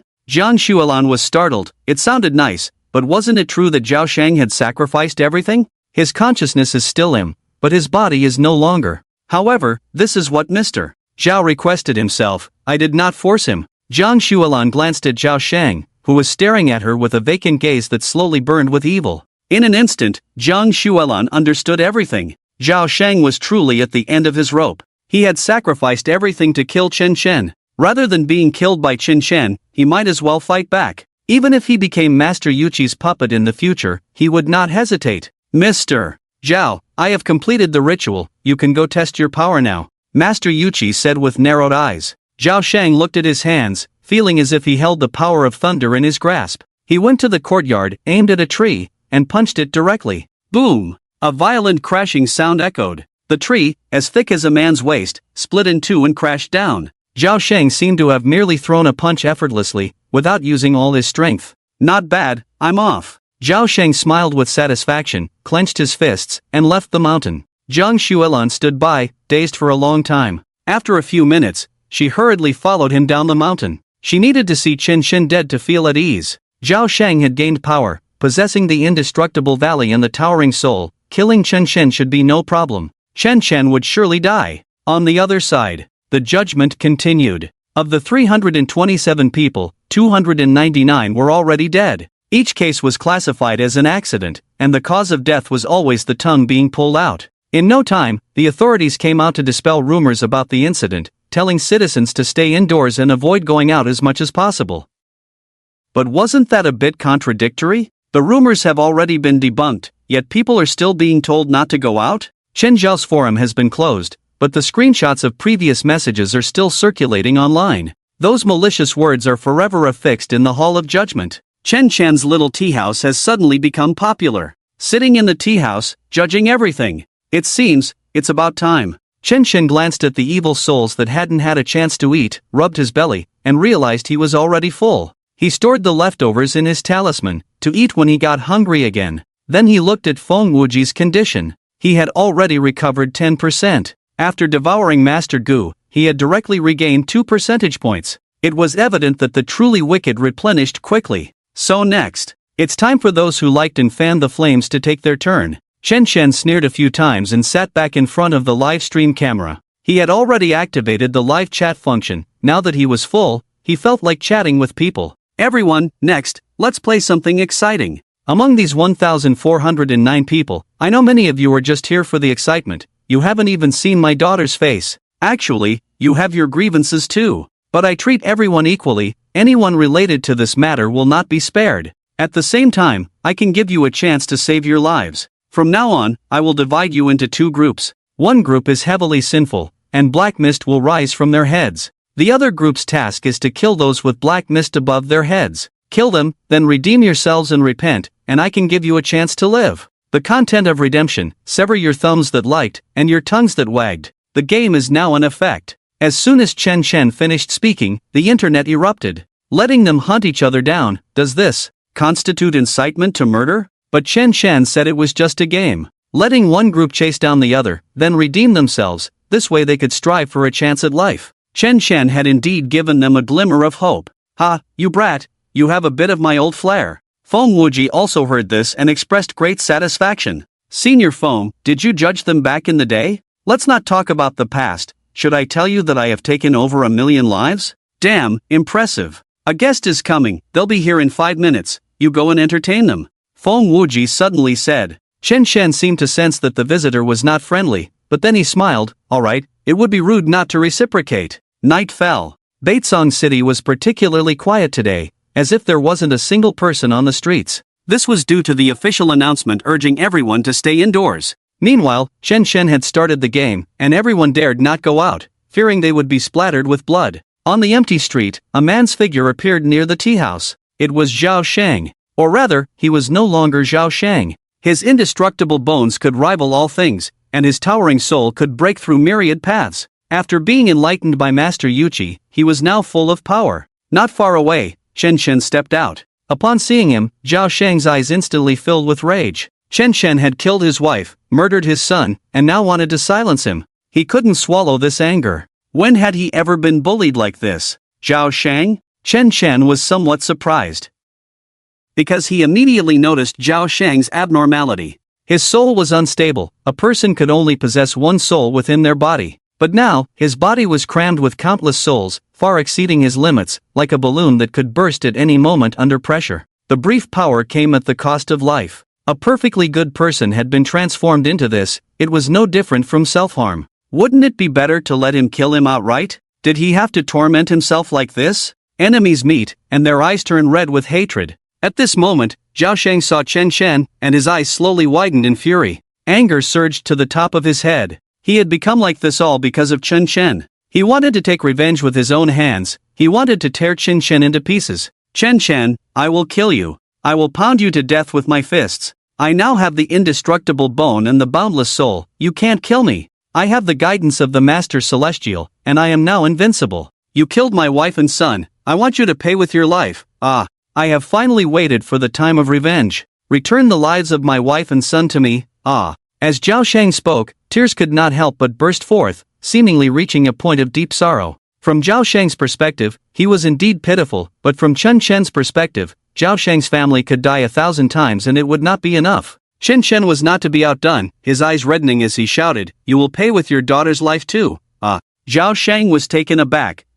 This? Zhao Shang cursed inwardly, clenched his fists, and charged forward. But before he could reach Chen Shen, he felt a tremendous force blocking him, and his own strength seemed to be unable to be unleashed. In a daze, he could hardly believe it all. A dark shadow loomed behind Chen Shen. He could not see the figure clearly, only a pair of eyes like cold blades staring at him, seemingly capable of tearing the night sky apart. That figure, towering 7 or 8 meters high, accompanied Chen Shen like the wings of a demon. In the blink of an eye, Chen Shen was already there. Zhao Shang felt all his strength suppressed, trembling. Just a second or two felt like an eternity. Chen Shen slapped out a hand. Boom! Zhao Shang was immediately knocked to the ground. His whole body felt half dead, as if crushed by a tremendous force. Every inch of his skin was being scorched. My body. It hurt so much. Zhao Shang screamed in agony. He had the indestructible bone and the boundless soul. He shouldn't be able to feel pain. Chen Shen suddenly yanked with his other hand. A bone of fate was pulled from Zhao Shang's body.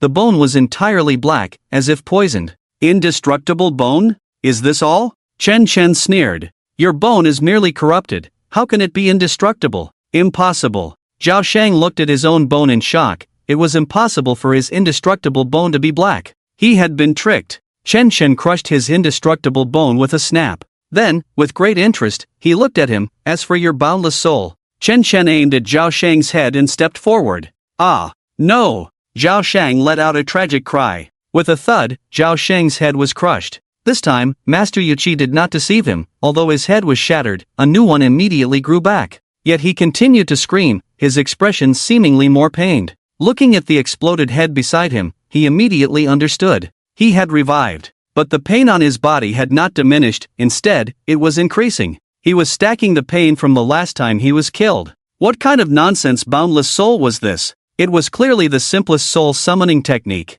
It even retained his own suffering. Master Yuqi had done this on purpose. That old man actually wanted to harm him. As Zhao Shang was astonished, Chen Shen's fist was already coming. The fist wind gathered in the air, carving out an invisible giant wave, crashing down on him like a storm. Suddenly, Zhao Shang felt countless voices of pain and despair flashing through his mind. It was like hell. This was the wailing of 10,000 souls. No, no, no. I don't want to die. Zhao Shang's eyes suddenly cleared. He had thought he had gained power, but in reality, he had been used by Master Yuqi. Chen Shen shook his head. You are already a puppet. He has drained all the essence from your body. Before Zhao Shang could continue to be astonished, Chen Shen crushed his skull again. Allowing him to suffer, Chen Shen threw out a talisman and set it ablaze. Where the talisman passed, countless souls burned. Chen Shen quickly checked these souls, swallowing those that were evil and letting go of the innocent ones. The souls surged away like a tide. This process lasted for a few minutes.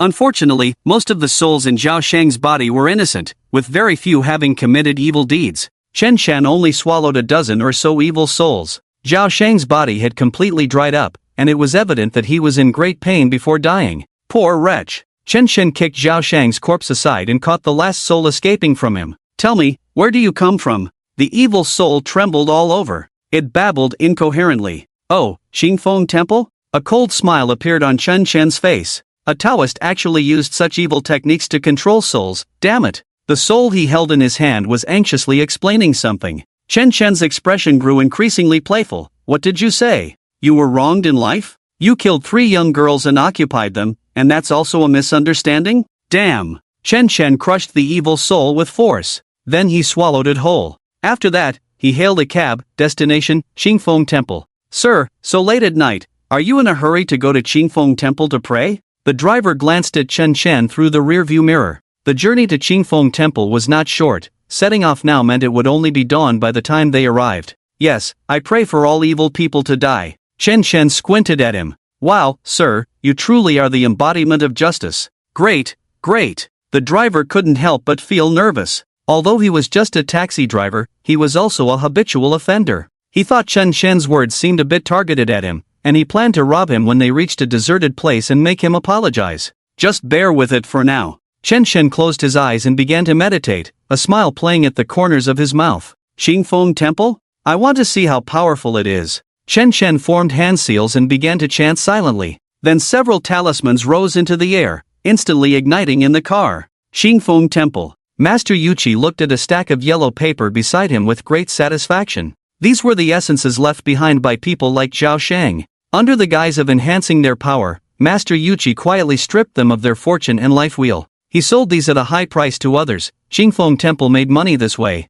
Zhao Shang's life will had a full 10 sheets of yellow paper. Others had only 1 or half a sheet at most. Moreover, Zhao Shang was destined for wealth, a person of great fortune. This would be a good profit. Master, why don't we just swallow the life wheels and fortunes ourselves? Selling them to others seems a bit of a loss, a novice Taoist beside him quietly asked his master. The man quickly shot him a warning glance to keep quiet. But Master Yuqi still heard this. He sneered, the fortunes and life wheels we strip away are all incomplete. While they can bring short-term benefits and change fate, over time, they will backfire. For example, loss of lifespan, family separation, early death of parents. So we don't touch these things. The novice Taoist tensed up, his expression somewhat terrified. The cost of the backlash was so great? But Master Yuqi had never mentioned this to the guests. Wasn't that harming others? However, the novice Taoist didn't dare to voice this thought. he had come to be a Taoist to make money, not for love, right? Master Yuchi seemed to be in a good mood and was ready to continue explaining to the novice Taoist.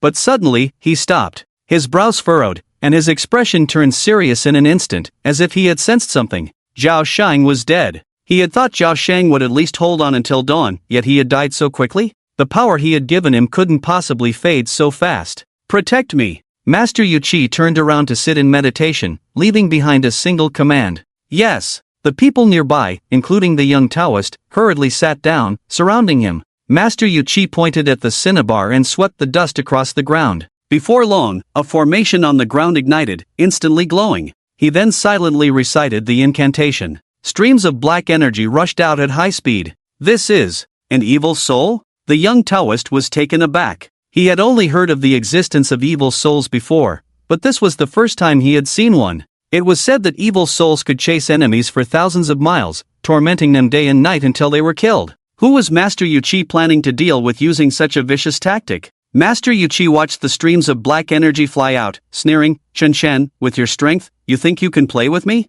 You're too green. These evil souls are enough to devour you. Your strength isn't weak, but I wonder how your life, wheel and fortune are?" A wicked smile appeared on Master Yuchi's face. Depriving someone of their life will could be addictive. Whoosh! Suddenly, the expression on Master Yuchi's face froze. Damn it! CNM! He instinctively blurted out. A massive black hand descended from above, slamming down on his crown. With one strike, it shook the heavens and the earth. It directly shattered his formation. His reaction was incredibly quick. He grabbed a nearby Taoist and pulled him in front of himself as a shield, while he also released the dust to block. Boom! A muffled sound. The Taoist was turned into a mist of blood. The dust scattered like trash, thrown aside. Master Yuchi had dodged in time and was unharmed.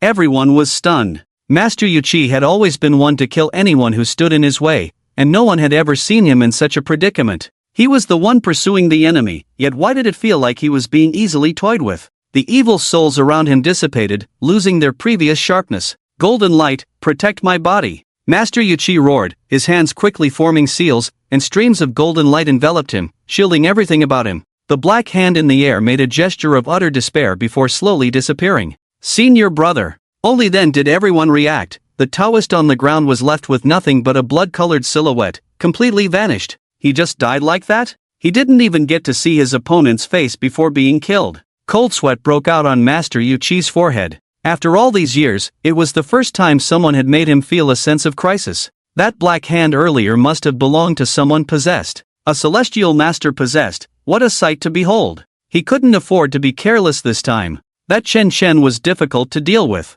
He looked around for a moment. Before dawn, you all stay here. I will go to the back mountain. Master, should I accompany you? The nearby Taoist quickly suggested. No need. I need to go to the back mountain to bring the ancestral Hunyuan sword and then kill Chen Shen. With him around, the threat to us is too great. You all just wait here. Everyone could only nod in agreement, silently guarding Qingfeng Temple. On the other side, in the taxi, the driver sat up straight, his eyes shining, seriously staring into the distance, displaying an unprecedented level of professionalism. Even when turning, he began to use the turn signal, maintaining a steady speed, not daring to exceed the limit. His gaze was clearer than ever. He had just witnessed the battle between Chen Shen and Master Yuchi. He had thought Chen Shen was an easy target, but who knew he had pulled a formidable ancestor? Just as he was driving, countless shadows suddenly surged around him. The shadows let out frenzied howls, their fierce visages fully revealed. Some faces were even rotting, utterly terrifying. These were all ghosts,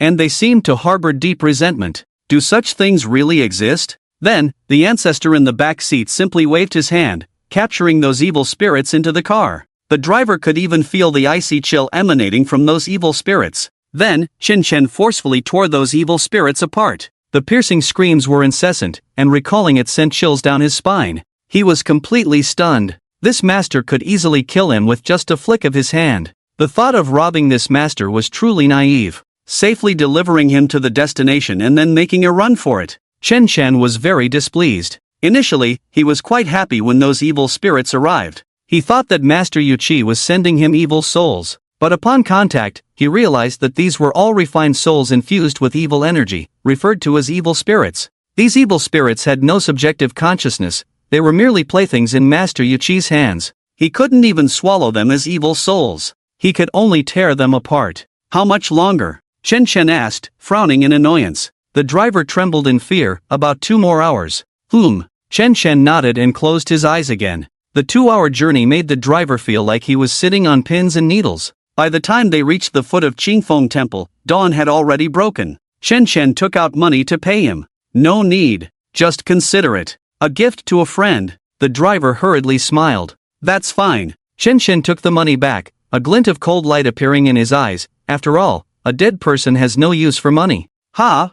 You! The driver was momentarily stunned. Chen Chen's hand was already resting on his shoulder, a charming smile on his face. You think I don't know about the little dirty deeds you've done? While driving at night, you wander around looking for opportunities to break in and steal, robbing people. Haven't you done that a lot? A few days ago, you saw a single girl taking a taxi home alone, so now her body is still out in the wild, right? The driver's body shook like a sieve. How did he know about this? This was too eerie. Master, Chen Chen got out of the car and pointed his finger in the air. Bang! The driver's body was instantly crushed. The evil soul was absorbed by Chen Chen, eagerly devoured within him. Chen Chen smacked his lips in satisfaction and then walked towards Qingfeng Temple. Chen Chen! You! Wait a moment! Suddenly, someone ran up from behind. This person was in uniform, looking extremely tense. Chen Chen frowned. How could he be here? Standing in front of Chen Chen was Wang Jianhua. He was hanging one arm and limping on one leg,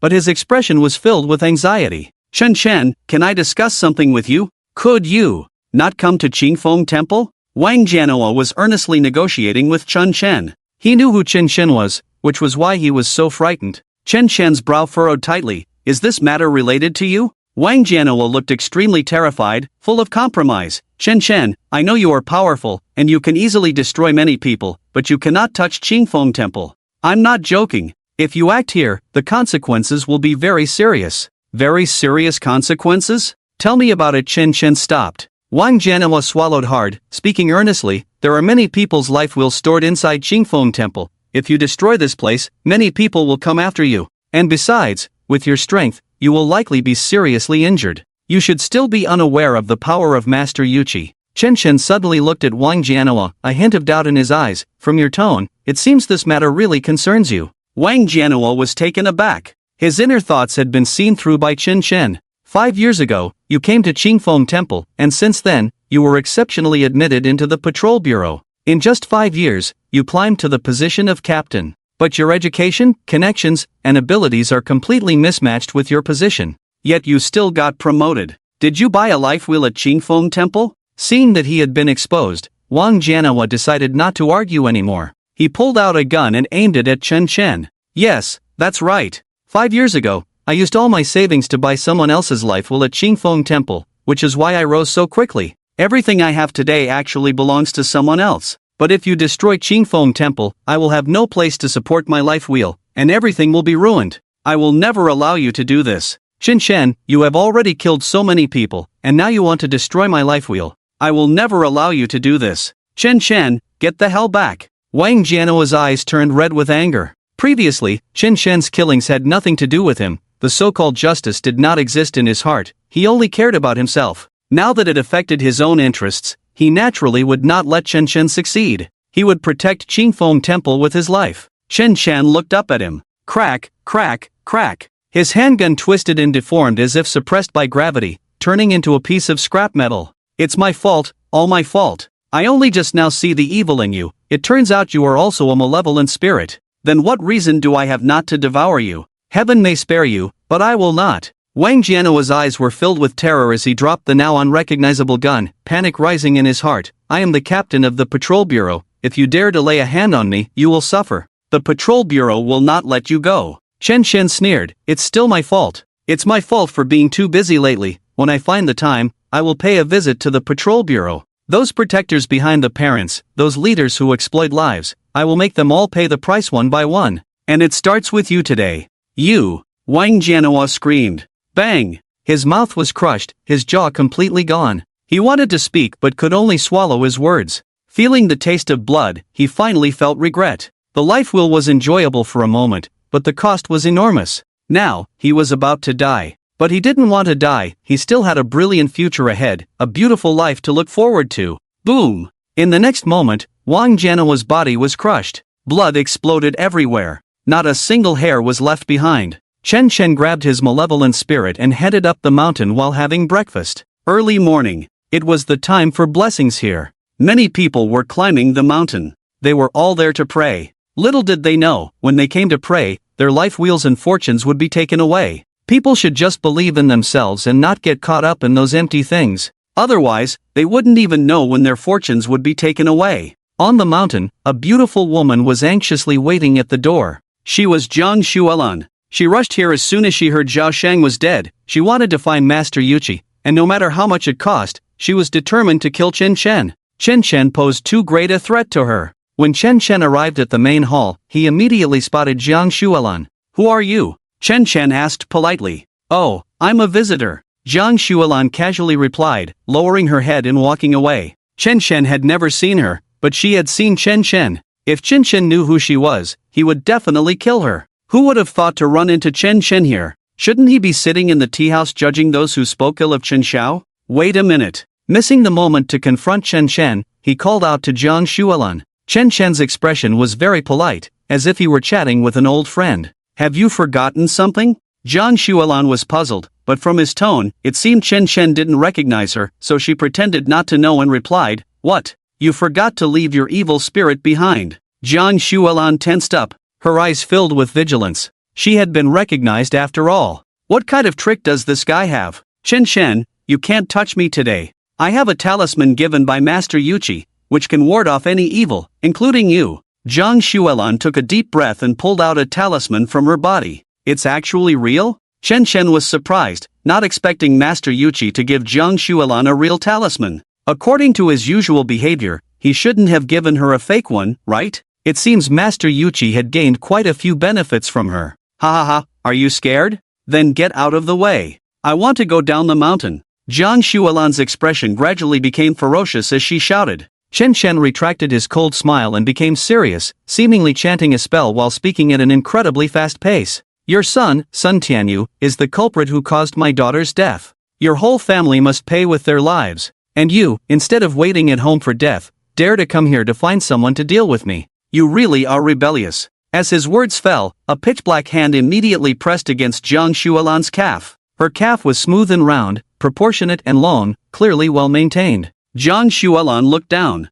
The next second, bang! Her calf exploded, leaving only a cloud of blood mist. Ah, my leg! She screamed, not feeling pain for the moment, just greatly frightened. Then, that hand moved to her other leg. Another crisp bang. Her other leg was also broken. She instantly felt herself shrink by half and fell to the ground with a thud. Her eyes were already filled with despair. "Chen Chen, you're crazy. How dare you touch me? I. Jiang Xuelan cried out in pain on the ground. That black handprint moved to her lower abdomen. Then, it made a small cut. The action was deliberately slow, making her suffer even more. This feeling was even more painful than giving birth. Zizizizi. Jiang Xuelan's intestines were pulled out. In an instant, the air around was filled with the smell of blood. "No, don't! Chen Chen, are you even human?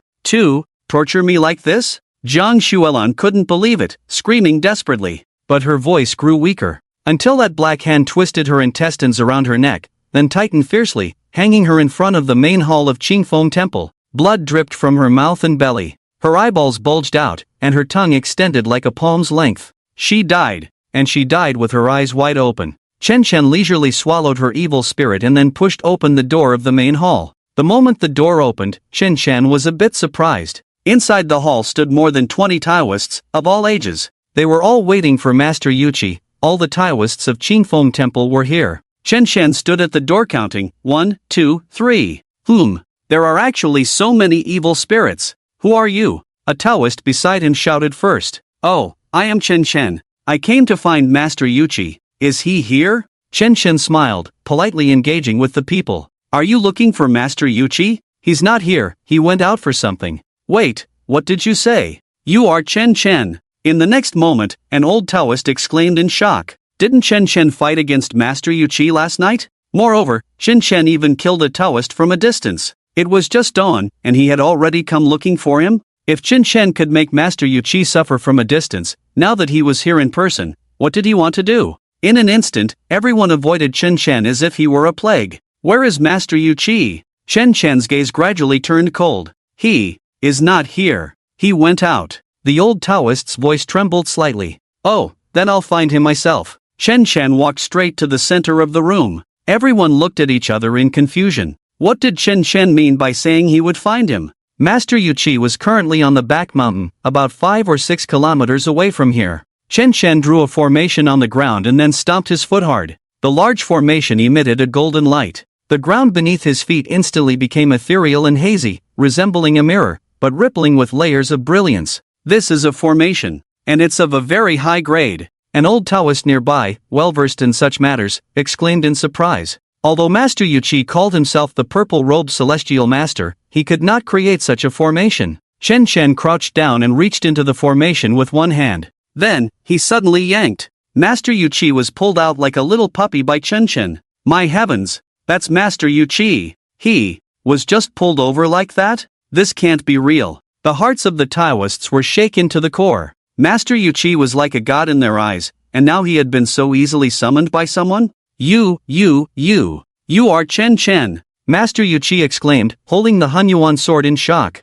He didn't expect Chen Chen to arrive so quickly. He was in the middle of refining the Hunyuan sword. Who knew he would suddenly feel a force coming at him and be pulled over like this? Chen Chen looked at him and smiled. Stealing lives and fortunes, you must be feeling great, right? Treating all this as a transaction, selling it at a high price to others. What's the difference between what you're doing and murder? Damn it, what does it have to do with you? Making money is my skill, Chen Chen, I'll fight you. Hunyuan sword, come out. He desperately swung the long sword in his hand, and the sword body instantly began to flicker with purple light. But before the light could fully manifest, the Hunyuan sword emitted a crisp sound. With a snap, it was pinched and broken by Chen Chen's 2 fingers. Master Yu Qi was dumbfounded. This was the Hunyuan sword, something he had cultivated for a long time, originally meant to protect his life. Who would have thought it could be so easily broken by Chen Chen? Chen Chen, wait! His eyes showed a dead gray. Bang! In the next moment, his body exploded into a mist of blood.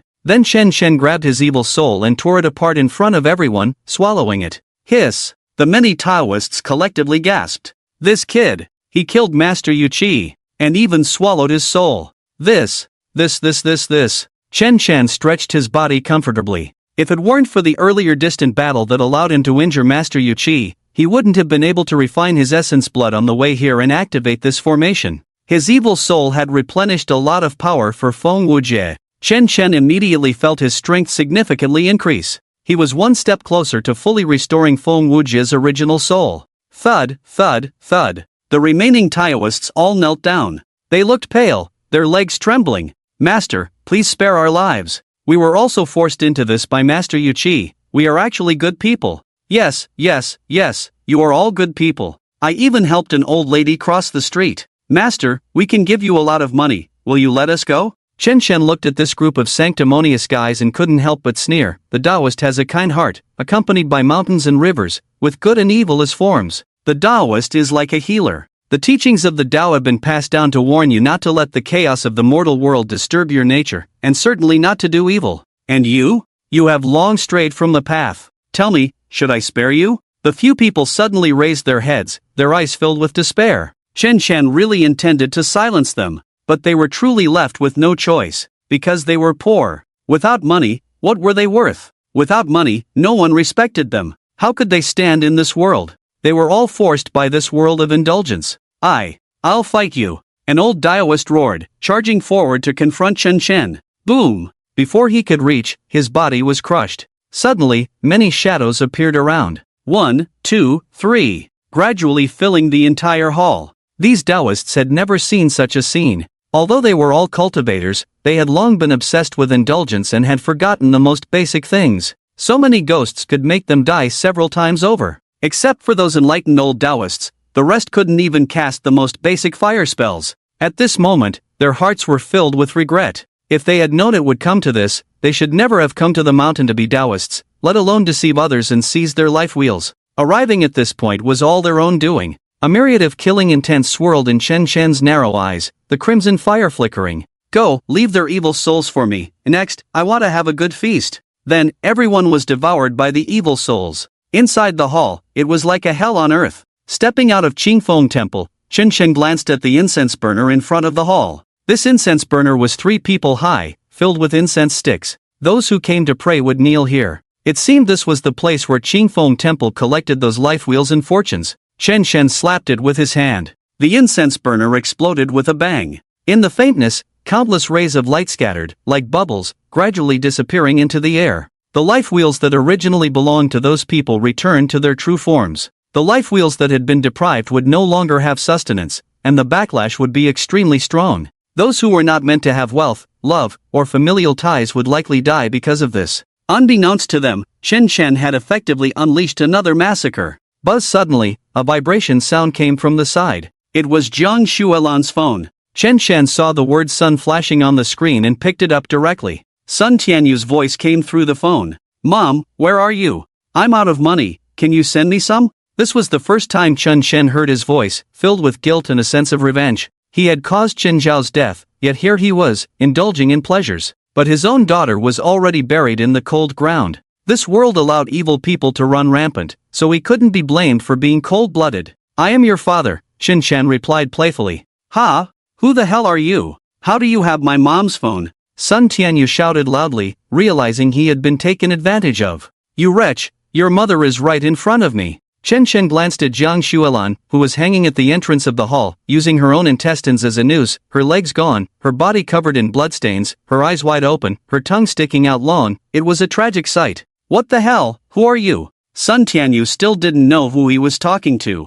He only felt a chill creeping up his back. Jiang Xuelan's phone was never far from her, unless something unexpected happened. "Sun Tianyu, it was you who caused my daughter's death. You should engrave my name, Chen Shen, in your heart." Chen Shen's voice turned cold. "Chen Chen." Sun Tianyu was so frightened that he sat down on the ground. This name had become his nightmare. But his mother had told him that she had sent someone to kill Chen Shen, and it shouldn't be long before Chen Shen was dead. Now he was actually standing here talking, still holding his mother's phone. What did this mean? "In at most half a month, I will make you die without a burial place. By then, your death will surely be the most tragic. I will do everything I can to make you suffer. Now, do you want to see your mother?" Chen Shen's voice was filled with a sinister charm, and it was piercing. "Where is my mother?" Sun Tianyu's voice trembled. Chen Shen opened a video. Sun Tianyu saw that the scene was at Qingfeng Temple, a place he had been to before when Jiang Xuelan brought him here to pray, saying they were going to buy someone else's life wheel. He thought it was a scam and didn't take it seriously.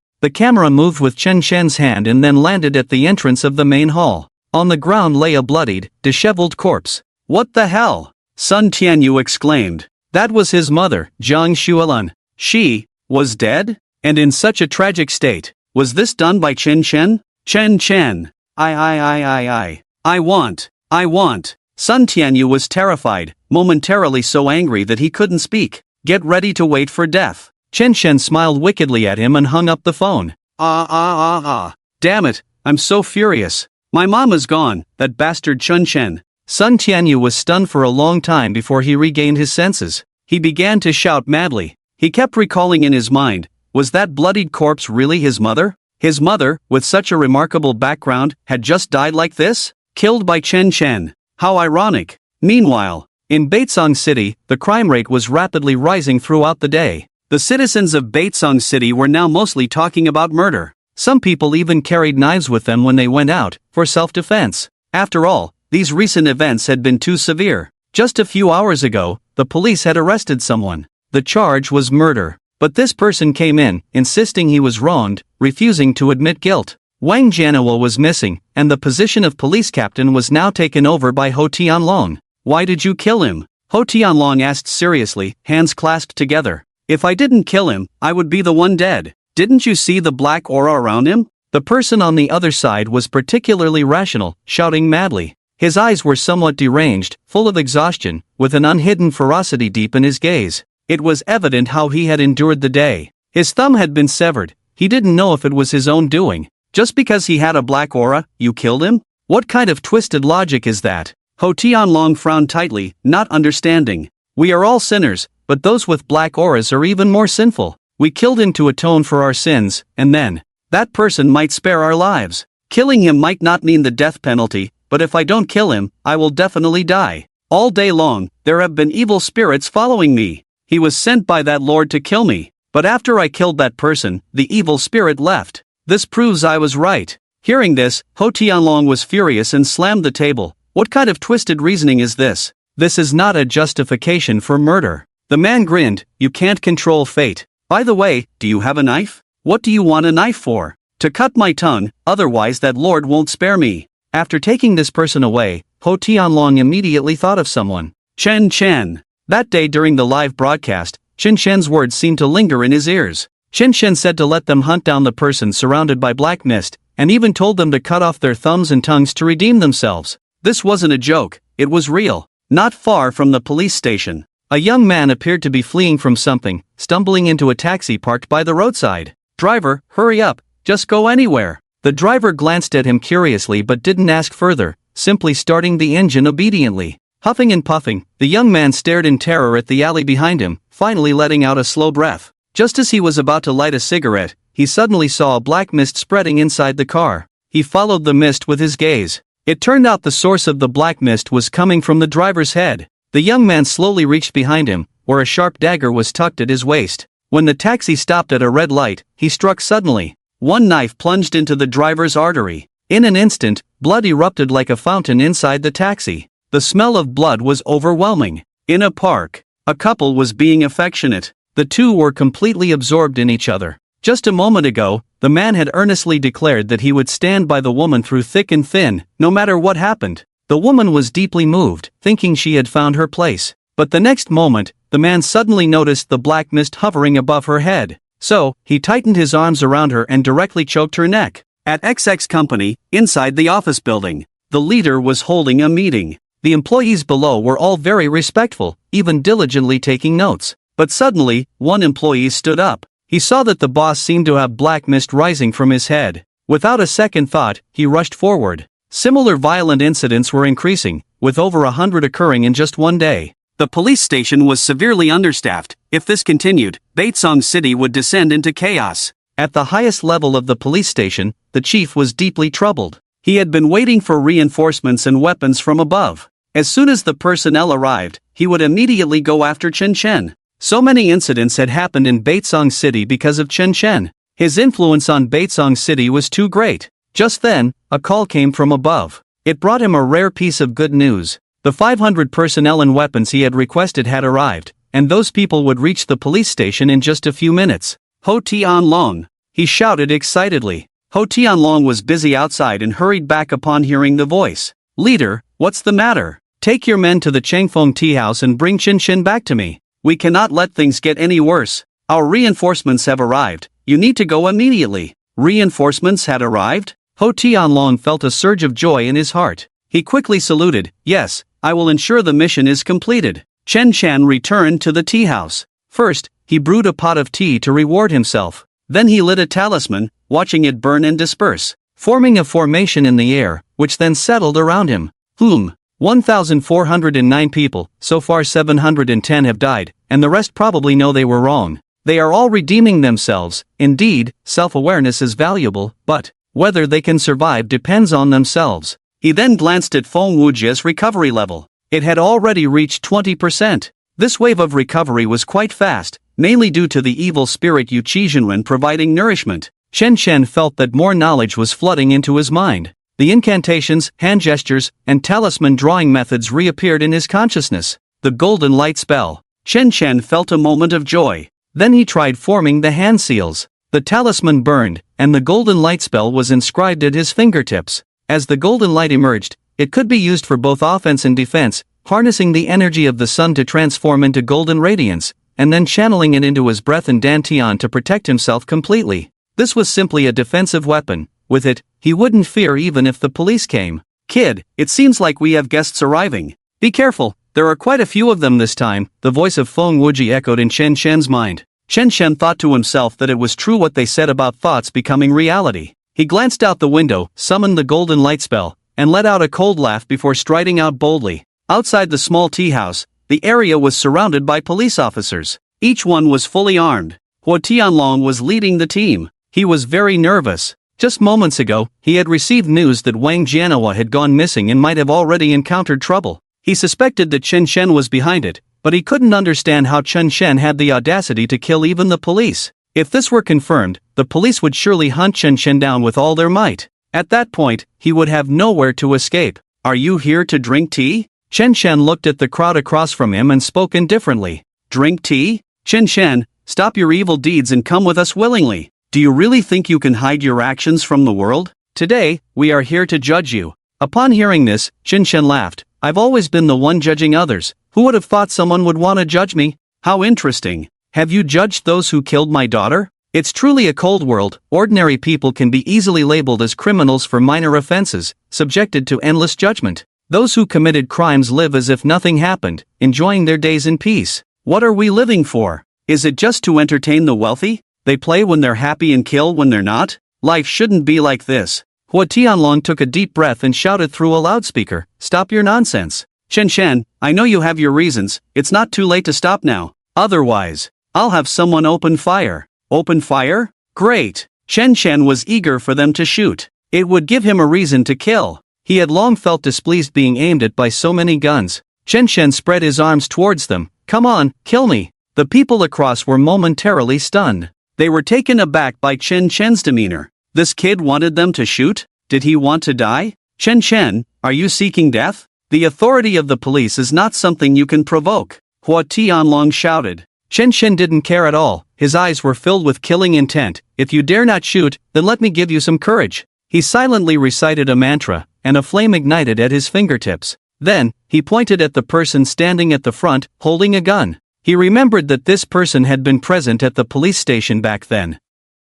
When the other's family had come, he had tried to stop Chen Shen while ignoring those parents. Whoosh! In an instant, that person was engulfed in flames. The fire erupted from his feet, appearing out of nowhere. "Ah! It's so hot, so hot!" He immediately dropped his gun and rolled frantically on the ground. "Ah! It hurts!" His screams grew increasingly desperate. Hua Tianlong and the others were horrified. They never expected that the flame from Chen Shen's fingertips could kill. They hurried to the car to grab fire extinguishers, while a fire blanket was also thrown over him. But it was utterly useless. The flames were strange. The fire extinguishers and blankets had no effect at all. It seemed to burn even more fiercely. In less than a minute, that person had become motionless, reduced to a pile of charred remains. His body was completely incinerated, no longer resembling a human. At that moment, the flames finally extinguished perfectly. Hua Tianlong and the others fell silent. Each one stared at the devastation before them, unable to utter a word. Hua Tianlong felt a wave of coldness sweep over him. This Chen Shen was truly sinister. He finally understood why the higher-up said to avoid direct confrontation with Chen Shen, who would dare provoke such a madman. But Hua Tianlong still refused to believe in the supernatural. They had guns. Could Chen Shen really be invulnerable to bullets? "Everyone, on my command, prepare to fire," Hua Tianlong shouted, clenching his fists. Click, click, click. In an instant, everyone pulled back their gun bolts, various scopes and red dots aimed at Chen Shen. The red dots hovered over Chen Shen's forehead and heart. Chen Shen showed no fear at all. Instead, he stood with his hands behind his back, grinning widely. "All right, today, whoever doesn't shoot is a grandson." Chen Shen's words instantly fired everyone up. He was threatening everyone from the police department. At that moment, no one wanted to be a grandson. They all wanted to turn Chen Shen into a sieve. They had all heard about Chen Shen's exploits in Baitsong City. Although they didn't know the reasons behind it, they couldn't tolerate any evil in their eyes.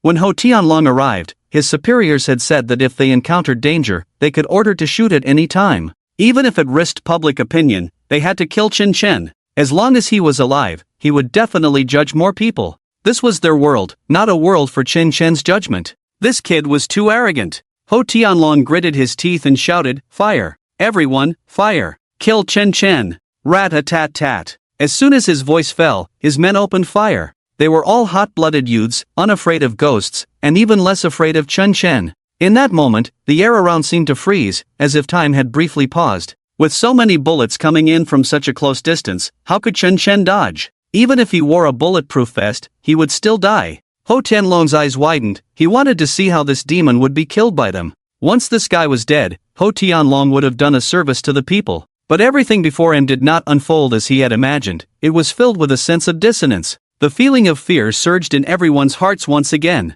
They saw golden light radiating from Chen Shen, visible incantations swirling around him.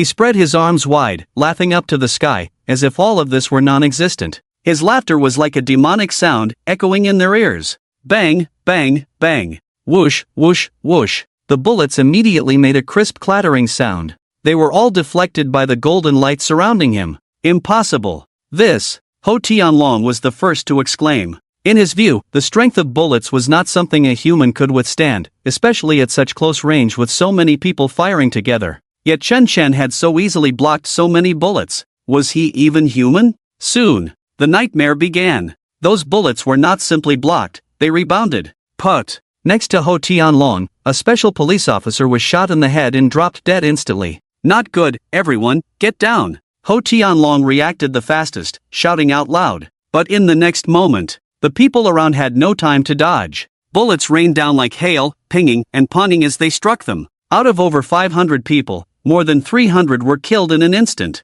These were reinforcements requested from above. If anything happened to them, the Baitsong City Police Department would also be held accountable. At that moment, Ho Tianlong felt his heart chill. He hid behind the car door, trembling. Those bullets seemed to be controlled by an invisible force, ruthlessly shooting at those who had just fired, with incredible precision. In an instant, the area was filled with screams. The ground was littered with people writhing in pain. Some who were hit didn't die immediately but lay there, crying out in agony. But Ho Tianlong and the others did not dare to go out to rescue the injured. They could only hide behind and observe the situation around them. They did not know if Chen Chen would launch a second round of attacks. They were unsure if those bullets would inexplicably fly over again. Ho Tianlong was now somewhat regretful. Because of his impulsiveness, so many people had paid the price. The saying of the chief was indeed correct. Never provoke Chen Chen unless absolutely necessary. This kid was truly sinister. Captain, should we conduct a second round of shooting? A survivor nearby asked loudly.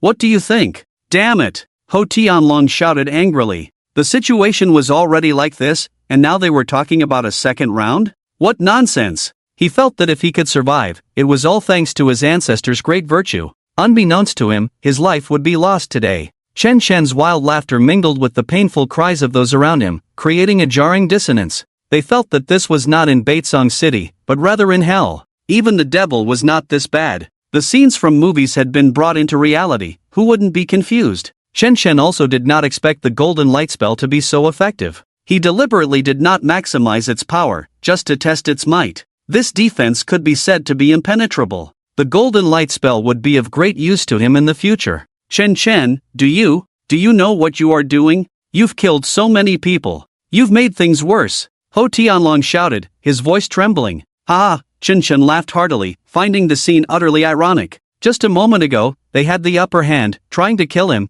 and now that they realized his strength, they began to beg for mercy? You all saw it. I didn't lift a finger. It was their bullets that rebounded and killed themselves. How should I put it? Truly deserving of their fate. It feels so satisfying. Ha! Chen Chen laughed wildly. Ho Tianlong recorded everything. This was enough to prove that Chen Chen had not harmed them at all, and it was they who had fired first. He quickly changed his tone. Chen Chen, you need to stop. Just now, we were impulsive. Can we talk this over? He hid behind the door, not daring to show his head, afraid that Chen Chen would kill him. Talk? When my daughter died, I was planning to have a good talk with you. Where were you then? Now you want to talk? Talk my ass. It seems I need to put the judgment of the Patrol Bureau on the agenda. Ho Tianlong took a deep breath, suppressing the terror in his heart. Chen Chen, you better see the current situation clearly. In Baitsong City, the Patrol Bureau is the biggest, and you are just an ordinary citizen. The word judgment should be for the Patrol Bureau to say.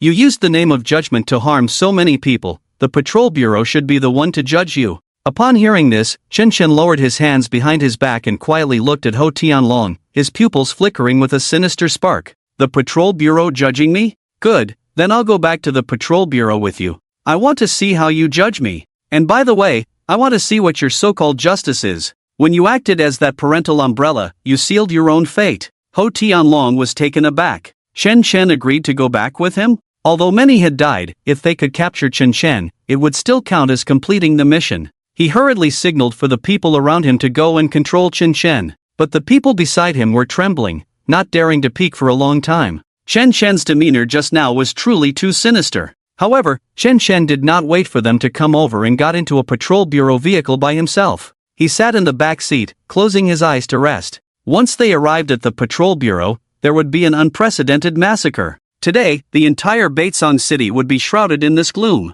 Since this world is lawless, then let's kill. The office of the chief of the patrol bureau. Since just now, the chief has been feeling restless, as if something big is about to happen. Although he had requested 500 reinforcements from above, he still felt uneasy. He kept replaying Chen Chen's livestream. Murder, paper figurines, burning talismans. Who exactly is Chen Chen? His mind was filled with doubts.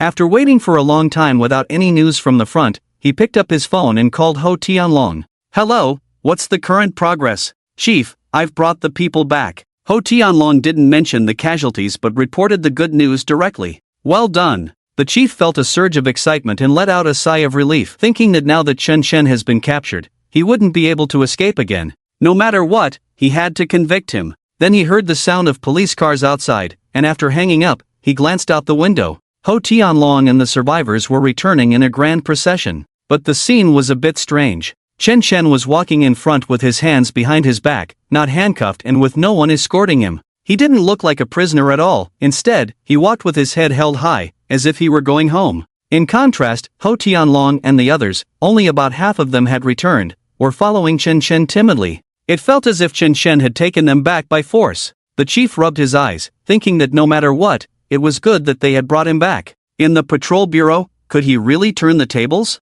He quickly ordered his subordinates to capture Chen Chen and went to the interrogation room first. Before long, Chen Chen walked in by himself. Everything about this was so natural for Chen Chen. He quietly entered the interrogation room, which had a cage, closed the door, and sat down. Although Chen Chen was locked in a cage, the expressions of the people around him were still filled with fear. They all knew what Chen Chen had done. Offending him was like provoking a demon. No one wanted to die. Chief, could you step out for a moment? I have something to discuss with you, Ho Tianlong said cautiously in his ear. The chief nodded and stepped outside. Ho Tianlong, why do I see that the number of people who returned is off? Where are the others? Did you let them go without permission? He asked first. Ho Tianlong took a deep breath and shook his head. Chief, it's my fault. Those people are all dead. What? The chief thought he had misheard. Those were all elites sent from above, and they were all dead? How did they die? Was it an accident? Ho Tianlong knew that the chief wouldn't believe what he said, so he turned on the recorder from earlier and played the footage for him. As the chief watched the scene before him, his mind went blank. It felt like entering an unreal space where all sorts of irregularities were happening. Chen Chen was surrounded by golden light, and all those bullets bounced back? Because of this, more than half of them had died. This was simply a disaster. The chief was already drenched in cold sweat, a chill spreading down his back. He suddenly felt that he might have made a mistake. Capturing Chen Chen seemed like a wrong decision. Who the hell is this kid? The chief's hands trembled. Losing so many people at once was no small matter. Ho Tianlong spoke softly. It's said that he is a master of demonic arts, but we don't know how powerful he really is. Chen Chen said that the deaths of those people had nothing to do with him. The bullets bounced back on their own. Nonsense! The chief growled. I must convict him today. I want him to face justice. Chief, I have a suggestion. Chen Chen is inherently sinister, and it's even harder to find evidence of him committing murder. This time, why don't we let the media in to live stream the interrogation process? That way, even if there are some loopholes, we can explain ourselves to the higher-ups. For example, if something similar happens again, we can justify it. Upon hearing this, the chief pondered for a moment and then nodded in agreement. He immediately ordered that the media personnel be allowed in to live broadcast Chen Chen's interrogation. Soon, the chief entered the interrogation room with Ho Tianlong and several reporters from the media. Inside the interrogation room, Chen Chen sat quietly, his face devoid of any expression. No one knew what he was thinking. They all felt uncertain. This time, was it slaughter or redemption? The media reporters were also quite nervous, their cameras all focused on him. The chief began the interrogation. Chen Chen, many significant events have occurred in Baitsong City over the past week. We have investigated, and these events are all related to you. Just yesterday, Baitsong City experienced many shocking cases because of you. Those over 330 people and the 1,409 individuals, they were only commenting on the forum, yet you ruthlessly judged them. Don't you feel the slightest bit guilty? What you are doing is slaughtering the innocent. Today, I represent the police department to judge you. As the live broadcast started, the number of viewers skyrocketed to over 100,000. The name Chen Chen had already gone viral online. Chen Chen was arrested? What's going on? Look at him, He's in the interrogation room, and the chief is personally interrogating him? How could he have been arrested? I'm so worried about him. To the one above, put away your worries. I just heard that over 300 police officers were killed. Chen Chen is here today, likely to judge the police department. Really? That's so thrilling. Chen Chen looked at the chief, a hint of violent intent flickering in his deep eyes. Yes, those cases are somewhat related to me, but can you find evidence? No evidence? What the hell? With so many people watching, he was this arrogant? The police department members all darkened their expressions and glared at him. The chief furrowed his brow and said seriously, no matter who it is, if they make a mistake, they must accept punishment. You are no exception. Now, honestly confess your crimes, and you might still get leniency. Chen Chen sneered, so this is how you handle things. It's precisely because of this that so many unfair things happen, and so much evil lingers in Baitsong City. The inability to judge these people is a dereliction of duty by the police department. Today, let me tell you what is righteous and what is evil. Everyone in the police department must accept judgment. Ha! The police department members were all confused. Chen Chen was brought in by them for judgment, so why did it sound like he was going to take over and judge them instead? Although the chief felt displeased, he couldn't say anything too extreme in front of the camera and could only respond to Chen Chen with very official remarks. Chen Chen, watch your words. Our police department has sacrificed a lot to clear the city's evil, and we absolutely do not allow any wrongdoing to happen under our noses. Chen Chen laughed. What the chief said was like being blind with eyes wide open. The evils of the police department, he could easily catch a bunch. Chen Chen directly took out his phone and found a video to display in front of the camera. The video showed Li Xinmei from the police department accepting bribes from the Zhao family. Then various receipts were revealed. Li Xinmei owned a mansion in the city center, had abnormal bank account deposits, and agreed to help deal with the matter of Zhao Jie and others causing Chen Zhao's death. All of this was broadcasted live. In an instant, rumors spread across the internet. Isn't this the female officer from the police department who died a while ago? She actually accepted money. A mere deputy captain dares to take so much money. I can't imagine how much the higher-ups took. The situation is like this. Many times when I went to the police station to handle matters, they were ambiguous and muddled things over, seemingly because someone had bribed them. The police station takes bribes? Then where is the justice? The police station has already gone corrupt. The police station is supposed to uphold the bottom line of Baitsong City. Now that they are playing like this, who will protect justice in the future? Who will punish the bad guys? It must be dealt with severely. This matter must be handled strictly. We cannot let any bad person go. Police station, strict investigation. Voices rose online, and the chief and others became tense upon seeing these comments. The chief was aware of Li Xinmei's case, because he had also benefited from it. He had always turned a blind eye to such matters. There is no absolute black and white in this world, only absolute interests. As long as it wasn't too excessive, he generally wouldn't interfere. However, now that Li Xinmei was dead, this matter had no witnesses, and it shouldn't implicate him. I will conduct a strict investigation into this matter and impose additional penalties on Li Xinmei. The chief adjusted his glasses, appearing very righteous. Chen Chen sneered, this has already become the culture of the police station, it can't be changed. This place is completely rotten. The chief slammed the table suddenly, shouting angrily, what nonsense are you talking? The police station has a good culture. I said, these are just isolated cases. Even if the public order is good, crimes will still occur. That can't be stopped. Chen Chen, we are talking about your case now. Chen Chen clasped his hands together. It seems that unless someone dies today, you won't understand.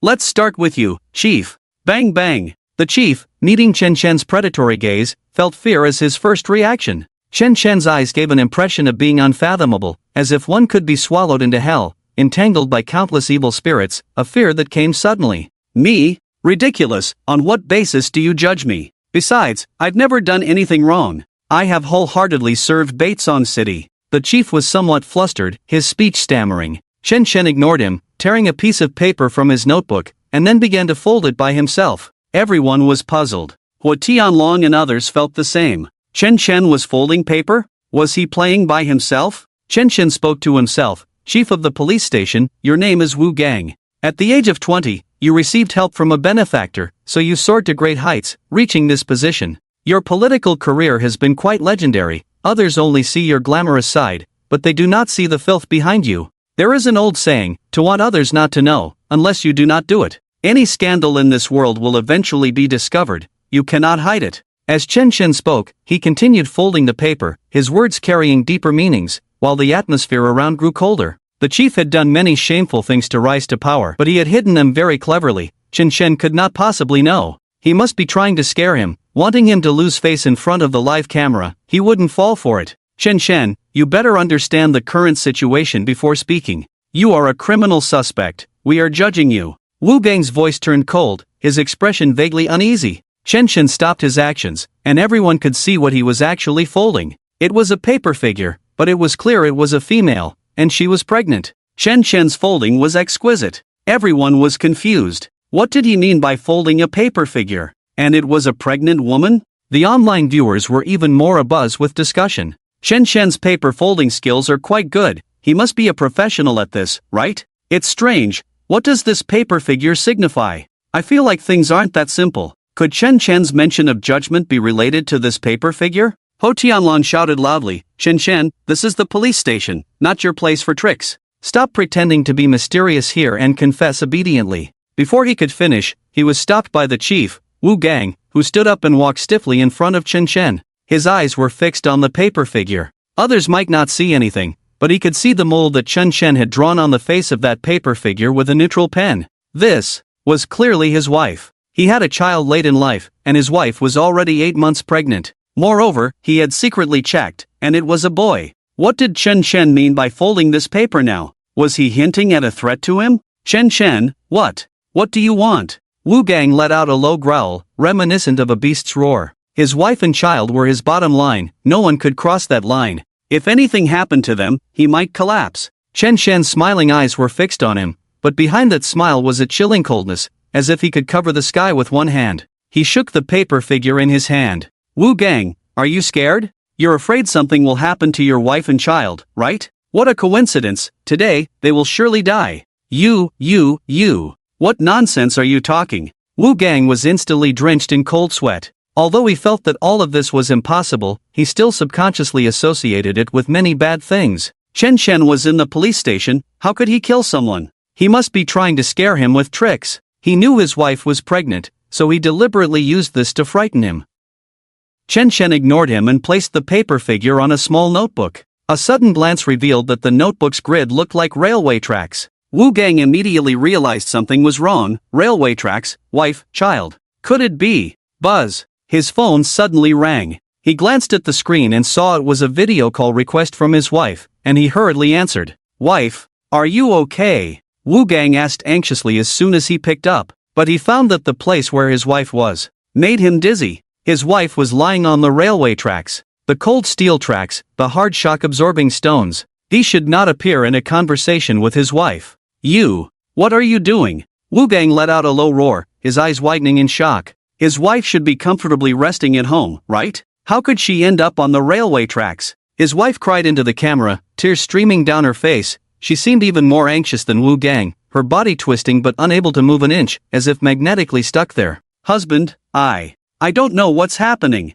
I was just eating at home, accidentally fainted, and when I woke up, I found myself here, lying on the tracks and unable to move. You have to find someone to save me. It doesn't matter if I die, but our child is about to be born. I don't know where I am. There are no recognizable buildings around, just tracks everywhere. Whoa, husband, save me. Wu Gang grabbed Ho Tianlong by the collar and shook him vigorously. Quick, have the technicians find out where my wife is. Send someone to save her. My child is about to be born. Ho Tianlong did not dare to delay. Upon hearing this, he turned and ran out, immediately looking for technicians to handle it. Wu Gang hurriedly reassured his wife through the camera. Wife, don't worry, I'm sending someone over right now. It won't be long before someone comes to save you. You mustn't get too agitated, otherwise, it will affect the baby in your belly. It's not easy for us to have a baby. We must ensure our baby arrives in this world healthily. Don't worry, with me here, you and the child will definitely be safe. Wu Gang was so anxious he was almost going crazy, his hands trembling, his whole body shaking, cold sweat pouring down in waves. Chief, we found her. The lady is on the overpass on XX Road, and we've already sent someone to rescue her. At the same time, we've contacted the railway to issue an emergency evacuation notice and have the train make an emergency stop. There shouldn't be any problems now, Ho Tianlong rushed in to report after a while. Hearing this, Wu Gang finally felt relieved and hurried to comfort his wife. Many viewers in the live stream also heard this. Some people lived right by the overpass on XX Road, and they all looked towards the overpass. Sure enough, there was a pregnant woman lying there. In an instant, the live stream's comments exploded. What kind of sorcery is this? Chen Chen actually made a pregnant woman lie on the tracks. What sorcery? This is justice, okay? But still, targeting a pregnant woman seems a bit too much. What nonsense are you talking about? This isn't Chen Chen's doing. I didn't see anything. Chen Chen smiled, feeling that he had set the atmosphere just right. He tapped the table and said, "It's too late for the police to do anything now because the train is about to arrive." What? Wu Gang, Ho Tianlong, and the police all looked at Chen Chen. How did he know the train was coming? They had already coordinated with the railway department. There couldn't possibly be a train coming. Moreover, their people had already gone to rescue the pregnant woman. Woo woo! Accompanied by everyone's racing hearts, the sound of a train whistle echoed in the video call from afar. No! No! Wu Gang's body went limp, and facing the camera, he screamed frantically, collapsing to his knees. His wife also heard the sound, her face turning pale, but she couldn't turn back to look. Her body was completely immobilized. Honey, is that the train? Didn't you say there wouldn't be a train? You lied to me? No way, am I going to die? Help! Help me! The room was in chaos. The sound of the train whistle felt like a call from hell. Only Chen Chen remained calm, even smiling. Wu Gang could already see the shadow of the train in the distance. He was at a loss, panicking and losing his way. He didn't care whether it was being broadcast live. He directly knelt down to Chen Chen. His forehead was already drenched in cold sweat. This kind of fear was rooted in his bones. He had fought so hard for his wife and child. If something happened to them now, what was the point of all his efforts over the years? Chen Chen, I beg you, can you please not let anything happen to my wife and child? I will agree to any request you have. Even if you want my life, as long as it means they can live, I will accept it. My wife and child are innocent. They shouldn't be implicated. Just judge me alone. Woo woo woo. Chen Chen, I'm begging you, please show mercy, please spare us. Wu Gang had completely broken down, tears and snot streaming down his face. He knew that only Chen Chen could save his wife and child now. The police looked at this scene, feeling a tremendous impact. Wu Gang, the high-ranking chief of the police, was actually in such a desperate state. He was kneeling on the ground begging. A man who never believed in ghosts and monsters had completely compromised today. His cries for mercy echoed everywhere. Chen Chen just quietly watched him, seemingly enjoying this feeling of being above it all. If kneeling and admitting fault could solve the problem, what would the police be for? How about this? I will kneel to you, and you let my daughter live, okay? What is going on? Wu Gang, on the verge of collapse, raised his head, his helplessness and despair slowly transforming into rage. For the sake of his wife and child, he could do anything. Chen Chen, what do you want? Killing the innocent, you will pay the price. I'm begging you, isn't that enough? Chen Chen shook his head, seemingly disappointed in him, then turned the small notebook sideways. Slowly, it rolled over the paper figure on the table. At the same time, a sharp scream echoed from the video call. Husband. Ah ah ah. Then came the monotonous, cold sound of the train crushing the tracks. At that moment, everyone in the police station fell silent. An unbearable silence. A silence like the end of the world. Wu Gang, as if electrocuted, looked at the video call on his phone. It was strange. The train was moving so fast, yet the video call was still active, the phone showing no signs of impact. The camera didn't even have a drop of blood on it. Wife, my child, that is my child. Woo, this isn't real, it must be fake. Wu Gang knelt there, crying out loud. His voice was heart-wrenching, painfully unbearable. The whole world seemed to be left with only his cries. The camera could only capture some severed limbs. His wife's body was shattered beyond recognition, bloodily lying beside him. Her belly had been crushed, and the arm of their unborn child lay nearby. Everywhere, there was blood. The sound of the train's whistle grew fainter, sinking along with Wu Gang's heart. Silence, still silence. This was a silence born from deep, fearful despair. Wu Gang's wife and child were dead. Everyone in the police station saw it. All the live-streaming viewers saw it too. And all of this happened with a mere gesture from Chen Chen. He just folded a piece of paper, just sat in the police station and said a few words, and Wu Gang's wife and child were dead. Killed by the train, 2 lives lost. No one could believe that this tragedy would happen to Wu Gang, the unyielding presence in the police station. At that moment, Wu Gang's mind was filled with thoughts of the cases he had manipulated before, including the Qinshao incident. Every case, every time those victims roared in anger, became a call to his dead end. His wife and child were dead. Was this retribution? Is there really retribution in this world? Ho Tianlong and the others felt as if a bomb had exploded in their heads, all thinking at that moment, would they also end up like that? Chen Chen was truly sinister. They felt as if they were stepping into hell. Chen Chen crossed his legs and looked at Wu Gang, his eyes filled with a fine rage. Your wife and child are dead. Aren't you feeling terrible now? I can feel that pain. But I'm very happy. I'm so happy I want to dance. Ha ha ha. Chen Chen's laughter was like a sound wave, violently crashing into everyone. Wu Gang's wife and child were dead. The scene was a mess. The child's severed limbs were visible in the frame. Wu Gang was in immense grief, and everyone could empathize with that pain. But Chen Chen was laughing. He was stomping hard on Wu Gang's heart. How could Wu Gang endure this? Chen Chen, I'm going to fight you. I don't want this life. I want to kill you. Give me back my wife and child. Bastard, I'm going to kill you. Wu Gang screamed as he charged at Chen Chen, but the people in the police station hurriedly stopped him. Chief, calm down. We're still live streaming. Chief, stay calm. Don't do anything reckless. So many people are watching. These people were just standing there talking without feeling the pain. How could Wu Gang remain calm now? He could give up his life now. The hands of those media reporters holding the live broadcast cameras were trembling. They thought today was a trial for Chen Chen, but unexpectedly, the tide turned sharply, becoming a trial for the police department. The incident with Li Xinmei just now was enough to tarnish the police department's reputation. Wu Gang's breakdown had exceeded everyone's imagination. Netizens watching this scene couldn't help but exclaim. Although, I think it's a bit excessive, after all, that's one corpse with 2 lives. His wife and child should be innocent, right? I live right next door, it seems a bit too much. When Wu Gang's cries subsided a little, Chen Chen slowly spoke up. Wu Gang, your wife's name is Guoxia, she is 8 years younger than you, and she is pregnant with your son. Guoxia owns a medium-sized advertising company, with a good income, considered a leader in the industry. But perhaps few people know the dirty secrets behind this advertising company. In the early days of founding the company, due to fierce competition, she had someone assassinate the CEO and his family of a rival company to set an example, and then swallowed their company.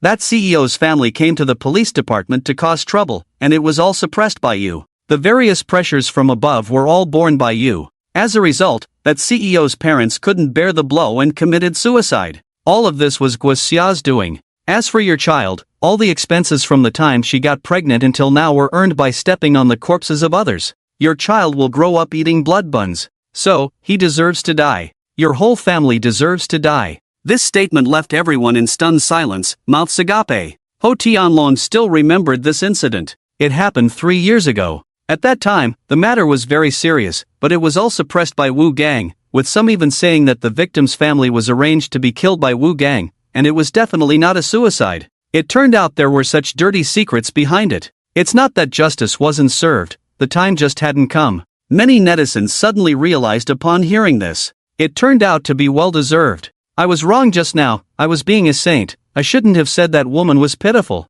She and her child died together, how wonderful. 2 more evildoers are gone from this world. Support Chen Chen. You're talking nonsense, you killed my wife and child. Wu Gang was so furious that he didn't know how to explain, and he directly closed his eyes and fainted. Ho Tianlong and the others hurriedly took Wu Gang down to rest. Deputy Chief Zhang Hai took over his shift. He had a fat head and big ears, looking like he had a good diet, but his eyes were lewd, making him seem nothing like a police officer. Now, the trial continues. Chen Chen, I still advise you to honestly confess the issues, in hopes of leniency. Zhang Hai spoke in an official tone. Just as he was speaking, the talisman in Chen Chen's hand suddenly trembled. Chen Chen knew it was the evil souls of those who spoke ill of his daughter on the forum. They had come in, and he hurriedly recited a spell to prepare to activate the talisman. Suddenly, Feng Wujie's voice came, using talismans to store evil souls is too inconvenient, look at this. A soul-calling banner made of 100 withered bones appeared in Chen Chen's sight.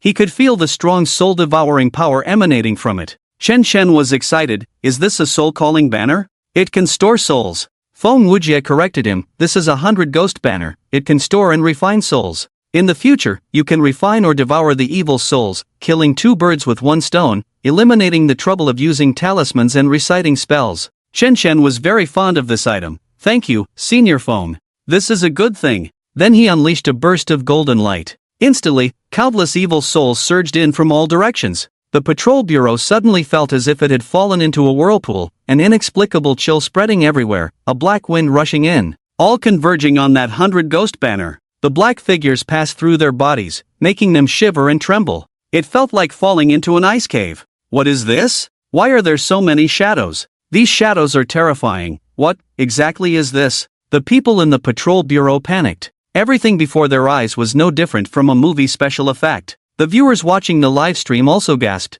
These shadows have heads and faces, but they all look in pain. Hey, isn't that my friend Wang Xuan? He's already dead. He was killed. How can he be here? I know that one. It's my friend Chen Xiaoli. That's from our company, Wang Jin. This can't be ghosts, right? One sentence made the temperature around drop significantly again. Ghosts? So many shadows, could they all be ghosts? So many ghosts rushing into Chen Chen's 100 ghost banner. What were they trying to do? This process lasted a minute or two. It wasn't until the black shadows disappeared that Chen Chen finally stopped. The 100 ghost banner closed, gathering the myriad souls. Chen Chen looked quite satisfied. Wonderful, so many evil souls. I can have a feast. He casually reached into the 100 ghost banner, pulling out several wailing evil souls and stuffing them into his mouth. Everyone's gaze towards Chen Chen instantly became clear. He was eating ghosts? This was too ferocious. Using ghosts to replenish his own power was simply unheard of. Suddenly, a commotion erupted outside. What's happening outside? Zhang Hai frowned. The people from the patrol bureau hurriedly ran over to report, Deputy Chief, outside, a lot of people have come. And those people they were still live streaming, and Zhang Hai was quite annoyed by his subordinate's unprofessional demeanor, shouting, "What are you nervous about? Speak properly, so many people are watching, what do you look like?" The person lowered his head, gasping for breath, and after a moment said, "Outside, more than 200 people have come, they all chopped off their thumbs and pulled out their tongues." Huh? What? Zhang Hai slammed the table and stood up, looking over in disbelief. More than 200 people chopped off their own thumbs and pulled out their tongues? What's wrong with people nowadays? Have they gone mad? Could it be that they don't feel pain? They all want to see Chen Chen. Someone added beside him. Whoosh! In the next second, everyone's gaze turned to Chen Chen. They all remembered. Chen Chen had been judging those 1,409 people. Chen Chen's rule was to make them kill each other and atone for their sins through self-redemption. These were all people who had spoken disrespectfully about Chen online. 1,409 people, and now only 200 were left? It hadn't even been 2 days, it was simply terrifying. A single word from Chen Chen could lead to so many deaths. And throughout the entire process, Chen Chen hadn't even lifted a finger. Zhang Hai was now hesitating whether to let Chen Chen meet them. But if these people didn't leave and linger at the door, it would have a terrible impact on the patrol bureau. After thinking it over, he decided to let Chen Chen meet them. So, the patrol bureau personnel guarded him and brought Chen Chen to the windowsill on the 3rd floor. Then they opened the door and window. Outside, more than 200 people were kneeling. There were all kinds of people. Men and women, office workers, street vendors, teachers, workers. Upon seeing Chen Chen, without exception, they all extended their thumbs while opening their mouths to show Chen Chen their tongues that had been cut off. It seemed to say, "We have done as you asked, now you should spare our lives." At this moment, their will to survive had become incredibly strong. Even if they had to lose limbs, even if they could never speak again, they did not want to die. Chen Chen had grasped all of this perfectly. "Oh, you have all begun your self-redemption. Very good, it seems you are truly afraid of death," Chen Chen said, looking out the window with a satisfied smile.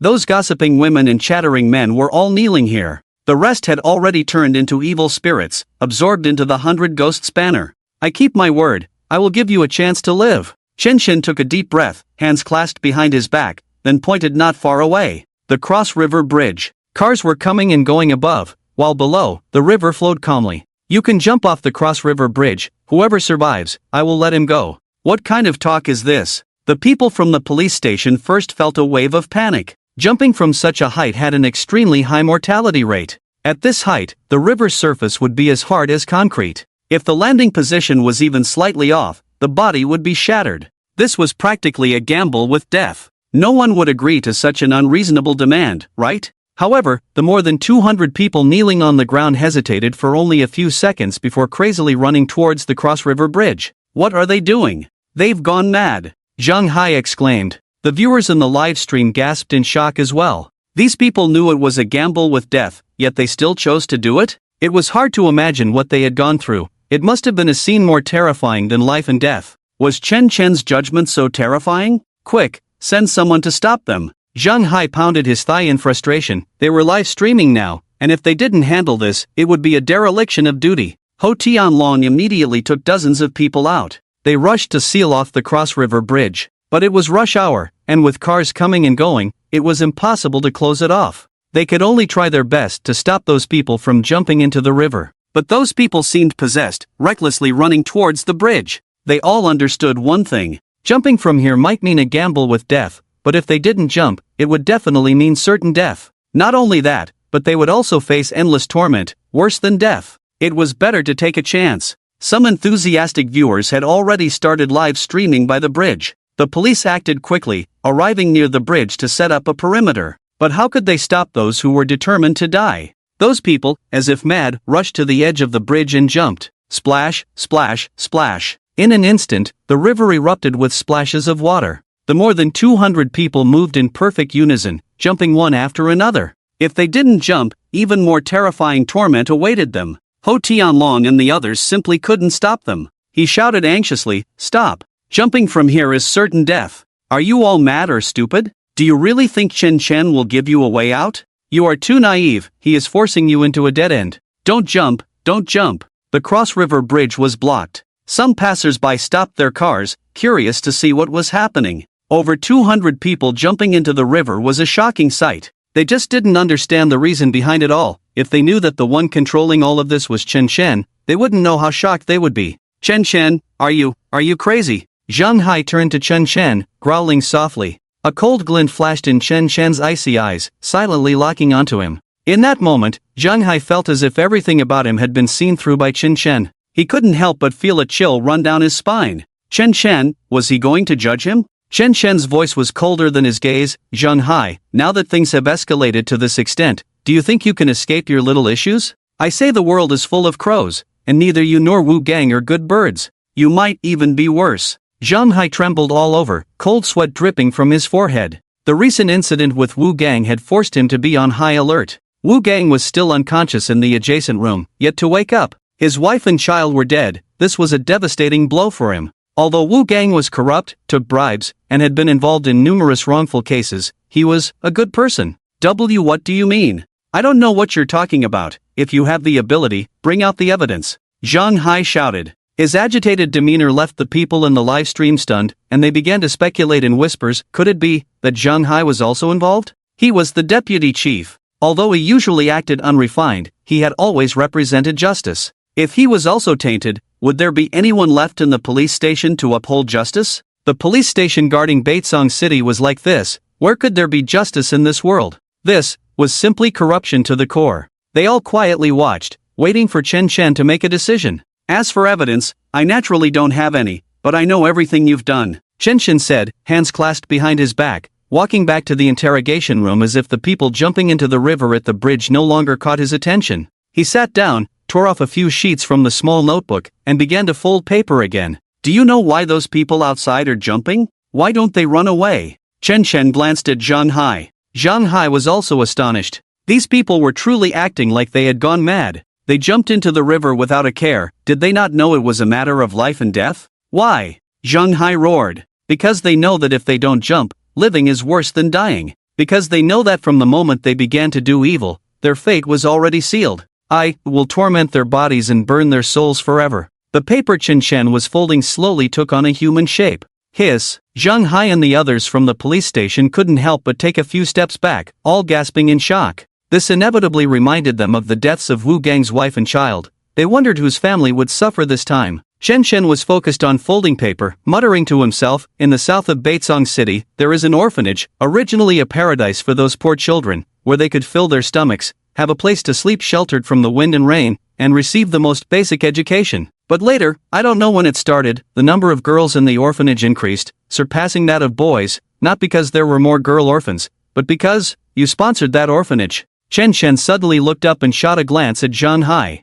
Zhang Hai was so frightened he stumbled back, unable to steady himself for a long time. His pupils began to tremble violently, his face pale as paper, cold sweat dripping down. He couldn't stop thinking about how Chen Chen knew about this matter. He had hidden it so well that even his wife didn't know. Everyone was confused, not understanding what Chen Chen's words meant. Sponsoring an orphanage and taking in more orphans wasn't a good thing? Could this really become the excuse for his judgment? Chen Chen continued slowly. Zheng Hai, after you sponsored the orphanage, you would visit it regularly and clearly told the staff not to take in boy orphans, only girls. At first, you only sought out one girl at a time, but then you grew bolder, trying more and more methods, even disregarding the lives of those girls. In these past few years, the number of girls who have died because of you has already exceeded a dozen. Their bodies are buried in the small woods behind the orphanage. Zhang Hai, you are the deputy chief of the police department, with a happy family, a wife, and children, yet you are not satisfied and still engage in such heinous acts. Does your conscience not ache? Buzz. After hearing these words, Zhang Hai's last line of defense completely crumbled. He never expected that Chen Chen would know his affairs so clearly. Those dozen or so dead girls, those children who had once struggled and screamed beneath him, those tragic and mournful voices seemed to echo in his ears again. How many nights had he vented his frustrations, completely disregarding the lives of those children? He was like a mad beast, having long lost his humanity. He just didn't expect retribution to come so quickly. Zhang Hai felt the gazes of those around him change, as if they all carried a sense of judgment. The people from the police department instinctively kept their distance from him. These charges were simply the worst of the worst. The live stream chat exploded. One after another, they were filled with righteous indignation. Zhang Hai, the deputy chief of the police department, actually with little girls. Is he even human? Those children in the orphanage lost their parents, with no one to back them up, and he toys with them like this. Damn it, I really want to stab him. This bastard Zhang Hai deserves to die.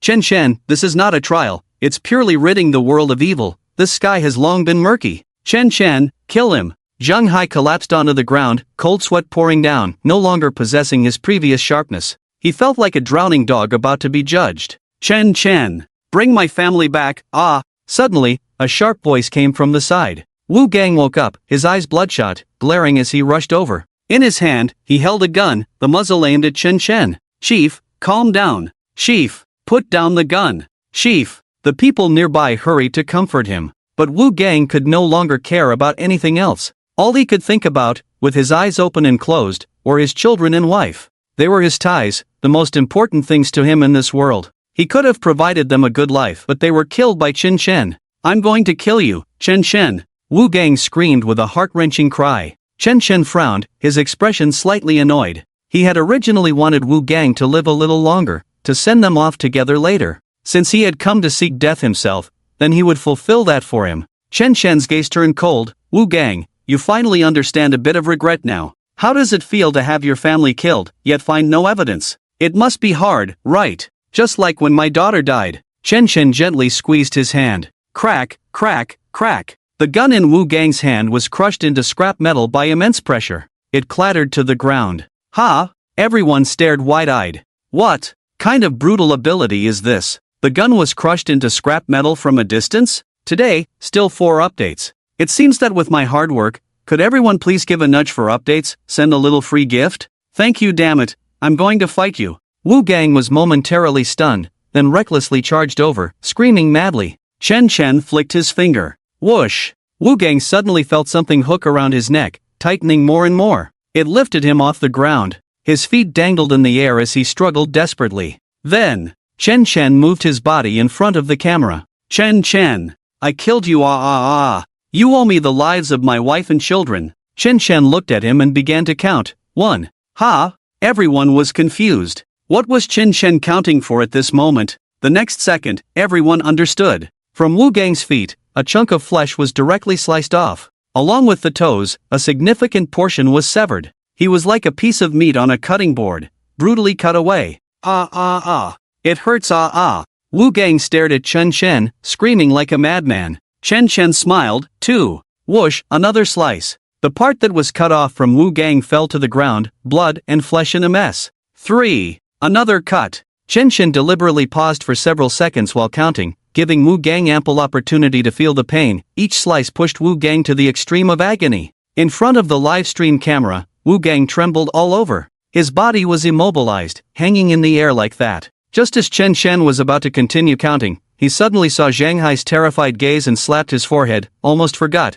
Your turn is still waiting. He then turned to the live reporter beside him and said, you come and count. Ha? Me? The woman pointed at herself in disbelief, nearly scared to death. You can't count? Chen Chen frowned. I can. The woman hurriedly agreed. 4. Put. Over there, Wu Gang let out another round of despairing screams. His whole body was shaking violently. At this moment, Chen Chen had also finished folding those paper figures. A total of 4. He looked at Zhang Hai. You have killed so many innocent girls, yet you show no sign of repentance. Just a few days ago, you even visited the orphanage, right? So, killing your whole family is already a mercy for you. Boom! Zhang Hai was completely stunned. As soon as he stood up, his legs went weak, and he knelt down again. Chen Chen was going to kill his whole family. He realized that these paper figures represented his wife, children, and parents. This can't be. Zhang Hai's head exploded with pain as he hurriedly dialed his wife's video call. Hello, what's wrong? His wife answered the phone, playfully smiling at him. Where are you? Are you with my parents? Zhang Hai saw them on the screen, and his heart instantly sank. Yeah, you forgot, today is your mother's birthday. I know you have a lot going on and can't get away, so I specially came to celebrate for Mom. Look, I booked a yacht, his wife said with a cheerful smile. It's over. A desperate thought flashed through Zhang Hai's mind. Quickly take my parents away. No, you and my parents should separate, don't be together. Seeing Zhang Hai's face turn pale and his speech start to stutter, she realized the seriousness of the situation. Zhang Hai might be in trouble. She didn't dare to ask more, turned around to talk to her parents, and took her 9-year-old daughter to leave. Chen Chen, let's talk this out. Can you give me a chance? Zhang Hai then looked at Chen Chen, staring at him with pleading eyes. Chen Chen ignored him and made the 4 paper figures hug together. Husband, I can't control my body. What's happening to me? Husband. In the video, his wife cried out for help. The wife, daughter, and parents, 4 people, huddled together. It was a chilling sight, eerily bizarre. Zhang Hai immediately couldn't take it anymore and knelt down to Chen Chen with a thud. I admit, I have sought out many girls from orphanages, but I have realized my mistakes, and this is my fault alone. Can you not implicate my family? I am willing to accept any punishment. I am willing to accept everyone's judgment and punishment, but my family is innocent. Chen Chen, we have something to discuss. Something has already happened, can you suggest a solution? I will listen to you 100%.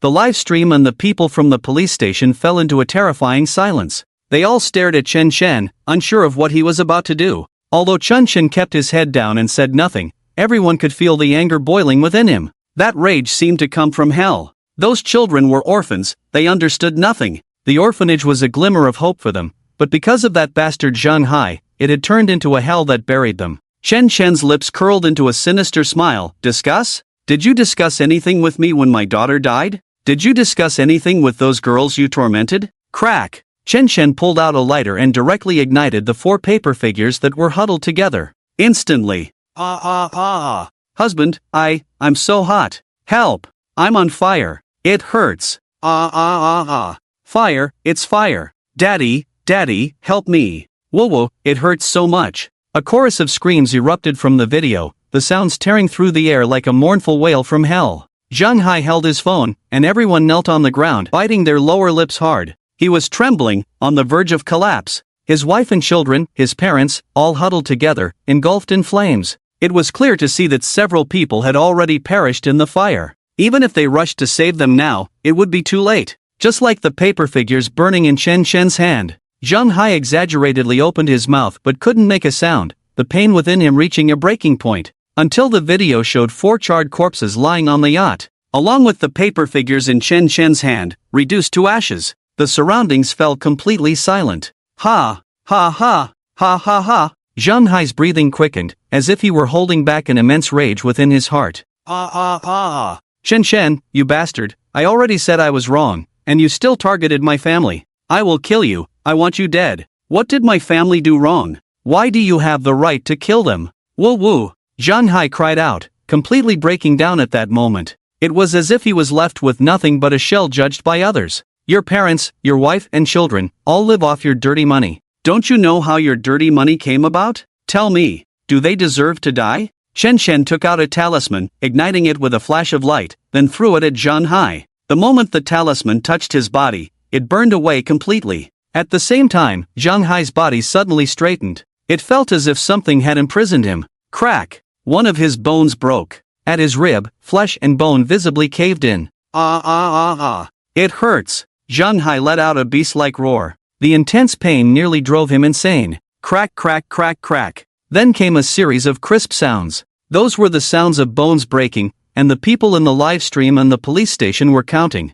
How many times did it sound just now? Zhang Hai spat blood, his head spinning. With each crack, he felt himself slipping further into hell. The pain was indescribable, like a thunderclap hanging over his head, striking down incessantly. He felt he was about to collapse. He was truly on the brink of collapse. In such a situation, no one could hold on. Chen Chen, you. Let me go. You have no right to judge me, no right. Zhang Hai shouted desperately, his face turning red. There are a total of 206 bones in the human body, and I won't let you die until all of them are broken. You just need to slowly enjoy this feeling of pain. Chen Chen smiled at Zhang Hai, then sat down with an air of nonchalance. At that moment, Ho Tianlong rushed in with his men, breathless. Deputy Chief, I couldn't stop the more than 200 people who jumped into the river, and it seems none of them survived. He reported loudly as he entered, only to find the room unusually quiet. It was as if everyone was staring at him. His gaze instinctively moved to the corner nearby.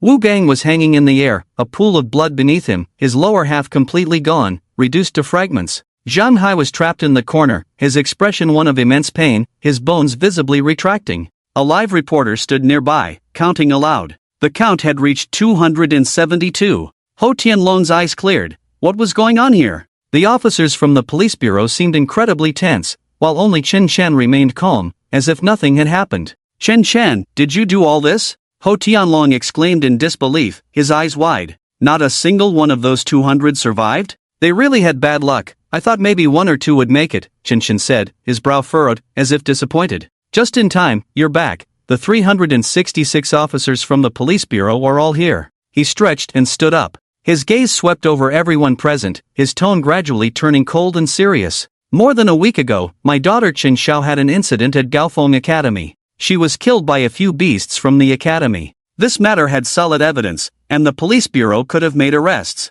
Yet you accepted bribes, and no one was willing to handle this case, even secretly obstructing my investigation into the truth. You should not underestimate a father, nor bully a man who has fallen to the depths. At the end of this month, the police bureau will receive a bonus, over 20,000 for each person. This is the money previously given to you by the Zhao family, the Sun family, the Wang family, the Kong family, and the Gung family. The police bureau has rotted from top to bottom. You are all thoroughly corrupt. Today, none of you will escape. After finishing, Chen Shun chanted a spell, threw out a talisman, and with a single hand gesture, he crushed the air. Boom! A loud sound erupted outside the police bureau building. The police bureau covered an area the size of 2 basketball courts, and this office building was 8 stories high. Now, today, everyone was present. Team Ho. The main entrance is sealed. We can't get out. It seems there's a transparent black wall, and all the windows are sealed shut. We can't break through. Immediately, colleagues from below rushed up,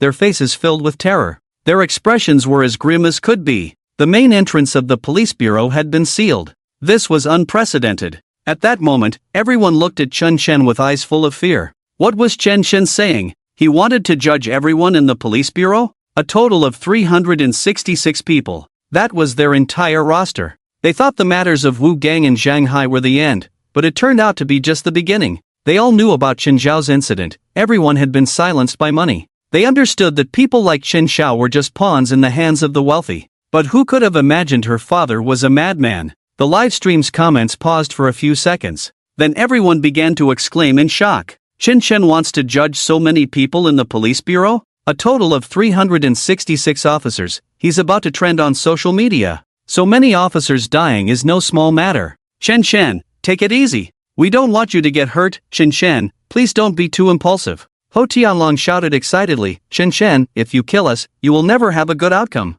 You will die too. At that moment, the more than 200 vengeful spirits returned. Chen Chen gathered them into the 100 Ghosts banner, casually grabbing a few to swallow them fiercely. When my daughter had her accident, I considered myself dead. For every evil person in this world, I can kill one, and that's one less. Chen Shen's pupils constricted, and a sinister smile broke out. Then next, the judgment begins. At this moment, outside the police station, several cars came to a screeching halt. They were from the second police station of the neighboring city. They had also seen the live broadcast and received orders from their superiors to rescue the people inside the police station. No one dared to treat Chen Shen's words as a joke anymore. Leading the team was Captain Lu, who was also very tense. He was watching the live stream at the same time. In the footage, Wu Gang was already motionless, with only his head remaining. The reporter next to him counted down to 420. This scene was chilling. After receiving 420 stabs, Wu Gang was dead.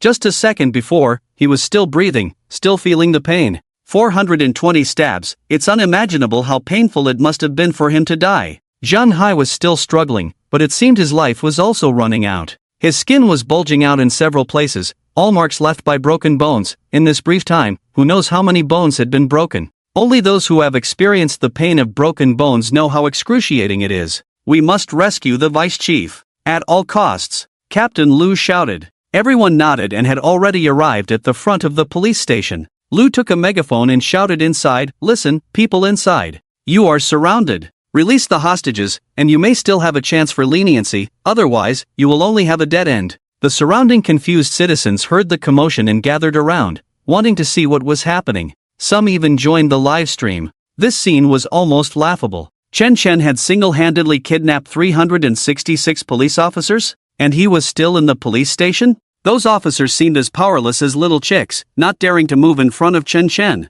And Chen Chen appeared to be possessed. He exuded a black aura, his eyes like deep, bloody seas. At this moment, the judgment officially began. Chen Chen had a live reporter bring him tea and hot water, casually sitting there sipping tea. Then he snapped his fingers. With a loud clap, it was as if he had opened the abyss of hell, pushing them toward the gates of death. He silently recited, "The first batch to go are Li Yuxiang, Zhu Xiaozhen, Yang Yi, Xia Yan, Wei Dong." Chen Chen called out a total of 18 names. Each name made everyone's heart tighten painfully. Those whose names were called involuntarily stood up, lining up in front of the window. Their bodies were completely out of control, but upon closer inspection, one could see that each of them had a black shadow following them, guiding them to do all of this. "No, I don't want to. Whoa, I don't want to die. I still have a wife and children to support, and an elderly mother to care for. I don't want to die. I'm only 21 this year, can't you spare me a way out?" As the window opened, the 18 of them stood up, crying and shouting.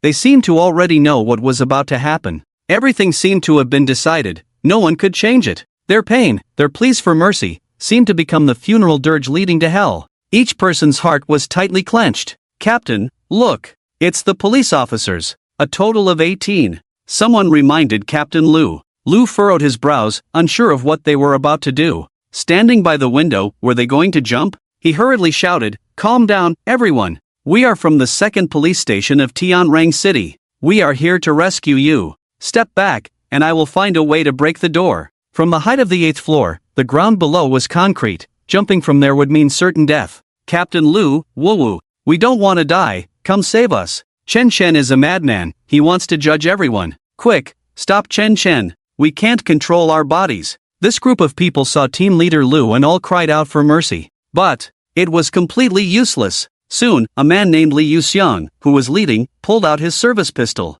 With a click, he cocked the gun. The muzzle slowly moved to his own temple. "Hey, don't!" Team leader Lu shouted. Bang! At the same time, the gun went off. Li Yuxiang's body instantly went limp, and he fell softly from the 8th floor. A few seconds of free fall. His body thudded to the ground. Team leader Lu was stunned. The crowd around was also in shock. That officer committed suicide? In front of everyone. What is going on? Damn it, what the hell is happening? That kid Chen Chen, does he practice sorcery? Team leader Lu stared wide-eyed in disbelief, clenching his fists in frustration. It looked like Li Yuxiang had committed suicide, but in reality, he was being controlled. The key was that they couldn't find any evidence. They could only watch helplessly as everything unfolded. Bang bang bang. Following that, the 18 people standing on the building each fired their guns, falling from the high-rise one after another, in a particularly rhythmic manner. 18 vibrant lives just died like that. It seemed they lived just to meet this moment of death. Their lives instantly lost all meaning. "We can't wait any longer, force our way in." Team leader Lu shouted furiously. The officers around him were also enraged. These were their colleagues, dying right before their eyes, and they were powerless to stop it. Even if they had done many wrong things, even if they had truly accepted bribes, it shouldn't come to this, right? What was Chen Chen to judge so many people? Judging the officers was inherently wrong. First squad, breach the door. Team leader Lu issued the command loudly. The first squad had more than 20 members, fully armed, planning to break in through the front door. They brought the breaching tools and rushed forward upon receiving the order. In the live broadcast, it seemed Qin Shen also sensed something. "I advise you to be spectators. If you oppose me, you will be responsible for your own lives." Chen Shen dared to threaten them. How could team leader Lu tolerate this? "Hurry up and breach the door, breach it immediately, quick, quick, quick. At all costs, break it open for me." Soon, those at the front also noticed the strangeness here. The door of the police station was enveloped in a black aura, as if it were a transparent wall, separating them from everything. The leader immediately took out a microbomb, set it up, and hid to the side to prepare for detonation. Just then, a black arm seemed to appear before them. A sinister laughter echoed around them. That black arm grasped the microbomb and, just before it was about to explode, threw it into the squad. No! Boom! The sound of the explosion faded. The squad of more than 20 people was left with only 2. The rest were either blown to bits or severely injured. In an instant, the area in front of the police station was a bloody mess. The screams were incessant. Team leader Lu's eyes went blank, his heart sinking sharply. More than 20 people just died like that? Instantly blown to death. They had all clearly witnessed that scene. The microbomb seemed to move on its own, landing in the crowd just before it exploded. Was this a mere accident? But he immediately recalled Chen Shen's words. He said that opposing him meant being responsible for one's own life. Right after that, a group of people stood on the top floor again. This time, each of them held a bucket in one hand and a lighter in the other. Both men and women were the same. Lu's pupils shrank into the most dangerous needle-like shape, and he immediately knew what they were about to do. "Quick, call the firefighters, move fast. Open the fire hydrants around, hurry up." The people nearby were still immersed in the grief of losing their teammates, and it took them a moment to react to the words. They hurriedly ran towards the nearby fire hydrants. But they were still a step too late. One by one, those standing on the rooftop poured the small buckets in their hands over themselves. Those were filled with gasoline. Then, in perfect unison, they ignited the lighters in their hands, aiming the flames at their own bodies. No one wanted to do this, they were all crying and begging for mercy. But it was of no use. They ignited instantly. Then, engulfed in flames, they leaped from the top floor. Another sound of bodies hitting the ground echoed. The scene fell into silence. All the pressure fell onto Lu. He dared not break down the door again. He could only let the second team maneuver to the windows and find a way to break in. The second team had now increased to over 30 people. They received orders to circle around to the east side of the police station building, preparing to break in through the windows. But their window-breaking tools were ineffective. The windows had become harder than steel. After a few strikes on the window, they suddenly saw shadows flickering inside. The person at the front was caught off guard. His head flew out without warning, as if it had been yanked off, with no signs of being cut. Then came the second, third, fourth, fifth. Lu. The second team had a total of 35 members, all sacrificed. "What do we do next?" An urgent report came through the intercom. Upon hearing this, Lu's legs went weak, and he nearly collapsed to the ground. The first and second teams together had 50 people, and they were all dead? These were the elite of the police station. What kind of power does Chen Shen possess? Many readers who sent gifts, seeing your gifts, I am truly happy. Thank you for your support and recognition. In the live broadcast room, Chen Shen was leisurely drinking tea, as if what was happening outside had nothing to do with him. The 100 Ghosts banner was continuously operating, with souls being absorbed in, and shadows hanging around, creating a stunning scene. Evil souls, as well as ordinary souls, he spared none. He directly devoured the evil souls, while the ordinary souls were left inside to be tormented slowly. The few reporters doing the live broadcast next to Chen Shen were completely stunned. They had never expected that entering the live broadcast for the sake of gaining attention would turn out to be so dangerous. The man sitting here was simply a murderer. He killed without blinking an eye. Soon, Lu connected in. He was tense all over, looking more miserable than someone who had just lost their mother. So many people had died in the police station, and so many of his own had perished. How was he supposed to report this to his superiors? "Chen Shen, what will it take for you to stop? Tell me your conditions." "We will accept any conditions." Lu immediately proposed terms. Chen Shen did not answer him but instead stood up and walked towards the door. Zhang Hai beside him had already lost consciousness. Outside the door was the office area, where a row of people stood in the middle. They were all prepared to leave. Lu broke into a cold sweat again. The judgment was still ongoing. "My daughter has left this world, and my heart has completely sunk. I now have only one thought, which is to kill all these evil people." The police station is riddled with corruption and needs to be reshuffled. Chen Shen said, looking at those people with a slight smile. Everyone, it's time to hit the road. He snapped his fingers. The group of people across from him immediately left calmly. Captain Liu, I've clarified the situation with the police department. The people Chen Shen killed, including Wu Gang and Zhang Hai, none of them were innocent, they all had issues. A person beside Captain Liu approached, his face dark and speaking in a low voice. Captain Liu's head buzzed. Chen Shen had no intention of negotiating with them. Captain Liu hurried out of the live broadcast room to report to his superiors. Report, leader, the situation here is a bit troublesome. Chen Shen has become a habitual killer, and we can't stop him at all. Please arrange for reinforcements to come. No, don't send the police department people.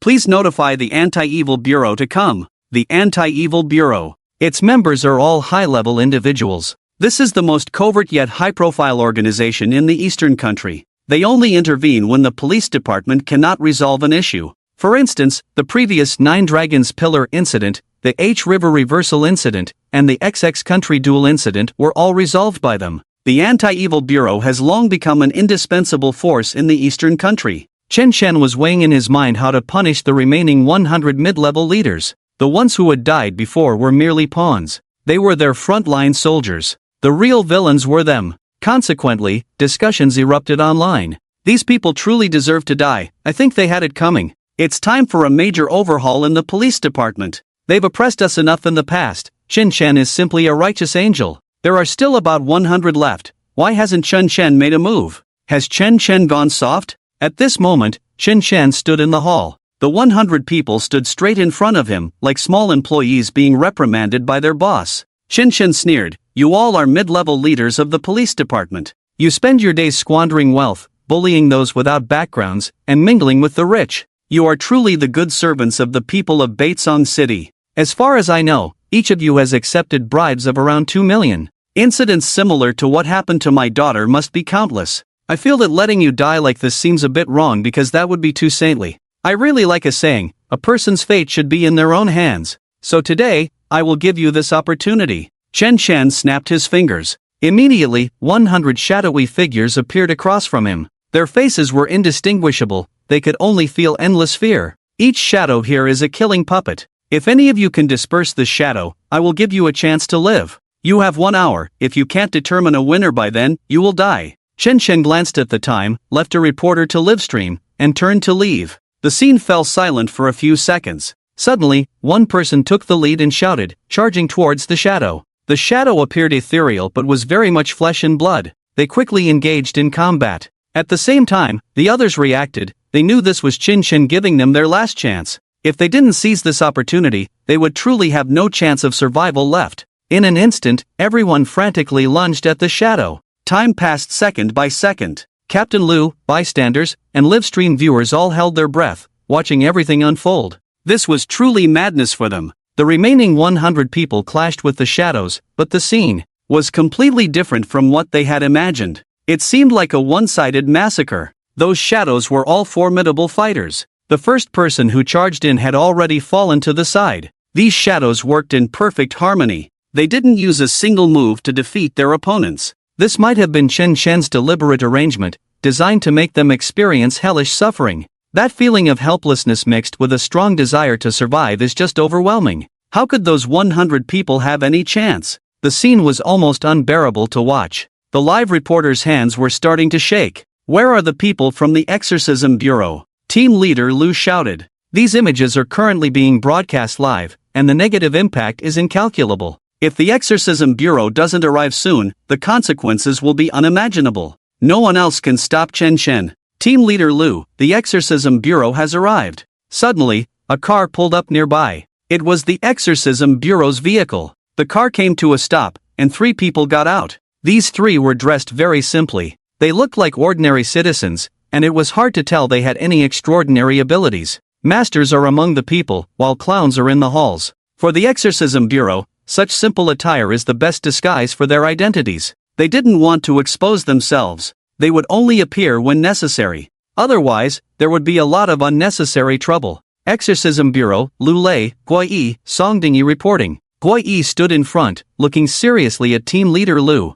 "You finally made it. Hurry and check inside, save the people from the police station. Team leader Lu was on the verge of collapse, shouting desperately. Yi and the others had just been watching the live broadcast. He was quite calm about it. Don't panic, that Chen Shen is just an evil cultivator, using the name of a celestial master to go astray. He thinks he's impressive, but he's actually trash. I can handle him alone. Team leader Lu was anxious. Please move quickly, the people inside can't hold on much longer. Yi and the others glanced inside. On the third floor of the building, it was already hell on earth. This floor was specifically for those people to fight. These mid-level leaders usually did the easiest work in the police station, but they held significant power, deciding life and death, judging guilt and innocence. Now they were finally tasting the flavor of judgment. Everyone was being hunted by shadows, dying in the most painful ways. From inside, chilling screams occasionally echoed, piercing and soul-shaking. Like a knife cutting through the throat. Yi dragged 3 coffins out from behind the car.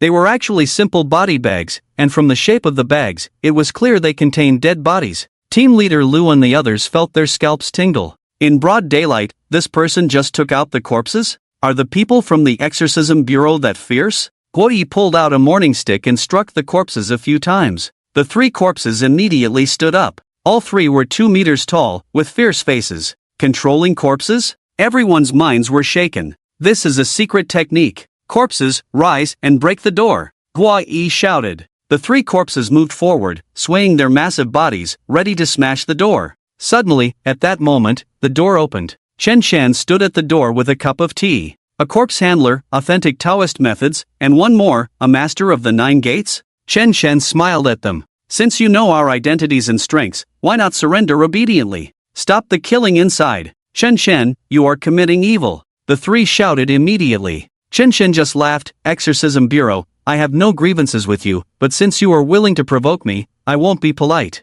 Today, I'll just kill the 3 of you, and another day, I will come to wipe out the Exorcism Bureau. What? The 3 were shocked at his words. This kid is too arrogant. He dares to underestimate the Exorcism Bureau. Rise, charge. Yi shouted, controlling the corpses to rush towards Chen Shen. At the same time, Lu Lei and Songdingy also charged forward. They just wanted to quickly kill Chen Shen and complete their mission. The people inside were still fighting. Saving one was better than none. 3 corpses led the way, their hollow eyes filled with murderous intent. Whoosh! Suddenly, one of the corpses stopped. Like a marionette with its strings cut, no matter how Yi tried to manipulate it, it remained motionless. What's going on? My corpse controlling technique has actually malfunctioned? Yi stared in disbelief, his eyes wide. Right after, a shadow appeared beside that corpse. The shadow formed a human figure, but its features were so blurred that it was impossible to discern its original appearance. One could only identify it as a silhouette. It gently tapped its finger on the corpse's head.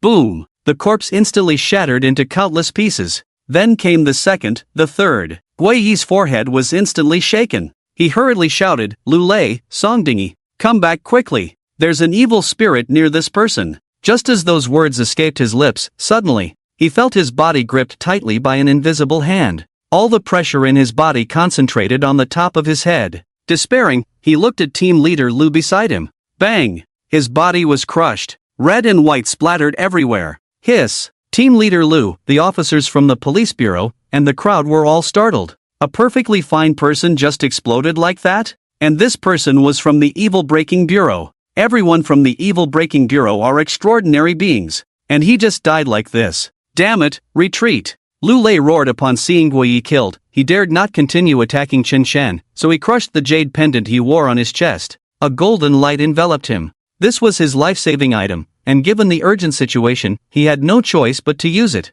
He had once relied on this life-saving secret technique to crawl out from countless corpses, and now he hoped to escape unscathed. It was just a pity that he couldn't avenge Yi today. He never expected that this kid actually had an evil spirit present. This was beyond their anticipation. Songdingy quickly summoned a protective light to cover himself for defense. But soon, they heard a series of wails in their ears. The sound seemed to penetrate their eardrums directly into their brains, incredibly deep, a demonic sound filling their ears. What is this thing? Although Lu Lei was a practitioner of Taoist techniques and had seen many monsters and demons, he was still frightened by the scene before him. All around him stood countless evil spirits, and Chen Shan, holding the 100 Ghosts banner, was watching them with a smile. Why are you two in such a hurry to leave? Why not serve as bait for the 100 Ghosts? My evil spirits, having received your nourishment, will become even more delicious. The two's eyes revealed despair. With so many evil spirits around, they could not escape, and they also learned from Chun Shen's words that he was devouring souls. He was consuming souls to replenish himself.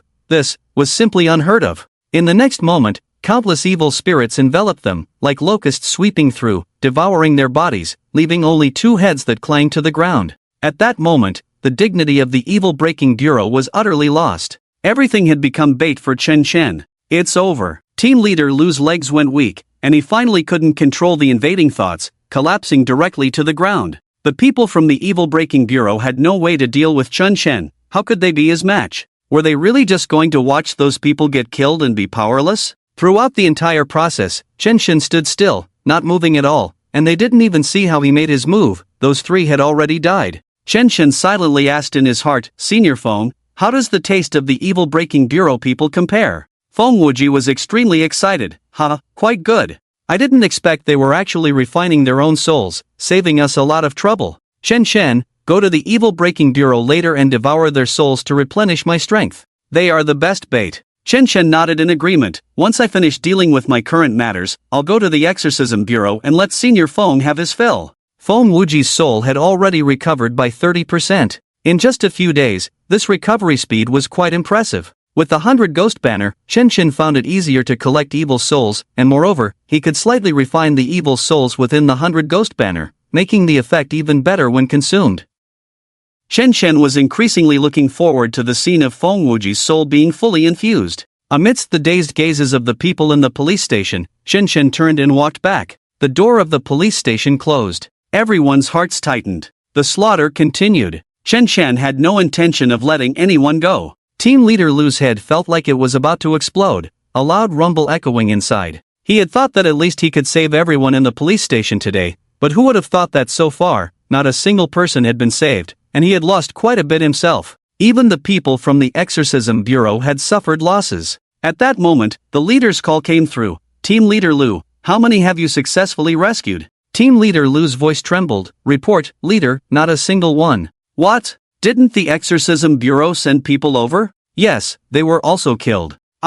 In the live broadcast room, everyone was discussing at that moment. Awesome. That scene just now was so damn thrilling. Those three looked strong, but they were just killed by Chen Shen? Chen Shen is indeed formidable. This world needs people like Chen Shen. Chen Shen, tear through this world, Watching the enthusiastic crowd in the live broadcast room, Chen Shen blew on his teacup, ignoring the sounds of battle outside, and smiled. There's one more thing I need to tell everyone. Those who went to Qingfeng Temple to pray for blessings, you need to be careful recently, your good fortune is about to arrive. For those who prayed before, your luck and fate were drawn away by the jade Qizhenren of Qingfeng Temple, refined, and sold to others for profit. Now that I've destroyed that place, with no one to support them, their luck will worsen, and the backlash will become more severe. That good fortune will slowly return to you. Additionally, I believe the people in the police station should know about this. They just turned a blind eye and never thought to intervene. In fact, many of them participated in it. Chen Shen's words sent a chill down everyone's spine.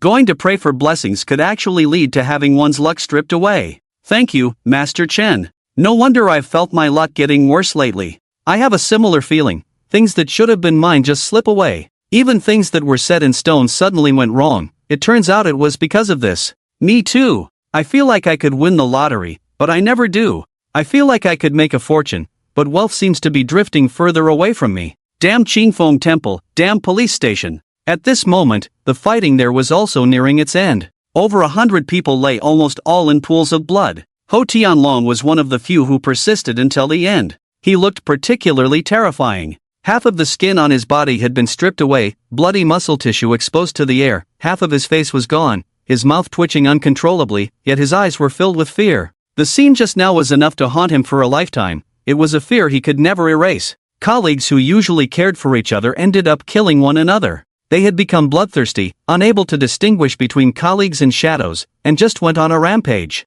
Blood flowed like rivers around them, the stench of blood overwhelming. He felt as if he were in hell. As he took a breath, the shadow appeared again. At that moment, he felt his heart constrict. Ho Tianlong breathed heavily, fear leaving him at a loss. He felt an immense regret in his heart. He knew all about the affairs of the patrol bureau. Yet he had never spoken a word of opposition, simply because the benefits of the patrol bureau were good, with several rounds of bonuses every year. They all knew the source of those bonuses, yet no one dared to refuse. Everyone was eager to collect their money. Little did they know, they were profiting from the blood and flesh of others. They should not have earned that money, nor should they have committed such immoral acts. How many people had died unjustly at their hands? How long had Qingfeng Temple existed under their protection? Now, it was finally time to pay the price. Chen Chen was the hellish messenger who had bought their lives. When Chen Chen pushed the door open, Ho Tianlong was already dead. Everything around could be described as hell. Blood and unidentified body parts were splattered on the walls, the floor, and even the ceiling.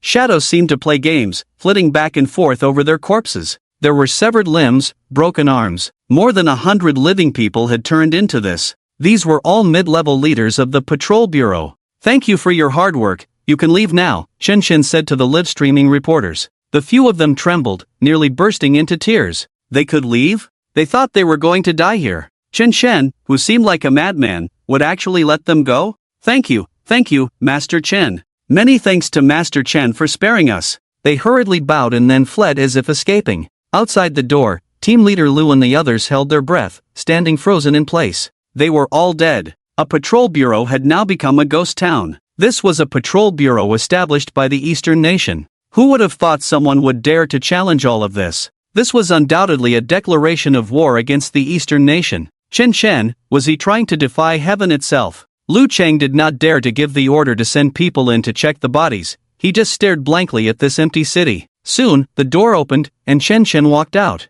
He stretched lazily, easing his body. He sighed skyward. At last, this world is a bit quieter. Chen Chen walked straight towards the door. No one from Team Lu dared to stop him, until Chen Chen's figure completely disappeared from sight. The scene then erupted into chaos. Team Leader Lu led the charge into the Patrol Bureau. Quick, contact an ambulance. See if there are any survivors. Everyone else, come with me inside. The scene was thrown into disarray. This moment was completely shrouded in death. Chen Chen's incident shot straight to the trending topics. In no time, everyone was discussing it. But most people stood on Chen Chen's side, speaking up for him. Justice, after all, is to detest evil as if it were a personal enemy. Those he killed, who among them did not deserve to die? The Patrol Bureau had long since rotted. Their extermination was well deserved. As for the matter of Qingfeng Temple trading in luck, the authorities offered no explanation. They had no way to explain such things. Moreover, many high-ranking officials had visited Qingfeng Temple.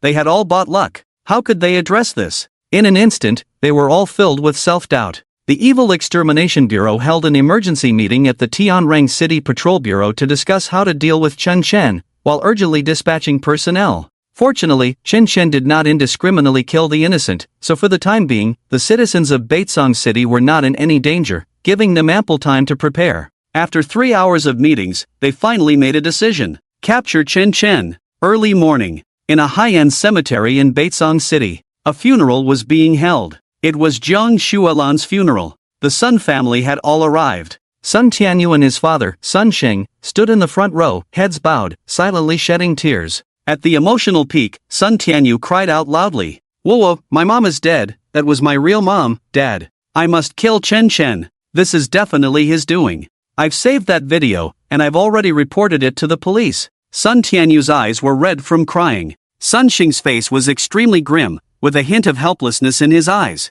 With Jiang Xuelan dead, he certainly wanted revenge. However, this matter required careful planning. That kid Chen Chen was no ordinary person. "Dad, you're here." Suddenly, Sun Sheng saw someone approaching in the distance. The person was tall and sturdy, with a resolute face, hair standing on end, dressed in a Zhongshan suit, and wearing sunglasses, exuding a strong sense of oppression. This person was Jiang Xuelan's father. "Jiang Jianying, have all the arrangements for Lanlan's funeral been made?" Jiang Jianying took off his sunglasses. The look in his eyes was heart-wrenching. Having lost his daughter, he didn't know how long he had cried. But in the end, he still had to face reality. "Dad, everything has been taken care of. It's just that Chen Chen." As Sun Sheng spoke, his eyes turned red. The Baitsong City police station was wiped out by Chen Chen. He said it calmly. "What?" Both of them looked over, their eyes filled with disbelief, thinking he was joking. They had been busy preparing for the funeral these past 2 days and hadn't had the heart to watch the live stream.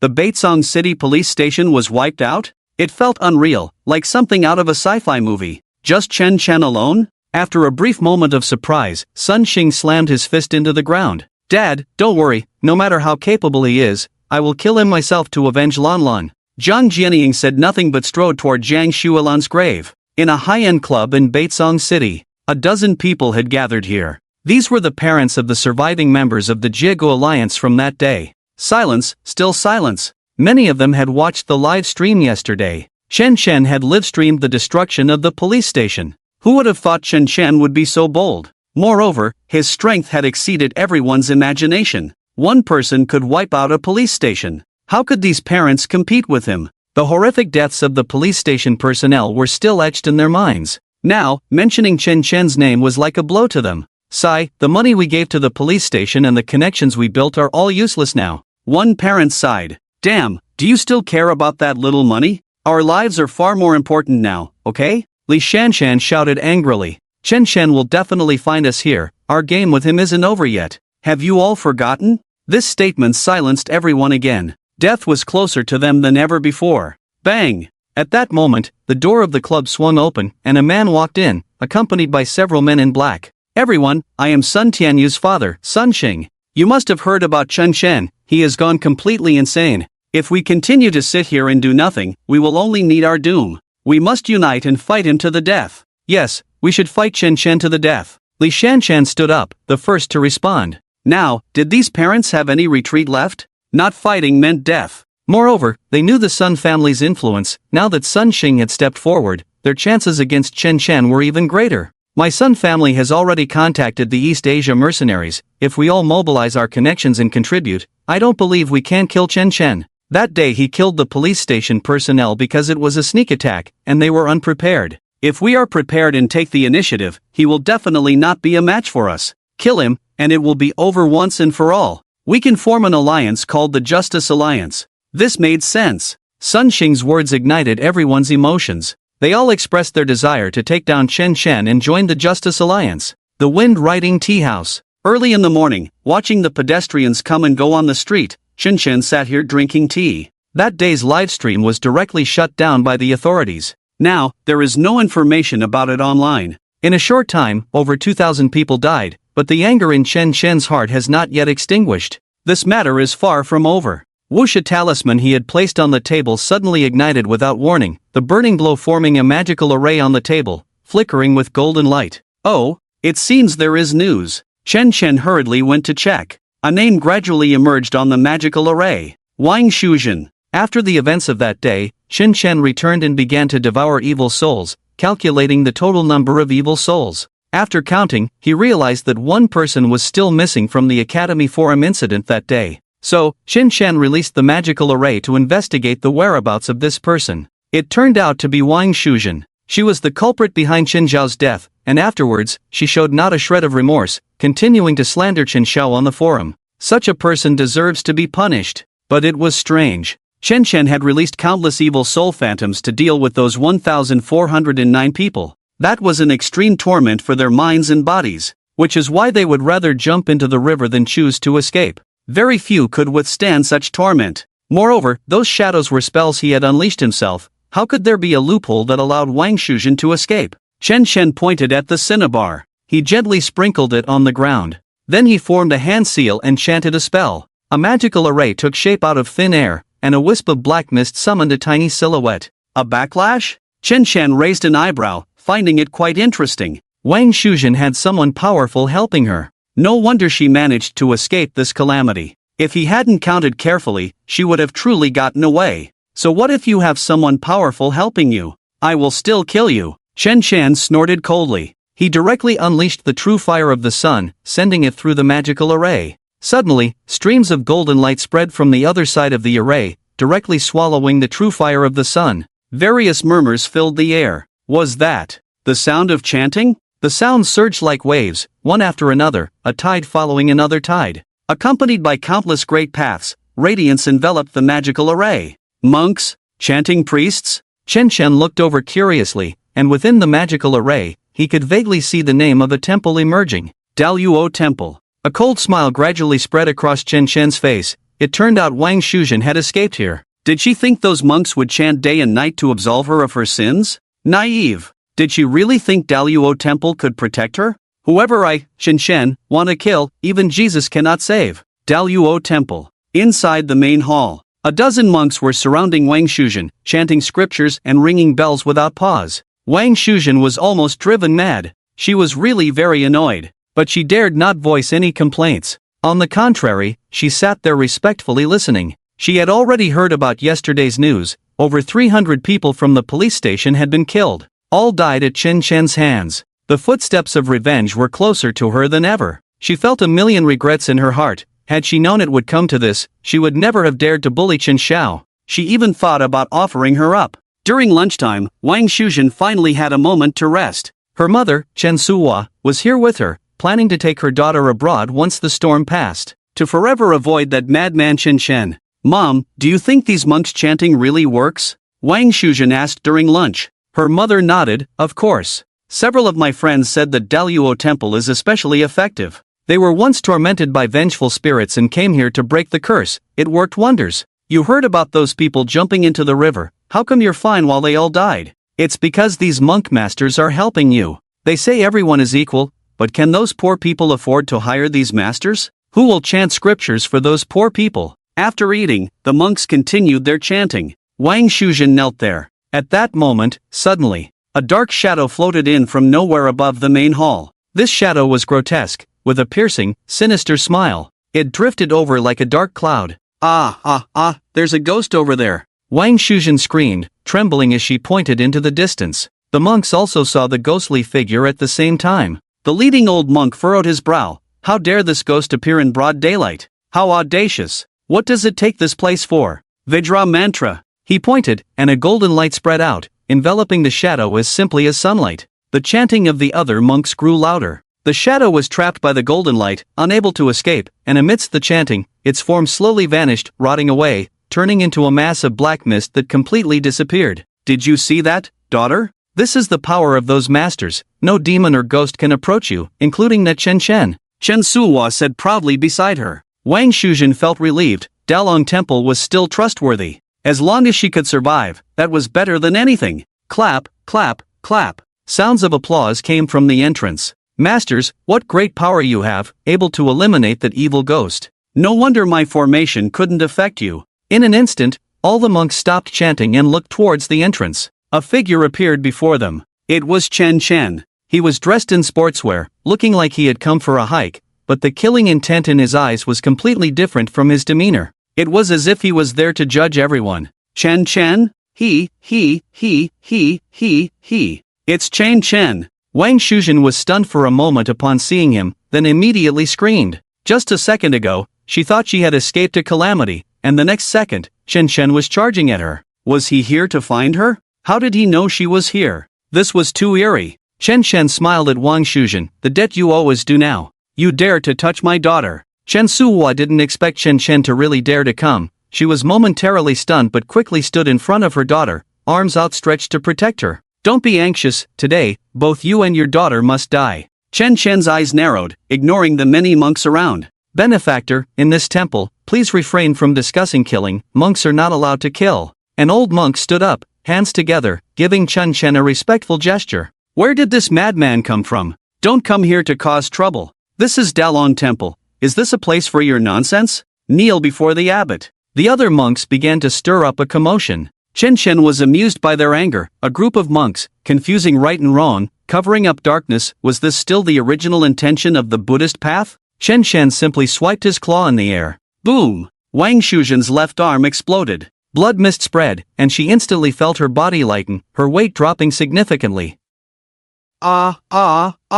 My arm. My arm is gone. Wang Shuzhen looked down and panicked instantly. Cold sweat broke out. Oh no! My daughter! You murderer, you madman! Master, quickly, help me get rid of him! He's a madman! Chen Suhua jumped up anxiously. Her daughter's arm had just exploded, and she couldn't even react. Without an arm, her daughter would be disabled. Who would have thought he would dare to act in front of so many people? The old abbot's mouth twitched for a moment, and a hint of uncontrollable malevolence flickered in his eyes. The monks nearby also clenched their fists, their expressions turning wary. This person was too sinister. How could he just grab someone's arm in midair and make it explode? What kind of spell was this? Benefactor, please stop your evil deeds. It's not too late to turn back from the path of error. Chen Shen completely ignored the old man's words and pointed with one hand. In an instant, flames erupted, spreading over Wang Shuzhen's legs. It's on fire, ah! Help! The pain from her lost arm had not yet subsided when the searing agony of her burning legs hit her. Put out the fire! Everyone, help put out the fire! Chen Suhua screamed, the first to rush forward, using her body to smother the flames. But immediately, she jumped back in pain. The flames could not be extinguished. The monks nearby joined in, using various fire extinguishers and clothes to douse the flames. But it was all in vain. Not only did the fire not diminish, but many were also burned. What kind of flames were these? A huge question mark hung in their minds. Mom! It hurts! Ah! My legs! Wang Shuzhen's cries echoed throughout the great hall. In less than a minute, her hands were charred, reduced to 2 withered sticks. In such a short time, Wang Shuzhen had become a mere shell of herself, like a dried corpse, her fear reaching its peak. She gasped loudly, her anxiety at its limit. She had no idea what other methods Chen Shen planned to use to torment her. That feeling of uncertainty was the hardest to bear. Even with her mother present, even with so many masters around, Chen Shen still dared to act. He was truly insane. Chen Suhua looked at her daughter's burned legs, losing control of her emotions. Ah, Chen Shen, what the hell do you want? My daughter is not for you to judge. Even if my daughter killed your daughter Chen Xiao, so what? My daughter's life is worth more than gold. Chen Shen, I refuse to believe that there is no one in this world who can deal with you. Slap! Chen Shen flicked his hand lightly. Chen Suhua's words were swallowed back, her body spinning several times in the air before crashing heavily to the ground. She opened her mouth and spat out 7 or 8 teeth. Chen Shen, you asterisk and percent you and hashtag at. Hearing this, everyone in the hall fell silent for a moment. So that was it. Chen Suhua's daughter had killed Chen Shen's daughter, which was why he had come looking for them. The abbot felt he had been duped. If he had known there was such hatred, he should have charged more. So many people had chanted spells for so many days, protecting her from so many vengeful spirits. They had earned their keep through hard work. Benefactor, this is Dalong Temple, and you cannot kill the innocent here. The abbot shouted. The monks immediately surrounded Chen Shen. Chen Shen sneered, the corners of his mouth slowly curling up. I, Chen Shen, never kill the innocent. Today, no one here will survive. What? The abbot's mouth nearly split open. What nonsense was this kid talking? He not only came for Wang Shuzhen and her daughter but also intended to deal with all of them? This was Dalong Temple, their territory. How insane must he be to say such things? Chen Shen's gaze pierced through the monks, locking onto Wang Shuzhen and Chen Suhua in the distance. The corners of his mouth slowly lifted, revealing a devilish grin. We're all adults here, you should consider the consequences before acting. This world operates on karma. The pain you once inflicted on others will now return to you. Once you reach that world, make sure to sincerely apologize to my daughter. Chen Suhua, I can see you care deeply for your daughter. From now on, the shadow behind you will slice a piece of flesh from your body every second. If you can first cut a piece of flesh from your daughter, then you can spare yourself the pain. I want to see how deep your mother-daughter bond is. For your daughter, how far can you go? After Chen Shen finished speaking, a shadow appeared behind Chen Suhua. This shadow seemed to come from another world, murky and indistinct, only revealing a sharp knife in its hand, cold and ruthless. The game begins. Swish! The shadow plunged the knife directly into Chen Suhua. But this stab was measured, not injuring her organs, merely leaving a scar on her skin, and with a gentle tug, a piece of flesh fell away. Ah! It hurts! Chen Suhua screamed, reaching back to find blood. She looked at Chen Shen, and her heart filled with terror. Chen Shen's words were not a joke, he was serious. Great Luo Sutra, recite it all. There are evil souls here. The abbot shouted, and a group of monks immediately sat down, chanting towards the shadow. As they recited, golden light continuously struck the shadow. Chen Shen's gaze also fell on the abbot. You, instead of being a good monk, are entangled in the mundane world, thinking only of a life of indulgence. Do you deserve your Buddhist attainments? A Buddhist should abandon such chaotic things. The abbot's aged eyes flashed with cold light, clearly displeased. You speak nonsense. I have never done anything to betray Buddhism. Then what about the luxury car parked behind the temple? And what about the female celebrity you secretly met at the hotel a few days ago? What about the 8-digit sum in your bank account? Chen Shen's soul's 3 questions directly broke the abbot's defenses. The hall fell silent for a moment. Everyone stared blankly. They couldn't understand how Chen Shen knew all this. These were secrets. And this box, it must be hiding something good. Chen Chen said as he noticed a box in the corner. It was locked and sealed. "Don't touch that box," the abbot shouted as if his tail had been stepped on. Chen Chen smiled, then lightly flicked his finger. The box popped open. Instantly, the black mist was released. Various wailing sounds filled the air, like a haunting melody. The monks in the hall changed color, all terrified, retreating and screaming. "These are the sins you have committed. What? Now you dare not face them? Dalong Temple used to be a pure land, but now? It has become a place for the wealthy to eliminate evil and ward off spirits. They have caused deaths, and some are tormented by vengeful souls, so they come to Dalong Temple, paying you to chant scriptures and seal those souls. You only take money, yet never question right from wrong.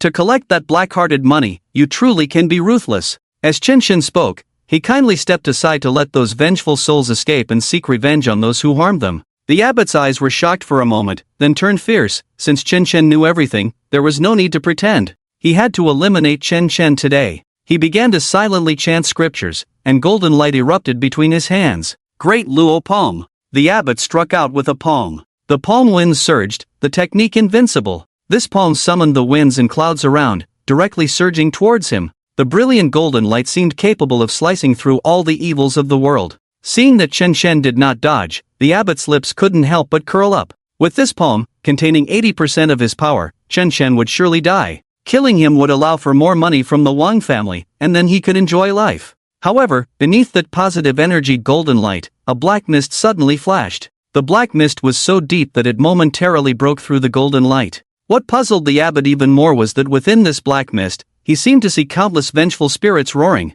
The great Luo palm was shattered. The black shadow transformed into a sharp blade. Boom! The abbot's body instantly turned into a mist of blood. He was dead. The abbot just died like that? Everyone couldn't help but widen their eyes, looking on in disbelief. It was just a single encounter. Chen Chen didn't even chant a spell, he merely waved his hand lightly, and the abbot was dead? It was too thrilling. The vice abbot exclaimed, "Everyone, avenge the abbot! Damn it, kill this kid!" In an instant, many monks rushed towards Chen Chen. These usually kind-hearted figures had now turned fiercer than anyone. Each one of them had eyes wide with rage, as if they wanted to devour Chen Chen. Chen Chen looked at these people coming to their deaths, and the smile at the corner of his mouth grew harder to suppress. These were all excellent evil spirits. They could provide Feng Wujie with a lot of power. It was simply a feast delivered to his door. Thus, Chen Chen drew a circle for the spell, pointed with one hand, formed hand seals, and the black mist around him shone like dazzling brilliance.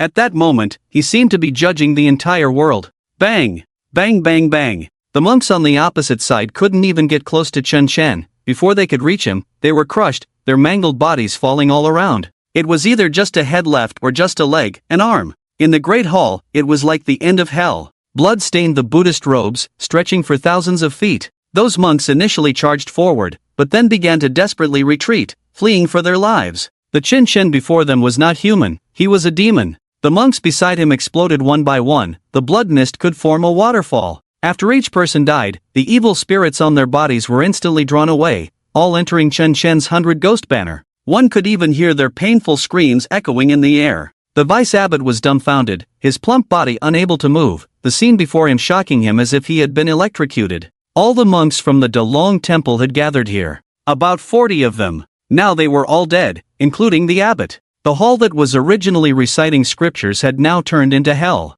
Various dismembered limbs appeared here, with an extremely strong impact. Thud! The vice abbot knelt down. He knocked his head on the ground. The trace of malice in his eyes instantly turned clear. At that moment, the images from before appeared in his mind. Originally, they were devoted to Buddhism, but soon after, he and the abbot's senior brother died because they couldn't afford medical treatment. That was the first time they felt the cruelty of the secular world. They had deep feelings for their senior brother. If they could find a way to get money, perhaps the tragedy wouldn't have happened. It was from that moment on that they began to resort to any means for money, crazily amassing wealth, and started doing all sorts of inhumane things, even sealing those poor vengeful spirits. One wrong step and they lost everything. Now there was no turning back. Master Chen, I was wrong. Boom! Before Chen Chen could let him finish, he directly crushed him into a mist of blood. He couldn't be bothered to listen to the beast's nonsense. This world is a bit cleaner now. Chen Chen smiled with satisfaction, looking at the evil spirits in the 100 ghost banner, very pleased. These evil spirits were enough for him to feast on for a while. especially the abbot's evil spirit. That was a delicious meal. Now in the great hall, only the monotonous, tragic, and broken cries remained. The sound came from Chen Suhua. She didn't know when a knife had appeared in her hand, covered in blood, as she leaned over Wang Shuzhen, stabbing repeatedly. As she stabbed, she muttered, tears still flowing. The shadow standing behind her remained motionless, but exuded a strong sense of oppression. "Daughter, I'm sorry, I really can't take it anymore. You have to share some of the burden for me. You won't die from a few cuts. Look, you're still breathing, aren't you? Just think of it as helping me. I've raised you for so many years, it hasn't been easy." Wang Shuzhen beneath her had already reached the brink of collapse. Her body was covered in scars, like fish scales being peeled off. The flesh was being slowly stripped away, and one could only imagine the pain. Wang Shuzhen had no strength to resist. She could only watch as her mother cut flesh from her body. The agony was unbearable. The mother who usually doted on her had turned so cold-blooded. How could she do this to her own child? The shadow closely watched Chen Suhua. If she moved even slightly slower, it would immediately rush in for a stab. Under the intense pain, she had no choice but to act against Wang Shuzhen. "Woo woo, you're not my mom, get away. Just go away. Help me, Chen Chen, kill me, just kill me now." Wang Shuzhen's voice came through, heart-wrenching. Chen Chen stood by with a smile. "The pace is still too slow, it needs to be faster." He snapped his fingers. The shadow behind Chen Suhua immediately quickened its movements. It gripped the knife with both hands and recklessly lunged at Chen Suhua, then cut away flesh. It hurts. I beg you, please stop. Daughter, I'm so sorry." Chen Suhua screamed while wielding the knife against Wang Shuzhen. The screams of the mother and daughter seemed to form a beautiful concerto. Especially Wang Shuzhen, crying and calling out, her voice piercing. But Chen Chen still felt the pace was slow. He released a second shadow to join in the assault on Chen Suhua. Soon, Chen Suhua could no longer endure it. She had no idea how many cuts she had received, as if being flayed alive. Finally, she completely lost her vitality. Chen Chen collected her evil spirit and refined it within the 100 Ghosts banner. After that, he walked up to Wang Shuzhen. She was still alive. There was a faint breath, and she was mumbling something that Chen Chen couldn't understand. Any evil, when it reaches the end of destruction, will be purified. But what use is that? Chen Chen squatted down to observe Wang Shuzhen for a while. At that moment, her phone rang. It was a photo sent by her father, Wang Jiangwo. He appeared to be in a glamorous hall, receiving an award. Best philanthropist. These words made Chen Chen laugh out loud again. Wang Jiangwo really dared to play. Jianshuan Grand Hotel? Interesting. Chen Chen's lips curled up. He then picked up Wang Shuzhen and headed down the mountain towards that place. Halfway down the road, Feng Wujia's voice echoed in his mind. "Chen Chen, it seems someone is coming. There are 2 Taoists and 1 Buddhist." Upon hearing this, Chen Chen simply stopped. He tossed Wang Shuzhen aside, took out the tea set he carried with him, brewed a pot of tea for himself, and sat down to wait. Before long, 2 figures appeared across from him. The 2 held long swords, moving gracefully like swallows, seemingly possessing exceptional agility. "Are you Chen Chen?" one of them asked curiously, their shock unfolding within. That bloody, mangled thing thrown beside Chen Chen, was that a person? What the hell had happened to that person? Both legs were burned, one arm was missing, and there were countless wounds on the body. If it weren't for his strong mental fortitude, he would have already collapsed to the ground and started vomiting. "Who are you?" Chen Chen looked up. These 2 were unfamiliar to him. "We are from the Heavenly Tao Alliance." "Chen Chen, you destroyed the Qingfeng Temple. You owe us an explanation. Today, we are here to take you back for questioning." Oh, so it's about the Qingfeng Temple, Chen Chen understood. So he didn't waste any more words and reached out to grab. A black shadow took shape in the air, and a gigantic hand appeared out of nowhere, bringing forth Taoist talismans made of darkness. Those talismans were inscribed with black energy, looking utterly eerie. With a loud bang, one of the Taoist's pupils constricted, and in the next second, he turned into a mist of blood. The Taoist beside him was just about to take action when his companion was killed. Blood splattered all over him. He wiped his face, looking over in disbelief. "Senior brother, you're dead? Why you killed my senior brother." Another Taoist was instantly dumbfounded, and sensing the taste of blood, he realized he had messed with the wrong person. It was an order from above to hunt down Chen Chen, but they hadn't mentioned he was this strong. His senior brother's strength had already surpassed his own, yet he couldn't withstand even a single move from Chen Chen. "I warn you, we are from the Heavenly Tao Alliance. If you kill me, don't expect to live," he shouted, quickly forming hand seals. Then, a secret talisman was summoned. It burned with a magnificent aura, and a shimmering phantom hung above it, resembling an ancient deity. This Taoist was terrified. He directly unleashed a powerful spell. This was his strongest Taoist technique, released with all his might, ensuring at least his own escape. The shadow, as large as a skyscraper, stomped towards Chen Chen. Whoosh! Chen Chen reached out and grabbed the shadow by the throat, and then its body exploded. With a loud bang, it shattered into pieces. The Taoist's heart sank completely. Regret flooded his mind. In the next second, Chen Chen's hand landed on him. He vanished without a trace. 2 evil souls entered Chen Chen's 100 Ghosts banner. At this moment, behind a small grove, a Buddhist practitioner was hiding. He was quickly chanting spells. He practiced Buddhist teachings, and releasing this Buddha body spell required some time. He had thought the two could hold Chen Chen back, at least giving him some time to prepare his spell. But he hadn't expected those two to die so quickly. They were gone in just 2 breaths. Buddha, return to my robe. The heavenly Tao is unrestrained. I traverse the heavens, the 9 nether purgatory. He was extremely anxious, glancing at Chen Chen in the distance after chanting a few lines. Suddenly, Chen Chen was gone? Where is he? He immediately widened his eyes, looking around. Chen Chen had vanished, and it was very likely he had discovered him? Sure enough, Chen Chen stood right behind him, smiling at him. Little monk, I see the evil souls on you look quite nice. You're so young, yet you've already killed 10 people? Truly, one cannot judge by appearances. The little monk was instantly dumbfounded, his dazed, ethereal eyes turning fierce. The spell was just taking shape. He aimed at Chen Chen, waving his hand. A palm technique seemed to descend from the heavens, slamming down onto his crown. Boom! Before the palm technique even touched Chen Chen, it was suddenly entangled by a mass of black energy. The golden glowing Buddha palm gradually turned dark, and then, the black energy surged into the sky. This! The little monk was stunned. Why did his spell turn out like this? It had been corrupted. Then that palm technique accurately struck the little monk, smashing his body to pieces. Chen Chen easily collected the evil souls. Oh dear, I forgot one thing. Chen Chen chewed on the evil souls, savoring them.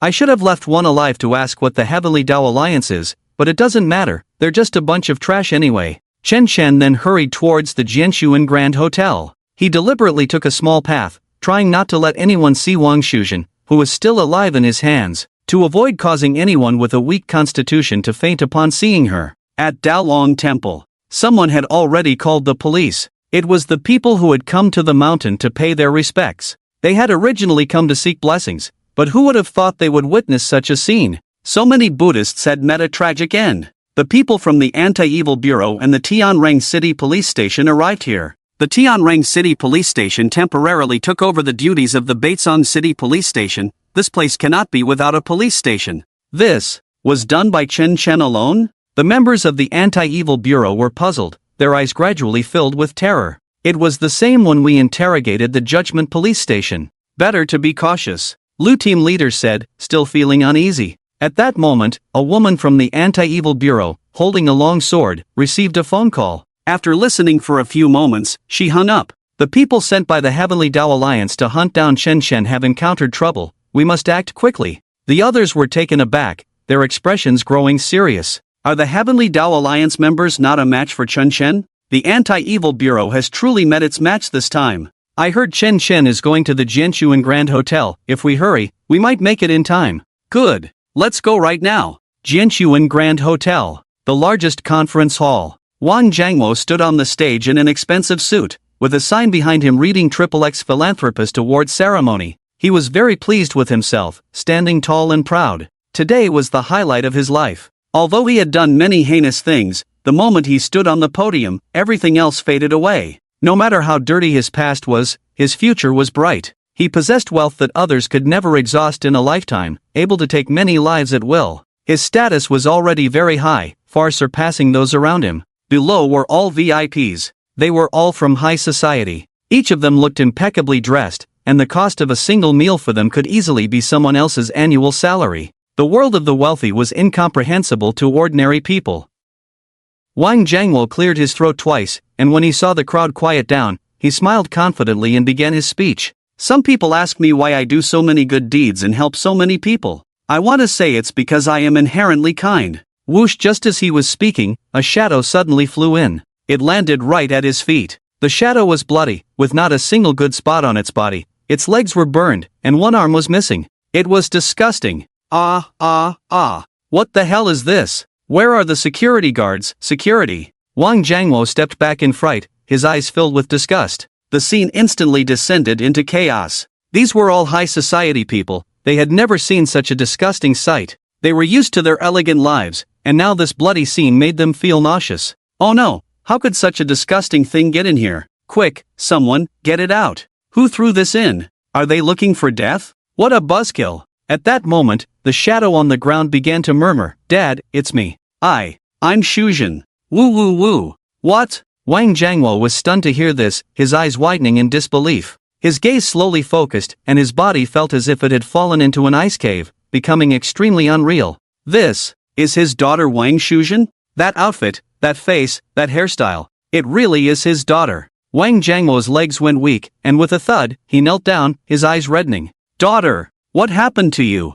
How could you end up like this? Who did this? Who dares to do this to my daughter? Do they not know who Wang Jiangwo is? Daughter, don't worry, with Dad here, no matter how much it costs, I will make sure you get better. At that moment, a voice came from the side. Wang Jiangwo, the sins you and your daughter have committed, the Wang family is about to pay the price. Who? Wang Jiangwo roared. Behind him, Shen Shen strolled in. He had his hands in his pockets, a stubbly face, his eyes smiling, and the corners of his mouth lifted. Evil charm, ferocity, brutality. You can't be. Shen Chen. Wang Jiangwo recognized Chen Chen. Recently, Shen Chen had been causing quite a stir in Baizong City. How could he not recognize him? But he never expected Chen Chen to arrive so quickly. After judging so many people, could he possibly spare himself? The people in the room, upon hearing Chen Chen's name, initially felt a bit unfamiliar, but soon began to scream wildly. Chen Chen had recently become a sensation online. Just 2 days ago, he had judged the entire police station.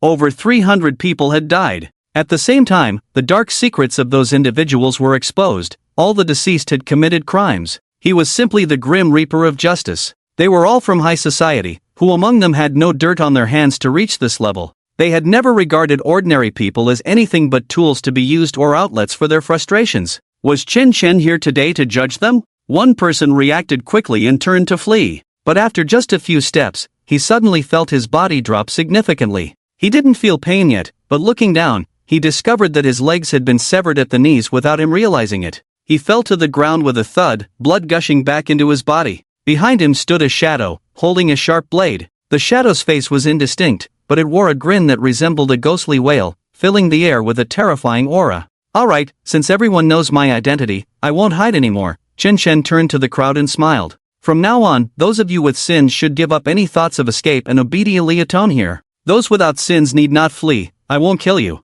As Chen Chen spoke, shadows began to appear around him. In a short time, over 20 shadows emerged behind him. In this hall, there were nearly 100 people. Seeing these shadows, their hearts raced. Some timid women even considered kneeling. Only a few remained calm, as they had never done anything wrong. Their place in high society was solely due to their abilities. Chen Chen's judgments never implicated good people, they had heard of that. What are those shadows? Is this a movie? Chen Chen said he would use these shadows to judge us? Impossible. On what grounds would he judge us? We are people of high society, from 2 different worlds. Chen Chen wouldn't dare, he must be joking. The crowd clamored. Chen Chen simply waved his hand lightly. The shadows behind him surged forward like a gust of wind. In no time, the first woman in front was struck by a blade. Her stomach was sliced open, and the stench of blood filled the air, making her eyes widen in shock. Then, one of her legs was severed. She fell as if losing her balance. In that moment, her throat was filled with the surge of blood, suppressing her screams. The shadows did not kill them outright, instead, they slowly tormented them, first stripping away their ability to resist, then gradually carving flesh from their bodies, as if peeling an apple. These shadows reveled in the joy of killing. Chen Chen cared little for anything else, all he wanted were the wicked souls. These wicked souls from high society must be incredibly delicious. In just a minute or two, the once languid and luxurious hall transformed into a hell on earth. The screams of those people, the smell of blood, and various scenes of cruelty unfolded before them. These images left Wang Jiangwo, standing on the platform, at a loss. A terrifying thought lingered in his mind, would he also end up like this? In an instant, all the bad deeds he had committed over the years flooded his mind, including the incident where his daughter and others had killed Qin Xiao. He still remembered that day when his daughter came back and told him about this, but he didn't care at all, only saying, What does it matter if an ordinary person dies? Chen Shan stood in front of him with his back turned. At that moment, his figure seemed to grow taller than the heavens. He spread his arms wide, as if savoring the bloody scent that came rushing toward him. His laughter was discordant with everything around him. It was as if a call from hell echoed. Wang Jiangwo was terrified, his whole body trembling. He seemed to be facing a madman with an extreme thirst for blood and slaughter. Chen Shen absorbed some evil souls, appearing quite satisfied, indifferent to the carnage in the hall, and turned to look at Wang Jiangwo. Chen Shen, let's discuss this. Whoosh! Before Wang Jiangwo could finish his sentence, his body was lifted directly by Chen Shen. To onlookers, it seemed as if Wang Jiangwo was floating in midair, one foot lifted and frozen in place. But those with spiritual insight could see the dark shadow behind him holding him up.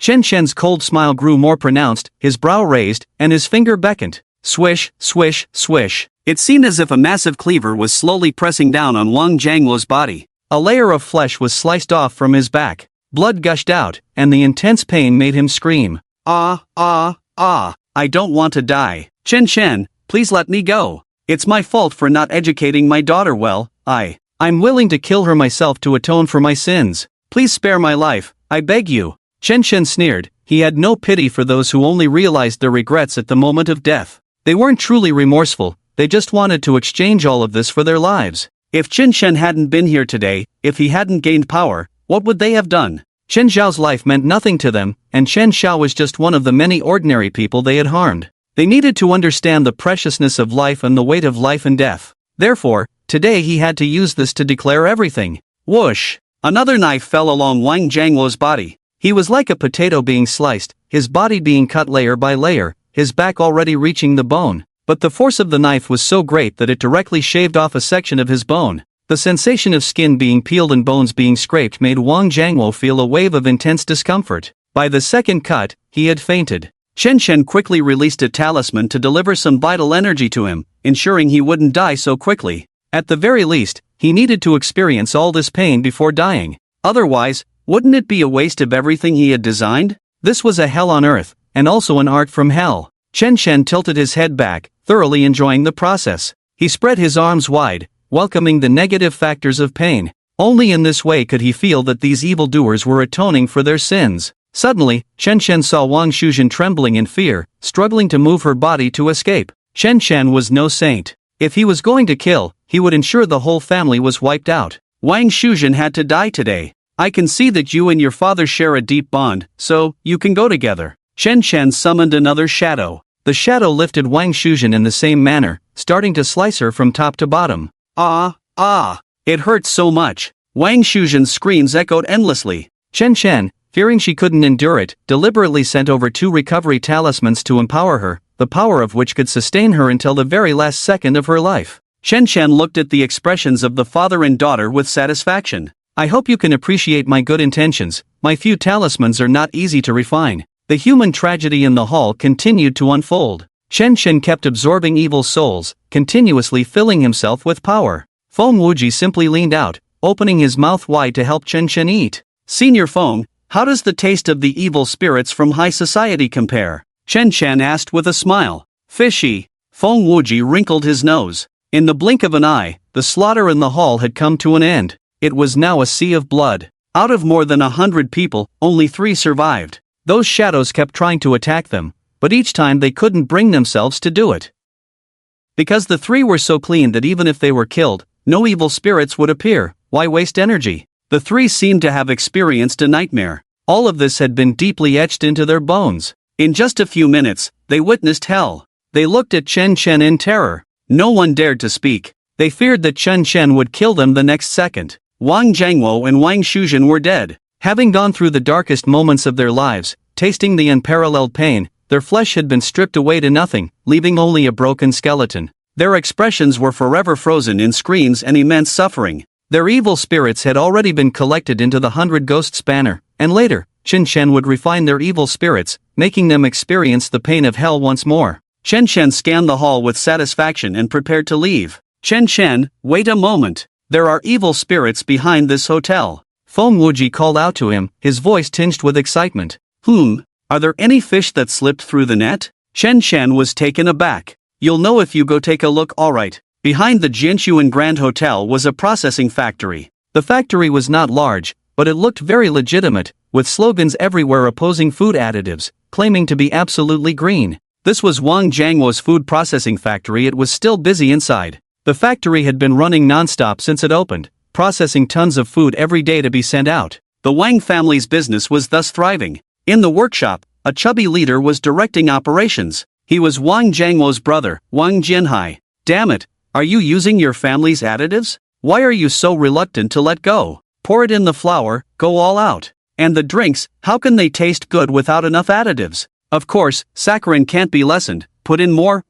The workers were also enthusiastic. With the leader's words, they worked even harder. After all, it was just a game for them. They didn't eat this stuff. Their wages were much higher than those of other workers, and because of this, they kept their mouths shut, never exposing the factory's dark secrets. They had no idea how many people they had harmed. They only cared about the little money in their hands. Wang Jianhai was even more so. He was fully responsible for the food processing factory, reporting to Wang Jiangwo monthly. The profits here had always been good, allowing him to buy a house and a car, living a carefree life, secretly keeping a mistress, and now he was at the peak of his life. With another payment coming at the end of the month, he couldn't stop smiling. Eating blood buns, indeed quite flavorful. Excuse me, can this stuff really be eaten? Suddenly, a naive voice came from the side. Ha! The chubby man looked over. He didn't know when, but a man was standing near the food processing area, pointing at the food dyed red with coloring and smacking his lips. Of course it can be eaten. It tastes great. After eating it, you'll feel energized. Wang Jianhai casually replied. Chen picked up a piece of bread and handed it to him. Then you should try it. I damn well won't eat this stuff. Who are you? The chubby man immediately reacted, realizing this person wasn't wearing a work uniform and must have sneaked in. If the matters here were leaked, Wang Jiangwo would kill him. I am just a father. Chen smiled, then ignored Wang Jianhai and began to look around. Bread, drinks, snacks, instant noodles. You have everything here. All these additives are way over the limit, and a lot of this stuff is meant for children under 3. What you're doing is abuse. Chen's voice was loud, and everyone in the factory turned to look at him, their eyes filled with anger. A few people had already come over to surround him. Damn it, who the hell are you? A reporter? Wang Jianhai approached, fists clenched, his expression cold. No, I'm not a reporter. Chen innocently shook his head. But just as he turned, a thought crossed his mind, and Chen's face darkened, his expression gradually becoming ferocious. Although I'm not a reporter, I know that last month, 2 undercover reporters tried to expose what was happening here, but you killed them and buried them behind the factory. I also know that the additives here are seriously over the limit, completely disregarding people's lives. In just 1 year, many infants have been diagnosed with nephritis, and some have even suffered permanent irreversible damage, with some diagnosed with cancer. The more food additives you use, the better the taste, and the greater the profit, plus it saves a lot of production processes and avoids many troubles. But it brings irreversible harm to people. Such small children have to suffer your torment. You really deserve to die 1,000 times. Damn it, if you want to die, I'll help you. Wang Jianhai picked up an iron rod from the side, glaring at Chen, his expression completely darkened. This kid knew too much. He definitely couldn't be left alive. After all, he already had more than one life on his hands. What harm was there in killing one more? Hey, everyone stop what you're doing and kill this kid. Damn it, how could he know so much about the factory?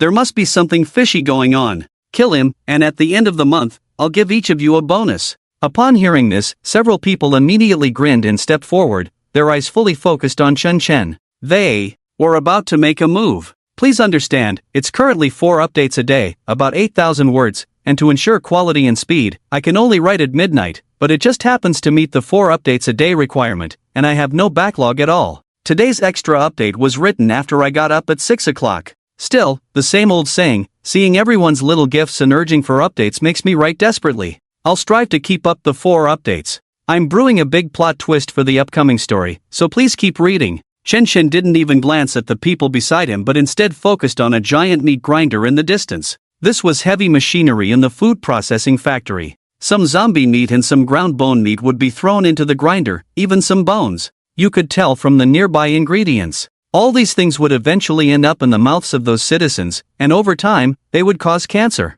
This was nothing but a scheme to profit at the cost of lives. Behind Wang Jiangwo's glamorous facade, there were such dealings. I think you should jump in there. That meat grinder probably hasn't ground any fresh meat yet, Chen Chen said, hands clasped behind his back, his tone relaxed. Ha! You son of a... The leading troublemaker swung a shovel at Chen Chen. The sound sliced through the air, incredibly sharp. But the shovel suddenly made a sharp turn in midair and landed heavily on his head, knocking him down to the ground. Chen Chen turned to look. Are you eager? Then let's start with you. Chen Chen pointed at the meat grinder. The meat grinder immediately powered on and began to operate. The buzzing sound was deafening, instilling fear, making one feel as if they were falling into a deep abyss of hell. The person lying on the ground was still dizzy, unable to comprehend what had happened, when a shadow lifted him up and dragged him towards the meat grinder. The meat grinder stood 5 or 6 meters tall, with a steel frame leading up to it, where workers usually placed the raw materials. Who would have thought that today's raw material would be himself? No, I don't want to go in. Help, help, The worker realized he was already standing at the entrance of the meat grinder, his face instantly turning pale. He didn't know how he had walked over, he only felt someone pushing him from behind, occasionally hearing a sinister laugh in his ear. That feeling sent chills down his spine. A terrifying thought flashed through his mind. Could it be that he was possessed? The blades of the meat grinder were wildly moving back and forth, making a screeching sound. Even iron could be ground into iron powder, let alone his body. Manager, save me! Blood was still gushing from the worker's head, and with a tragic cry, he jumped in. Damn, everyone in the factory gasped in shock. A sound of painful struggle came from the meat grinder, and that sound immediately vanished. Then, a pile of blood and flesh was thrown out. A living person just died like that. In an instant, nothing remained? This person must be insane. Chen Chen pointed to the next person. That person trembled all over. It was a middle-aged woman, responsible for adding additives to baby food, known for her generous portions. In recent years, children who consumed food from the XX food factory had all developed acute renal failure symptoms, some even requiring lifelong dialysis. Yet she happily took home an 8,000 yuan salary every month. I don't want to die, she screamed desperately, but was grabbed by the hair and dragged upwards by the shadow. She struggled like a stubborn mule, trying desperately to retreat. The shadow simply gave her a few slashes. Blood marks were left on her body, face, and legs. The pain was so intense that she had no strength to resist. In the blink of an eye, she was at the meat grinder. Woo, help, I know I was wrong, I won't dare again, with a voice full of desperate pleading. She was pushed inside. The meat grinder let out a shrill sound. Another pile of blood and flesh was thrown out. Another one died. Wang Jianhai and the remaining people were stunned. Kill him, quickly. The fat man pointed at Chen Chen, shouting. The people behind also realized that this person was too sinister. Was he going to judge them all? Several men rushed forward, but soon, their bodies were struck by a heavy object and flew back violently. Those shadows were invisible to ordinary people. At most, they could only feel the fleeting glimpse of a shadow. But it was just a moment. Don't kill them yet, let's play with them a bit. Chen Chen sneered. The shadows were very measured in their actions. They didn't strike vital points but gave them enough chances to survive. The journey from here to the meat grinder was the last stretch of their lives. This stretch would fill them with fear, making them understand the true meaning of death. In just a few minutes, over 70 employees in the factory had sustained injuries to varying degrees, with some severely wounded lying on the ground unable to get up. Yet not a single person was killed, they were all alive. Wang Jiahai's arm hung limply, he had been struck in the tendon, gritting his teeth in pain. Seeing a few more people being sent to the meat grinder, he shouted, "Quick, cut the power to the meat grinder." Several workers hurried over to pull the circuit breaker. But the meat grinder continued to operate. A dark shadow could be seen surrounding the meat grinder, covering everything. What the hell is this? Wang Jianhai was stunned, his body going limp. The workers began to line up, one by one stepping into the meat grinder. Their fear levels instantly peaked. They screamed in agony, crying loudly, but their bodies were very honest. People kept jumping in, fresh minced meat being spat out. This scene was brutal, yet exhilarating. These demons were harming others in the shadows, indifferent to life and death. They deserved to die. Chen Chen sat at Wang Jianhai's workstation, watching all of this while collecting evil souls. Chen Chen, stop it. Suddenly, a righteous voice came from the doorway. Chen Chen recognized that voice. It seemed to belong to that Lu team leader. From the Tianrang City Patrol Bureau. He had been present the last time so many people were judged at the bureau. Did he dare to come again? This was interesting. This world never lacked for heroes. This time, there weren't many from the patrol bureau, just over 20 people. but 5 of them wore different uniforms from Lu and the others. They had a broken character written on them. The Broken Evil Bureau. So, they had grown a backbone and dared to challenge him. When Wang Jianhai and the others saw the Patrol Bureau personnel approaching, they all shouted, "Patrol Master, help us! They want to kill us! You must find a way to save us, we have no control over our bodies. This guy is crazy, he wants us to jump into that meat grinder." Several workers have already jumped in. This is murder. Without Wang Jianhai saying anything, Lu and the others could see it too. There was a faint smell of blood in the factory, and people were jumping into the meat grinder. Although those people shouted not to, their bodies obediently jumped in without hesitation. This scene was like hell judging the wicked. This was Chen Chen's style. This was definitely his masterpiece. Lu had already witnessed Chen Chen's cruelty. He hadn't spared a single one of the many from the Patrol Bureau. This judgment was inherently wrong. So many people were to be judged by Chen Chen. Was this reasonable? These charges were merely added by Chen Chen on his own. They didn't deserve to die. He killed without blinking, he was a demon. Chen Chen, what do you want to do? You killed Wang Jiangluo's family, and there were so many people in the hotel, they shouldn't have died. Your judgment is meaningless, you're just going wild. Lu shouted desperately, his voice filled with rage. He was scared, and even more anxious. He feared he couldn't stop Chen Chen. Those workers seemed enchanted, jumping one by one, turned into fresh meat ready for sale. They screamed desperately, yet still obediently jumped in. He wanted to catch Chen Chen, but there was no evidence to be found.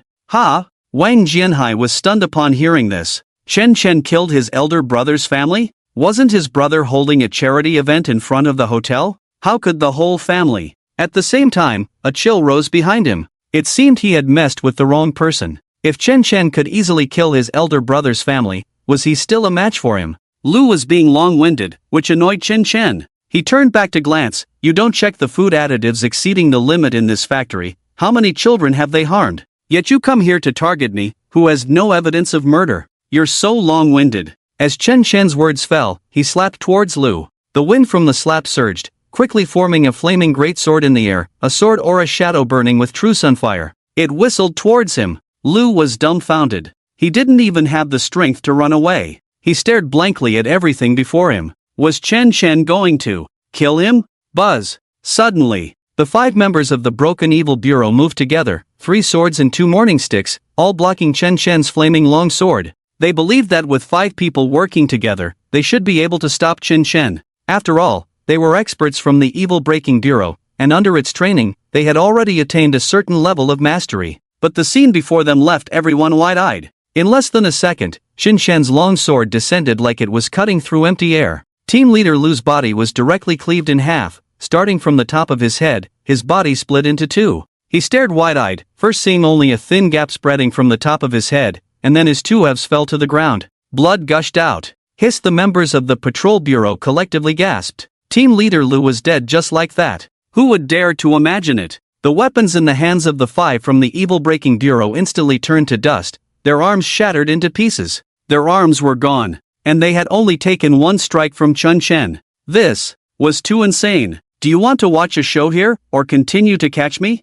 Chen Chen coldly laughed as he looked at them, his eyes flickering with a fierce, bloody fire. Oh my god, a ghost. I don't want to die. Ah, don't kill me. The members of the Patrol Bureau turned and fled, crying out for mercy. The earlier judgment of the Patrol Bureau by Chen Chen had already put immense psychological pressure on them, and now with team leader Lu being killed before their eyes, the fear was unimaginable. This was the last straw that broke their backs. Boom, boom, boom. The moment they fled, 7 or 8 people suddenly ignited in flames. The flames were so intense that they completely engulfed their bodies. They opened their mouths to plead for mercy, but the flames surged into their mouths, giving them no chance to explain.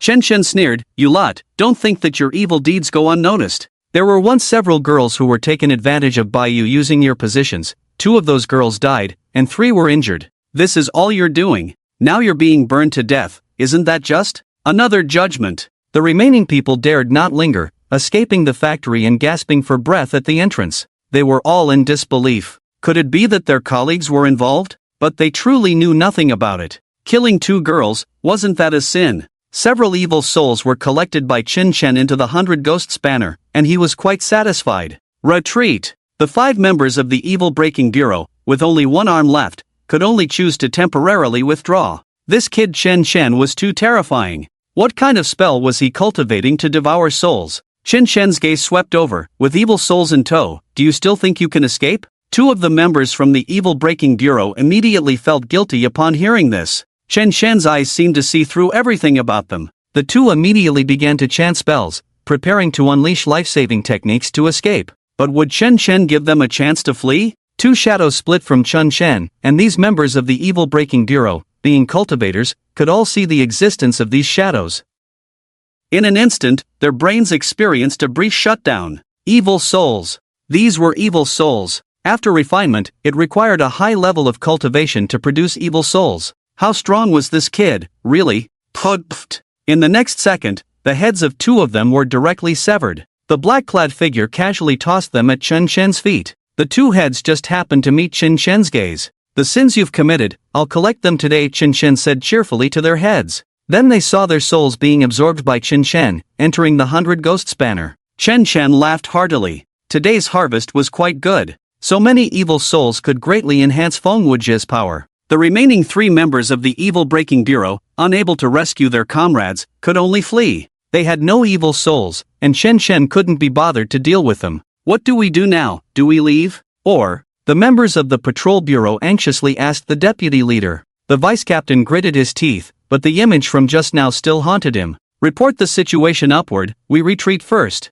Okay. The tragedy in the factory was still unfolding. It was too horrifying to watch. The workers were particularly orderly, one after another, neither rushing nor fleeing, all resolutely facing death. Wang Jianhai was the one suffering the most. He was at the back, watching as each person jumped in, only able to cry out loudly, pleading with Chen Shen not to harm him. The fear within him had reached its peak. The feeling of knowing when one would die was the most terrifying. Chen Shen suddenly found it a bit boring and lightly snapped his fingers. In the next moment, a knife appeared in Wang Jianhai's hand without him realizing it, the blade stabbing fiercely into his own chest, slicing open his skin. The force was perfectly controlled, nearly slicing through his skin without injuring his organs. He could see all the bloody details, feel the endless fear and pain, yet it was not fatal. At least he could hold on until he jumped into the meat grinder. Soon, the last Wang Jianhai jumped in as well. Chen Shen collected his evil soul, nodding in satisfaction. He raised his hand, and the meat grinder stopped operating. Then he glanced at everything in the factory, sending the dark secrets here as anonymous information to several media outlets before striding away. Chen Shen made his way to the riverbank. The cross-river bridge still stood there, majestic and towering across the entire river surface. The bridge was dozens of meters high above the water, and from here, the river looked like a torrent of steel. Chen Shen had devoured those evil souls, and now Feng Wuji's recovery level had reached 50%. Feng Wuji was also praising Chen Shen for his speed. The key was that the evil souls from the Evil Breaking Bureau recovered quickly. Those with cultivation would refine their own souls, which was equivalent to serving Chen Shen. This was what Chen Shen liked the most. Chen Shen, perhaps you and I really have a fate. In less than a month, you've helped my soul recover by 50%. You have great potential. Feng Wuji sincerely praised. Senior, you flatter me. After all, judging the world is my original intention, Chen Shen replied with a smile. You really have some of my former style, but it seems there are guests arriving,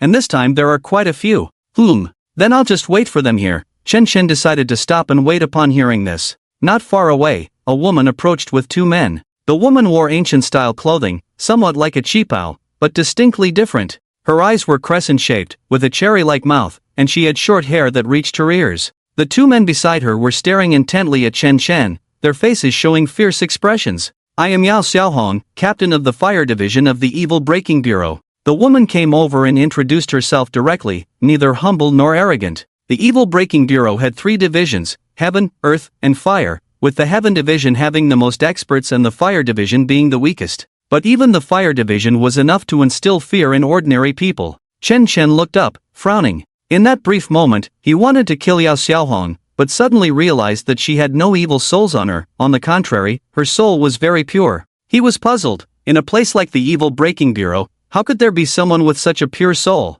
This Yao Xiaohong had not been tainted by any evil. But Chen Shen was unwilling. Every time someone from the Evil Breaking Bureau came, they would bring him some gifts, and suddenly there were no gifts, which made him quite displeased. Then, his gaze fell on the 2 men beside Yao Xiaohong. Chen Shen, what are you looking at us for? The 2 immediately felt a tightness in their foreheads, as if something within them had been seen through by Chen Shen. Your evil souls are very dense, I really like them. Boom! Chen Chen grabbed with one hand. One of the men's bodies exploded. Blood sprayed everywhere. Chen Chen, wait a moment. Yao Xiaohong was taken aback and hurriedly shouted to stop him. He had only said one sentence, and Chen Chen had already started killing? He was indeed a madman, just as the legends said. Boom! Chen Chen crushed again. The second person instantly exploded, turning into a mist of blood. 2 evil souls were satisfactorily collected into the 100 Ghosts banner. Yao Xiaohong was so shocked she couldn't speak. Such decisiveness in killing, such brutality. This person must have already gone mad. But why didn't he kill her? Was it because of the evil souls he mentioned earlier? Did she not have the evil souls he wanted? I can't be bothered to kill you, you can leave. Chen Chen glanced at her. Chen Chen, I'm not here to persuade you, you've misunderstood. Yao Xiaohong blushed and quickly explained. She had come reluctantly after receiving the order for reinforcements. She had been paying attention to Chen Chen's situation. Whether what Chen Chen did was right or wrong was another matter. If she encountered something similar to what Chen Chen faced, perhaps she would go mad like him. Chen Chen was forced into this. Those evil people, including the more than 2,000 who died, I think you were right to kill them, but your methods are not very feasible. Can you be a bit more low-key? For example, release the vengeful spirits to quietly kill them. What you're doing is too eye-catching, and you won't get far like this. Oh, Chen Chen didn't expect to hear such words from Yao Xiaohong. Finally, there was someone with a proper worldview who wasn't overly righteous. Just for that sentence, I'll let you see a good show today. Chen Chen's gaze gradually shifted to the distance, then narrowed. What do you mean? Yao Xiaohong hadn't reacted yet. But soon, the sounds of motorcycles and car engines filled the air. The noise was jarring, and it sounded like there were quite a few people. The sounds grew closer. One by one, motorcycles, off-road vehicles, and business cars stopped around Chen Chen. The guests Feng Wujie mentioned earlier were them. More than 200 people got out of the cars. Most of them were dressed like mercenaries, with some dressed as Buddhas, from the Maoshan sect, and Taoists. There was a mix of all sorts. Their gazes were all fixed on Chen Chen. They looked as if they wanted to devour him. Leading the group was a man sitting in a raptor. This man had a sinister gaze fixed on Chen Chen, his anger unable to be contained. Without a blood feud, how could one have such a murderous gaze? Chen Chen, today is your day to die. We are from the Justice League. I am Sun Tianyu. The man shouted, his voice trembling with rage. What? Chen Chen was taken aback. The Justice League? They were probably those parents who had organized themselves to deal with him. This was interesting. He had just found the time to go look for them, and they had come knocking on his door? And they called themselves the Justice League? Disgusting. Sun Tianyu jumped down, glaring fiercely, his fists clenched. Chen Chen, you killed my mother, Jiang Xuelan. She was my biological mother, and you just killed her like that. Originally, my father didn't want me to come today, but I really couldn't hold back. I want to kill you with my own hands to take revenge. The grudge of killing my mother cannot be forgiven. Chen Chen sneered. He was in a good mood. Sun Tianyu's arrival saved him the trouble of looking for him. Moreover, he could also gain another wave of evil souls today. This was a self-service delivery. The more Sun Tianyu spoke, the more pleased he became. He had even prepared a knife specifically to use on Chen Chen. Chen Chen, even though you killed so many from the police department, even judged thousands. But these people are not something you can easily handle. Many of them are mercenaries, seasoned fighters, and there are also some Buddhas, Maoshan sect members, and Orthodox Taoists. I don't believe you can take on so many by yourself. Even if it takes time, I will wear you down. Sun Tianyu burst into loud, maniacal laughter, as if he could already see Chen Chen kneeling on the ground, begging for mercy. The more than 200 people behind him also looked disdainful. On their way here, they had heard how formidable Chen Chen was, but upon seeing him in person, they realized he was just an ordinary person. Could it be that those wealthy backers had deliberately exaggerated his abilities? Today's task should be very simple. Meanwhile, near the bridge, reinforcements from the patrol bureau had arrived. Over 500 fully armed personnel were present. Lu Team had died, shocking everyone in the patrol bureau,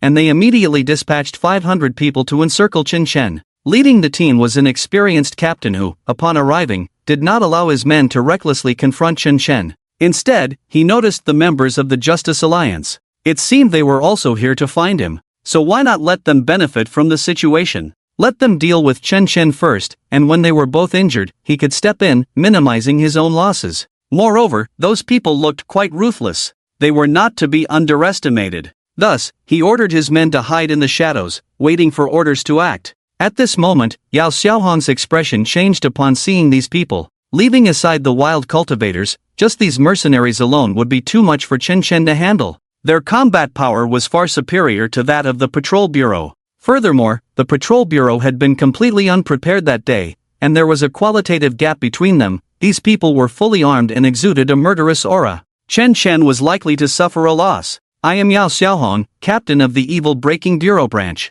Chen Shen has already been captured by me, and I will take him back for interrogation. Hey, who told you to speak out of turn? Get lost. Chen Shen pushed Yao Xiaohong aside as if afraid she would take his prize. With so many evil souls, none of you will escape today. What? Everyone was taken aback. What did Chen Shen just say? They wouldn't escape? Shouldn't that be something they said? Why did it feel like he was stealing the spotlight? Sun Tianyu laughed even harder. Seeing Chen Shen like this, he thought he was scared. Chen Shen, you're just putting on a show. You and your daughter are both worthless scum. I really regret not torturing Chen Xiao properly. If I had known, I would have done something even harsher that day. When she died, she even called you, remember? I was enjoying myself while choking her, huh? Now, here I stand before you. What can you do to me? With so many people here, can you bite me? I'm going to personally kill you today. Sun Tianyu was somewhat carried away by his own pride, shouting with his eyes wide open, relying on the crowd around him. Chen Shen had already fallen into madness. He had no bottom line now. The only difference was whether there was a benefit or not. The reason he didn't kill those ordinary people was that they had no evil souls. He didn't want to waste his energy, because the top priority now was to quickly replenish the evil souls to help Feng Wujie recover. But if someone provoked him, he wouldn't mind turning the world upside down. Not to mention the beast Sun Tianyu appearing before him. Chen Shen had initially wanted to play slowly, but the rhythm was truly hard to control. You killed my daughter and insulted her. This feeling made the demonic energy within him nearly explode. Ha ha ha. He threw his head back, spread his arms wide, and laughed uproariously, as if he had heard the biggest joke in the world. The laughter echoed in his ears. Heaven is unjust, humanity is heartless, this world is ultimately gray. Then, I will add some red paint to this world. Just when everyone thought Chen Shen had gone mad, he suddenly looked down at Sun Tianyu. That gaze pierced through the 9 hells, crazed and bone deep.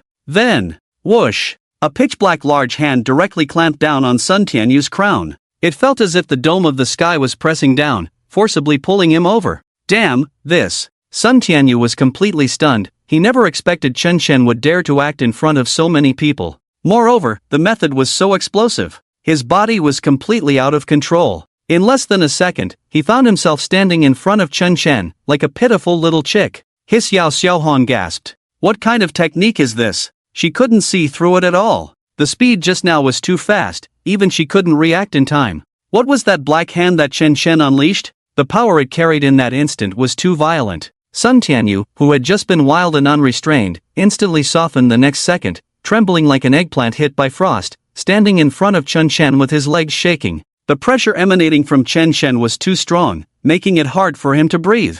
This man was his mother's killer, and he was also his lifelong enemy. Chen Shen tapped Sun Tianyu's forehead. In an instant, blood began to flow. A streak of bloody brilliance appeared on Sun Tianyu's forehead. Then, below his neck, numerous small blood marks began to emerge. They were as dense as surgical knife wounds. Everything happened too quickly. Sun Tianyu was still in a daze when the feeling of pain surged in like a frenzy, filling him with a sense of madness. It hurts so much. I'm in so much pain. What the hell is this? Are there ants crawling on me? They're gnawing at my body. This feeling is so clear. Sun Tianyu screamed, suddenly filled with terror in his pupils. Chen Shen's lips curled into a sinister smile, his eyes swirling with black mist. I once told Xiao Xiao to be strong. No matter what happens, she must not collapse. But after I learned she was in trouble, I was the one who fell apart. In the face of you evil people, we good people must become strong. Whoever touches my bottom line, I will send him to hell. Even if it means going against the whole world. My daughter didn't commit suicide. You led the way in killing her. You tortured my daughter while she was alive, and today I will make you experience 100 times the pain she felt. By the way, that brilliance on your head is something that hangs your life, otherwise, it would be too boring for you to die so easily. Boom! Sun Tianyu's head felt like it was exploding. He was accepting Chen Shen's judgment. In front of everyone, the judgment began. Chen Shen claimed to be a good person? For a moment, the crowd couldn't even tell who was good and who was bad. Ha! At this moment, the more than 200 people surrounding them finally reacted. Chen Shen didn't even regard them. With them present, he still dared to act against Sun Tianyu? Damn, he underestimated people too much. Chen Shen, do you think we don't exist? How dare you act in front of us?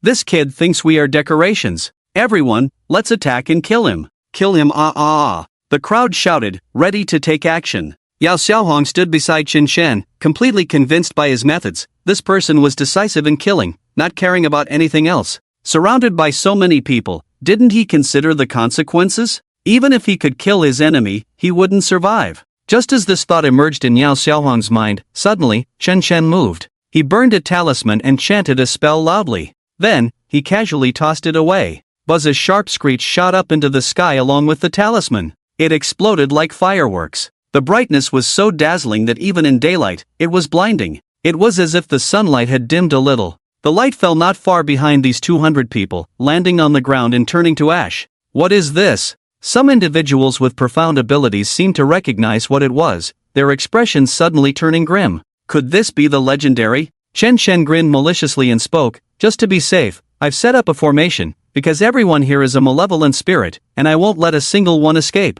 Today, welcome everyone to hell. What the hell? This kid really doesn't take them seriously. He set up this formation, completely sealing off contact with the outside world, as if he intended to face over 200 people alone. He thought this formation was for escape, but it turned out to be to imprison everyone, including himself. Yao Xiaohong was utterly bewildered. Chen Shen wants to take on so many people? Today, the trending topics are going to be refreshed again. Vehicles and pedestrians passing over the bridge all turned to look at Chen Shen, confused about what the formation enveloping over 200 people was. It appeared like a projection, almost like a special effects movie. Floating within were some intricate runes, giving off a terrifying vibe. Captain, what is Chen Shen trying to do? The officers from the police station had been observing the situation, and one of them had already started to break out in a cold sweat. The captain's eyes were wide with shock. Is Chen Shen using some kind of dark magic to trap everyone together? Is he really not afraid of death? Wait, follow my orders to act. If it doesn't work, we'll charge in. Yes, Captain. It hurts. I'm in so much pain. You all come save me. I can't hold on any longer. Over here, Sun Tianyu's screams echoed around, pounding in everyone's minds. The tiny marks on his body were peeling his skin away. They were connected, and Sun Tianyu was like a piece of skin falling off. Bloody and terrifying. The brilliant light that Chen Shen had pointed at him seemed to give him a new dimension of understanding pain. He had never imagined that suffering could be elevated to such a level. Every pore on his body, every inch of skin, felt like it was burning. Even his hair seemed to sense it. Is this what it feels like to go to hell? Is this what it feels like to be judged by someone? Sun Tianyu's eyes were filled with bloodshot veins, yet he stood there unable to move, only able to watch as pieces of his skin were peeled away, shouting to proclaim his suffering. He couldn't help but recall the day Chen Xiao was killed. Chen Xiao was in immense pain when he died, crying incessantly. To be honest, he was quite scared at that time,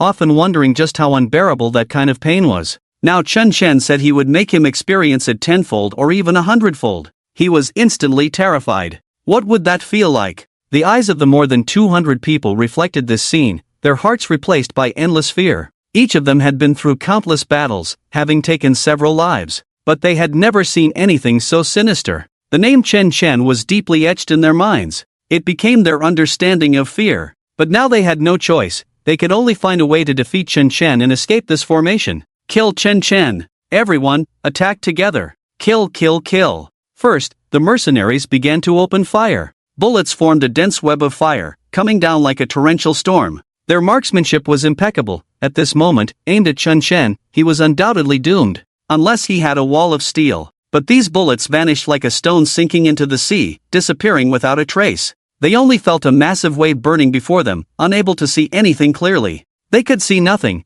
but those cultivators saw everything clearly. In the instant they fired their guns, countless shadows surged out from Chen Shen's body. His body was like a black hole. They had never witnessed such an exaggerated scene. The shadows broke free, directly blocking the bullets. In the blink of an eye, they were before those mercenaries. The mercenaries could see nothing, only the occasional fleeting shadow. It felt like a dream. They had no idea what these shadows were. Put. Soon, one mercenary had his arm instantly slashed open with a deep gash, exposing the bone to the air. Pain surged like a shadow. Scrape, scrape, scrape. Suddenly, there were numerous scratches on the bone, as if someone was using a sharp knife to scrape it. Just hearing the sound made one imagine the sensation. Then came the second, the third. The screams grew louder, and for a moment, everyone was immersed in pain. Even those Buddhas and Taoists were the same. They could see everything clearly before them. Countless shadows had emerged from Chen Chen's body without them realizing it. The shadows appeared beside them, completely defenseless. Chen Chen sat by the roadside, enjoying the sight of Sun Tianyu in pain, while coldly laughing at everyone. How does it feel to experience the taste of bone scraping hell, everyone? What? Bone scraping hell? Anything associated with the word hell would instinctively make one's hair stand on end. Could it be that these shadows were evil spirits summoned from hell by Chen Chen? Every one of the more than 200 people experienced the sensation of bone scraping. On their bodies, legs, arms, ribs. Wherever there were bones, none were spared. The sound of scraping bones stimulated everyone's nerves. Then came various screams and cries for help. But those mercenaries had no power to resist, only able to watch as their bodies were torn apart and thrown into the river. Ah, no. My arm, my leg is gone. It hurts so much. What is happening? What is going on? Damn it, I want to go home. The river's surface erupted in chaos. The sound of people falling into the water was constant. The surrounding pedestrians were all dumbfounded. This was truly a hell on earth. They recognized him. This was Chen Chen. Hadn't he just been live-streaming the judgment of the police bureau? In the blink of an eye, he had begun judging others again. This was too cruel. The sounds of pain were like a haunting melody. It truly echoed the saying, killing them was like killing chickens. At this moment, even the police bureau personnel became obedient and calm. They were contemplating whether their presence here was a bit of an eyesore, whether it would provoke Chen Chen's killing intent. Yao Xiaohong, trapped in the formation, felt a chilling aura rush towards her. She could clearly see those shadows emerging one after another from Chen Chen's body. Each shadow carried a strong killing intent and brutality. They were not products of this world, but rather seemed to come from hell. These were evil souls, souls that required a certain level of cultivation to be released. In her understanding, even cultivators would find it difficult to summon evil souls, some even required a price to pay. But Chen Chen? He had summoned so many at once. It was impossible to count how many there were. The surroundings were filled with those shadows. The cultivators brought by the Justice League couldn't help but gasp in shock. There were too many shadows, they simply couldn't withstand them. Around them, the area was already filled with these shadows. But they didn't want to die. If caught by these shadows, they would surely have only one way to die. Now, they were filled with endless regret, regretting that they should not have taken this job. They should not have opposed Chen Chen. Sun Tianyu had half of his skin stripped away. He rolled his eyes and fainted repeatedly, only to awaken again in agony. He wanted to pass out, but he couldn't. He could only endure this pain here. Chen Chen, just kill me, please. Can you stop tormenting me? My life, I give it to you, isn't that enough? Woo woo. Chen Chen seemed to ignore his words, his eyes filled with rage. You are all people who serve the Justice League, so I naturally have to treat you well. This can also be considered helping you refine your evil souls in advance. Next, the skinning hell. After Chen Chen finished speaking, the shadows behind him suddenly multiplied. Those shadows rushed out eagerly, as if hunters had spotted their prey. Their greedy expressions were impossible to hide. Each shadow wielded a sharp knife. They began to skin those already stripped of their bones. This is skinning. My skin, that's my skin. It hurts so much. The crowd, which had calmed down slightly, immediately began to scream again. The cries were heart-wrenching, echoing clearly for hundreds of meters around. The mercenaries were the first to die. There were about 150 mercenaries, all seasoned veterans of the battlefield, who killed without hesitation. But when faced with Chen Chen, they couldn't even withstand the second hell. They died from the pain. Chen Chen looked at the blood-soaked bodies being thrown into the river with some regret. It's a pity he couldn't produce so many resurrection talismans at once. Otherwise, he would give each of them a few and let them truly experience the taste of pain again. Thud thud. More and more dead bodies were thrown into the river by the shadows. The river's surface seemed to be stained red with blood. At this moment, somewhere in Baitsong City, the parents of the Justice League were all watching this unfold. At Li Shanshan's home, she stared at the live broadcast of the enthusiastic crowd on her phone, completely dumbfounded. Chen Chen had opened hell, judging them in turn. The feeling of skinning and breaking bones, she did not want to experience. Those mercenaries, the experts. were all taken down by Chen Shan as if he were killing chickens. No one could harm Chen Shan in the slightest. Li Shanshan quickly took out her phone and called her secretary. "Hurry, prepare a plane ticket for me, to go abroad. Anywhere is fine, as long as it gets me out of here." The other parents also wisely chose to leave. Chen Shan was no longer a being they could touch, it might still be time to escape. As they watched one by one being skinned and turned into bloody figures, the crowd surrounding the scene grew larger, filling the bridge. Chen Shan's small formation had become the battlefield for judging earthly justice. Only half of the people could withstand the skinning hell. Chen Shan clapped his hands. "You all did well, managing to hold on, you're real men. Now, next up is the cramping hell." Cramping. The crowd's eyes cleared. Chen Shan was about to elevate their suffering to another level. Chen Shan was furious. His anger had already broken through the top of his head. Those parents from the Jiegu Alliance, instead of seeking him out, had sent assassins. These people acted as the devil's minions, willing to do anything for money. They were just right to become the bait for his judgment. Soon, a Buddha screamed in agony. His tendons were directly pulled out. The intense pain radiated from every pore of his body. Everyone was experiencing this feeling. At this moment, Yao Xiaohuan was already in a daze. She seemed to have a new understanding of Chen Shen's strength. Hell on earth, the great master. Now she even felt a bit fortunate that Chen Shen hadn't attacked her earlier, otherwise, she wouldn't have even known how she died. She didn't want to experience that kind of pain. Over 200 people, all judged in less than half an hour. They were brutally cast into hell. The hell of cramping, they couldn't withstand it. Even if their bones were tough, they were in so much pain they could have died. The bodies were directly thrown into the river. Over 200 corpses floated on the river's surface. Chen Shen glanced at the 100 ghosts banner. All those evil souls had been collected. Then, as if no one was around, he walked over and patted Sun Tianyu's shoulder. "Dust to dust, earth to earth, it's your turn now." After saying that, he dragged Sun Tianyu away. Sun Tianyu shuddered. He envied those who had already died. Their pain was just a moment, while his had lasted so long. Time dragged on for him like years. He dreamed of dying. Now, apart from his head, the skin on his body had been stripped away, creating a particularly shocking visual. He could only tell he was a person from his face. "Uncle Chen, I was wrong. I know I was wrong. In my next life, I'll be a dog for you, okay? Please, let me be reborn. I want to die, I'm willing to pay the price, but don't torture me anymore. Whoa, I really can't take it anymore." After Chen Shen left, the people from the patrol bureau didn't dare to follow. The captain directly reported the situation to the bureau, saying this matter was beyond their control. His heart sank. Chen Shen, he was truly glad he hadn't touched him. Otherwise, he would have died without a burial place. Some enthusiastic onlookers had been following Chen Shen. The live stream continued. Chen Shen walked through streets and alleys, bringing Sun Tianyu to the Gaofeng Academy. This was where his nightmare began, and it would also be the place where Sun Tianyu's fate ended.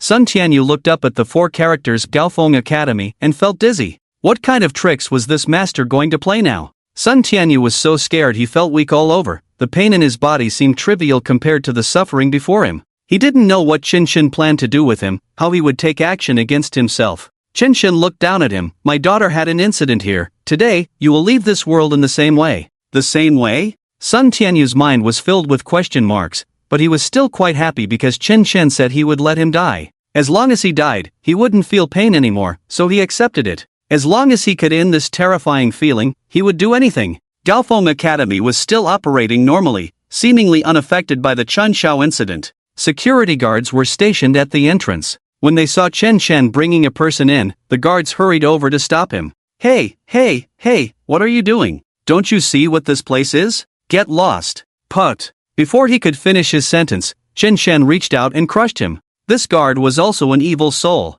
In the moment he absorbed the evil soul, Chen Shen clearly saw his sins. He worked as a guard here but had bullied several female students. He even threatened them not to speak of these matters. He died without injustice. Chen Shen kicked the door open and walked inside. He went straight to the dormitory building. He pulled out 100 talismans from his body. He casually threw them on the ground. Sun Tianyu didn't know what Chen Shen was going to do, he just felt a bad premonition brewing in his mind. These are resurrection talismans. After a person dies, if their soul is still present, they can be revived for a short time. Now, these resurrection talismans are all for you. Wait. Sun Tianyu didn't understand what this meant. 100 resurrection talismans? Was he going to be revived 100 times? Wouldn't that mean he had to die 100 times? This. Before he could voice the doubts in his heart, Chen Shan snapped his fingers. Sun Tianyu's body immediately became uncontrollable and walked up the stairs. Dragging his bloody body, he moved through the corridor.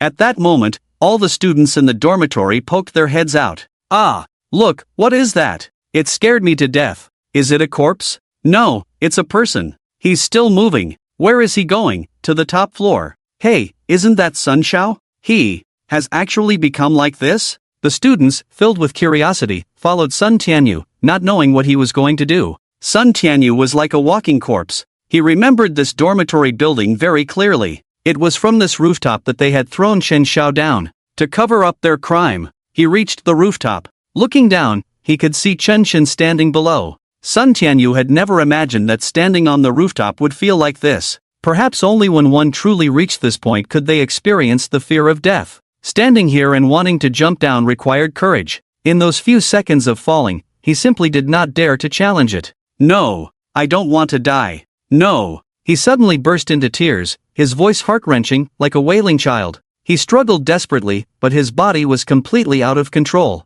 It was as if he had trapped his consciousness in another empty body. But now, it was all too late. Sun Tianyu directly jumped down, legs in the air. Wow! The students behind were startled. They all stepped back, gasping in shock. Did he jump down? Jumping from this height, can he still live? Oh no, this is suicide. A few seconds of free fall followed by a dull thud. Sun Tianyu fell to the ground in a twisted position, dead. He landed at Chen Chen's feet. Everything seemed to coincide with the death of Chen Xiao, as if time and space overlapped perfectly. Sun Tianyu finally felt the pain and helplessness that Chen Xiao had experienced back then. But this was far from over. One of the talismans nearby floated up and ignited in the air. The next second, Sun Tianyu opened his eyes. He was alive again. But he did not feel the relief of being alive. Instead, he was in immense pain. Excruciating pain. After falling from the building, he didn't know how many bones were broken, and his internal organs were damaged. This pain was vividly etched into his body. Why did you bring me back to life? It hurts so much. I'm dying from the pain. My bones are broken, my chest hurts so much. He screamed and cried, but his body stood up again, as if being pulled by an invisible force, pushing open the dormitory door and continuing to walk towards the rooftop. Another round of gasps erupted in the dormitory. Those who had been watching the commotion hurriedly retreated back inside, no one daring to come out again. Fear filled everyone's eyes. Sun Tianyu had clearly jumped down from above and had died, but the next second he was alive again? What kind of sorcery is this? It was obvious that the one casting the spell wanted him to experience the pain. I don't want to go upstairs. I don't want to jump again. Let me die, let me go. Sun Tianyu's cries of pain echoed in the corridor as he reached the rooftop again, spreading his arms and leaping down once more. With a loud bang, Sun Tianyu crashed heavily to the ground. Then, he stood up again, and went back upstairs. Chen Shan left the academy because staying there reminded him of some very unpleasant memories.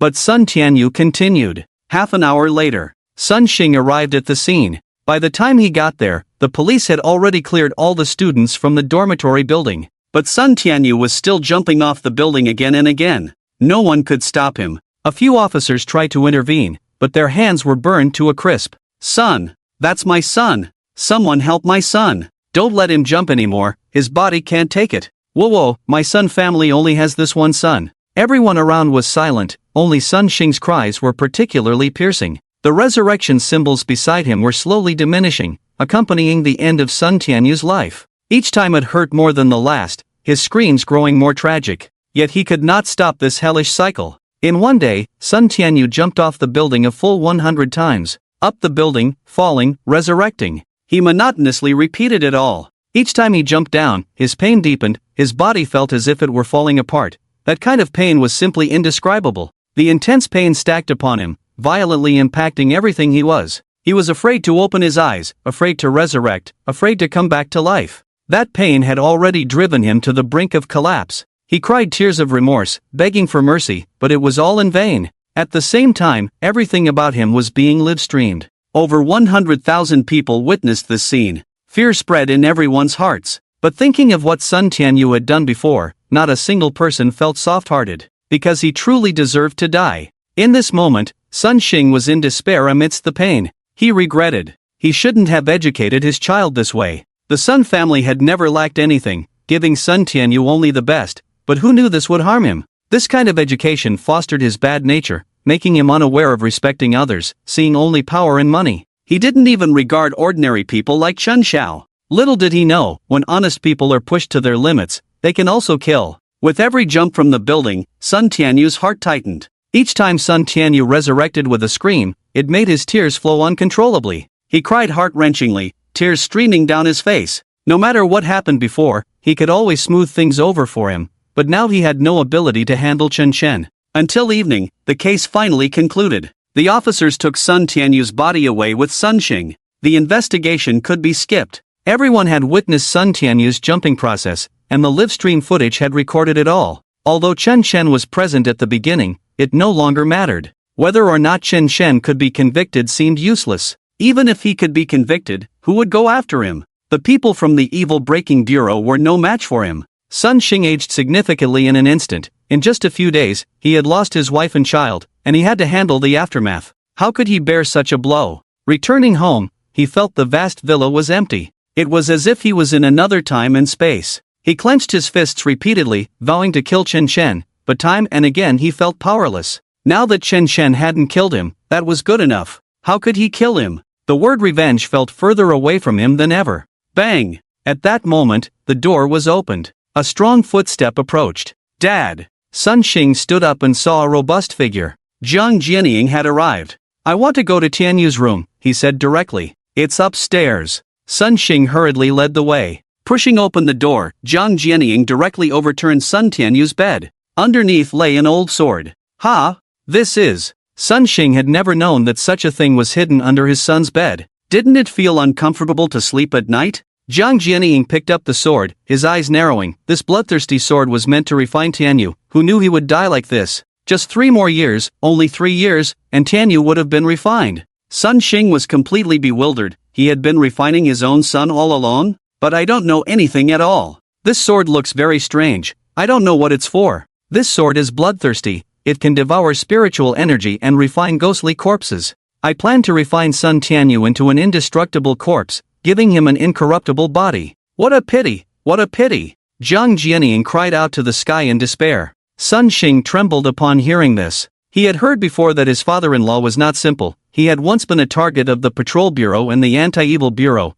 but in the end, he didn't know what means he used to make them give up their pursuit. It was said that at least 1,000 people had died at his hands. Sun Xing had never noticed anything unusual about Jiang Jianying, so he hadn't delved into these matters. All he knew was that when Jiang Jianying got angry, ordinary people couldn't bear it. Now, it seemed that his expression had reached its limit. Jiang Jianying's only daughter was dead, and his grandson had been brutally murdered. He would definitely come out of retirement. Fengchao Tea House. Returning at night, a new evil spirit entered Chen Chen's 100 Ghost Banner. After entering, the evil spirit knelt inside, begging for mercy. He was very clever, as if he already knew what he was about to face. This was Sun Tianyu's evil spirit. He didn't even dare to raise his head, just kneeling there. Very good, you must have experienced the pain of dying 100 times. In your next life, be a good person, Chen Chen said, igniting a great sun true fire with his fingers, then casually flicking it over. The true fire ignited all around, radiating a blazing light.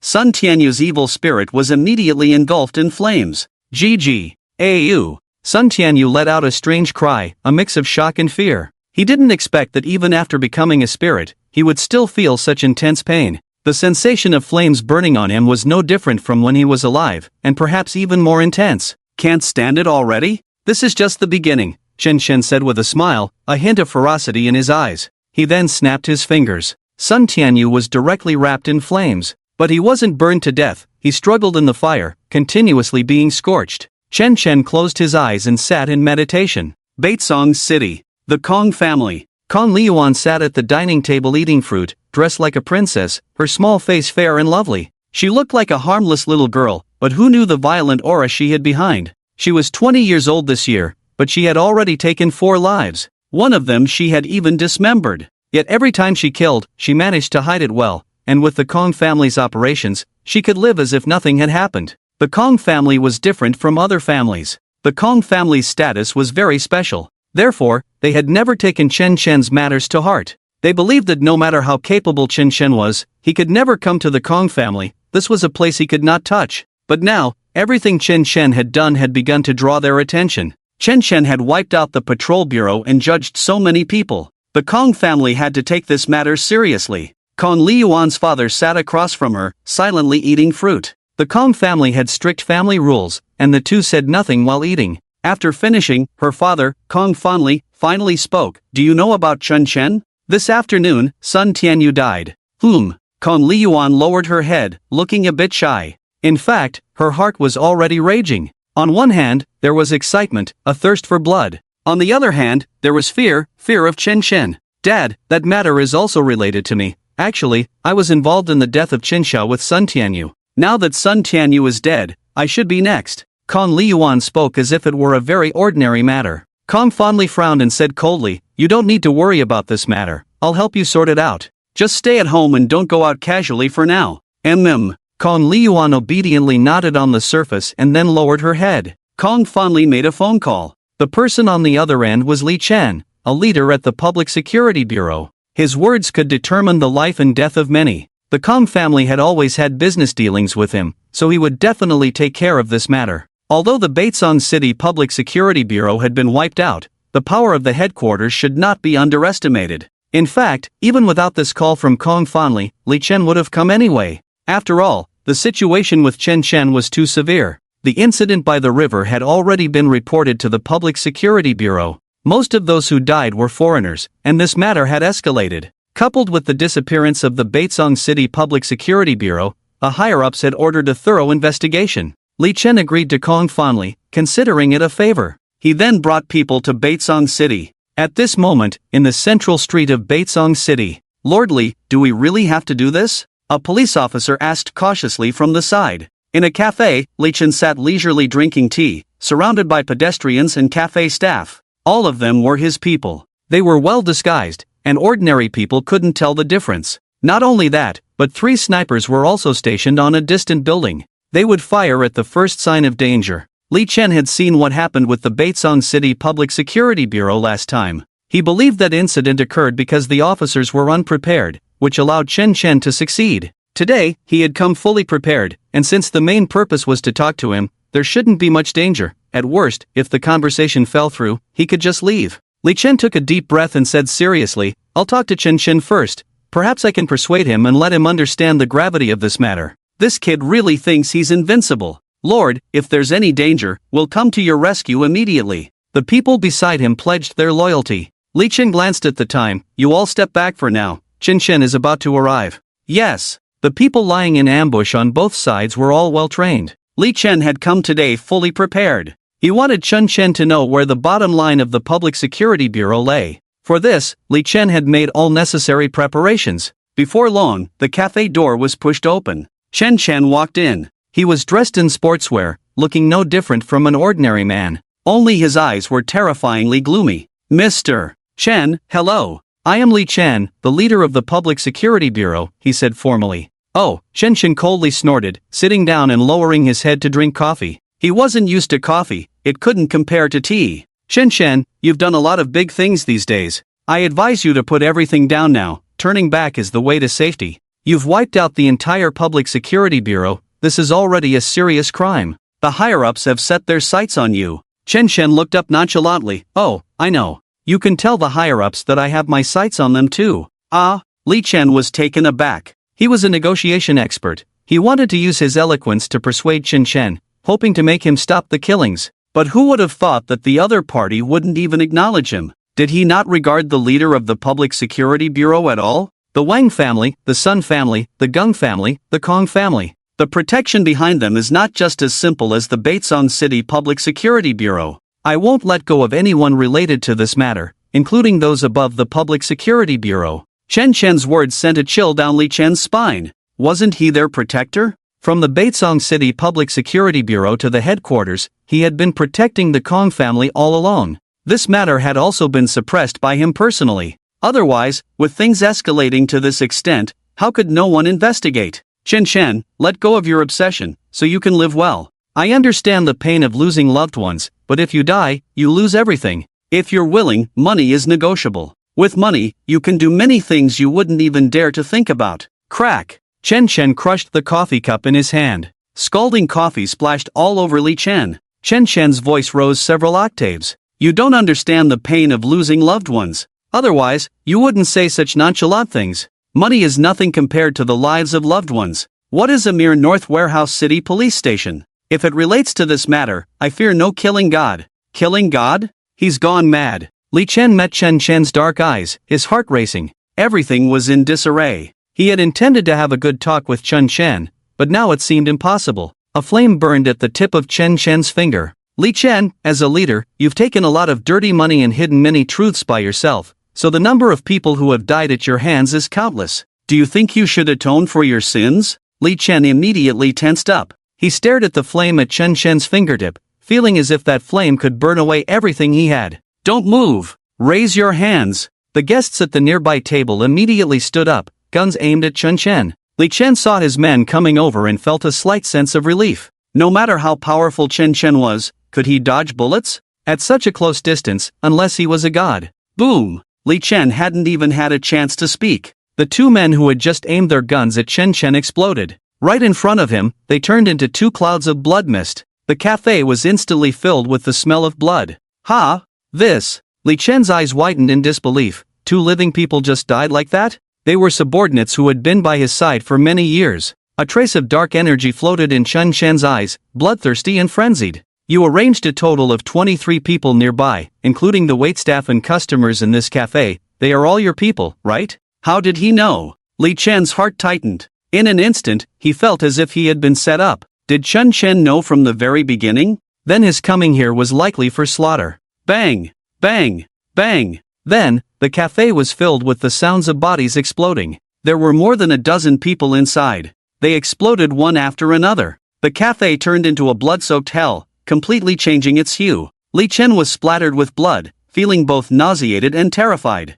Yet Chen Chen's clean clothes remained spotless, still sitting there leisurely. Only the flame at his fingertip grew stronger and stronger. Chen Chen, you, don't do anything reckless. I came here to talk business with you today. I am the leader of the police headquarters. If you kill me, you won't be able to turn back. Chen Chen laughed, as if he had heard the biggest joke. Turn back? Why would I turn back? From the moment my daughter was harmed, there has been nothing in this world that could make me turn back. I will kill through everything. Madman. This person is definitely a madman. Li Chen regretted it now. If he had known it would come to this, he shouldn't have come with any illusions to talk to Chen Chen. Although everyone in the cafe was dead, he still had a trump card. That was the sniper in the building across from them. They would surely act the moment they saw what was happening here. Thud. Suddenly, Li Chen seemed to hear a dull thud. He suddenly realized something and turned back with a dazed expression. Thank you to Brother Square Skull for the great certification. Extra update.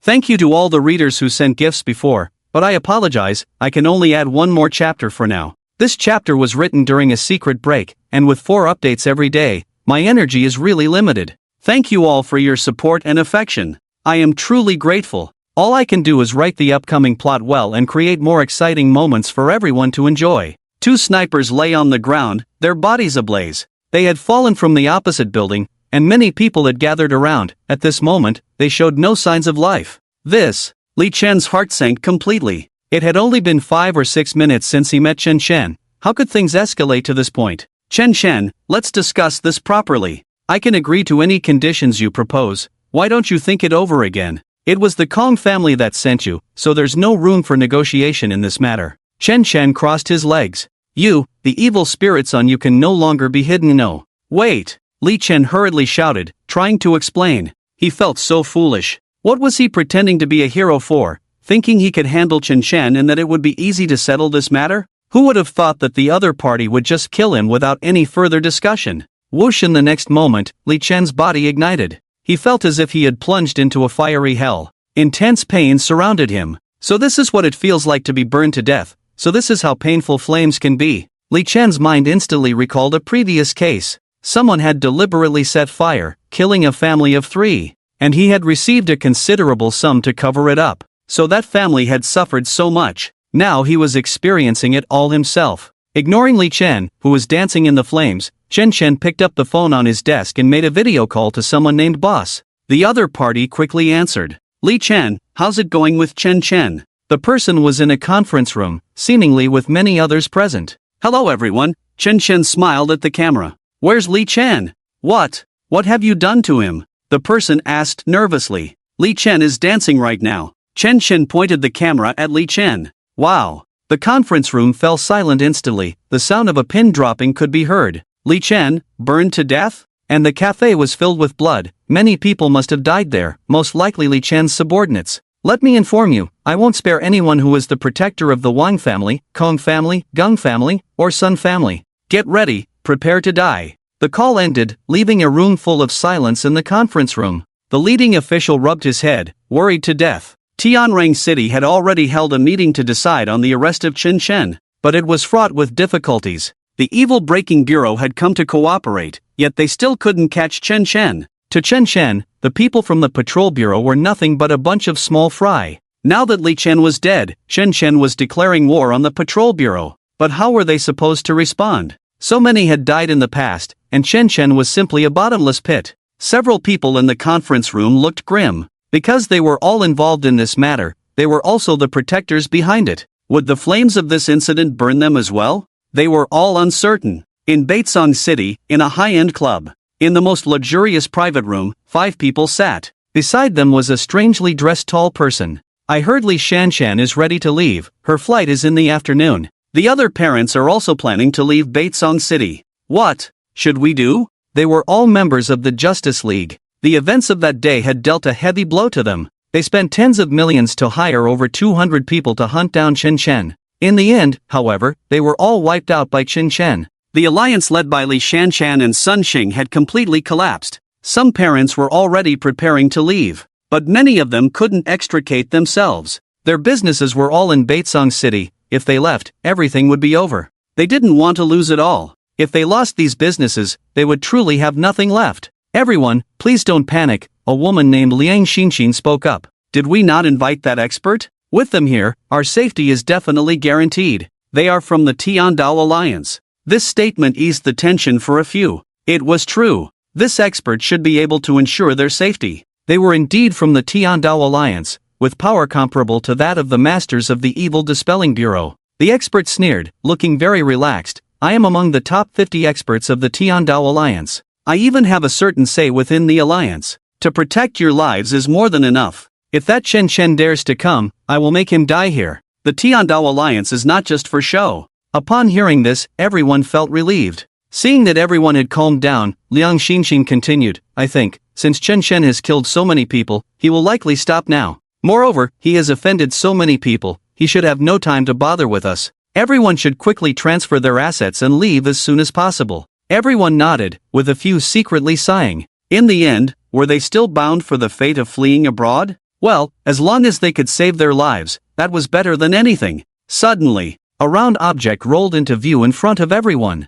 Hey, what is that? Someone asked. Then all eyes turned towards it. Ah, it's a head. It's my bodyguard. Oh my god, a head? This statement instantly changed the atmosphere in the private room, and the two experts immediately became alert. At the entrance, a person had appeared without anyone noticing. This person was dressed in sportswear, with stubble on his chin, looking somewhat disheveled, but his eyes were incredibly deep, with a black aura swirling within. Everyone, I heard you want to escape? Did I not say that no one related to this matter can escape? You really are naive. It was Chen Chen. The expert immediately stood up, glaring at Chen Chen. Chen Chen, I am from the Tiandao Alliance. Do you dare to oppose us? My strength is not something you can touch. One person held an evil talisman in hand, depicting a terrifying Buddha head, with claws and fangs bared. Chen Chen, do you see this evil talisman? As long as I crush it, an evil god will appear immediately, and at that time, you will die without a trace. We don't want to fight you. You've killed so many people already. Can't you spare these few? Why must you go for total annihilation? Crack! In the next second, the evil talisman was crushed. A wave of black energy surged wildly in the private room. Although it was a private room, the space was quite large, with a height of about 6 meters and over 400 square meters. The expert was stunned. He hadn't acted. How did the talisman get crushed? Did Chen Chen crush it? He was crazy. He had already told him what it was, and he actually dared to take action? Once the evil god appeared, Chen Chen would undoubtedly die. Ha ha ha, who summoned me out? This world has fresh flesh again? I want to kill, A figure, completely black and hideous, appeared before everyone, with sharp teeth and claws, exuding a terrifying evil aura. It was as if his words could take everyone's life. At that moment, 4 words popped into everyone's mind. Hellish evil god. However, before he could finish speaking, a black hand suddenly struck from the side. Thud! The black hand slammed down with force. Half of the evil god's body was instantly destroyed. Ha! The evil god thought he was seeing an illusion. He had been cultivating for decades, always consuming the souls of others, and every time he was released, he would kill hundreds or thousands before he would stop. But this time, before he could even make a move, half of his body was gone? And what was that black hand? It seemed to be an evil cultivator like himself, but why was its power so much stronger? His eyes suddenly cleared, as if he had seen his master's dog. His gaze gradually shifted to the distance. A man was lazily leaning against the door, simply waving his hand lightly. The powerful soul emanating from that man was Feng Wujie? Damn! This was the demonic master, Feng Wujie. Quick, take me back, damn it! The evil god hurriedly said to the master who was refining him. But the next second, his body was seized by that black hand. He was forcefully dragged in front of Chen Chen. Just an evil cultivator, and he dares to call himself an evil god? What has happened to the world now, that trash dares to call itself a god? Chen Chen's eyes were filled with annoyance. Sir, my lord, ancestor. I was wrong. The evil god cried out in terror, not daring to look at Chen Chen. Although Chen Chen felt a bit disdainful, Feng Wujie had already said that this evil soul would greatly help him. So, he reluctantly swallowed it, crunching it to pieces. The private room fell into silence. The master's eyes were clear, filled with immense fear. The evil god had refined himself for over a decade, killing anyone who stood in his way. But now he was eaten by Chen Chen? Just like that, with a calm mouth, he was swallowed? Something was off. The gap between Chen Chen's strength and their descriptions was vast. The master felt deceived. If Chen Chen could swallow the evil god, then he was just trash in front of him. Master Chen, this matter has nothing to do with me. Can you let me go? The Heavenly Tao Alliance won't pursue this matter. The master immediately knelt down to admit his mistake and plead for mercy. Boom! Before he could finish speaking, Chen Chen lightly flicked his finger, and his body was struck by a tremendous force, leaving only his head on the ground. Streams of black gas rose from his head, then were absorbed by Chen Chen into the 100 Ghosts banner. Do the people from the Heavenly Tao Alliance talk so much? Chen Chen was extremely curious. The private room was so quiet that one could hear a pin drop. The 5 parents dared not speak. They quietly watched Chen Chen, their minds racing with various possibilities of despair. How would Chen Chen torment them? It was an unknown. You few, do you now realize your mistakes? Chen Chen looked at them sideways, his voice somewhat disappointed. We know we were wrong, we're sorry. Liang Xinxin thought Chen Chen was going to let them go and hurriedly chimed in. Chen Chen roared, knowing you were wrong but not kneeling to admit it? Bang! Liang Xinxin was suddenly pressed down by a tremendous force, her knees hitting the ground heavily. It made a painful thud. Her knee shattered instantly. My knee, it hurts. It hurts so much. Liang Xinxin screamed. But her body didn't stop for a moment, and she began to knock her head against the ground towards Chen Chen with all her might. It felt as if 1,000 pounds were pressing down on her. Each knock was harder than the last, and within moments, her head was covered in blood, yet she showed no signs of stopping, instead increasing her pace. The expressions of the other parents instantly turned grim. Chen Chen was going to make them knock their heads to death here. Chen Chen, you've killed so many people, can you let us go? My child and husband have been killed by you. Can you spare me a way out? Please don't go for total annihilation.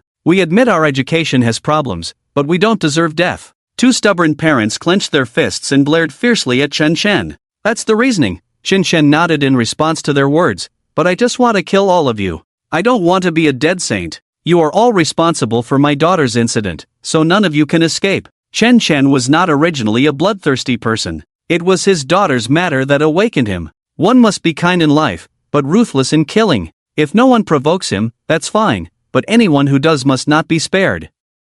He would kill through everything. Bang, bang, bang. The remaining people also knelt down, their knees smashed heavily. Then they began to knock their heads violently. The 5 of them, as if in worship, continued to bow, their mouths emitting heart-wrenching cries. Soon, someone fainted from the pain. But Chen Chen didn't let them end their suffering so quickly. He kindly drew talismans and chanted spells for them, ensuring their life force drained more slowly, at least allowing them to experience all the pain they should. Thus, they knocked their heads while hurting themselves, and at the same time, regained their strength. In 5 minutes, these 5 people had become blood-soaked figures, hardly recognizable, blood flowing down their bodies. Chen Shen took a photo and posted it online, accompanied by a few words: "Evil people will have their comeuppance." At Baitsong City Airport, Li Shanshan sat on a plane about to take off. She wore sunglasses, dressed lavishly, sitting in first class, enjoying a treatment that ordinary people might never experience in their lifetime. "Please turn off your mobile signals, the plane is about to take off."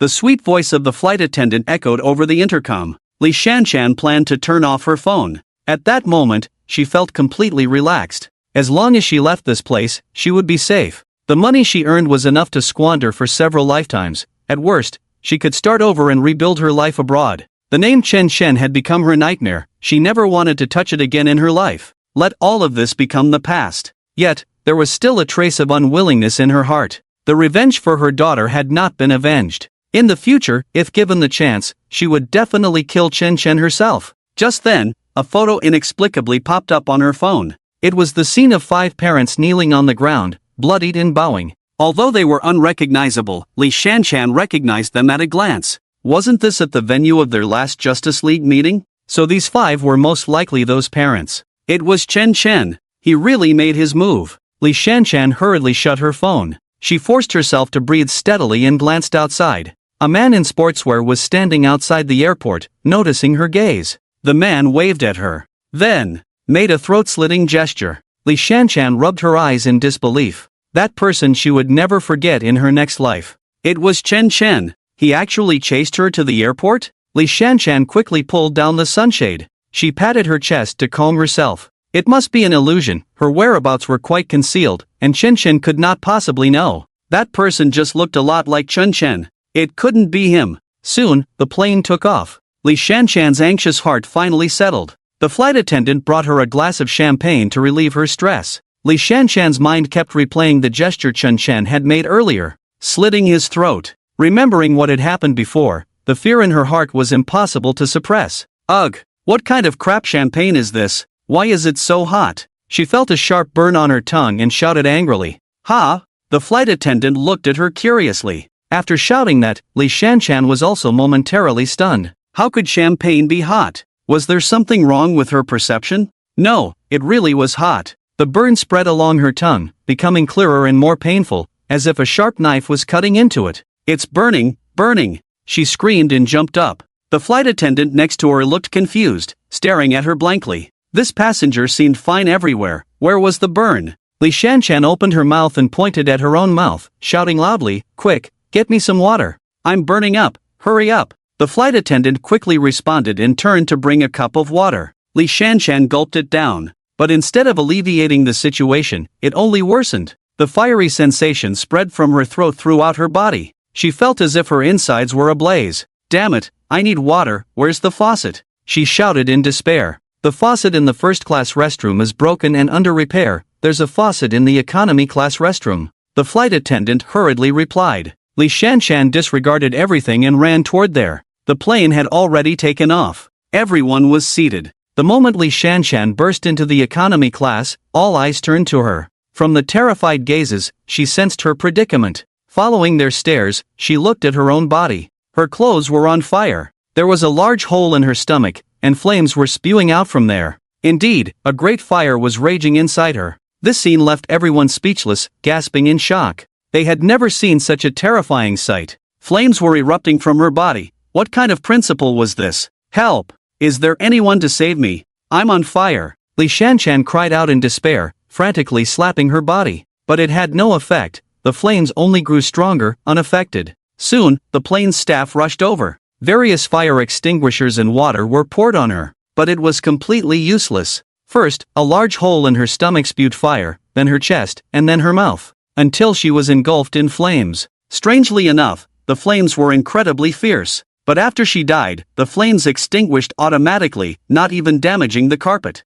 In the mortal realm, she left behind a charred, unrecognizable corpse. At the train station. On the train, a man in a suit, clutching a small leather bag, sat by the window. He was about to leave. He planned to go to another city first and then take a flight out of the eastern country. He would never return again. His son was dead, and his wife had also passed away unexpectedly. Now he was left all alone. but the emotional barrier in his heart was something he could never overcome. He wanted to kill Chen Chen, but he truly lacked the ability. He planned to leave here first and think of a way later. Chen Chen was currently at the height of his power, having killed thousands. He was a complete murderer. He didn't want to die at his hands. The train had already started moving. His heart slowly relaxed. "Sir, do you like tea? Try this cup of tea." At that moment, the person across from him pushed a teacup over. The teacup was exquisitely crafted, with a fragrant aroma wafting from it. He glanced down at the tea. It was pitch black, not resembling tea at all.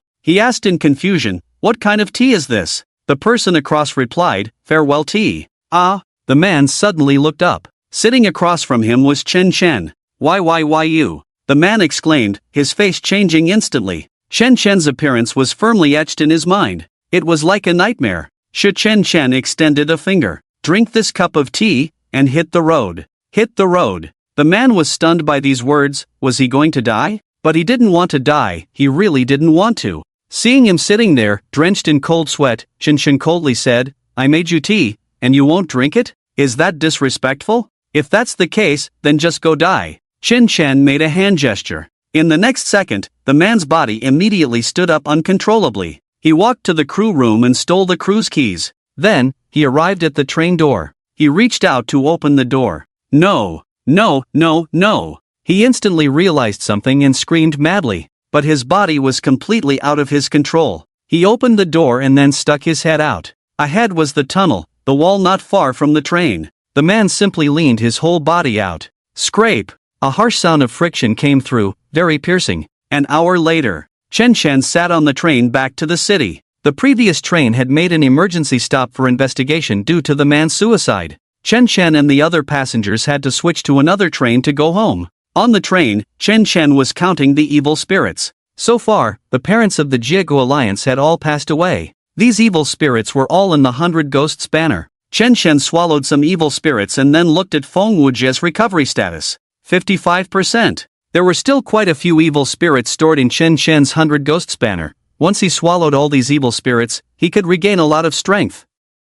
Chen Chen drank a few cups of tea. Out of boredom, he looked at his phone. Soon, a post titled "Prayers for the Victims" caught his eye. The source of this post was the forum of Gaofeng Academy. Chen Chen clicked in to take a look and laughed. He almost missed these big fish. It had been so many days since the incident with Chen Xiao, and the Academy's forum was still operating normally. Moreover, the forum had not issued any statements or apologies. Instead, they were here praying for Sun Tianyu, who died at the Academy that day. The smile on Chen Chen's face gradually froze. Really? They were given too much face. At this moment, in the Gaofeng Academy auditorium, it could accommodate over 1,000 people. Today, there were more than 700 people in a meeting. This was specially arranged by the Academy's head, Gu Chang, to use Sun Tianyu's death to mobilize all students to pray together and conveniently hold a school opening rally. He and several leaders sat on the stage, their expressions serious. The content of this meeting was to pray for Sun Tianyu and other victims.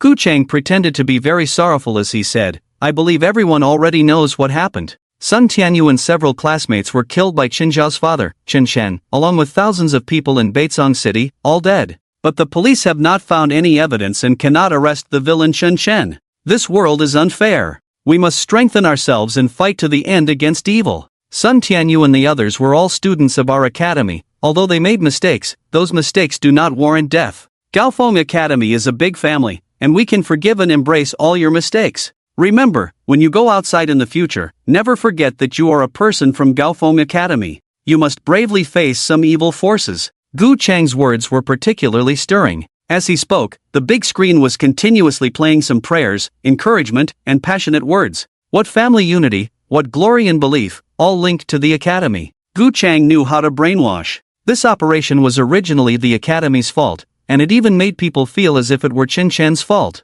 Among the more than 700 students below, some were even in tears. Sun Tianyu jumped down from the building 100 times. 100 times. Dying and coming back to life, until his body was shattered into mud. This is too pitiful. There should be a limit to the torment. You can't play like this. Even if they made a mistake, so what? Even if they killed someone, so what? They are all just kids. At this moment, everyone followed Gu Chang's rhythm. Gu Chang waved his fist in righteous indignation, his voice trembling with excitement. Academy head. Suddenly, a member of the management team rushed in, looking very nervous. Gu Chang was in the midst of building up his emotions when he was abruptly interrupted, and he was quite displeased. What happened? There's someone outside who wants to see you. You had to say this now? Gu Chang was already feeling a bit angry. Over 700 people were waiting for him to stir their emotions. The person stared blankly, nodding seriously. Academy head, I had to say it. Because what? Gu Chang shouted angrily. Because he is Chen Chen. What? Gu Chang thought he had misheard, slammed the table, and immediately stood up. Boom! The next second, the person who spoke suddenly exploded. Like a shell filled with juice, it splattered blood all over the 7 members of the management team, including Gu Chang. Warm, bloody. They hadn't even reacted to what was happening. They just felt their bodies heat up. Then they were left in this disgusting state. A perfectly fine person just exploded like that? Dead? The entire auditorium was thrown into chaos. The more than 700 students hadn't even felt the taste of fear yet because everything happened too quickly. They only saw blood and smelled the stench of it. Call security. Gu Chang growled. The police are useless. Do you think security will be of any help? At that moment, Chen Chen's voice came from the doorway. He gently pushed the door open and walked up to the stage as if no one else was there. He stood face to face with Gu Chang. You, Chen Chen. Gu Chang certainly recognized Chen Chen. He remembered Chen Chen and Chen Xiao very clearly. When Chen Xiao came to the academy, it was Chen Chen who brought her. Their eyes were almost identical. He still remembered how devastated and pained Chen Chen looked when he learned that his daughter had been murdered. But so many days had passed, and Chen Chen had killed so many people. He thought Chen Chen had long forgotten about him. Unexpectedly, he had come back. Academy head, long time no see. Last time we met, you were the leader, and I was a parent. This time we meet, you are still the leader, but I have become the Avenger. Chen Chen smiled, his voice amplified so that everyone could hear. The word Avenger was particularly fitting. It instantly reminded them of the previous scenes. Chen Chen's frenzied killings, his revenge, even the destruction of the police station. Gu Chang's mind momentarily froze, but he still carried the minimum dignity of the academy head. He slammed the table and shouted, Chen Chen, what do you want? I warn you not to act recklessly. This is a sacred hall for the students, and you cannot disrupt it. As the academy head, I will never agree.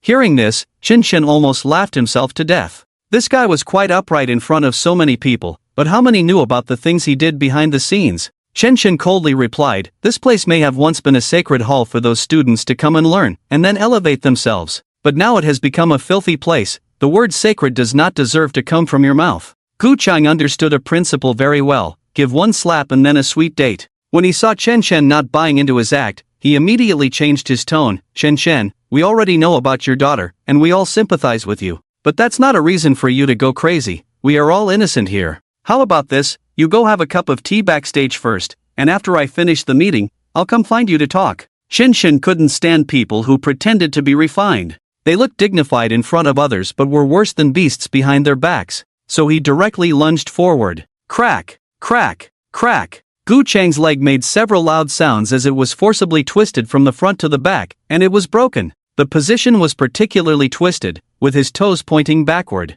Ah! My leg is broken! Gu Chang let out a low roar, immediately crying out in pain. Cold sweat instantly poured down his face. He was filled with confusion towards Chen Chen. How did Chen Chen do that? No one saw him touch himself. And what was the principle behind that explosion just now? He couldn't understand at all. The people around the management team gasped in shock, stepping back a few paces. Gu Chang's leg was brutally broken, and it looked so painful that no one wanted to experience that feeling. Chen Chen's voice gradually turned cold, as if from the depths of hell. I came here for revenge today, not to have tea and chat with you. Gu Chang, as the head of the academy, you fail to manage personnel. My daughter's death is inextricably linked to you and the academy. Do you remember what I said during the live broadcast? Anyone related to this matter, no matter who they are, I will not let go. Do you think you are special? Upon hearing this, Gu Chang trembled violently. Fear spread like darkness. Instantly, his mind began to conjure various ways he could die. It was as if everything was locked in place by Chen Chen's words.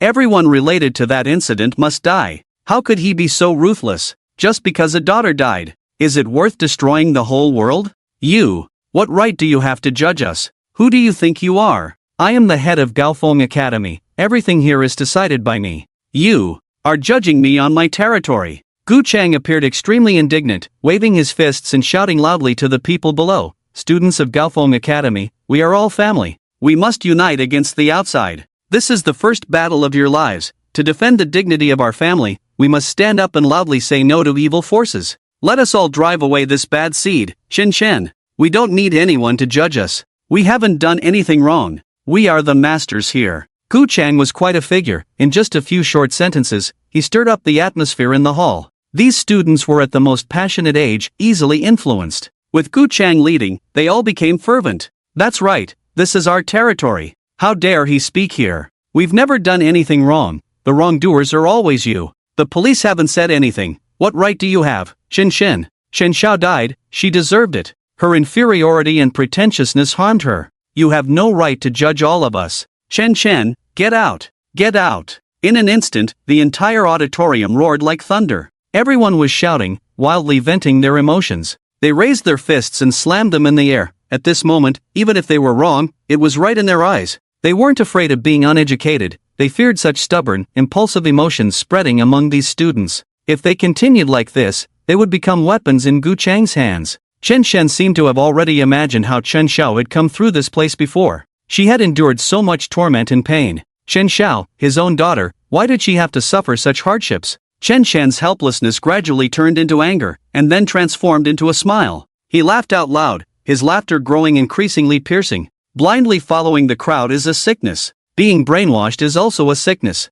Today, he would cleanse this place in blood. Chen Shen's laughter carried a haunting melody, and shadows began to emerge one after another from his body. The crowd, lacking any cultivation, could only watch as those shadows flashed out, appearing to be a mass of darkness. At the same time, they were left with a message. There are ghosts in this hall. No matter how heart-wrenching or frenzied their cries were, they could not drown out Chen Shen's sinister laughter. Even more so, they could not overshadow the desperate release of those shadows. Everything about Chen Shen was like a movie special effect. In the vast hall, his laughter flickered in the ears of everyone present. It drove them mad, a haunting sound that pierced through. After a while, Chen Shen's laughter finally ceased. The shadows around him also stopped their release. He appeared quite disappointed as he locked eyes with the more than 700 pairs of eyes. These were all the so-called talented individuals spoken of by others, the future elites. Yet their minds were so simple, so easily led astray. Truly, it was laughable to the extreme. You students, lacking even the most basic of opinions, even if you learn a wealth of skills,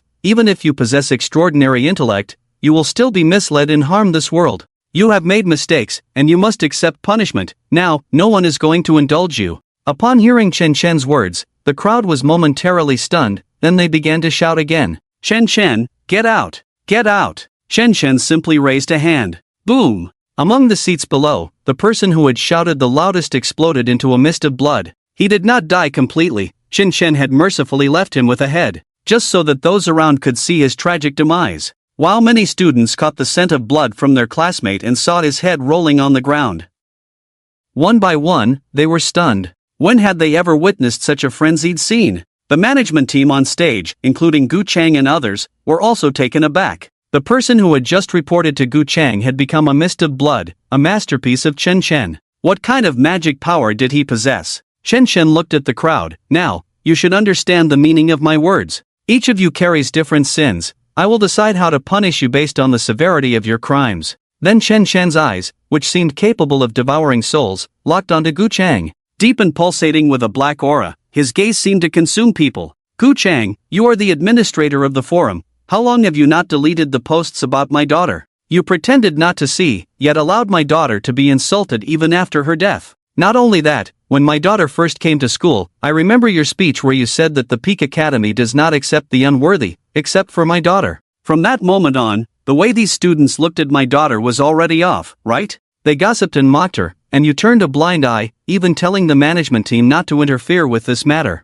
And now, at this point, you are still praying for Sun Tianyu? You are already running headlong down the path of self-destruction. Upon hearing these words, Gu Chang's face turned pale, trembling as he took steps back, as if he had become a different person. The seeds of evil had long since taken root within him. The images of Chen Xiao being bullied replayed incessantly in his mind. When Chen Xiao was mistreated, he turned a blind eye. When Chen Xiao faced unfair treatment, he laughed it off and told his subordinates to ignore the matter. It can be said that everything today is the fault of myself. Chen Chen shouted, all the students present, those of you who are emitting black gas, you are all people who have prayed for Sun Tianyu. Now, if you cut off your own hands, you can leave. As for the management team, let me demonstrate first. Whoosh! As soon as Chen Chen finished speaking, a metal thermos suddenly soared into the air and smashed down hard on the head of a bald man. Bang! The man was sent flying a meter or two away. Blood instantly gushed from his head. He clutched his head and staggered back, his eyes filled with terror.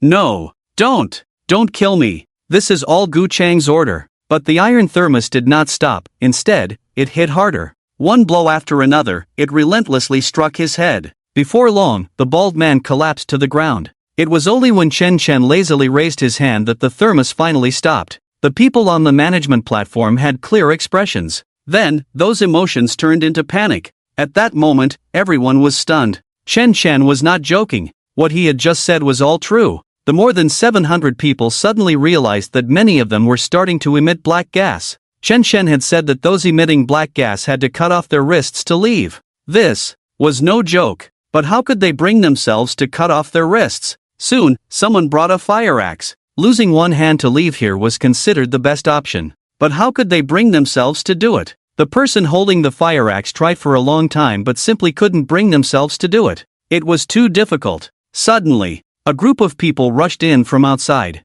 It was the Tianrang City Police, along with the Anti-Evil Bureau. More than 20 in total. Gu Chang had quietly sent a text to call the police. Fortunately, the police arrived in time. Seeing them come, Gu Chang let out a sigh of relief. The Anti-Evil Bureau was led by Yao Xiaohong, surrounded by members of the Anti-Evil Bureau's fire department. Upon entering and seeing this scene, Yao Xiaohong was momentarily stunned, then quickly said, Chen Chen, don't misunderstand, I'm just doing my job. I won't interfere with your matters. Do whatever you want. Ha! Listen to what she said. Gu Chang and the others were all taken aback. The people from the Anti-Evil Bureau seemed to be scared out of their wits. As soon as they arrived, they distanced themselves from the police. Gentlemen of the police, you have to take charge for us. Chen Chen has already killed several people here. If you don't stop him, we will all be killed by him. Hurry and catch him. Gu Chang let out a desperate cry. The police were led by a middle-aged man, seemingly in his 40s. Upon seeing Chen Chen, he felt all the hair on his body stand on end. Summoning his courage, he shouted, Chen Chen, stop. Chen Chen turned to look at him. The corners of his mouth slowly curled up. Do you dare to meddle in my affairs? Hissed. The police all gasped in shock. They had witnessed Chen Chen's terror firsthand during the live broadcast. They had come today with great trepidation, forced to comply with orders from above. Those who had meddled in Chen Chen's affairs were already in hell. How could they save themselves? Chen Chen, don't go too far. If you kill wantonly like this, it won't end well for you. The middle-aged man's voice had dropped significantly. Chen Chen snorted coldly, his gaze becoming particularly disdainful. Not a single person who died at my hands is innocent. Innocent people cannot create evil souls. To me, they are nothing but useless waste. Why should I kill them? You are Captain Zhong Chang of the police department, and speaking of which, your situation seems quite interesting about you and Gu Chang. Upon hearing this, Zhong Chang's body trembled.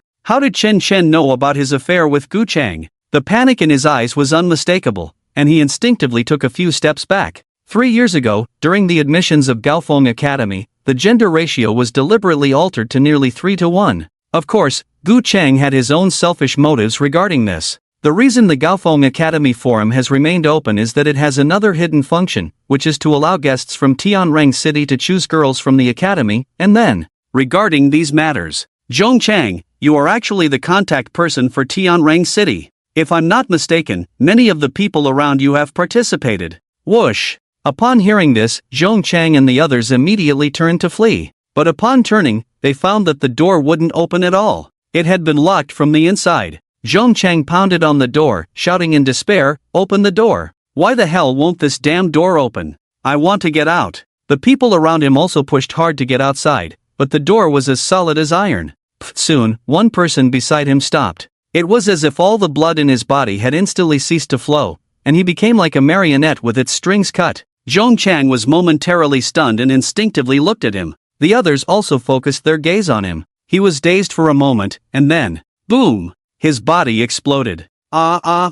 Some timid girls at the scene screamed, covering their mouths. Zhong Chang, Yao Xiaohong, and the others were all sweating profusely. At this moment, even those with strong mental fortitude would turn pale. The kind of pain was unimaginable. Gu Chang couldn't believe all of this. The police department's people were useless? There were still people from the Exorcism Bureau nearby. The Exorcism Bureau, that was in existence above ordinary people. They couldn't do anything to Qin Shen? Before Zhong Chang could beg for mercy, the second person related to that matter beside him also instantly stopped moving, just like the previous one. Then he completely turned into a mist of blood. Captain Yao, aren't we going to take action? The four colleagues from the Exorcism Bureau asked anxiously. They had been ordered to assist the police department in handling the case, and now the police were being killed right in front of them. Who could tolerate this? For now, we won't take action. Yao Xiaohong took a deep breath. They didn't know how powerful Chen Shen was, and she didn't want to touch his bottom line. The four exchanged glances.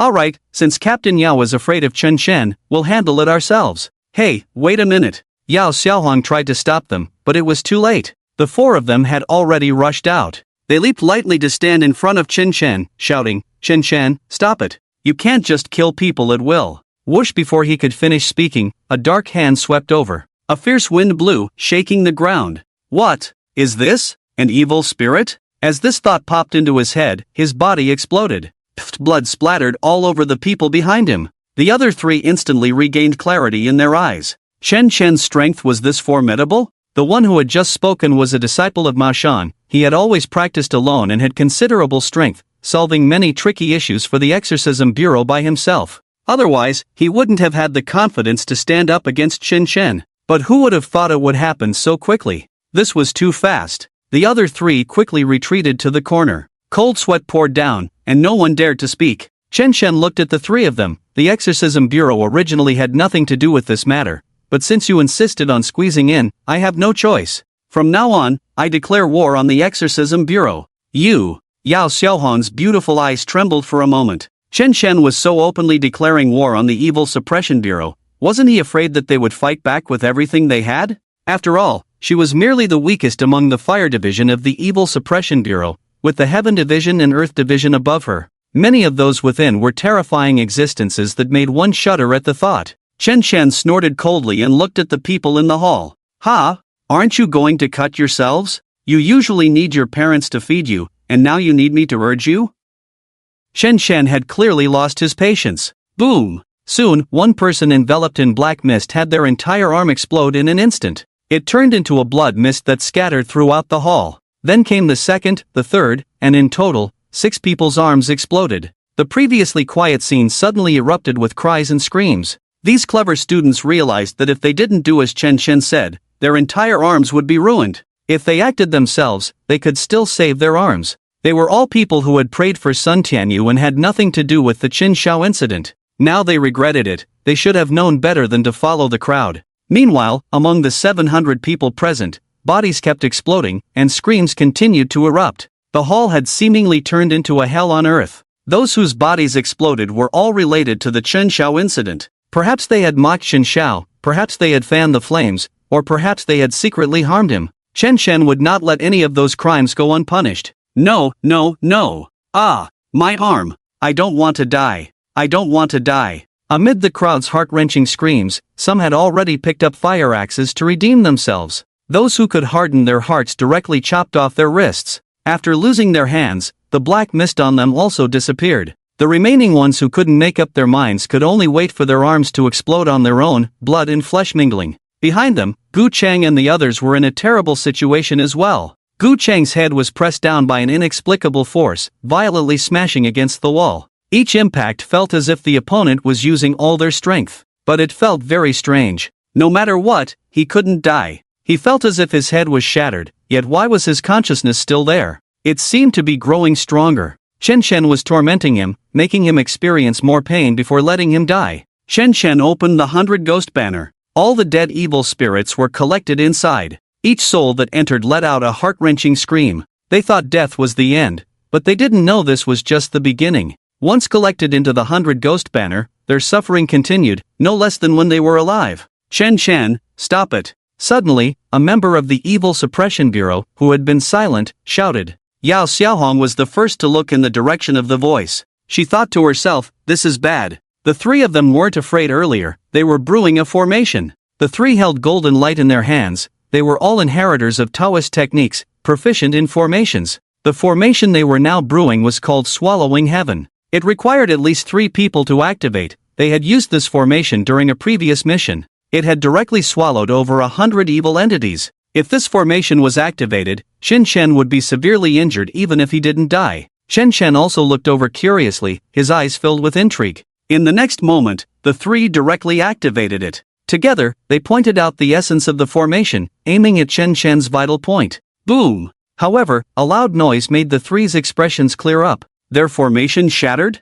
It exploded right there. And Chen Chen had merely reached out and grabbed lightly in the air? This was the Swallowing Heaven formation. He broke it so easily. No, it must be an illusion. The 3 hadn't yet recovered from the shock. One person was suddenly pinned to the ground by a dark shadow, and with a thud, his face hit the ground, and he fell silent. Then came the second, the third. Throughout the ordeal, Yao Xiaohan dared not move. Today's events gave her a whole new understanding of Chen Chen's strength. She told herself in her heart that no matter what, she could never turn against Chen Chen. Otherwise, it would cost her life. She stood at the door with a few other unscathed members of the patrol bureau, respectfully like students, not even daring to move. Everything in the hall was brewing, surging forward. After a dozen minutes, more self-redeemed students were sent out of the hall, leaving behind those unrelated to the incident or those directly related who had been blown to a mist of blood. The smell in the hall was quite pungent. This scene was no different from hell. Chen Chen put away the 100 ghost spanner. He had already collected all the evil souls here.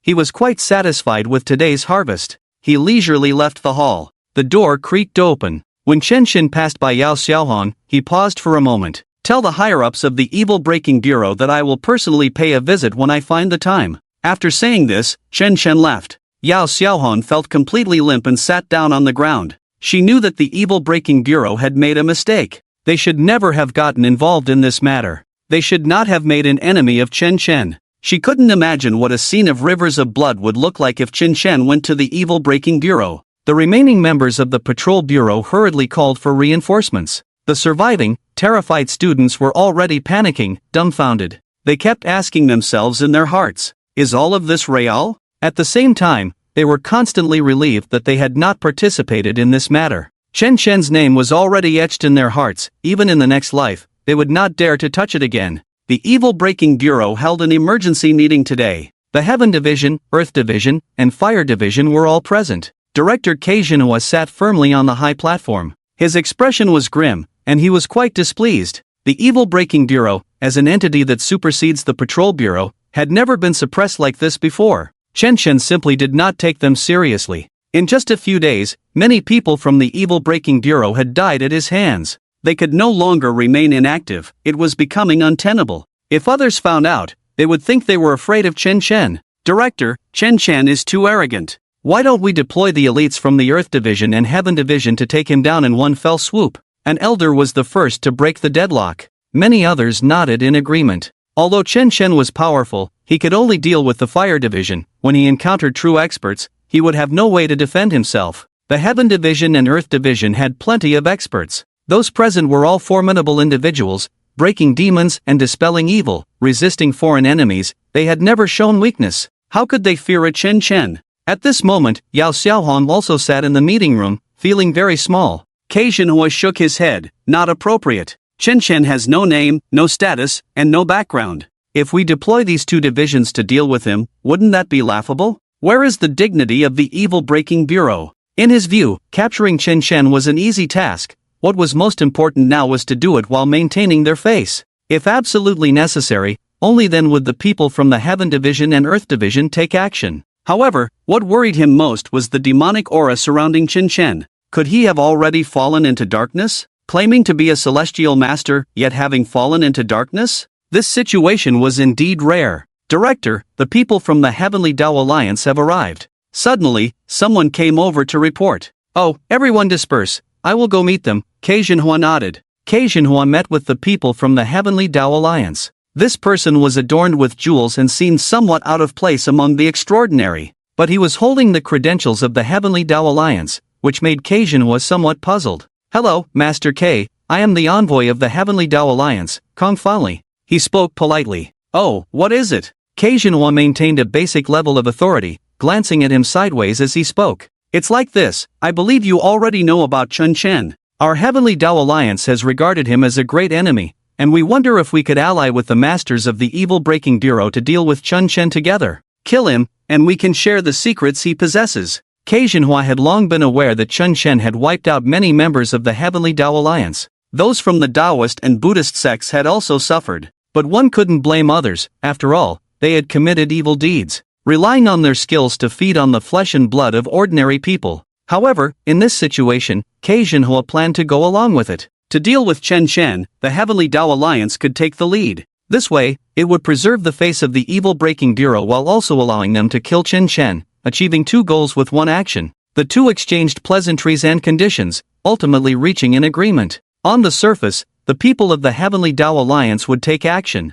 Behind the scenes, the Evil Breaking Bureau would support them and, if necessary, send experts from the Heavenly and Earth departments to assist. With the support of the Evil Breaking Bureau, Kong fondly felt relieved. Chen Shen's madness exceeded his imagination. Without killing Chen Shen, he couldn't sleep soundly. Upon returning home, two guests had already arrived at the Kong family. These two were dressed in black, appearing somewhat eerie. One of them was playing with a soul in his hands. Kong Li Yuan was pouring tea for them. Welcome, gentlemen, Kong fondly greeted as he entered. Mr. Kong, thank you for your hospitality these past few days. We are very satisfied, ha. The two laughed loudly. They had been having a great time lately, sampling the women here. Every night had been fulfilling. Kong fondly knew they enjoyed this. No need to be polite, I am just fulfilling my duty as a host. I will arrange flights for you to return home tonight. By the way, before that, I have something to give you too. Kong fondly signaled to his daughter. Kong Li Yuan immediately went to retrieve a beautifully crafted box.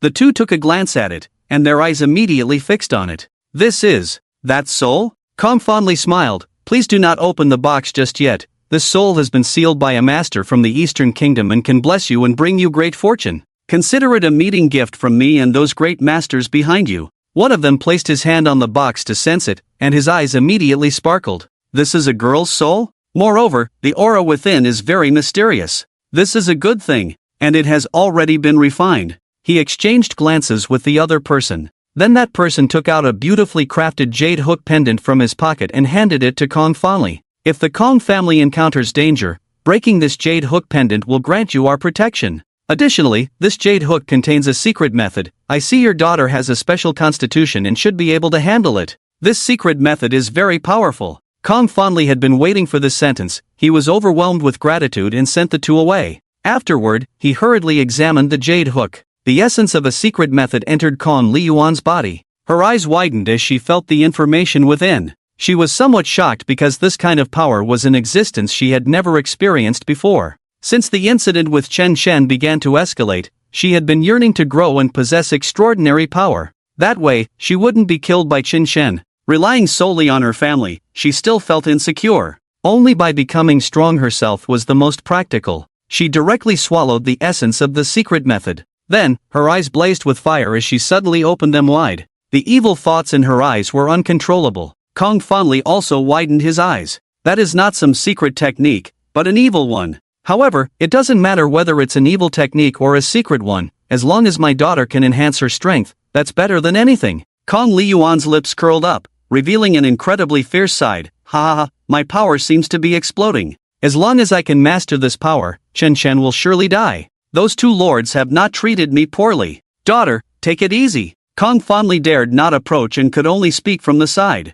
Kong Li Yuan spread her arms, seemingly waiting for the power to converge. The evil energy around her increased, surging like a tide. Then, Kong Li Yuan stopped. Suddenly, she thrust one hand into her own chest. Daughter! Kong fondly was taken aback. What was his daughter doing? This was self-harm. Then he saw Kong Li Yuan pull out her own heart. She chanted, only those without a heart can endure forever. To cultivate this evil technique, one must first shatter the heart. I have already entered the path. Kong Li Yuan crushed her heart and swallowed it. Blood seeped from her mouth, making a crunching sound as she bit down. Yet her expression was more relaxed than ever. This technique breaks evil, with countless paths to follow. Chen Shen, you will surely die. After saying this, Kong Li Yuan fainted. But the wound on her chest was slowly healing. Kong fondly arranged for his daughter. Then, he made a phone call. The caller ID showed his father, Kong Li Hong. Dad, I've settled everything with the people from the Evil Breaking Bureau, you can act at any time.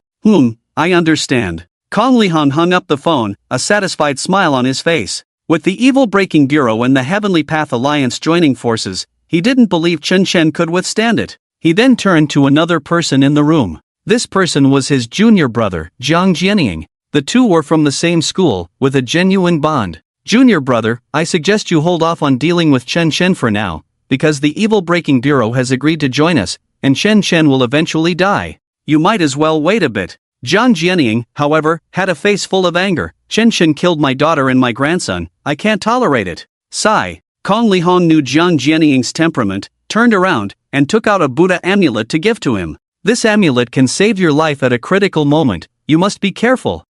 I understand, senior brother. Jiang Jianying took the amulet and turned to leave. At the Feng tea house, Chen Shen sat alone here. He had brewed 2 pots of tea beside him. He had already devoured most of the evil souls in the 100 Ghosts banner. Feng Wujie had also recovered to 60%. Recently, he had collected quite a few evil souls, and with his own refining, Feng Wujie's strength was rapidly returning. After returning from the High Peak Academy, he heard that the matters of the academy had been exposed online, especially the shady dealings done by Gu Chang. The Tianrang City Patrol Bureau was the first to come out and refute the rumors, claiming that this matter had nothing to do with them. With Zhong Chang already dead, they could shift all the blame onto him. The Tianrang City Patrol Bureau seems like a piece of fat meat. Chen Shen smiled, seemingly envisioning the scene to come. Dealing with the Tianrang City Patrol Bureau, frantically gathering evil souls. But he still hadn't finished dealing with the current matters. The Kong family still existed, and he hadn't dealt with the Sun family and other remnants.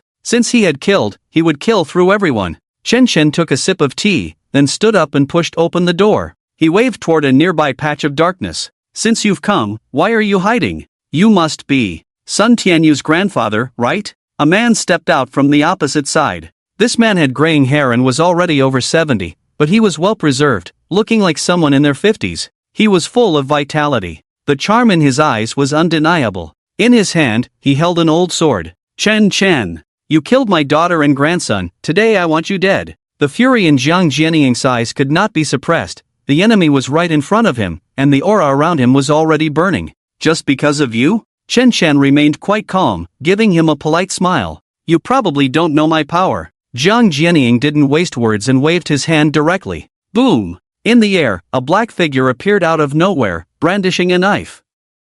The blade sliced through the air, rushing towards Chen Chen. Oh, this knife, not bad. Chen Chen squinted, his finger curling. With a crisp clang, the black figure retreated 2 steps. Then, more black figures appeared. 1, 2, 3, 4. Behind Jiang Jianying stood a crowd of black figures. These were all vengeful spirits. Both men and women, the only characteristic was the deep resentment emanating from them. Moreover, they had just recently died. You are a corpse herder, Chen Chen understood. That's right. Jiang Jianying's expression turned smug. He was quite confident in his inheritance. Strictly speaking, I am a branch of the corpse herding path. The corpse herding path only herds corpses, while I can turn people into corpses. Chen Chen, to kill you, I have no choice but to open the slaughterhouse. This is all forced by you. These 100 fresh corpses refined into living dead are enough to destroy you. I want to kill you to avenge my daughter and grandson. Woo woo. The black figures began to lowly howl along with his voice. Their sounds were like beasts, a demonic echo. Jiang Jianying, with such hospitality, how should I thank you? Chen Chen's expression slowly changed, becoming bloodthirsty and frenzied. 100 souls were innocent, but under your refinement, they have become evil spirits. You are simply a transporter of evil spirits. Ha! Jiang Jianying didn't understand what Chen Chen meant, but he was too lazy to argue, so he waved his hand. In an instant, over 100 black figures rushed towards Chen Chen. These living dead were those whose souls had not left their bodies after death, intercepted and refined by Jiang Jianying. Because their souls had not completely departed, but they had lost their lives, they were called living dead. They carried heavy resentment and could be easily refined. Jiang Jianying could completely kill Chen Chen with these people. Looking at the mass of black figures opposite him, Chen Chen did not cast spells or draw talismans. Instead, he sneered, these living dead suffer even in life. They might as well be swallowed by me. Whoosh! As he spoke, a black palm wind descended from the sky, directly shattering the living dead charging in front. Their bodies turned into meat patties. Their evil souls were released and quickly sucked into Chen Chen's 100 Ghosts banner. Then the black palm expanded, as if grabbing chicks, seizing a handful of living dead, crushing them, then swallowing their evil souls. This, Jiang Jianying was dumbfounded. He confirmed this was not a dream. Damn! Chen Chen's power was so strong? The black figures hanging on him were not ordinary souls at all. They had even surpassed evil spirits. This was a supreme soul. How could Chen Chen, an ordinary person, possess a supreme soul? Moreover, it seemed this soul had already turned demonic. The 100 living dead he had painstakingly refined were now like bait for the opponent, and in just the first encounter, more than half had been swallowed. And it seemed the opponent hadn't exerted any effort at all. The key was that this kid Chen Chen was swallowing evil spirits. Could it be that this was to replenish that supreme soul? His mind echoed with Chen Chen's earlier words. He was a transporter of evil spirits? Was coming to kill Chen Chen truly a wrong decision? Watching as the 100 living dead were about to be wiped out by Chen Chen, his heart raced, and he quickly retrieved the Buddha amulet given to him by his senior brother, Kong Lihong. It seemed he would need to use this amulet to escape. His senior brother was right, he had been too reckless this time. In just a few minutes, 100 living dead had turned into malevolent spirits, captured by Chen Chen into the 100 Ghosts banner. Then, his gaze fixed on Jiang Jianying. Next, it's your turn. Your malevolent spirit should be quite delicious. Upon meeting Chen Chen's deep and terrifying eyes, Jiang Jianying instinctively shivered. Then, without hesitation, he crushed the Buddha amulet. Whoosh! In an instant, the surroundings were filled with brilliant light. A person who had strayed into evil was now seeking the protection of Buddhism. At that moment, Jiang Jianying disregarded everything else. The impact Chen Chen had on him was truly overwhelming. As the amulet shattered, a massive Buddha figure appeared. It was the remnant soul contained within the amulet. Although it was under the Buddha's light, it gave off a very sinister feeling. Vaguely, there seemed to be black mist. It's you, 100-day Buddha. Chen Chen immediately recognized the origin of this Buddha, shared by Feng Wujie, and sneered. This is Feng Wujie, Lord Feng. The 100-day Buddha, once benevolent, suddenly transformed into a fierce visage, filled with fear. He would never forget the figure of Feng Wujie. Who would have thought he would appear here? Whoosh! He had no time to think further. Carrying the remnant soul, he turned and fled. You dare not pay your respects upon seeing me, Lord. 100-day Buddha, you seek death. Chen Chen growled, extending his hand. A black shadow of a hand appeared in the air, directly gripping the 100-day Buddha's lifeline, then shattered with a bang. The 100-day Buddha wanted to struggle and say a few words, but was reduced to dust. Chen Chen turned to Jiang Jianying. Thud! He knelt down immediately. He had been careless, underestimated the enemy, and was naive. Chen Chen could kill so many people and make those in the anti-evil bureau feel troubled. He was no ordinary person. The Buddha amulet his senior brother gave him was definitely a good item. It was the remnant soul of the 100-day Buddha. The 100-day Buddha was a great being who attained enlightenment within 100 days after becoming immortal. After his death, his remnant soul was refined into countless parts, most of which were used for life preservation. At a critical moment, it could save a life. Who would have thought that such a person could be easily suppressed by Chen Chen? Chen Chen, for the sake of my old age, spare me. Boom! Chen Chen couldn't be bothered to waste words with him, directly slapping him to death, taking the malevolent soul and swallowing it. He couldn't be bothered to deal with the remnants left by Jiang Jianying. He pretended not to see and returned to the small tea house to rest. This wave of delivery had brought him plenty of gains. Feng Wujie's recovery level had already reached 65%. What did you say? Sun Xing was at home handling matters when he suddenly heard the terrible news of Jiang Jianying's death, nearly collapsing under the shock, almost fainting. Then, a deep fear began to spread. The one who killed Jiang Jianying was Chen Chen. So, would he be next? Cold sweat broke out on Sun Xing's forehead as he hurriedly set aside his work. He grabbed his car keys and rushed out. He was no longer thinking about revenge. He just wanted to survive. Kong family. Kong Lihong stood up, his eyes filled with disbelief. The Buddha amulet shattered, but my junior brother hasn't returned? Junior brother His voice broke, and he couldn't help but tremble. His junior brother was like a brother to him. They had cultivated together for decades, yet he never expected such a tragic death. He was killed by Chen Chen. Junior brother, don't worry, I will definitely avenge you. He roared, forming a point of light in his hand, then chanting a spell to enlarge it. My lord, what are your orders? Someone immediately responded from within the point of light. Kill Chen Chen for me. Bring a few green-clad sorcerers with you. I refuse to believe we can't kill Chen Chen. The people of the Heavenly Dao Alliance are not something Chen Chen can touch. After Kong Lihong gave the order, Feng Wujie felt something unusual. As his soul began to recover faster, his perception and power were slowly being unlocked. Chen Shen, the people from the Heavenly Tao Alliance are coming to deal with you. There are 3 green-clad mages and 2 from the Buddhist sect. Green-clad mages? Chen Chen frowned. Red, orange, yellow, green, blue, indigo, violet, this is the classification of mages. Green-clad mages are already considered a symbol of strength in the Heavenly Tao Alliance.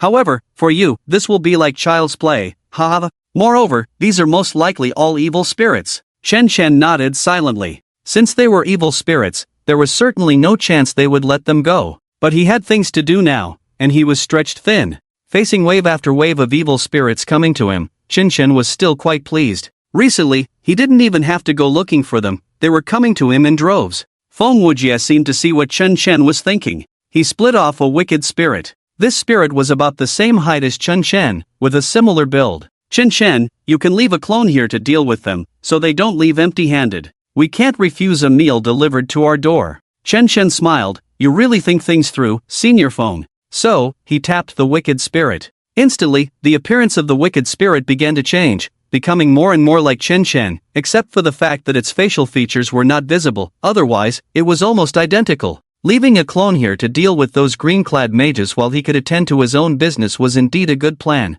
Chen Chen had the clone mimic him, sitting in the tea house drinking tea. Taking advantage of the night, he went to the airport. It wasn't until he boarded the plane that Chen Chen was able to rest for a bit. He closed his eyes, but his mind was brewing. How to unfold the upcoming slaughter. It was already late at night. Baitsan City was peaceful everywhere. The streets were so quiet that not even a shadow could be seen. The Feng Lin tea house, however, had a dim light on. From the outside, one could see a figure inside drinking tea. Judging by the posture and movements, it was definitely Chen Chen. He appeared relaxed, showing no signs of tension. Is this person Chen Chen? He seems to be nothing special. The Heavenly Tao Alliance had sent 3 green-clad mages and 2 from the Buddhist sect. One of the green-clad mages spoke up. I think Master Kong is making a big deal out of nothing. A single Chen Chen is really nothing to be afraid of. Indeed, we were overthinking it. Everyone, let's make it quick. I'll go draw him out. One of the Buddhist sect members said loudly, about to open the door.